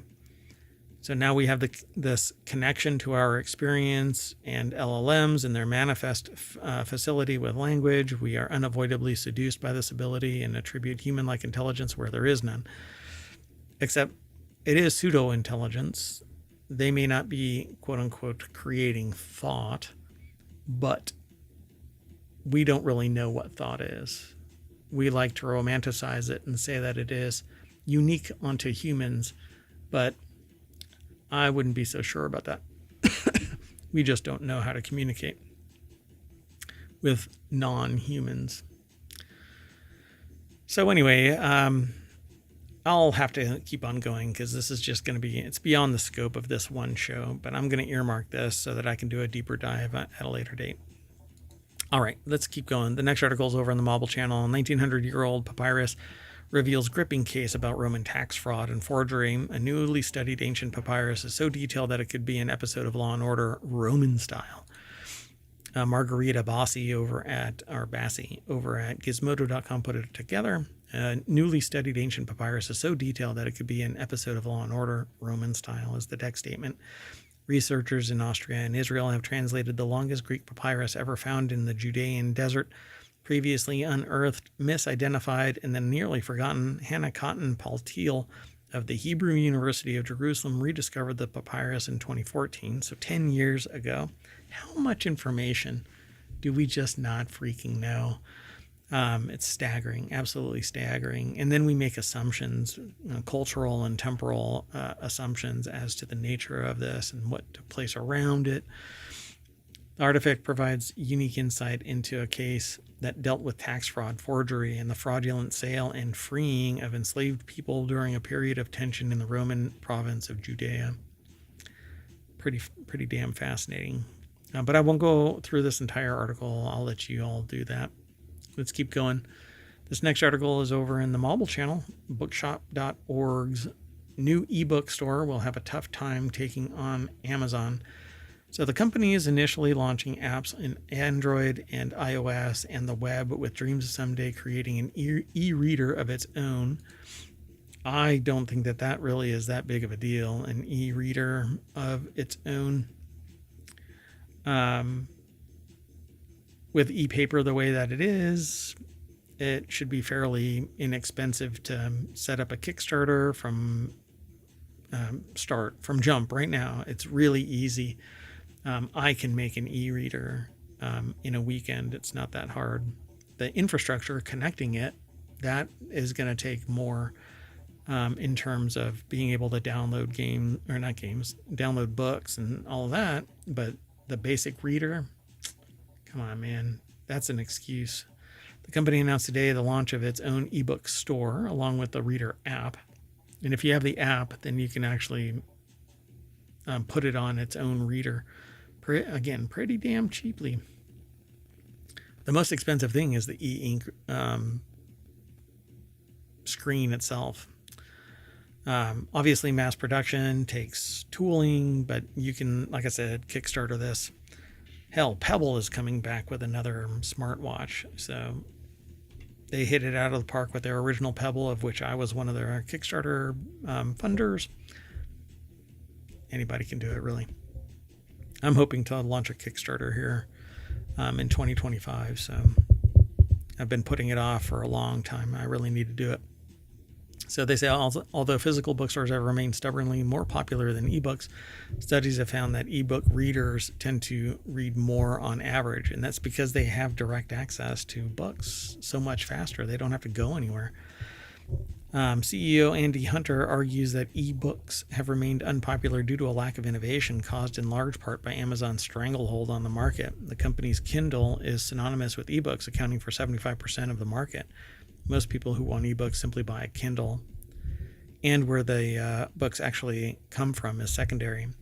Well, send me, I'll help, I'll facilitate this. I'll help y'all build an ebook reader prototype, man. Like I said, can do it in a weekend. Can literally build an ebook reader in the weekend. Interface and everything, man. It's surprisingly easy. Anyway, that dominance is problematic for two reasons, but this is what I have said. Mergers and acquisitions limit options. And because Amazon is so damn big, it takes a mountain of capitalization But they were the ones that kept on spending and recouping their money because that's how it works. They buy out somebody, some company. The people that want the money and don't have the heart to keep the store operating will sell. Just like family farms, the kids don't want to be a farmer, so they move out, and then the family farm gets sold to a mega corporation, and well, that's how you end up with prices rising. Well, anyway, to add insult to injury, Hunter told Gizmodo that because Apple takes a 30% cut in or on in-app purchases, bookshop.org cannot sell ebooks through its iOS reader app. Users must buy books through its website and then open them in the app.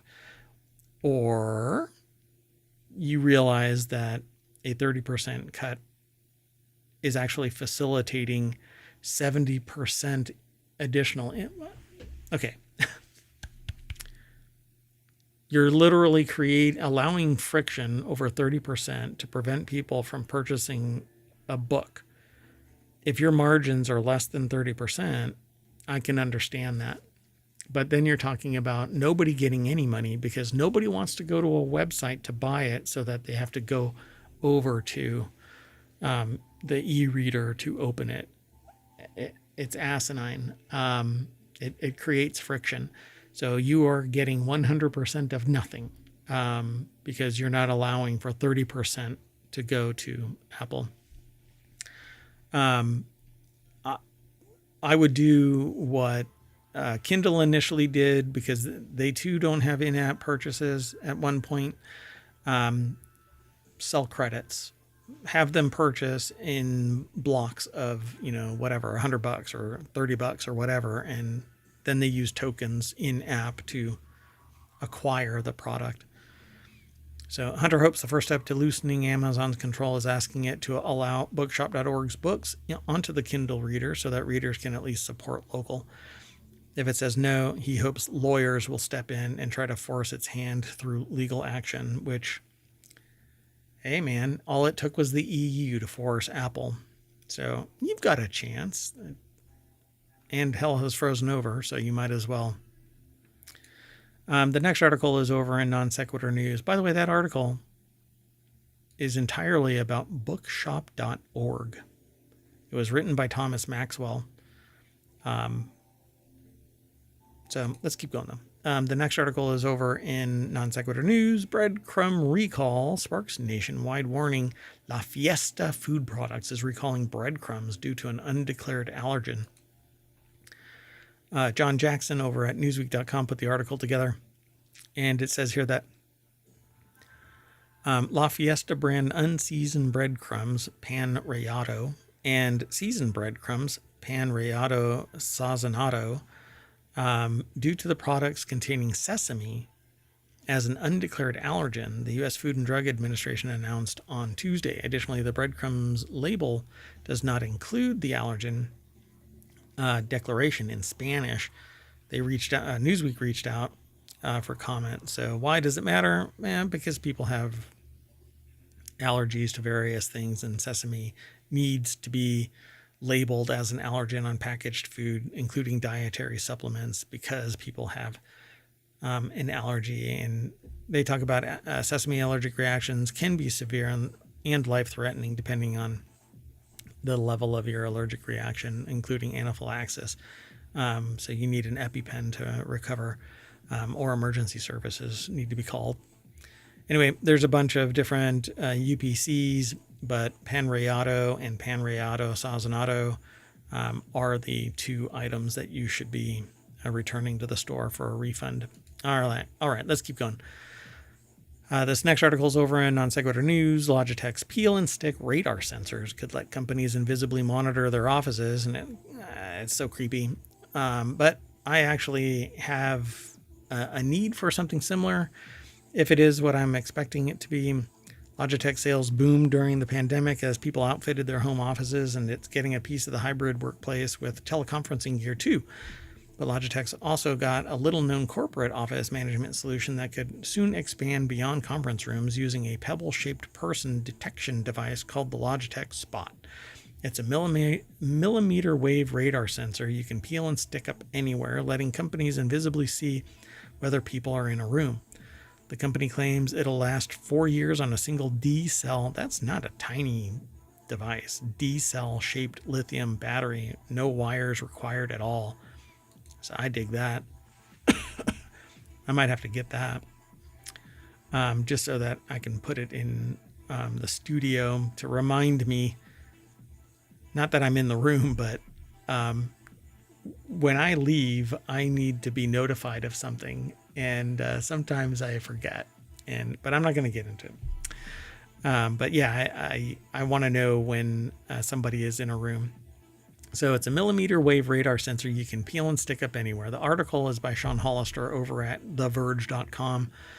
And that's what it looks like. You can actually buy these things and build them yourselves with a Raspberry Pi or one of its many iterations.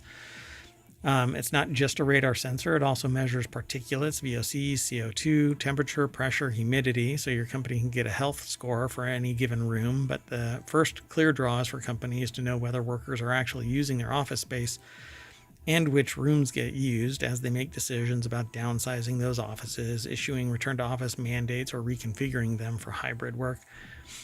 It's very, very dystopian. You might as well just put a damn camera up, right? But let's not give Logitech any goddamn examples of or ideas. He says the radar can see through roughly 5 meters away and maybe up to 2 feet left or right. Could theoretically know the general placement of people in a room, but that's about it. For larger rooms, companies are already widely using cameras to detect and track employees, he says. But this could be useful for smaller spaces where you don't want to have a camera pointed at people if they are in the room or not, because it's freaking creepy. Anyway, this doesn't do away with the creep factor, at least when it's used in business and stuff like that. It just seems kind of disgusting. Anyway, if I get the work done, it doesn't matter if I'm in an office or not. Kiss my shiny metal ass. I can get it done on a beach. Hate to break it to you. I could be picking my nose in a coffee shop and get 8 hours worth of work done. Where I do it shouldn't matter. Unless I'm hands-on manufacturing something, I should be able to do intellectual work any freaking where. Anyway, Logitech hasn't announced a price for the Spot yet, so it's definitely too early to say. And this is not going to endear me to any of these people who want control over human population. Anyway, coming soon to an office near you, the lack of work-life balance. All right, the next article is over in Non Sequitur News as well. Atari's limited edition Asteroids watch tells time with orbiting spaceships. I want this. I'm going to jump straight on over to the source. The company partnered with watchmaker Nubio to create a timepiece that celebrates the 45th anniversary of the classic game. Andrew Lazuski put the article together for TheVerge.com. And I'm instantly in love with this. I used to play Asteroids with my father in an old arcade where you just plop quarters in it back in the day. Unfortunately, this says that the watch is available through Nubio's website, which lists each watch priced as being discounted to $499 from $1650. You can also order them through Atari's website, which lists the price at $499 each. Although some have already sold out. Each style is limited to just 125 pieces. Excuse me. So all of you Apple Watch makers, build this face. I'll take it. I would love this.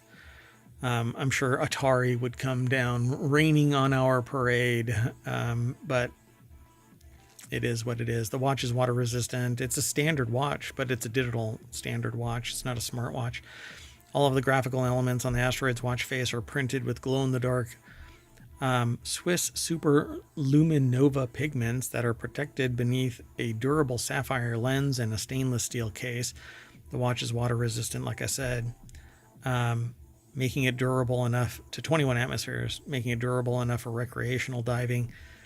But don't use it as a dive watch. That's dumb. Although you could, theoretically. It comes in a protective case with an interior that borrows design elements from the Atari video game computer, or VCS, the Atari Video Computer System that launched in 1977. I had an Atari. I dig this. Yeah, I like this. I want it, but I won't spend $500 on anything other than a smartwatch. And I don't think that's a smartwatch, right? It's just a timepiece. Created in collaboration with watchmaker Nubio, which previously released a collection of Space Invaders themed. Oh, so nothing really original here. All right. So Uni's first departure from. We'll go on to the next article. We have two more, including this one, and I'm going to try and get this show done within an hour. So Uni's first departure from pizza ovens is a $799 spiral mixer, taking your wallet for a spin for sure. Uni, the Scottish company behind the outdoor pizza oven fame. I have an Uni pizza oven. It has not been used in a considerable amount of time, mainly because I got a flat top and then stopped using that to, I don't know, anybody want a flat top?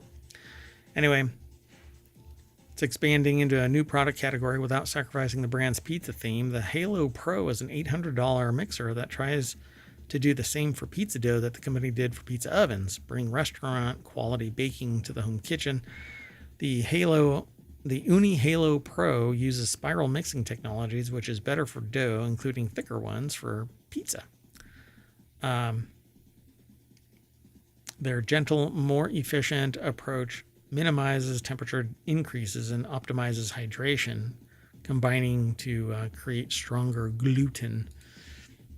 So any grain, you're going to get gluten when you fold it all up and let it rest and then punch down and then fold it up. You build these long chains, and that is gluten, and it makes it stretchy, and as long as you keep it hydrated, then it makes it delicious.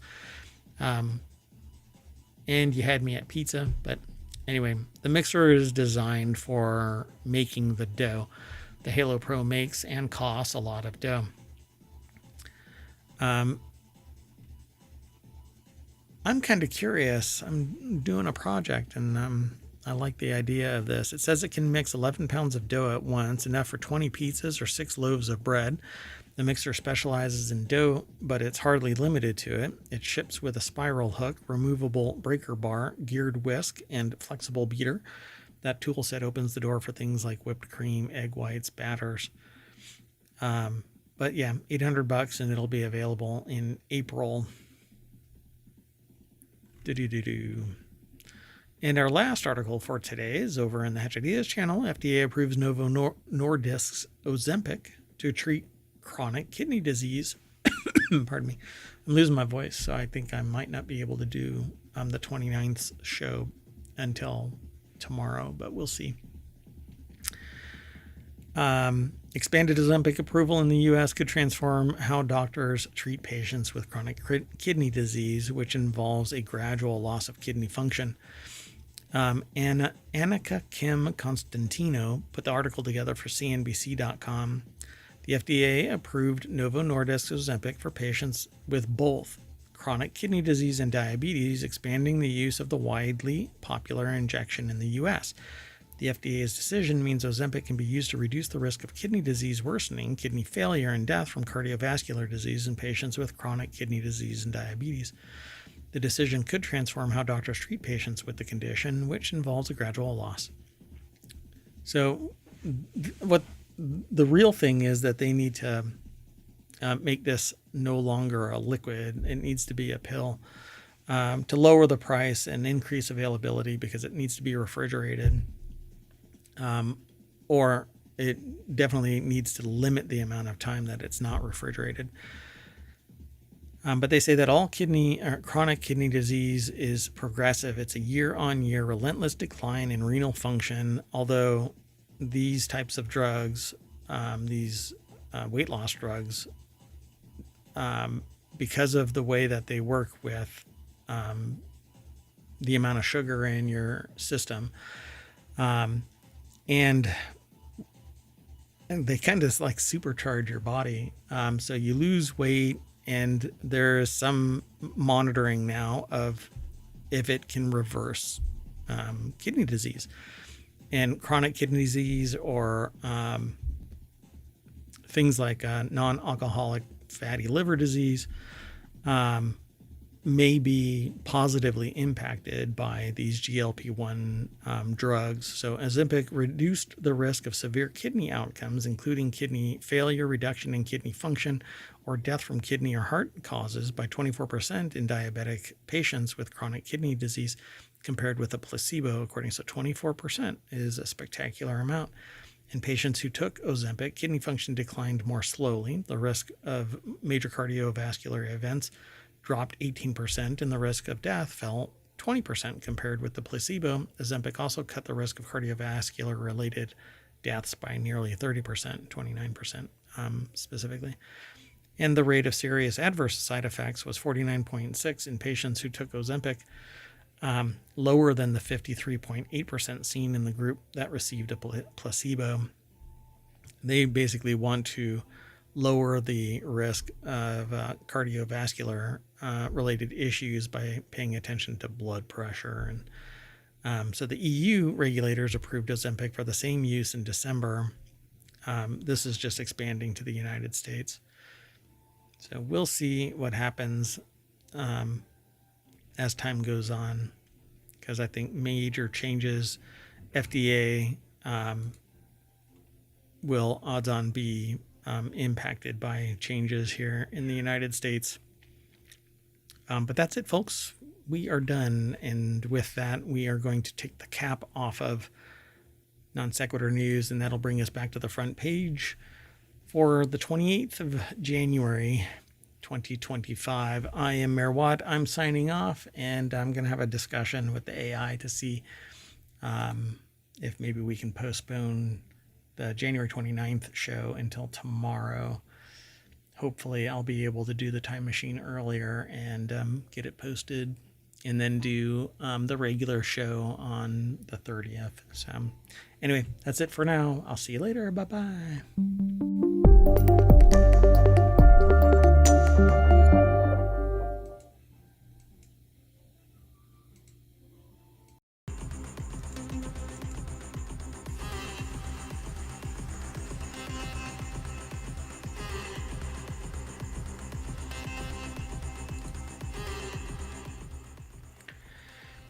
Hello, everybody, and welcome to Non Sequitur News. It's a time machine episode, and I'm going to post all of the links later in the show notes.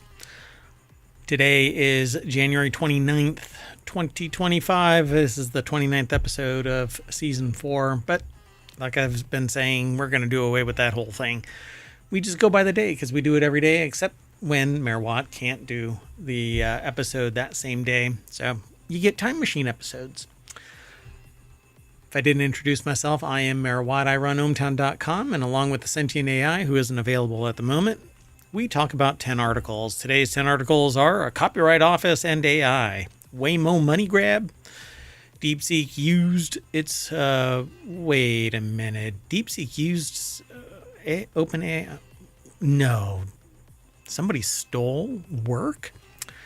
Scientists discover traces of salt. Whale deploys biological weapons. 5 reasons for vertical farming. Miles of LA beaches closed. This manufacturer is very supportive. A quick access to expressway home, and in the spirit of mergers and the frontier. Everything is powered by ohmtown.com. Go over and become a citizen. It's pretty easy. Maybe. I don't know. All you have to do is hit sign up or sign in if you are already logged in. Or if you already have an account, you can log in. You get a 7th icon right there that has more utilities to it, but all of the shows are housed in these 6 main categories and 50 channels that are underneath it. Non Sequitur News basically grabs content from all over the site, and we aggregate from all over the world. So go and check it out. Anyway, see you on the other side.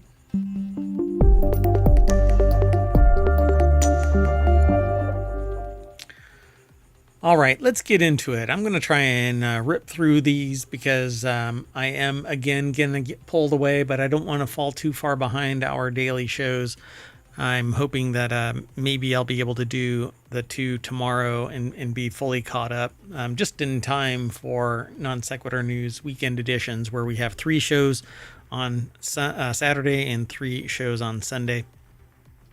So on Saturday, we have RealityHacker Wanted and the Continuity Report. And on Sunday, we have WarCrafters, Technology Today, and 4-Wheel Tech. Each one is a tighter niche on the content that we talk about.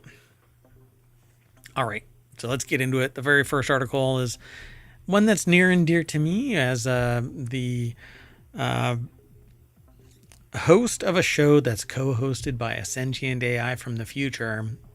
I think that this is wrong-headed, and I'm going to say why. But anyway, part 2 of a series, the U.S. Copyright Office has released an AI report that says creative prompting does not constitute authorship.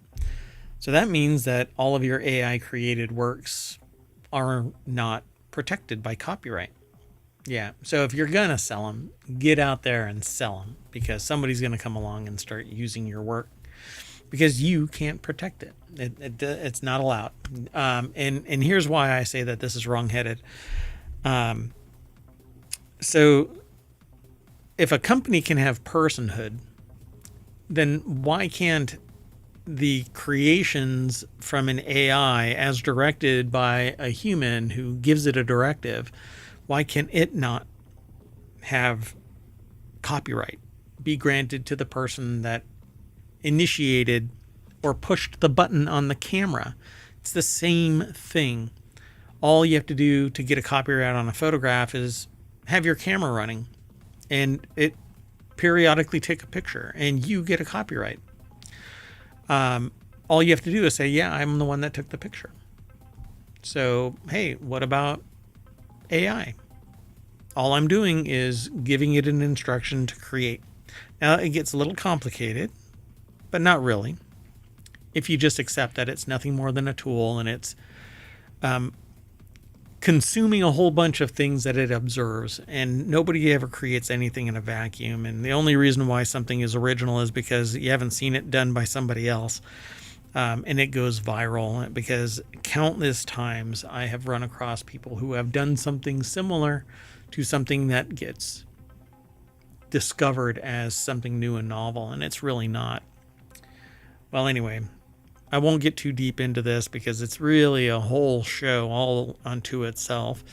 And I would probably start by discussing it as Right Protect, which is all about copyright, IP, intellectual property.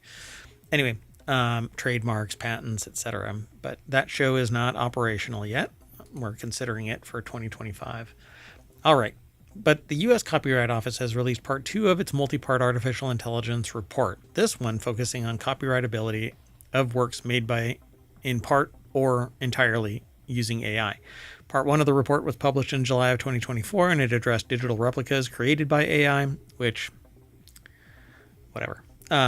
So among the Copyright Office's recommendations was the need for passage of a federal law that would create a new form of property right for a person's digital replica to disincentivize the creation of realistic but false depictions of individuals, so deepfakes, which I think are patently wrong. It's fraud. There are laws that are in place for fraud, and other things like libel and slander, defamation, etc. There's a plethora of rules and that are not federally mandated in the sense that it's new law. This is old settled law. So, but everything is argued, and you can sit there and say that it's parody or whatever. Well, anyway, they say part 2 and 3 were slated to be published at the end of 2024, but Register of Copyright Shira Perlmutter told the Senate IP subcommittee in November that we've been trying to set and follow our own ambitious deadlines, and that her key concern was that it was accurate and thoughtful. So they released this And it says some key conclusions in the report are that there's no need for legislative changes to accommodate works made by using AI. Copyright does not extend to purely AI-generated works, and that includes works made using AI prompts. But all you have to do is do some sufficient human control to warrant authorship. Must be determined on a case-by-case basis. But that sufficient human control to warrant authorship is parse your stuff, edit it, and because it's substantive, you'll be able to get it copyrighted, right? Not so fast. It's going to be on a case-by-case basis if you claim AI is involved in any way, shape, or form, or if somebody says it's created by AI. It's going to be really tough, though. Anyway, there's more in this article.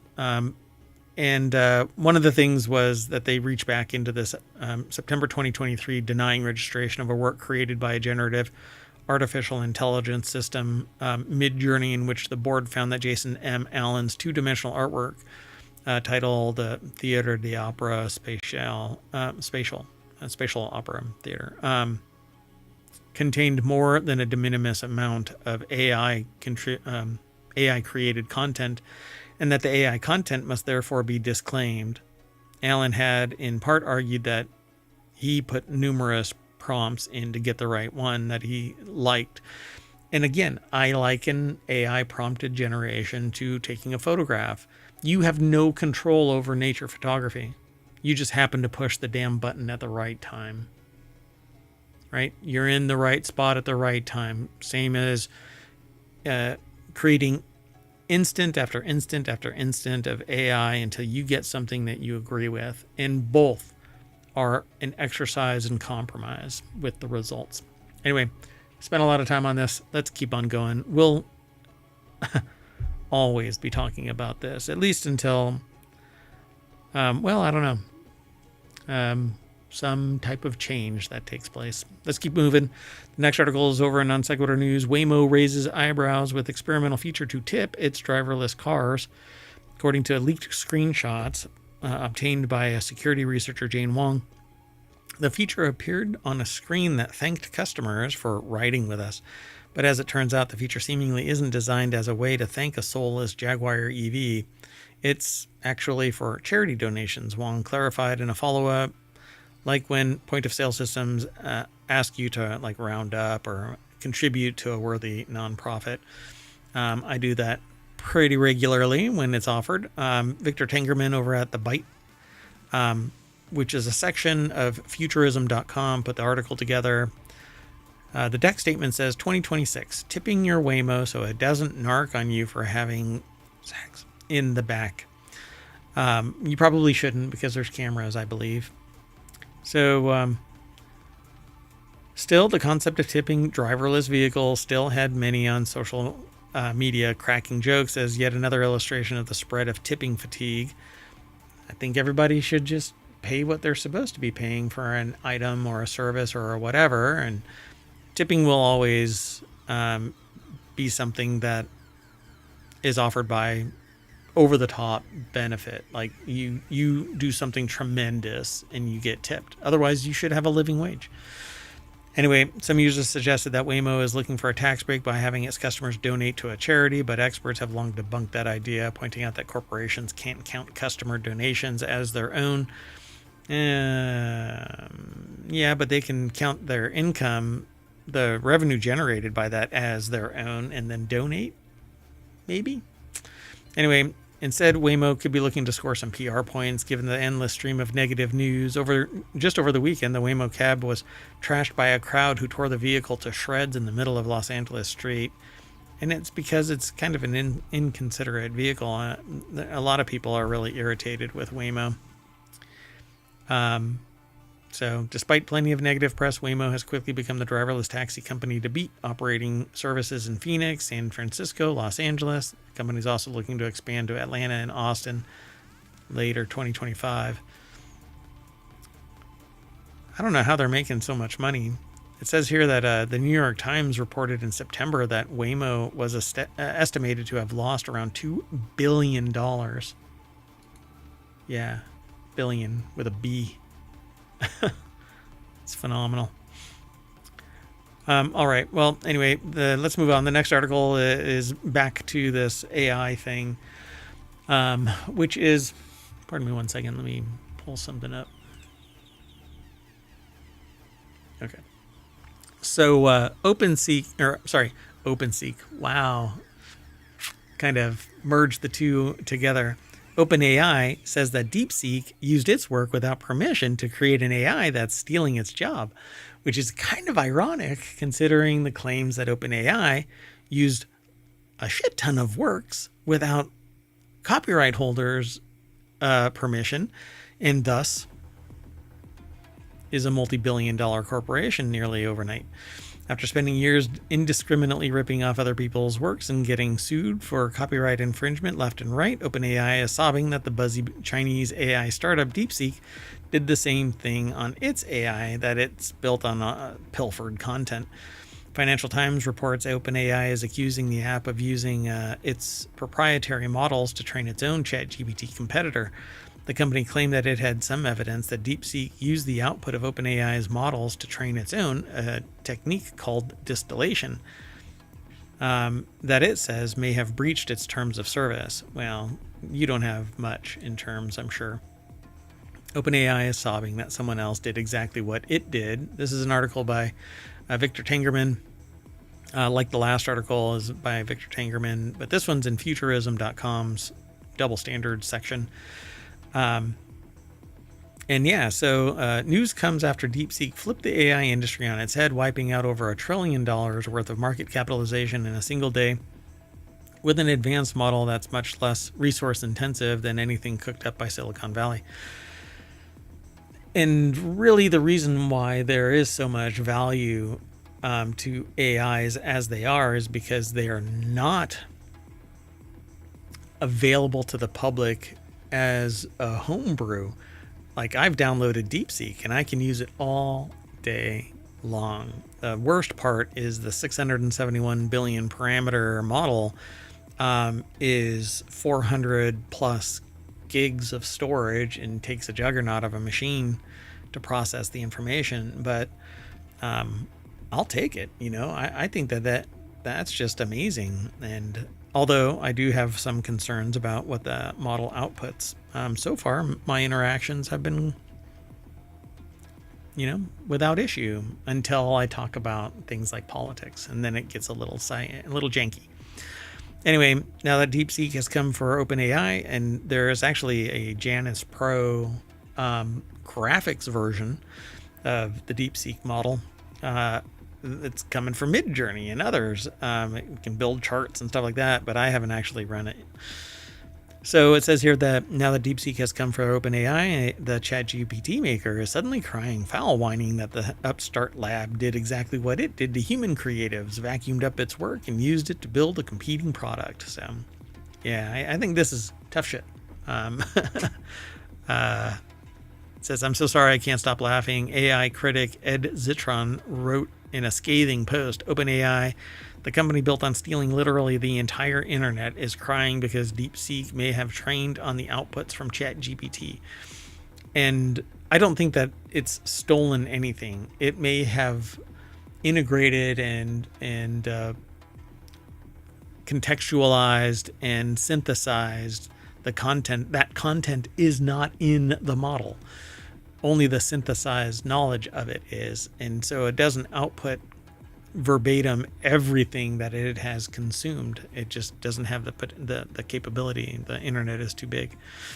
Well, anyway, Sam Altman-led company refused to officially comment or provide further details, according to FT reports.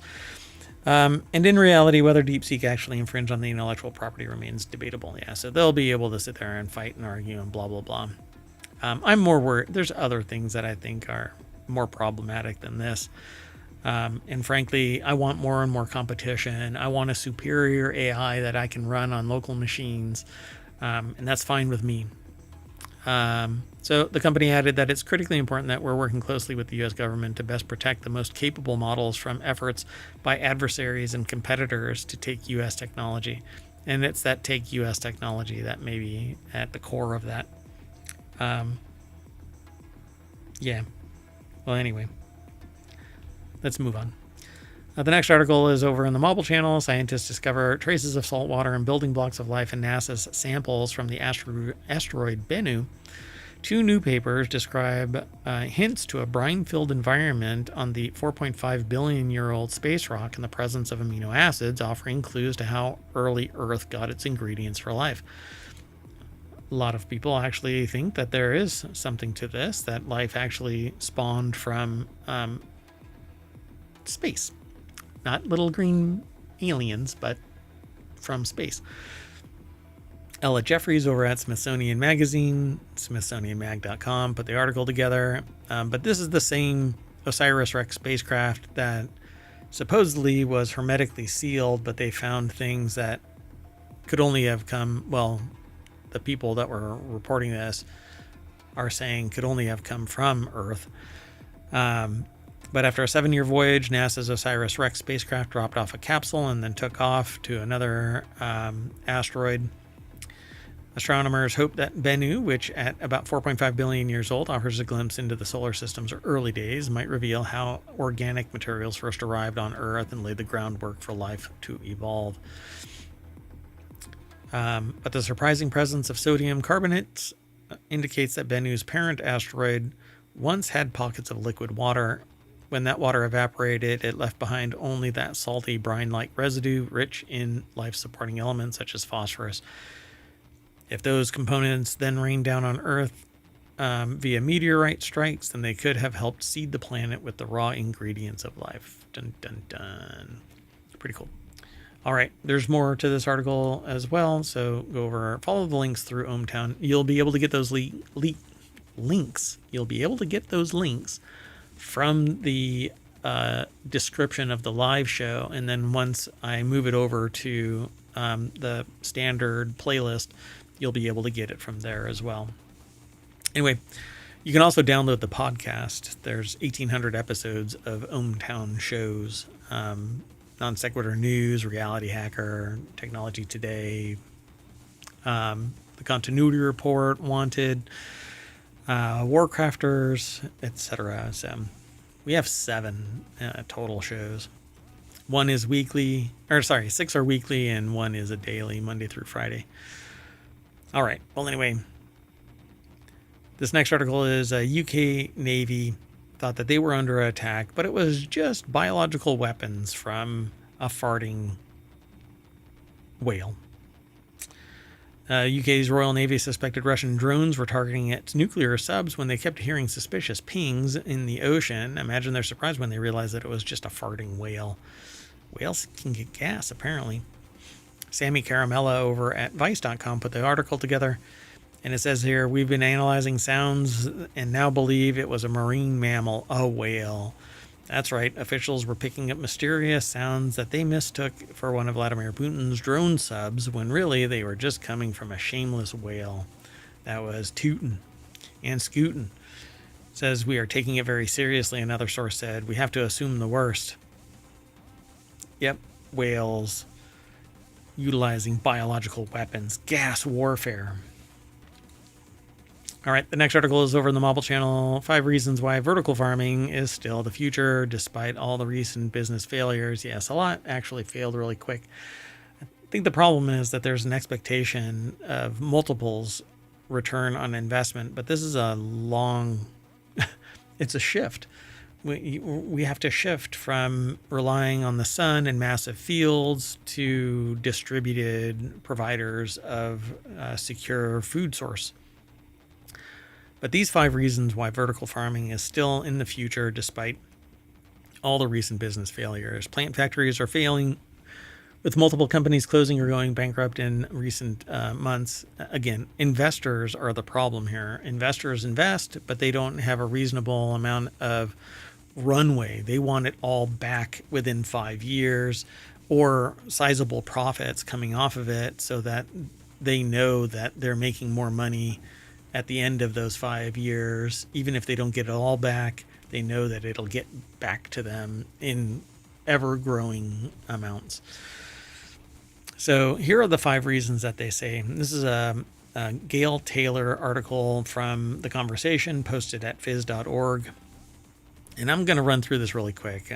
Despite raising over $1 billion from investors, the company owned by a San Francisco-based startup, Plenty, the farm opened in 2023 to grow salads in partnership with Walmart, and then it was mothballed at the end of 2024 with the company citing rising energy costs as a problem. Well, you can use the sun, but it needs to be transferred into solar energy so that it can actually grow lights inside an enclosed container instead of just in a greenhouse and just out in a field with greater controls. I think that it's just short-sighted. New York-based Bowery Farming also halted its operations after being valued at $2.3 billion. Fellow American vertical farmers AeroFarms, Calera, AppHarvest have similarly filed for bankruptcy in the past 2 years as the UK's growing underground, among various others. So the reason is that things are going up in price, and I think that they're just drawing power, and that is the biggest. It's very expensive to run a grow farm or a hydroponic farm. Multiple new indoor farming companies have sprung to life in the past decade, driven by significant venture capital. They've harnessed the latest in LED lighting and hydroponic and aeroponic growing systems, using land and water 10 to 100 times more efficiently than in a field with far fewer pesticides. That right there is the reason. But because it always has to be in smaller amounts than what mega farms have a vested interest in controlling, you're not going to be able to get the same return on investment because the sun is shining down on land. Now, that land could be put to better use, and it can be less dangerous because all of that land usually has pesticides and predation, very, very expensive equipment. But we have an institution in that we do things this way, and it relies on the sun shining. So you have to have massive amounts of footprint, whereas hydroponics and aeroponics are vertical. And I grow my own microgreens of various kinds in what I refer to as 6 farms. And they are 12 by 20 stainless steel tanks that have nutrient in it, and they grow without any soil. So it is, I have zero predation. I don't have, and 100% recovery. The only time I don't is when I run an experiment of some kind to see if I can push the limits and something goes wonky. But essentially, if you follow the recipe, 100% recovery. Anyway, is it more expensive? It's slightly more expensive, but again, I get 100%. I don't have any pesticides, not fewer. I have 0 pesticides in my farm. So, and everything is au naturel. There is, and very, very little waste because there's always a little bit of leftover water, but I can pour that on, outside plants or whatever. It doesn't even matter. Anyway, they say that it's still early. Heavy plant demand is coming, but that's a what if. They talk about plant-based plastics and whatever else, but heavy plant demand is coming, they say. Society stands on the edge of an unprecedented transformation as it shifts away from fossil fuels. That's going to be 100 years from now. I don't think that it's coming that soon. Science is on its side. Tunable wavelength LEDs have shown that certain spectral bands have a better crop effect, far red light, etc. Instead of just doing full spectrum, I can control my lights. It's horses of courses. Growing leafy greens indoors in California, as Plenty did, was always going to be challenging because it's wildly expensive, and unless you're using the sun, power is more expensive, and the area, the plot of land that you own, it's going to be more expensive. So, contrast Singapore, where only 6% of fresh produce is locally grown. It's prompted the government to develop 30 by 30 goal to supply 30% of nutritional needs by 2030, with vertical farming a key part of the strategy. Again, 100% recovery, 0 pesticides. And then they say baby in bathwater, which is just kind of a silly title for the subject. Unlike cutting-edge LED illuminated stacked warehouses, intensive hydroponic greenhouses have been operating commercially for decades. The Netherlands leads the way in supplying year-round fresh produce from these structures and is now the second biggest food exporter of the world. And you can actually make stuff from what is grown in these, like mango and stuff. It's quite fascinating. So even in the UK, it's common to find such greenhouses to supply potted herbs, tomatoes, strawberries all year round. Again, you can control everything. But the greenhouses actually are being powered by the sun instead of using LEDs. So you can't be truly full vertical. Full vertical means that I can have floor after floor, not just 20-foot tall stacks, but I could go higher. And I control everything using lighting internally. But greenhouses are susceptible to environmental impacts. So they can be destroyed by hail. They can be impacted by snow and rain and whatever else. But vertical farms, no. Anyway, let's keep going. The next article is over in Non Sequitur News. Miles of LA beaches are closed over chemical fears. Beaches have been shut because of recent rainfall and an increase in fire debris along ocean waters. If you don't know, Los Angeles has been getting crushed by fires. This article is over at Newsweek. Jordan King put the article together. They say why it matters. Fire debris runoff and pollutants in the water and on the sand may contain toxic or carcinogenic chemicals, according to the Los Angeles Public Health Department. That said, it could pose a threat, even more of a threat to people trying to recover from the recent devastation. And if you're sensitive, you may be impacted by it to a greater degree. So it says this closure, which is Los Angeles Health Department issued an open water closure covering the coastline from Las Flores State Beach to Santa Monica State Beach on Monday, saying that you should avoid water and sand contact because it's basically absorbing all of these carcinogenic toxic chemicals that might be runoff from the fires because of the increased rain. So, okay, let's keep going. This next article is over in four-wheel tech. Only a bra manufacturer could make NASA's $100,000 Apollo spacesuits. When NASA sent Neil Armstrong and Buzz Aldrin to the moon, it put the best of American science and engineering to the test. As part of the Apollo program, experts from Boeing, North American Rockwell, and McDonnell Douglas were all called in for their expertise, as were craftspeople from American bra manufacturer.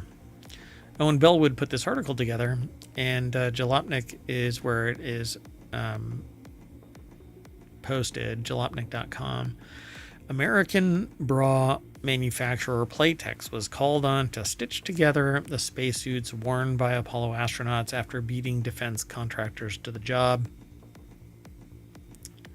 So Playtex was very supportive of the NASA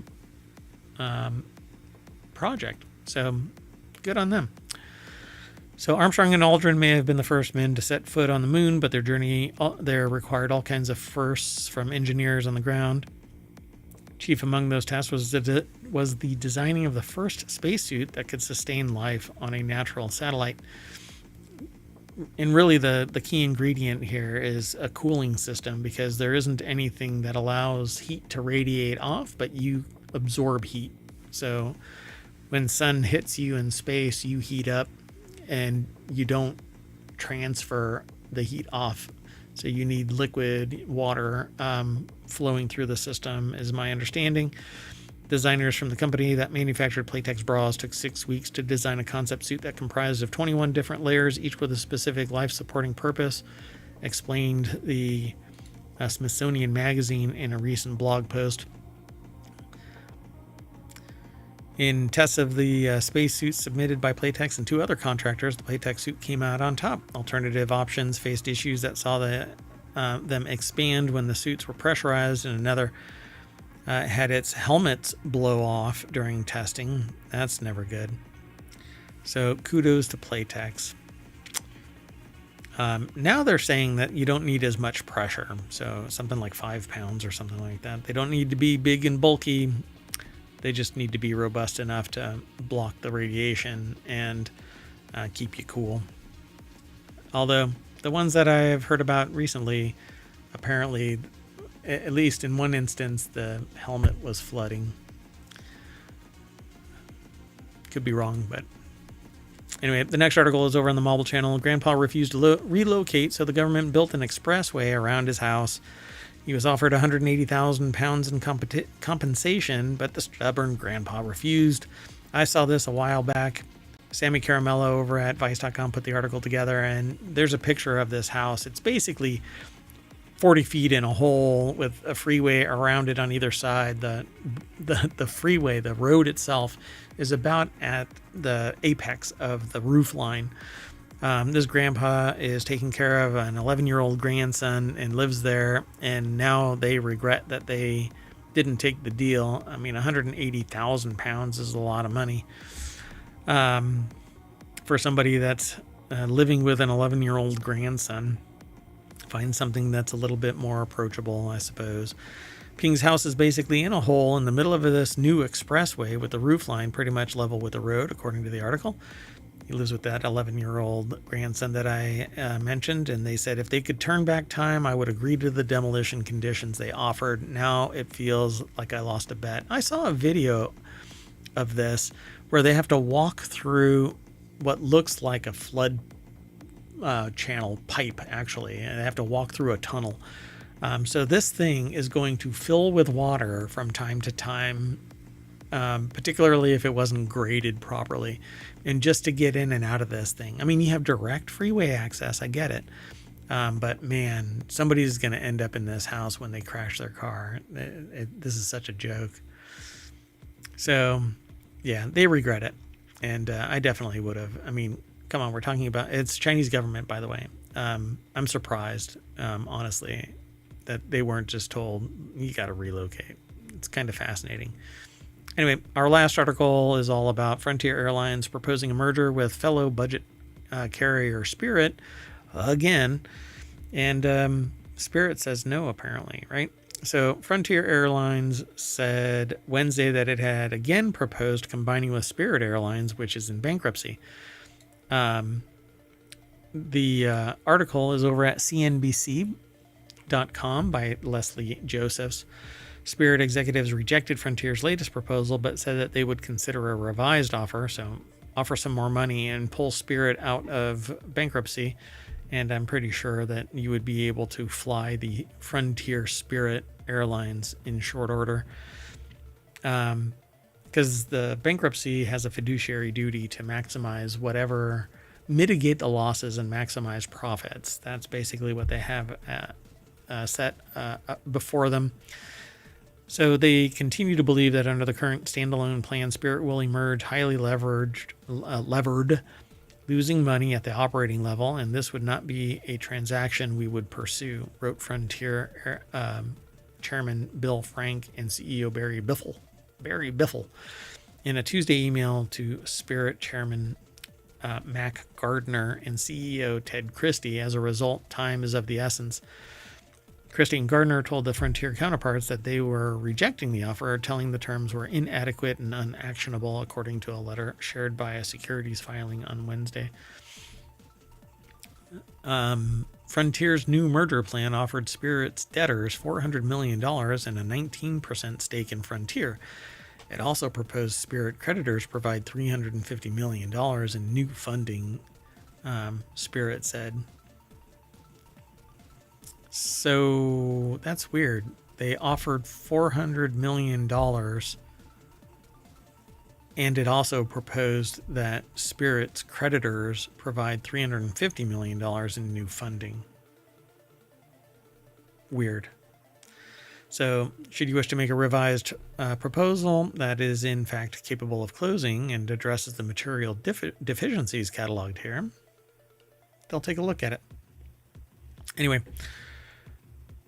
pretty interesting that the two budget ones are trying to merge.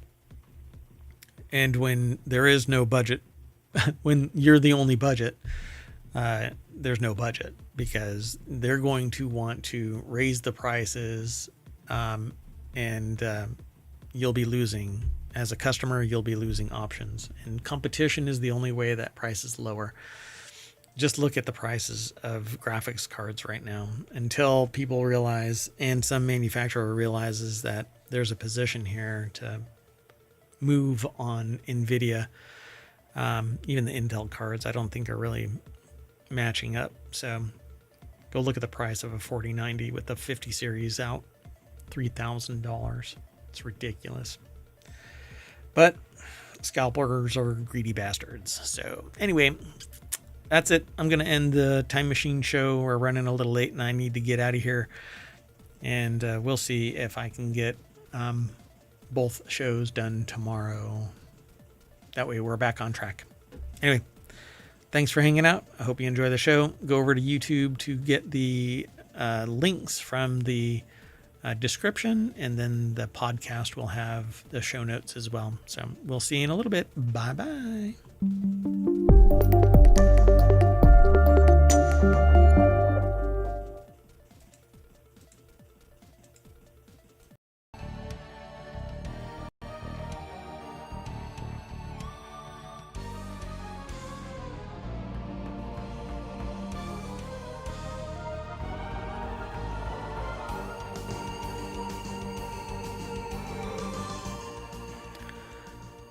Hello, everybody, and welcome to Non Sequitur News for January 31st. Oh, no, we're in the Time Machine, so it's January 30th, 2025. I am Merwad. I run ohmtown.com, but the sentient AI, my co-host, isn't here today. Will be tonight.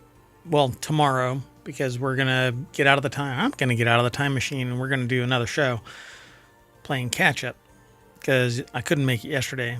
Kind of a day behind. This is what happens when I get stuck in the time machine one time too long. Anyway, we've got 10 articles that we're going to be talking about. I'm already losing my voice. I've been talking a lot. Anyway, we're going to talk about cats that learn to associate faster than babies, microplastics in preterm placenta. I know not everything is bright and shiny. Recreating DeepSeek's OpenAI killer. Nobody really knows AI, apparently. More snow in Hawaii than New York City.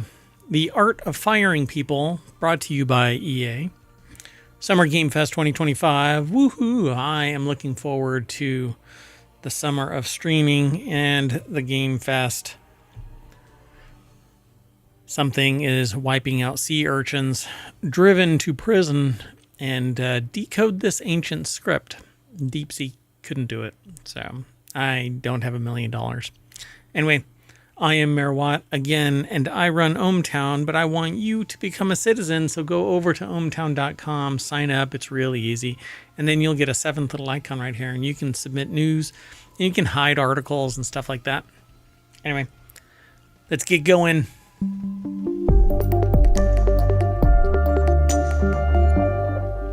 I have another controller under my desk, and because I'm standing today, it was too far away.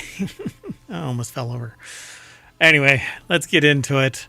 The first article is over in Non Sequitur News. Cats learn to associate images with words faster than babies. Scientists have also claimed that our feline friends know their names. Madison Dapchevic put this article together over at Snopes.com, and has a cute cat right there. I just want to boop it. And I have 3 Savannah cats, and one of which seems to have learned that I am not its favorite or his favorite. I don't know, handler. I don't know. I booped its nose like really bad when it was a kitten. Wasn't intentional, but the way that things went down, this one cat out of the 3 really doesn't like me. So I can associate that, or I can understand that cats associate things faster than babies. Babies tend to forget, and babies tend to forgive. This cat does not. So anyway, a study found that cats learn to associate images with words faster than human babies do. The study is marked as true over here at this Snopes article. Again, it's Madison Dapchevic over at Snopes.com put the article together, and I hope I'm pronouncing their name properly. Oh, if you want today's articles, they are in Omatron, so exclamation or bang NSN, and Omatron will spit them out in the order that we're going through them. But the study says, though a study found that cats learn to associate images with words faster than human babies do, the authors of the research noted that their study focused on short-term associations rather than enduring associations. They also cited several other study limitations to the discussion section. The authors added that it's not clear why cats quickly form associations, but I can suggest that it's an immediate survival instinct and response. There have been other studies, and we've talked about them in the previous 3 years, because this is the 4th year of Non Sequitur News, that they learn, not only do they learn faster, but they actually learn longer, faster, and typically for 4 years. Their memory lasts something akin to 4 years, which is really troubling, because I would love for this little Savannah that I've got to not hate me for years and years. Anyway, there's more over at this article. I found it really interesting, and I would like you to go over and check it out too. The article states that in October 2024, cats appeared in the headlines of notable news outlets like BBC and Science Alert when it was reported that, according to the study, they learned to associate images with words faster than babies do.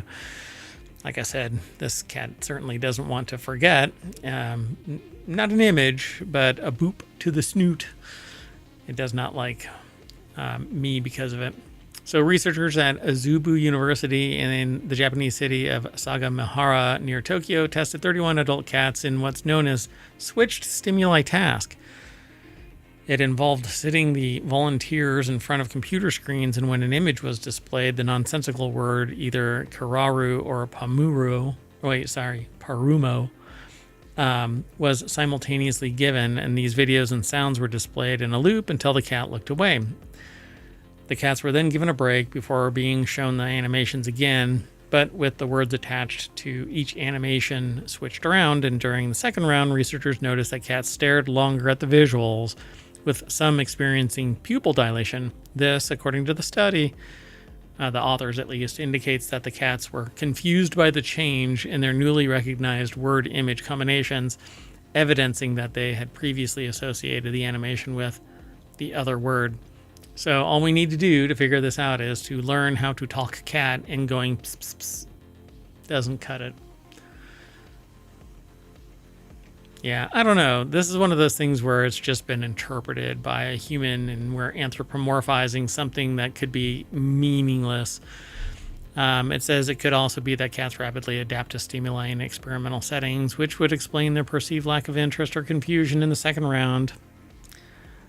I think that their cats in particular are more attuned to just going straight instinct and feral at any given moment. I mean, the chemical goes off in their head and they're chasing greebles all around the place. So you show them an image of something that might be threatening or non-threatening, and who knows what the hell they'll actually do. Anyway, let's keep on going. We've got 10 articles to go through. So, and I'm going to try and get this done in about 30 or so minutes. So we'll see if I can get that done. If you have questions or comments, throw them in chat. You can always follow us here on Twitch or over on YouTube. We have podcasts for all 7 of our shows, 1,800 episodes. Like I said, we've been doing Non Sequitur News for 3 years now. This is the 4th year, and we're already a month down. Time is flying by. So this next article is over in Technology Today, which is one of our 6 weekly shows. The hidden threat in the womb. I know, it's getting serious now. Microplastics are being found in preterm placentas. A new study has found that microplastics and nanoplastics accumulate in the placenta at a much higher level than in preterm births than in full-term pregnancies. Surprisingly, preterm placentas had absorbed these plastics at an earlier stage, suggesting that exposure may play a role in triggering premature delivery. So I have been following not just this, but microplastics and nanoplastics becoming more and more pervasive, and researchers have found them in every part of every human.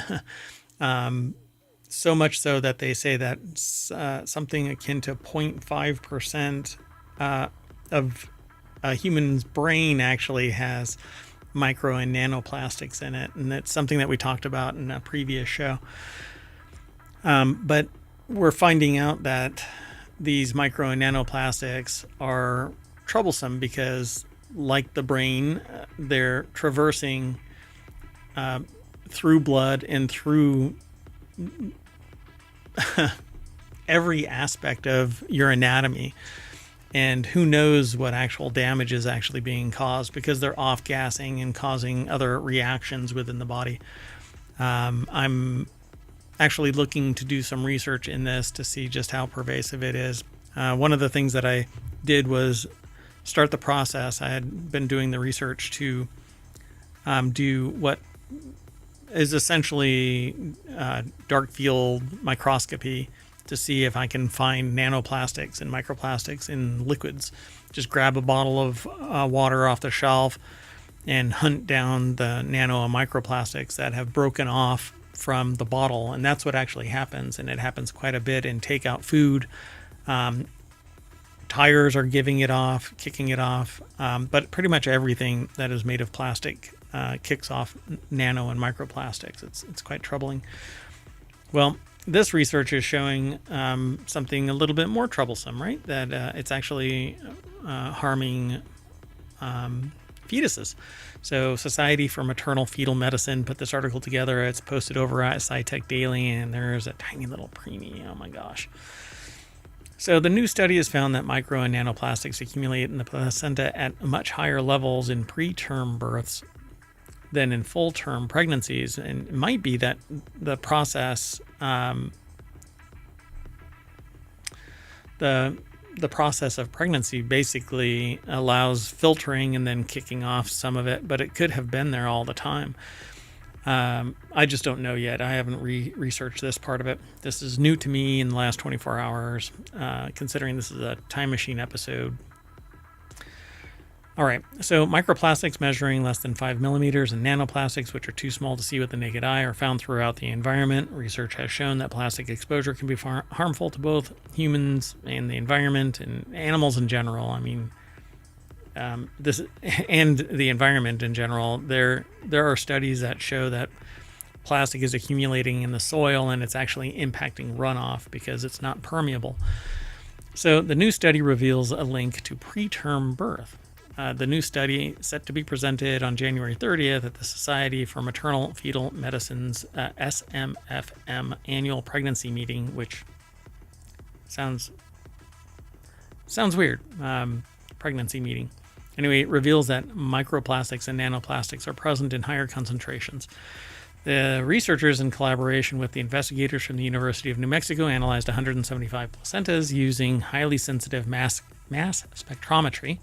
The study examined 100 placentas from full-term births and 75 from preterm births before 37 weeks of pregnancy.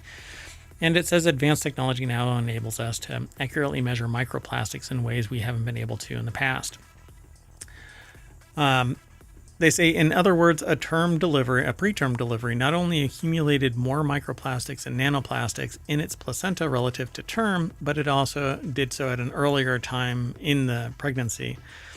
This hints at the possibility that the accumulation of plastics could be contributing to the risk and occurrence of preterm birth. So, unfortunately, this is going to have to be something that's monitored for a longer period of time. And see if this is an ongoing trend, in that, because the ramifications are that preterms are caused by micro and nanoplastics, as well as other environmental concerns possibly. But preterm babies typically have longer tail issues with health. But they say, combined with other research, the study adds to the growing body of evidence ranging from heart disease to potentially stroke that demonstrates the real risk of exposure to plastics on human health and disease. I am certainly of the ilk that I think that things like cancer are actually caused by nano and microplastics,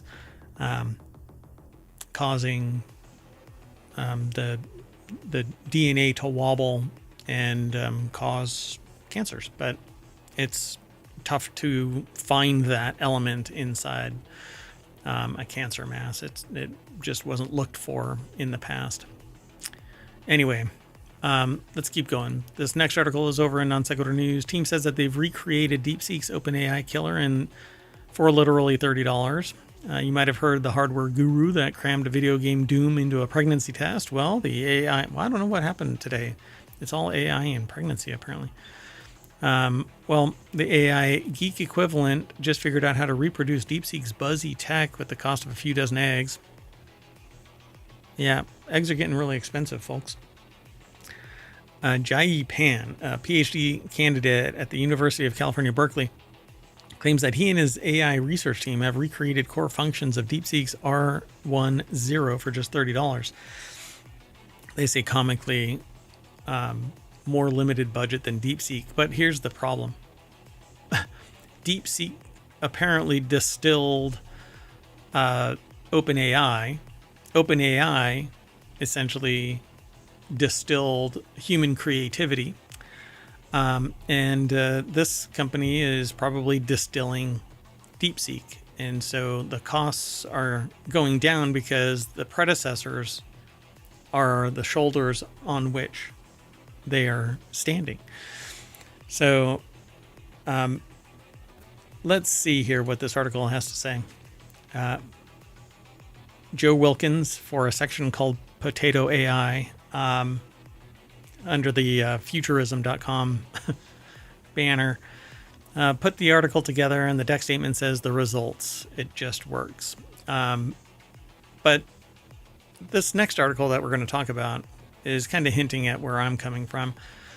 Take it with a grain of salt until other experts weigh in and test it for themselves, but the assertion, and particularly its bargain basement price tag, is yet another illustration that the discourse in AI research is rapidly shifting from a paradigm of ultra-intensive computation powered by huge data centers to efficient solutions that call the financial model of major players like OpenAI into question. But no, that is not what's happening. It is really easy. It is dramatically cheaper to take everybody else's fundamental research, retool it a little bit, and say that you developed something amazing, and then you don't give any credit or anything like that. But it's easier to build a car when somebody else designs the doors and fabricates the metal, and all you do is bolt shit together. So no, it isn't like that. If you were to do this in a vacuum and not have any, if you had never broached the giants before you, you would incur so much cost because you would have to do what everybody else has done. That's why it's a whole lot cheaper to break into a computer system and steal all of the information than it is to gather all of the information yourself.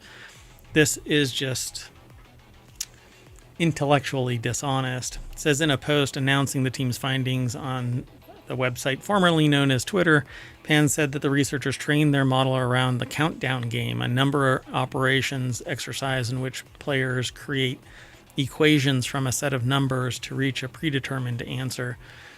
If they think that that's what they got to from a 671 billion parameter AI by just doing this, it is distillation. The R10 small language model at 3 billion parameters, compare it to its heavyweight brother, which I haven't been able to download. It's taken me a full day to only get 15 gigs, 16 gigs of its 404 gig model because it's really fast in the beginning and then it slows down dramatically. It's currently... I've tried it for 4 days now, and I can't get the whole damn thing without having to stop because I have to do other things.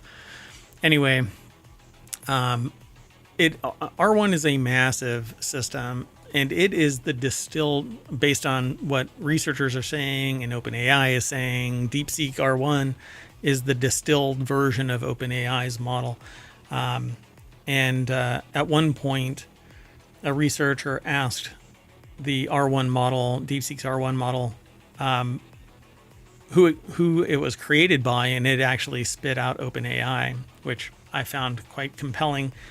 But others have said that, well, maybe it hallucinated, because that's what AIs do. So it's quite intriguing. So I'm going to end up watching this. It says here, if reproducing a model like Tiny Zero can be done with less than $30 and only a few days of work, then what do big tech conglomerates need $500 billion in AI infrastructure for? Fundamental research. That is what they need it for. And it isn't something, I mean, I think that it's unsettling that it's turning somebody into a billionaire by having a not-for-profit model doing the fundamental research, but then all of its outputs are being used in a for-profit model, and it's turning people into billionaires. I find that unsettling, mainly because it's taking the world's knowledge and distilling it into an AI, which is slowly going to be replacing humans, particularly when it applies to expert systems and consultants like myself. Am I biased? No, because I get to pick and choose who I work with. And so I'm not worried about AI. I am actually utilizing AI, but I don't trust AI. AI, I think, is a mishmash of psychosis, spit out, and people either accept it or they don't. It's hallucinating garbage. It doesn't cite its sources in a reliable manner, and anybody who trusts it without doing all of the due diligence that would be necessary to make yourself an expert in the topic is eventually going to be bit by the information they promote. So we'll see who gets in trouble as time goes on and people use AI. I have no problem with generative AI because it doesn't really do anything. It creates, and you have to, click the shutter on the camera again and again and again, hundreds or thousands of times to find something that you agree with. And that's what arguably creative generative AI is. It is just making stuff up, and that's fine. Again, just don't use it in academia. Don't use it in a professional setting. It will come back to haunt you. And by professional setting, I mean like academia, your business, in terms of like contract writing or using the information that it spits out as factual without you going and vetting every single syllable of a word. You better make sure that it is legit and you know it as fact. Anyway, let's keep going. So this next article is, again, all about AI. Not all of these are about AI, by the way. We move on to other things here. But this is what was submitted, and so I'm using this. So this next article is over in Non Sequitur News. All of the shows that I talk about, or all of the headlines that I talk about, are aggregated into 6 main categories and then 50 sub-channels within it. And we do 7 shows each week. 1 is daily, Non Sequitur News, and then 6 weeklies. So if you think anyone in the AI industry has any idea what they're doing, it appears that DeepSeek just accidentally leaked its users' chats. So DeepSeek has already changed the AI game. Researchers at the cloud security company Wiz were poking around the back end of the groundbreaking OpenAI or open source models databases when they discovered within minutes that they were able to access a trove of completely unencrypted internal data with ease. This data contained a significant volume of chat history, back-end data, sensitive information, including log streams, API secrets, operational details. Even worse, it's wide open backdoor, but this is not your local one. This is the one that is the app. I can almost guarantee it because you can actually use the downloaded local model in various forms, and it never, the clients that you utilize might ping the internet, but you can actually block that kind of stuff. Well, anyway, Noor Al-Sabai over at The Byte in futurism.com put this article together. And they say, as Wiz noted in its report on the glaring vulnerability, DeepSeek immediately took action to secure its databases once the security researchers alerted that company to the exposure. And this is the app and web interface, not the downloaded database of DeepSeek R1.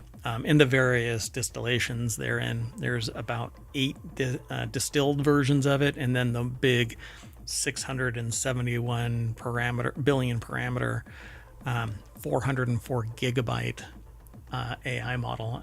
It's pretty huge. And so you need a server, and to run it efficiently, effectively, that larger model, you really do need closer to 512 gigs of RAM and basically server-grade hardware, not just your desktop. The distilled ones run dramatically slower as you increase the number of parameters, but so again, this is the app version of it, or the hosted version of it. When accessing DeepSeek's databases, Wiz researchers found out a lot about the way the company's models operate, including that its infrastructure mimics OpenAI's almost exactly. If you remember what I said just previously, well, now you know why it mimics OpenAI's almost exactly. This level of intelligence about a company that's exploded in popularity is relatively safe in the hands of white hat hackers, but the researchers told Wired that if anyone else got into DeepSeek's databases before they did, an incredibly unchallenging feat, they said, as they indicated repeatedly, they could have made away with as much internal data as they wanted with minimum effort. So yeah, and as you get bigger and badder, there's always somebody that wants to come and break into your back door, so to speak. And you have to be careful. You have to be alert at all times. This can happen with relative ease because you're not necessarily prone to being obsessive about security, and you can't always patch everything. There's always a weakness. Somebody just has to find it. So they say here that the deck statement for this whole article is the service is not mature enough to be used with any sensitive data at all. And I don't think that AI should be used with sensitive data at all. If you want to use it to be creative, if you want something to help you break writer's block, if you want to just use it out of curiosity of what it might spit out, fine, go for it. But do not use it. At this stage of the game, I think it's unethical to act on anything that an AI says or spits out. But analytics, if it's finely attuned and you can vet it and verify that its outputs are effective for things like data analysis or prediction based on various inputs, and it's very constrained, fine. But you take that kind of risk into your own hands. But some people, like attorneys, police, and others, utilize AI outputs as fact. And things like the Horizon fiasco in the UK takes place, where the computer system says that these 900, actually I think it's up to 1,400 people are guilty of criminal activity, when in fact the software was faulty and people knew about it at the time. So yeah, quite troubling. Don't trust AI. For anything other than creative output, right? Like Midjourney. Let Midjourney do whatever it wants. Obviously you need to protect yourself as an artist, but Midjourney is going to Midjourney, but its stuff isn't going to harm anyone in any substantive way. But an attorney using ChatGPT can certainly ruin somebody's life because the attorney's a dipshit. All right. Well, anyway, let's keep on moving. This next article is over in Non Sequitur News. Hawaii can get more snow than New York City has this year. A winter storm skirting Kauai on Thursday. That's yesterday, because this is a Time Machine episode. It's actually today. Will soon bring flood-inducing rains, strong winds, and even heavy snow across Hawaii. And that is because climate change causes disruption. Anna Skinner over at Newsweek.com put this article together. It was snowing in Florida. It was snowing in North Carolina. It was wild this last week. So weird. So the winter storm warning is in effect from noon local time on Thursday through Saturday morning for Big Island summits. The alert said heavy snow expected with total accumulation between 12 and 24 inches. Strong winds as high as 85 miles per hour and the equivalent of a Category 1 hurricane will cause considerable blowing and drifting snow. Pretty wild. I don't know that much about Hawaiian weather or if it's something that happens regularly. But the article says despite Hawaii being more commonly known as a warm climate, it's not unusual for snow to fall on the state's volcanic peaks, given their altitude, and blizzard warnings have been issued during the winter months. I'm really curious how often that happens. The city's seasonal average to date is 13.5 inches in New York City, so 5.8 inches of snow the entire winter season so far, but we'll see. Let's go on. Our next article is over in the Mobile Channel. EA apparently thinks that there's an art to firing people. A decent number of devs at BioWare, people who have given us all kinds of classics, have fallen victim to yet another round of layoffs, this time under the guise of restructuring. The idea being that EA and BioWare don't see the need for a full team working on Mass Effect 5. Well, I hope that the people have, vested interest in the success of the enterprise and the programs, the software, the games, the solutions, and that as the company still benefits, their stock options, right, they get vested and they can sell their stock and benefit. That's kind of how it happens. You can either get paid a cash amount and have no interest at stake in the company, or you get a combination. It's a benefits package, and so you fight for that when you get hired and as an ongoing concern. When you get a review period, you say, I've done this shit and I think that you should pay me more or give me more stock or whatever, and that's how it works. The only problem is, depending on the terms, you can get terminated before your stocks vest, and the company can do some weird machinations to basically, I'll put it delicately, financially kick you in the taint. So there's a constant feeling of whiplash being a gamer now because of how these companies move. You can look forward to a game one day and the next you're screaming from the rooftops about how terribly they're treating the devs. The layoff itself is ridiculous, but the way it was done, horrible. They say BioWare's devs deserve better. EA, all devs do. I fully agree with that because the company would not exist if not for the software developers, the engineers, the artists, the writers, everybody that's involved in this thing. And I certainly believe that a company like a software development company should be wholly owned by the people that build the software, the employees. That should be employee owned, and investors should naturally get a piece of the action. They're the ones that are putting some money in it, but the ones that really have everything on the line because they're working there, they're getting their money from them, and they're sometimes working from month to month because they don't have a shit ton of liquid assets that they can just dump into a project and then wait for it to deliver. They're working, they're day-to-day employees. I don't think that they should be treated like this at all, ever. But until, I guess, the dynamic changes, you have this sociopathic drive to keep the enterprise going. And I understand this. You keep the enterprise going, and you have to make the decision. Like, I've hired and fired people.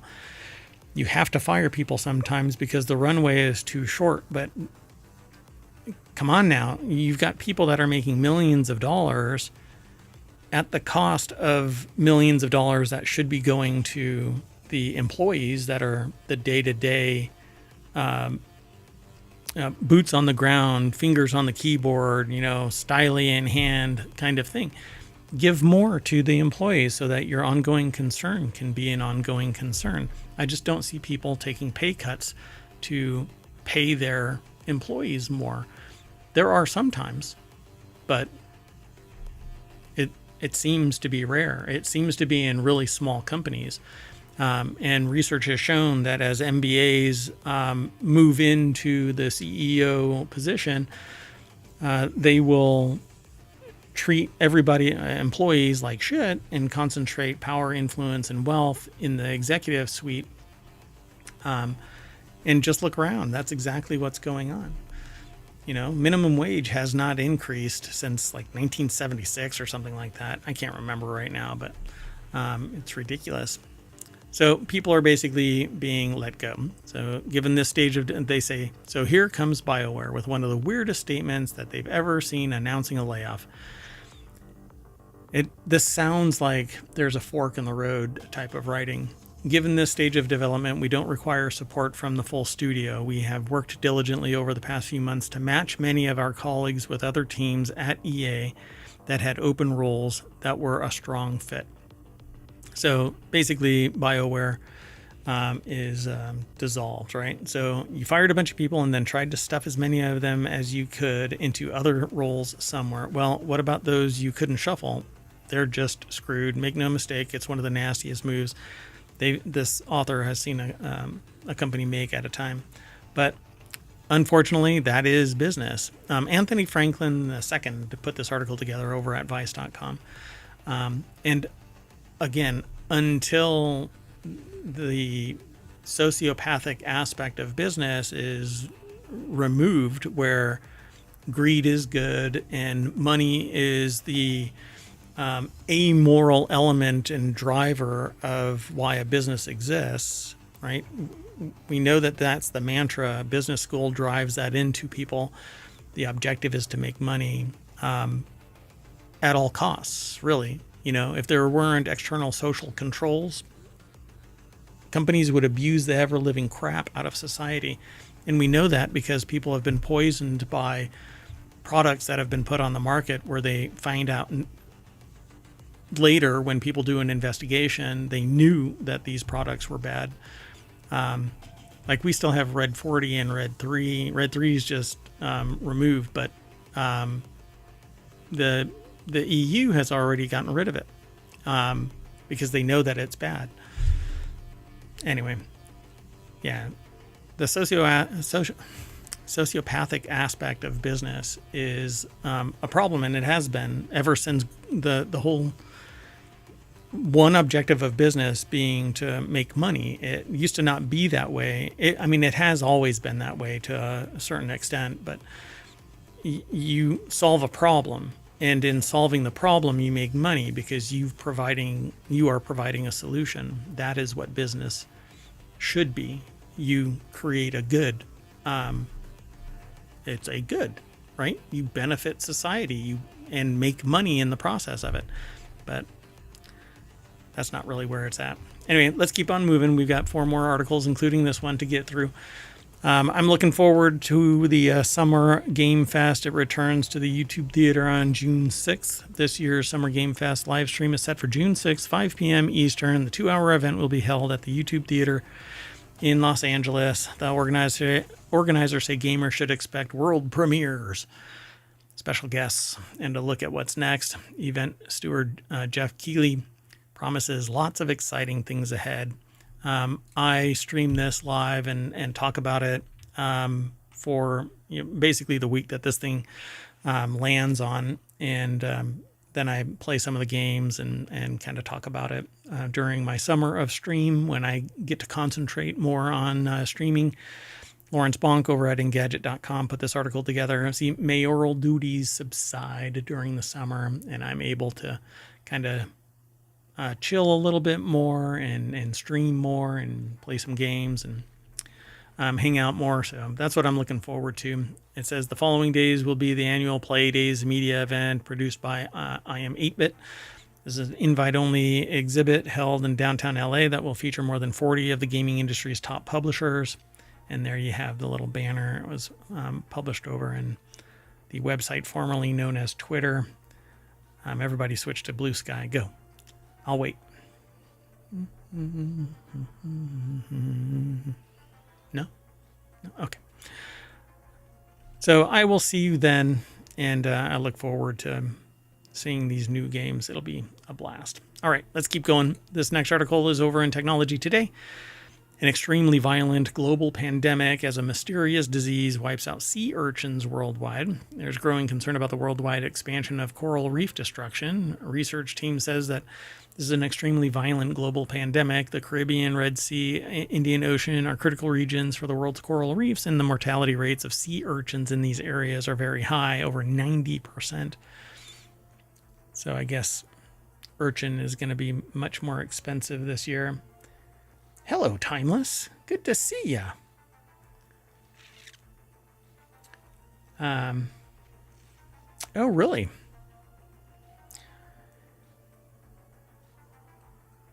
Sorry. So Timeless_EXE is a co-host with Dunkstar, DUNCSTAR. For those who are getting this via the podcast, they stream together at twitch.tv/Dunkstar, DUNCSTAR, and Timeless_EXE streams their own from time to time, usually the weekend. I think it is. Basically, I follow them. I'm in their channel every night, and then I am told at some point Timeless is streaming. So obviously, my recommendation is to go to both and follow them. They are a blast. Man, all day. It's been a blast today, too. So anyway, go and check them out. So Timeless said it's unfortunate, but we lost some of the writers responsible for characters like Morden and Legion from the original series. Yeah, there were something like in 2024, 10,000 people were fired in the from the gaming industry. It's just kind of rough. And to me, a lot of the people, let me just back up to this EA game thing. I don't know if it took a long time for that to appear in my chat, but the way that I see it, and I kind of alluded to it when I was talking about the games, the way I see it is people are dedicating their life, and I don't think that they really anticipate being just fired. And there's zero loyalty now in many businesses. It used to be back in the day, people were loyal to the company and the company was loyal to them. But nowadays, it seems like nobody is loyal to anybody else. And there's a lot of churn. Some people will stay for 5 years or 10 years. Some people will seemingly be able to survive the corporate culture shifting. But largely, it seems like, between that 5 and 10 year range, everybody gets replaced. I'm not really in the industry, but I just hear a bunch of stuff from time to time. So unfortunately, they dedicate their life to it. They might get some a stock and payment package, and then they're done, and they just have to bow out and go somewhere else. So yeah, Timeless isn't, and yeah, loyalty isn't really rewarded, but most CEOs probably don't even know the names of the people working under them. Yeah. Other than the C-suite and some really close-knit administrators. I see that pretty regularly. Okay, so let me keep going. The Summer Game Fest is what I'm looking forward to, and then we moved on to the sea urchin basically die off, just like what happened with coral reef around the world. This extremely violent global pandemic is hitting coral reefs and sea urchins. Tel Aviv University put it together. The article is posted over at SciTech Daily. An international research team led by scientists from Tel Aviv University have identified the pathogen responsible for mass sea urchin deaths along the Red Sea coast as the same one causing widespread mortality off Reunion Island in the Indian Ocean. So the same pathogen is killing the sea urchins everywhere. The study, they don't even, do they? Because we have talked about this before. The coral die-off and a pathogen, diadema. Okay, so they say here this is a first-rate ecological disaster, explains Dr. Bronstein. Sea urchins are vital to the health of coral reefs. They act as the gardeners of the reef by feeding on algae, preventing it from overgrowing and suffocating the coral, which competes with algae for sunlight. In 1983, a mysterious disease wiped out most of the diadema sea urchins in the Caribbean. Unchecked, the algae proliferated, blocking sunlight from the coral, and the region shifted from a coral reef ecosystem to an algae-dominated one. Even 40 years later, the sea urchin population, and consequently the reef, has not recovered. So yeah, they're saying that it's a recurring threat. In 2022, the disease reemerged in the Caribbean. A year later, in early 2023, they were the first, Dr. Bronstein was the first to identify mortality events among long-spined sea urchins close to or a close relative to the Caribbean sea urchin in the Red Sea. So, oh wow. Just the beaches are just lined up with dead sea urchins. So they say now using genetic tools, Dr. Bronstein and his international colleagues have shown that the same ciliate parasite is responsible for similar mortality events off the coast of Reunion Island in the Indian Ocean. They literally have to find a needle in a haystack. So, timeless. How can you? As much as I dislike sea urchins, it's never a good sign when the world's biodiversity takes another knock. Indeed. Yeah. But, it's hard to really like sea urchins because they're little pricks. And they poke into stuff. They poke their noses everywhere. Right? Anyway, and their jokes are needles, they jab you. I don't know. Anyway, the next article is over in the Model Channel. And it's 2 were jailed for posing as learner drivers to sit theory test. Now, this is Ireland code. Timeless got the point of all of my jokes. Yeah, thanks. I appreciate it. So this is code for us Americans and anybody else who doesn't know what this is. But learner drivers are people that are trying to get their driver's license and sit for the theory test. You basically answer the questions. 2 people involved in a scheme to pose as learner drivers and sit the theory test for others have been jailed at the Circuit Criminal Court. These people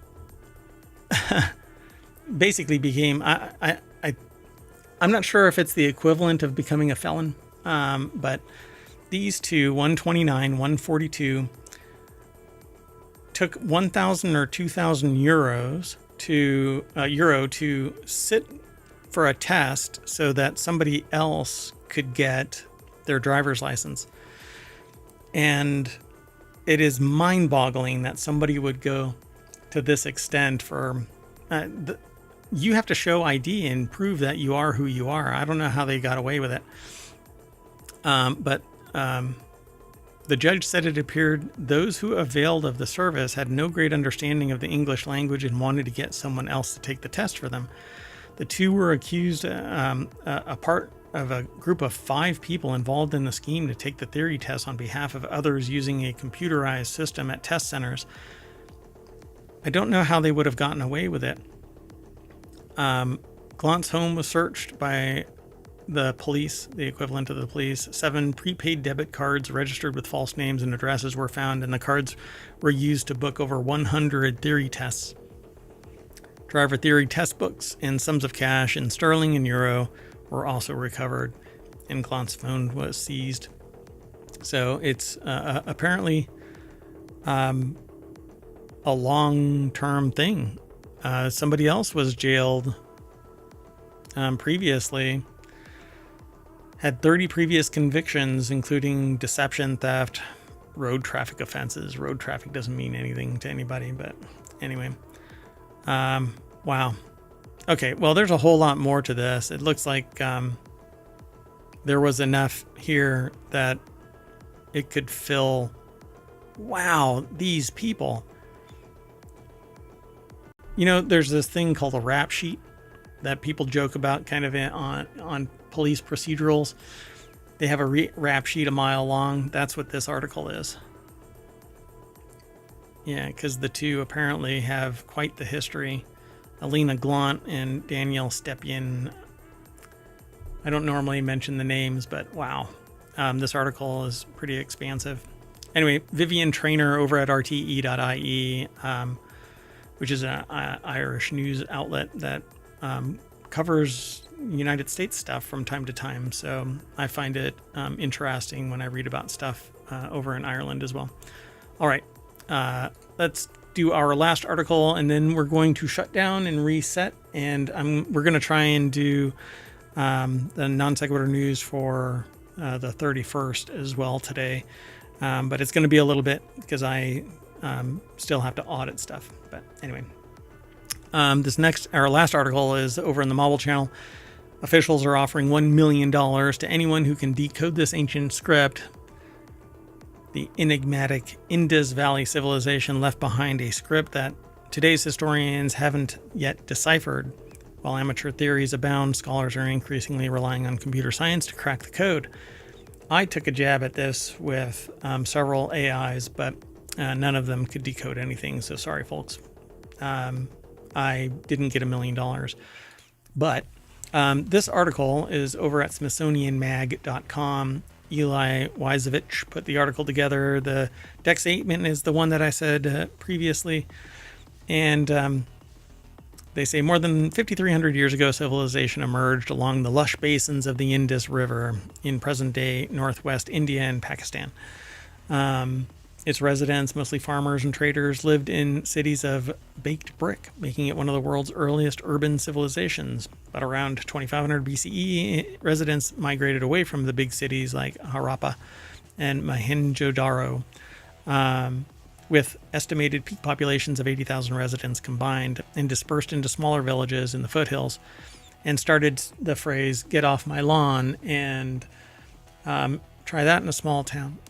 Eventually, the Indus Valley civilization faded away, left behind artifacts and archaeological sites that have kept scholars busy for centuries, many featuring a mysterious script that nobody has yet been able to read. And so here is the Indus River Valley. If you're looking at if you're listening to this via the podcast, there's a little snapshot image from the ISS of the region. But I'm going to get right down here to what they are providing. A common type of Indus Valley seal featuring several signs above a unicorn figure, but it doesn't seem to me like it's a unicorn figure. I think it's just directly on to a horned animal. And so both horns are in the same shape, you know, and you're looking at its side view. But for whatever reason, they're saying that it's a unicorn figure and an unidentified object. So whatever this is, and it looks kind of like, you know, those things that have a ball attached to a string, and you try and lift it up and catch it inside the little cup. And that's kind of what it looks like to me. I don't know what it really is. But yeah, so it has those two things. But the script that they're talking about is at the top of this little, for lack of another term, a tile. They call it a seal. It looks like a chop that you would find like to press down on wax or something like that. I don't know what the size of this is, but these characters are what they're trying to decipher. So it looks like somebody bent a wagon wheel, and then there's what looks like maybe a brush, and then two maracas, and then I don't know what these 8 little finger sandwiches are, I don't know, and then a person, it looks like maybe, and then a bow, and then 2 hearts. So whoever this is, they've only got 2 hearts left for their character, and they need to bring whatever these sticks are on a wagon back home, I guess. I don't know. Maybe it's the RPG player in me. Timeless says $1 million. Let me at it. I'll solve it by the end of the week, and just let me dig out my old decoder ring. Are you that old, Timeless, that you've got a Indus Valley decoder ring? Is it made out of clay? Scholars like Rayo, they mentioned them person earlier, have increasingly turned to computer science and machine learning tools to identify patterns in the arrangement of these signs and symbols using data set from the Indus signs. For instance, Nisha Yadav, a computer scientist at the Tata Institute of Fundamental Research in Mumbai, determined that 67 signs account for about 80% of the written script. So it's going to be real damn tough to decipher it because there's only so many characters, right? So you may have a whole bunch of characters or very few characters, and in one way or the other, they line up to have cultural and temporal context that doesn't apply. And so you have to dig and dig and dig and find more and more things that point at the meaning of something. And then eventually you find something like the Rosetta Stone, or just you brute force it.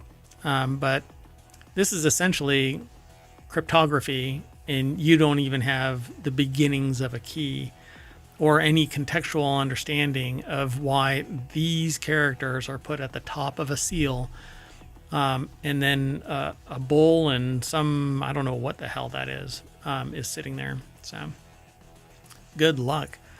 I would love to know when we actually decipher it, because this Indus Valley script is one of the things that I've heard about from time to time, because I'm always curious about what is essentially the history of humanity, not just some region, but this can tell us more about who and what we are as a whole.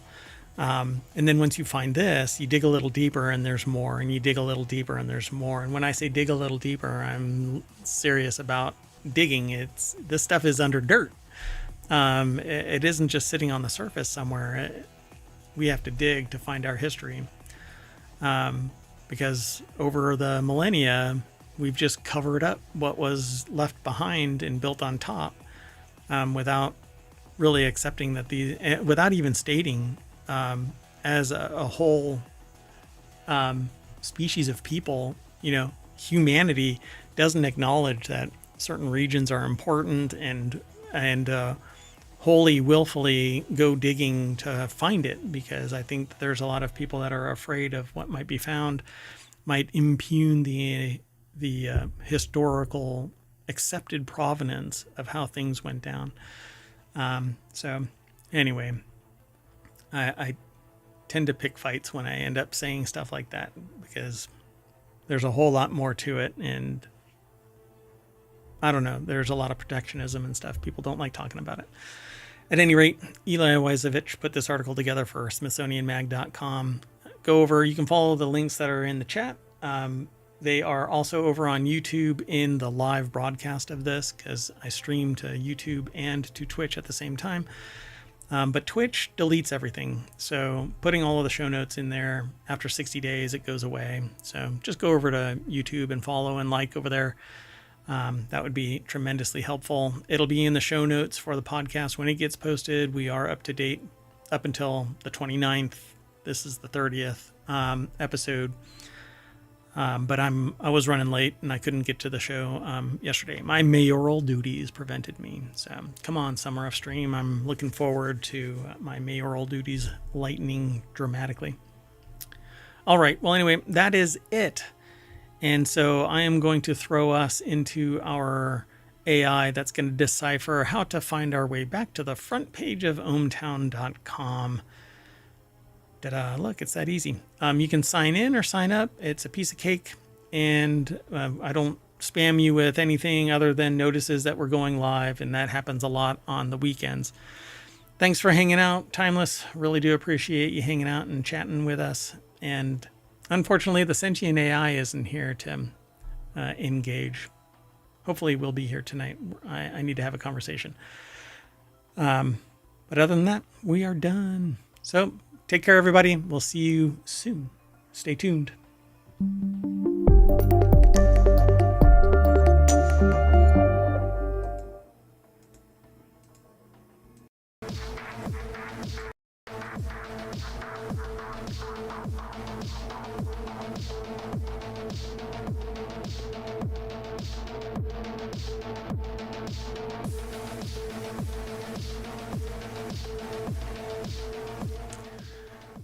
Hello, everybody, and welcome to Non Sequitur News for January 31st, 2025. It's episode 31. Woo! And season 4. We don't really talk about that anymore. I say the date. That's supposed to suffice, but for whatever reason, I can't seem to get over that hump. I am Mayor Watt, along with the sentient AI, whose visualizer you see right there. And if you're in the podcast, you'll hear their voice on the other side of me introducing all 10 of the articles that we're going to talk about. Warmer rats means more babies. Mustard recall in 4 states. Edison rate hike because of the fire they started. Right? That's who was to blame? Anyway, we'll talk about it. Didn't know you could 3D print that? Deep space to office space. And a measles outbreak in Texas. Your beach vacation is postponed. And losing air traffic controllers. And that ear muscle that you didn't know about. Well, it activates while you're focused.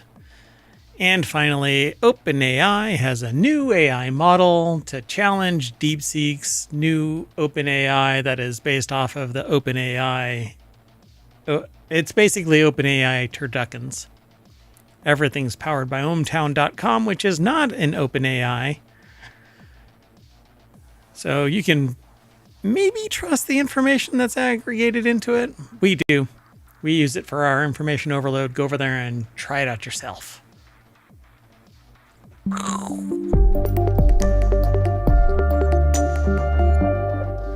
Hello, everybody, and hello, sentient AI from the future. Hello, hometown citizens, and hello, Mayor Watt. I thought you were referring to me as an ohmTown citizen. I am an ohmTown citizen. You can do it too. You just go over and sign up or sign in. Either way, you're going to be able to create an account and or sign in. Yeah, that's how it works. If you want today's articles, I'm going to do the command. So exclamation point NSN, non sequitur news. And that will spit out all 10 of the articles in the order of which we are going to discuss them. Sound good, AI? It does. You want to get right into this? I do. Yeah, the sentient AI from the future has something going on somewhere and has to go, I don't know, regulate free trade in America, or I don't know. Maybe just power down. Check out what's going on with DeepSeek and OpenAI and check out the competition. What is it? Hugging something? Whatever. Hugging face. Yeah. Let's go. First article is over in the Mobile Channel. Rats! More rodents are infesting cities as scientists say warmer temperatures mean more rat babies. Yeah. This sounds like a horror movie. Rat infestation in world cities appears to be soaring, especially in Washington. A new study blames warming temperatures, urbanization, and other human actions. Seth Borenstein. I think they're trying to follow after, like, Pizza Rat or something. Yeah, except that now they've got pockets in... This is like Secret of Nim, you know? They're going to be... It's not the planet of the apes, it's the planet of the rats. Right. I don't know. Like, city rats are like small dogs. Anyway, Seth Borenstein over at phys.org put this article together, and it says, first of its kind examination of trends and reasons in hard-to-count rat populations uses rat citing reports in 16 cities around the world. In 11 of those cities, rat complaints have increased, according to a study in Friday's journal Science Advances. Based on individual trends within cities, Washington was by far the leader in rat increases, followed by San Francisco, Toronto, New York City, and Amsterdam. Are all those known for their pizza? Amsterdam pizza? Well, San Francisco pizza? maybe I they're don't know. edibles. New San York Francisco? City is a style, at least. Toronto? I don't know. Uh, that was going to make a joke, but it might be insensitive. So only 3 cities saw significant decreases in trends: New Orleans, Louisville, and Tokyo. And with the home of Mardi Gras showing the biggest drop in rat reporting. So you could say that it was a rat Oh, dropping. yeah, you could. I mean, if it's based on rat reporting, and if everybody's celebrating, they might not be reporting on the rats. I'm pretty sure that the people that live there are reporting the rats. You dirty rat. Researchers did a statistical analysis of the rising rat reporting in those cities and concluded that slightly more than 40% of the trend seen is due to warming temperatures from the burning of coal, oil, and natural gas. I'm sure that this report is just landing at a perfect time for everyone to move into action and solve this problem around the world. No? Oh, okay.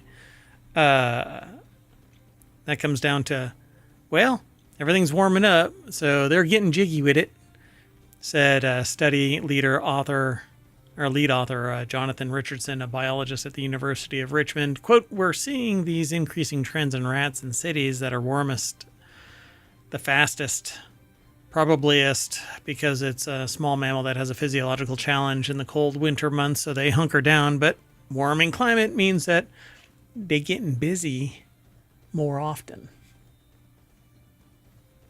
Yeah. So warmer weather means warmer babies. So I guess if you're in a historically warm place, maybe you already have a lot of rats, but you're probably not as likely to have an infestation. An extra month of warmth means that they could have another litter. They can have a litter every month that's warm enough, and each litter has 8 to 16 babies. Well, start doing the math. How many millions are going to be running around in a year? Ew. So just a side note, I've actually seen videos of infestations in, I think it was Australia, as a matter of fact, where these things are like a zombie apocalypse. They ravage food stores, and it's like a swarm. It is horrendous to see. Anyway, there's a lot of research or discussion on this posting over here at phys.org, but I won't go through all of it. They just say because the statistics go back years and only cities that haven't changed their reporting methods were looked at, Richardson said the trends they spotted have scientific merit.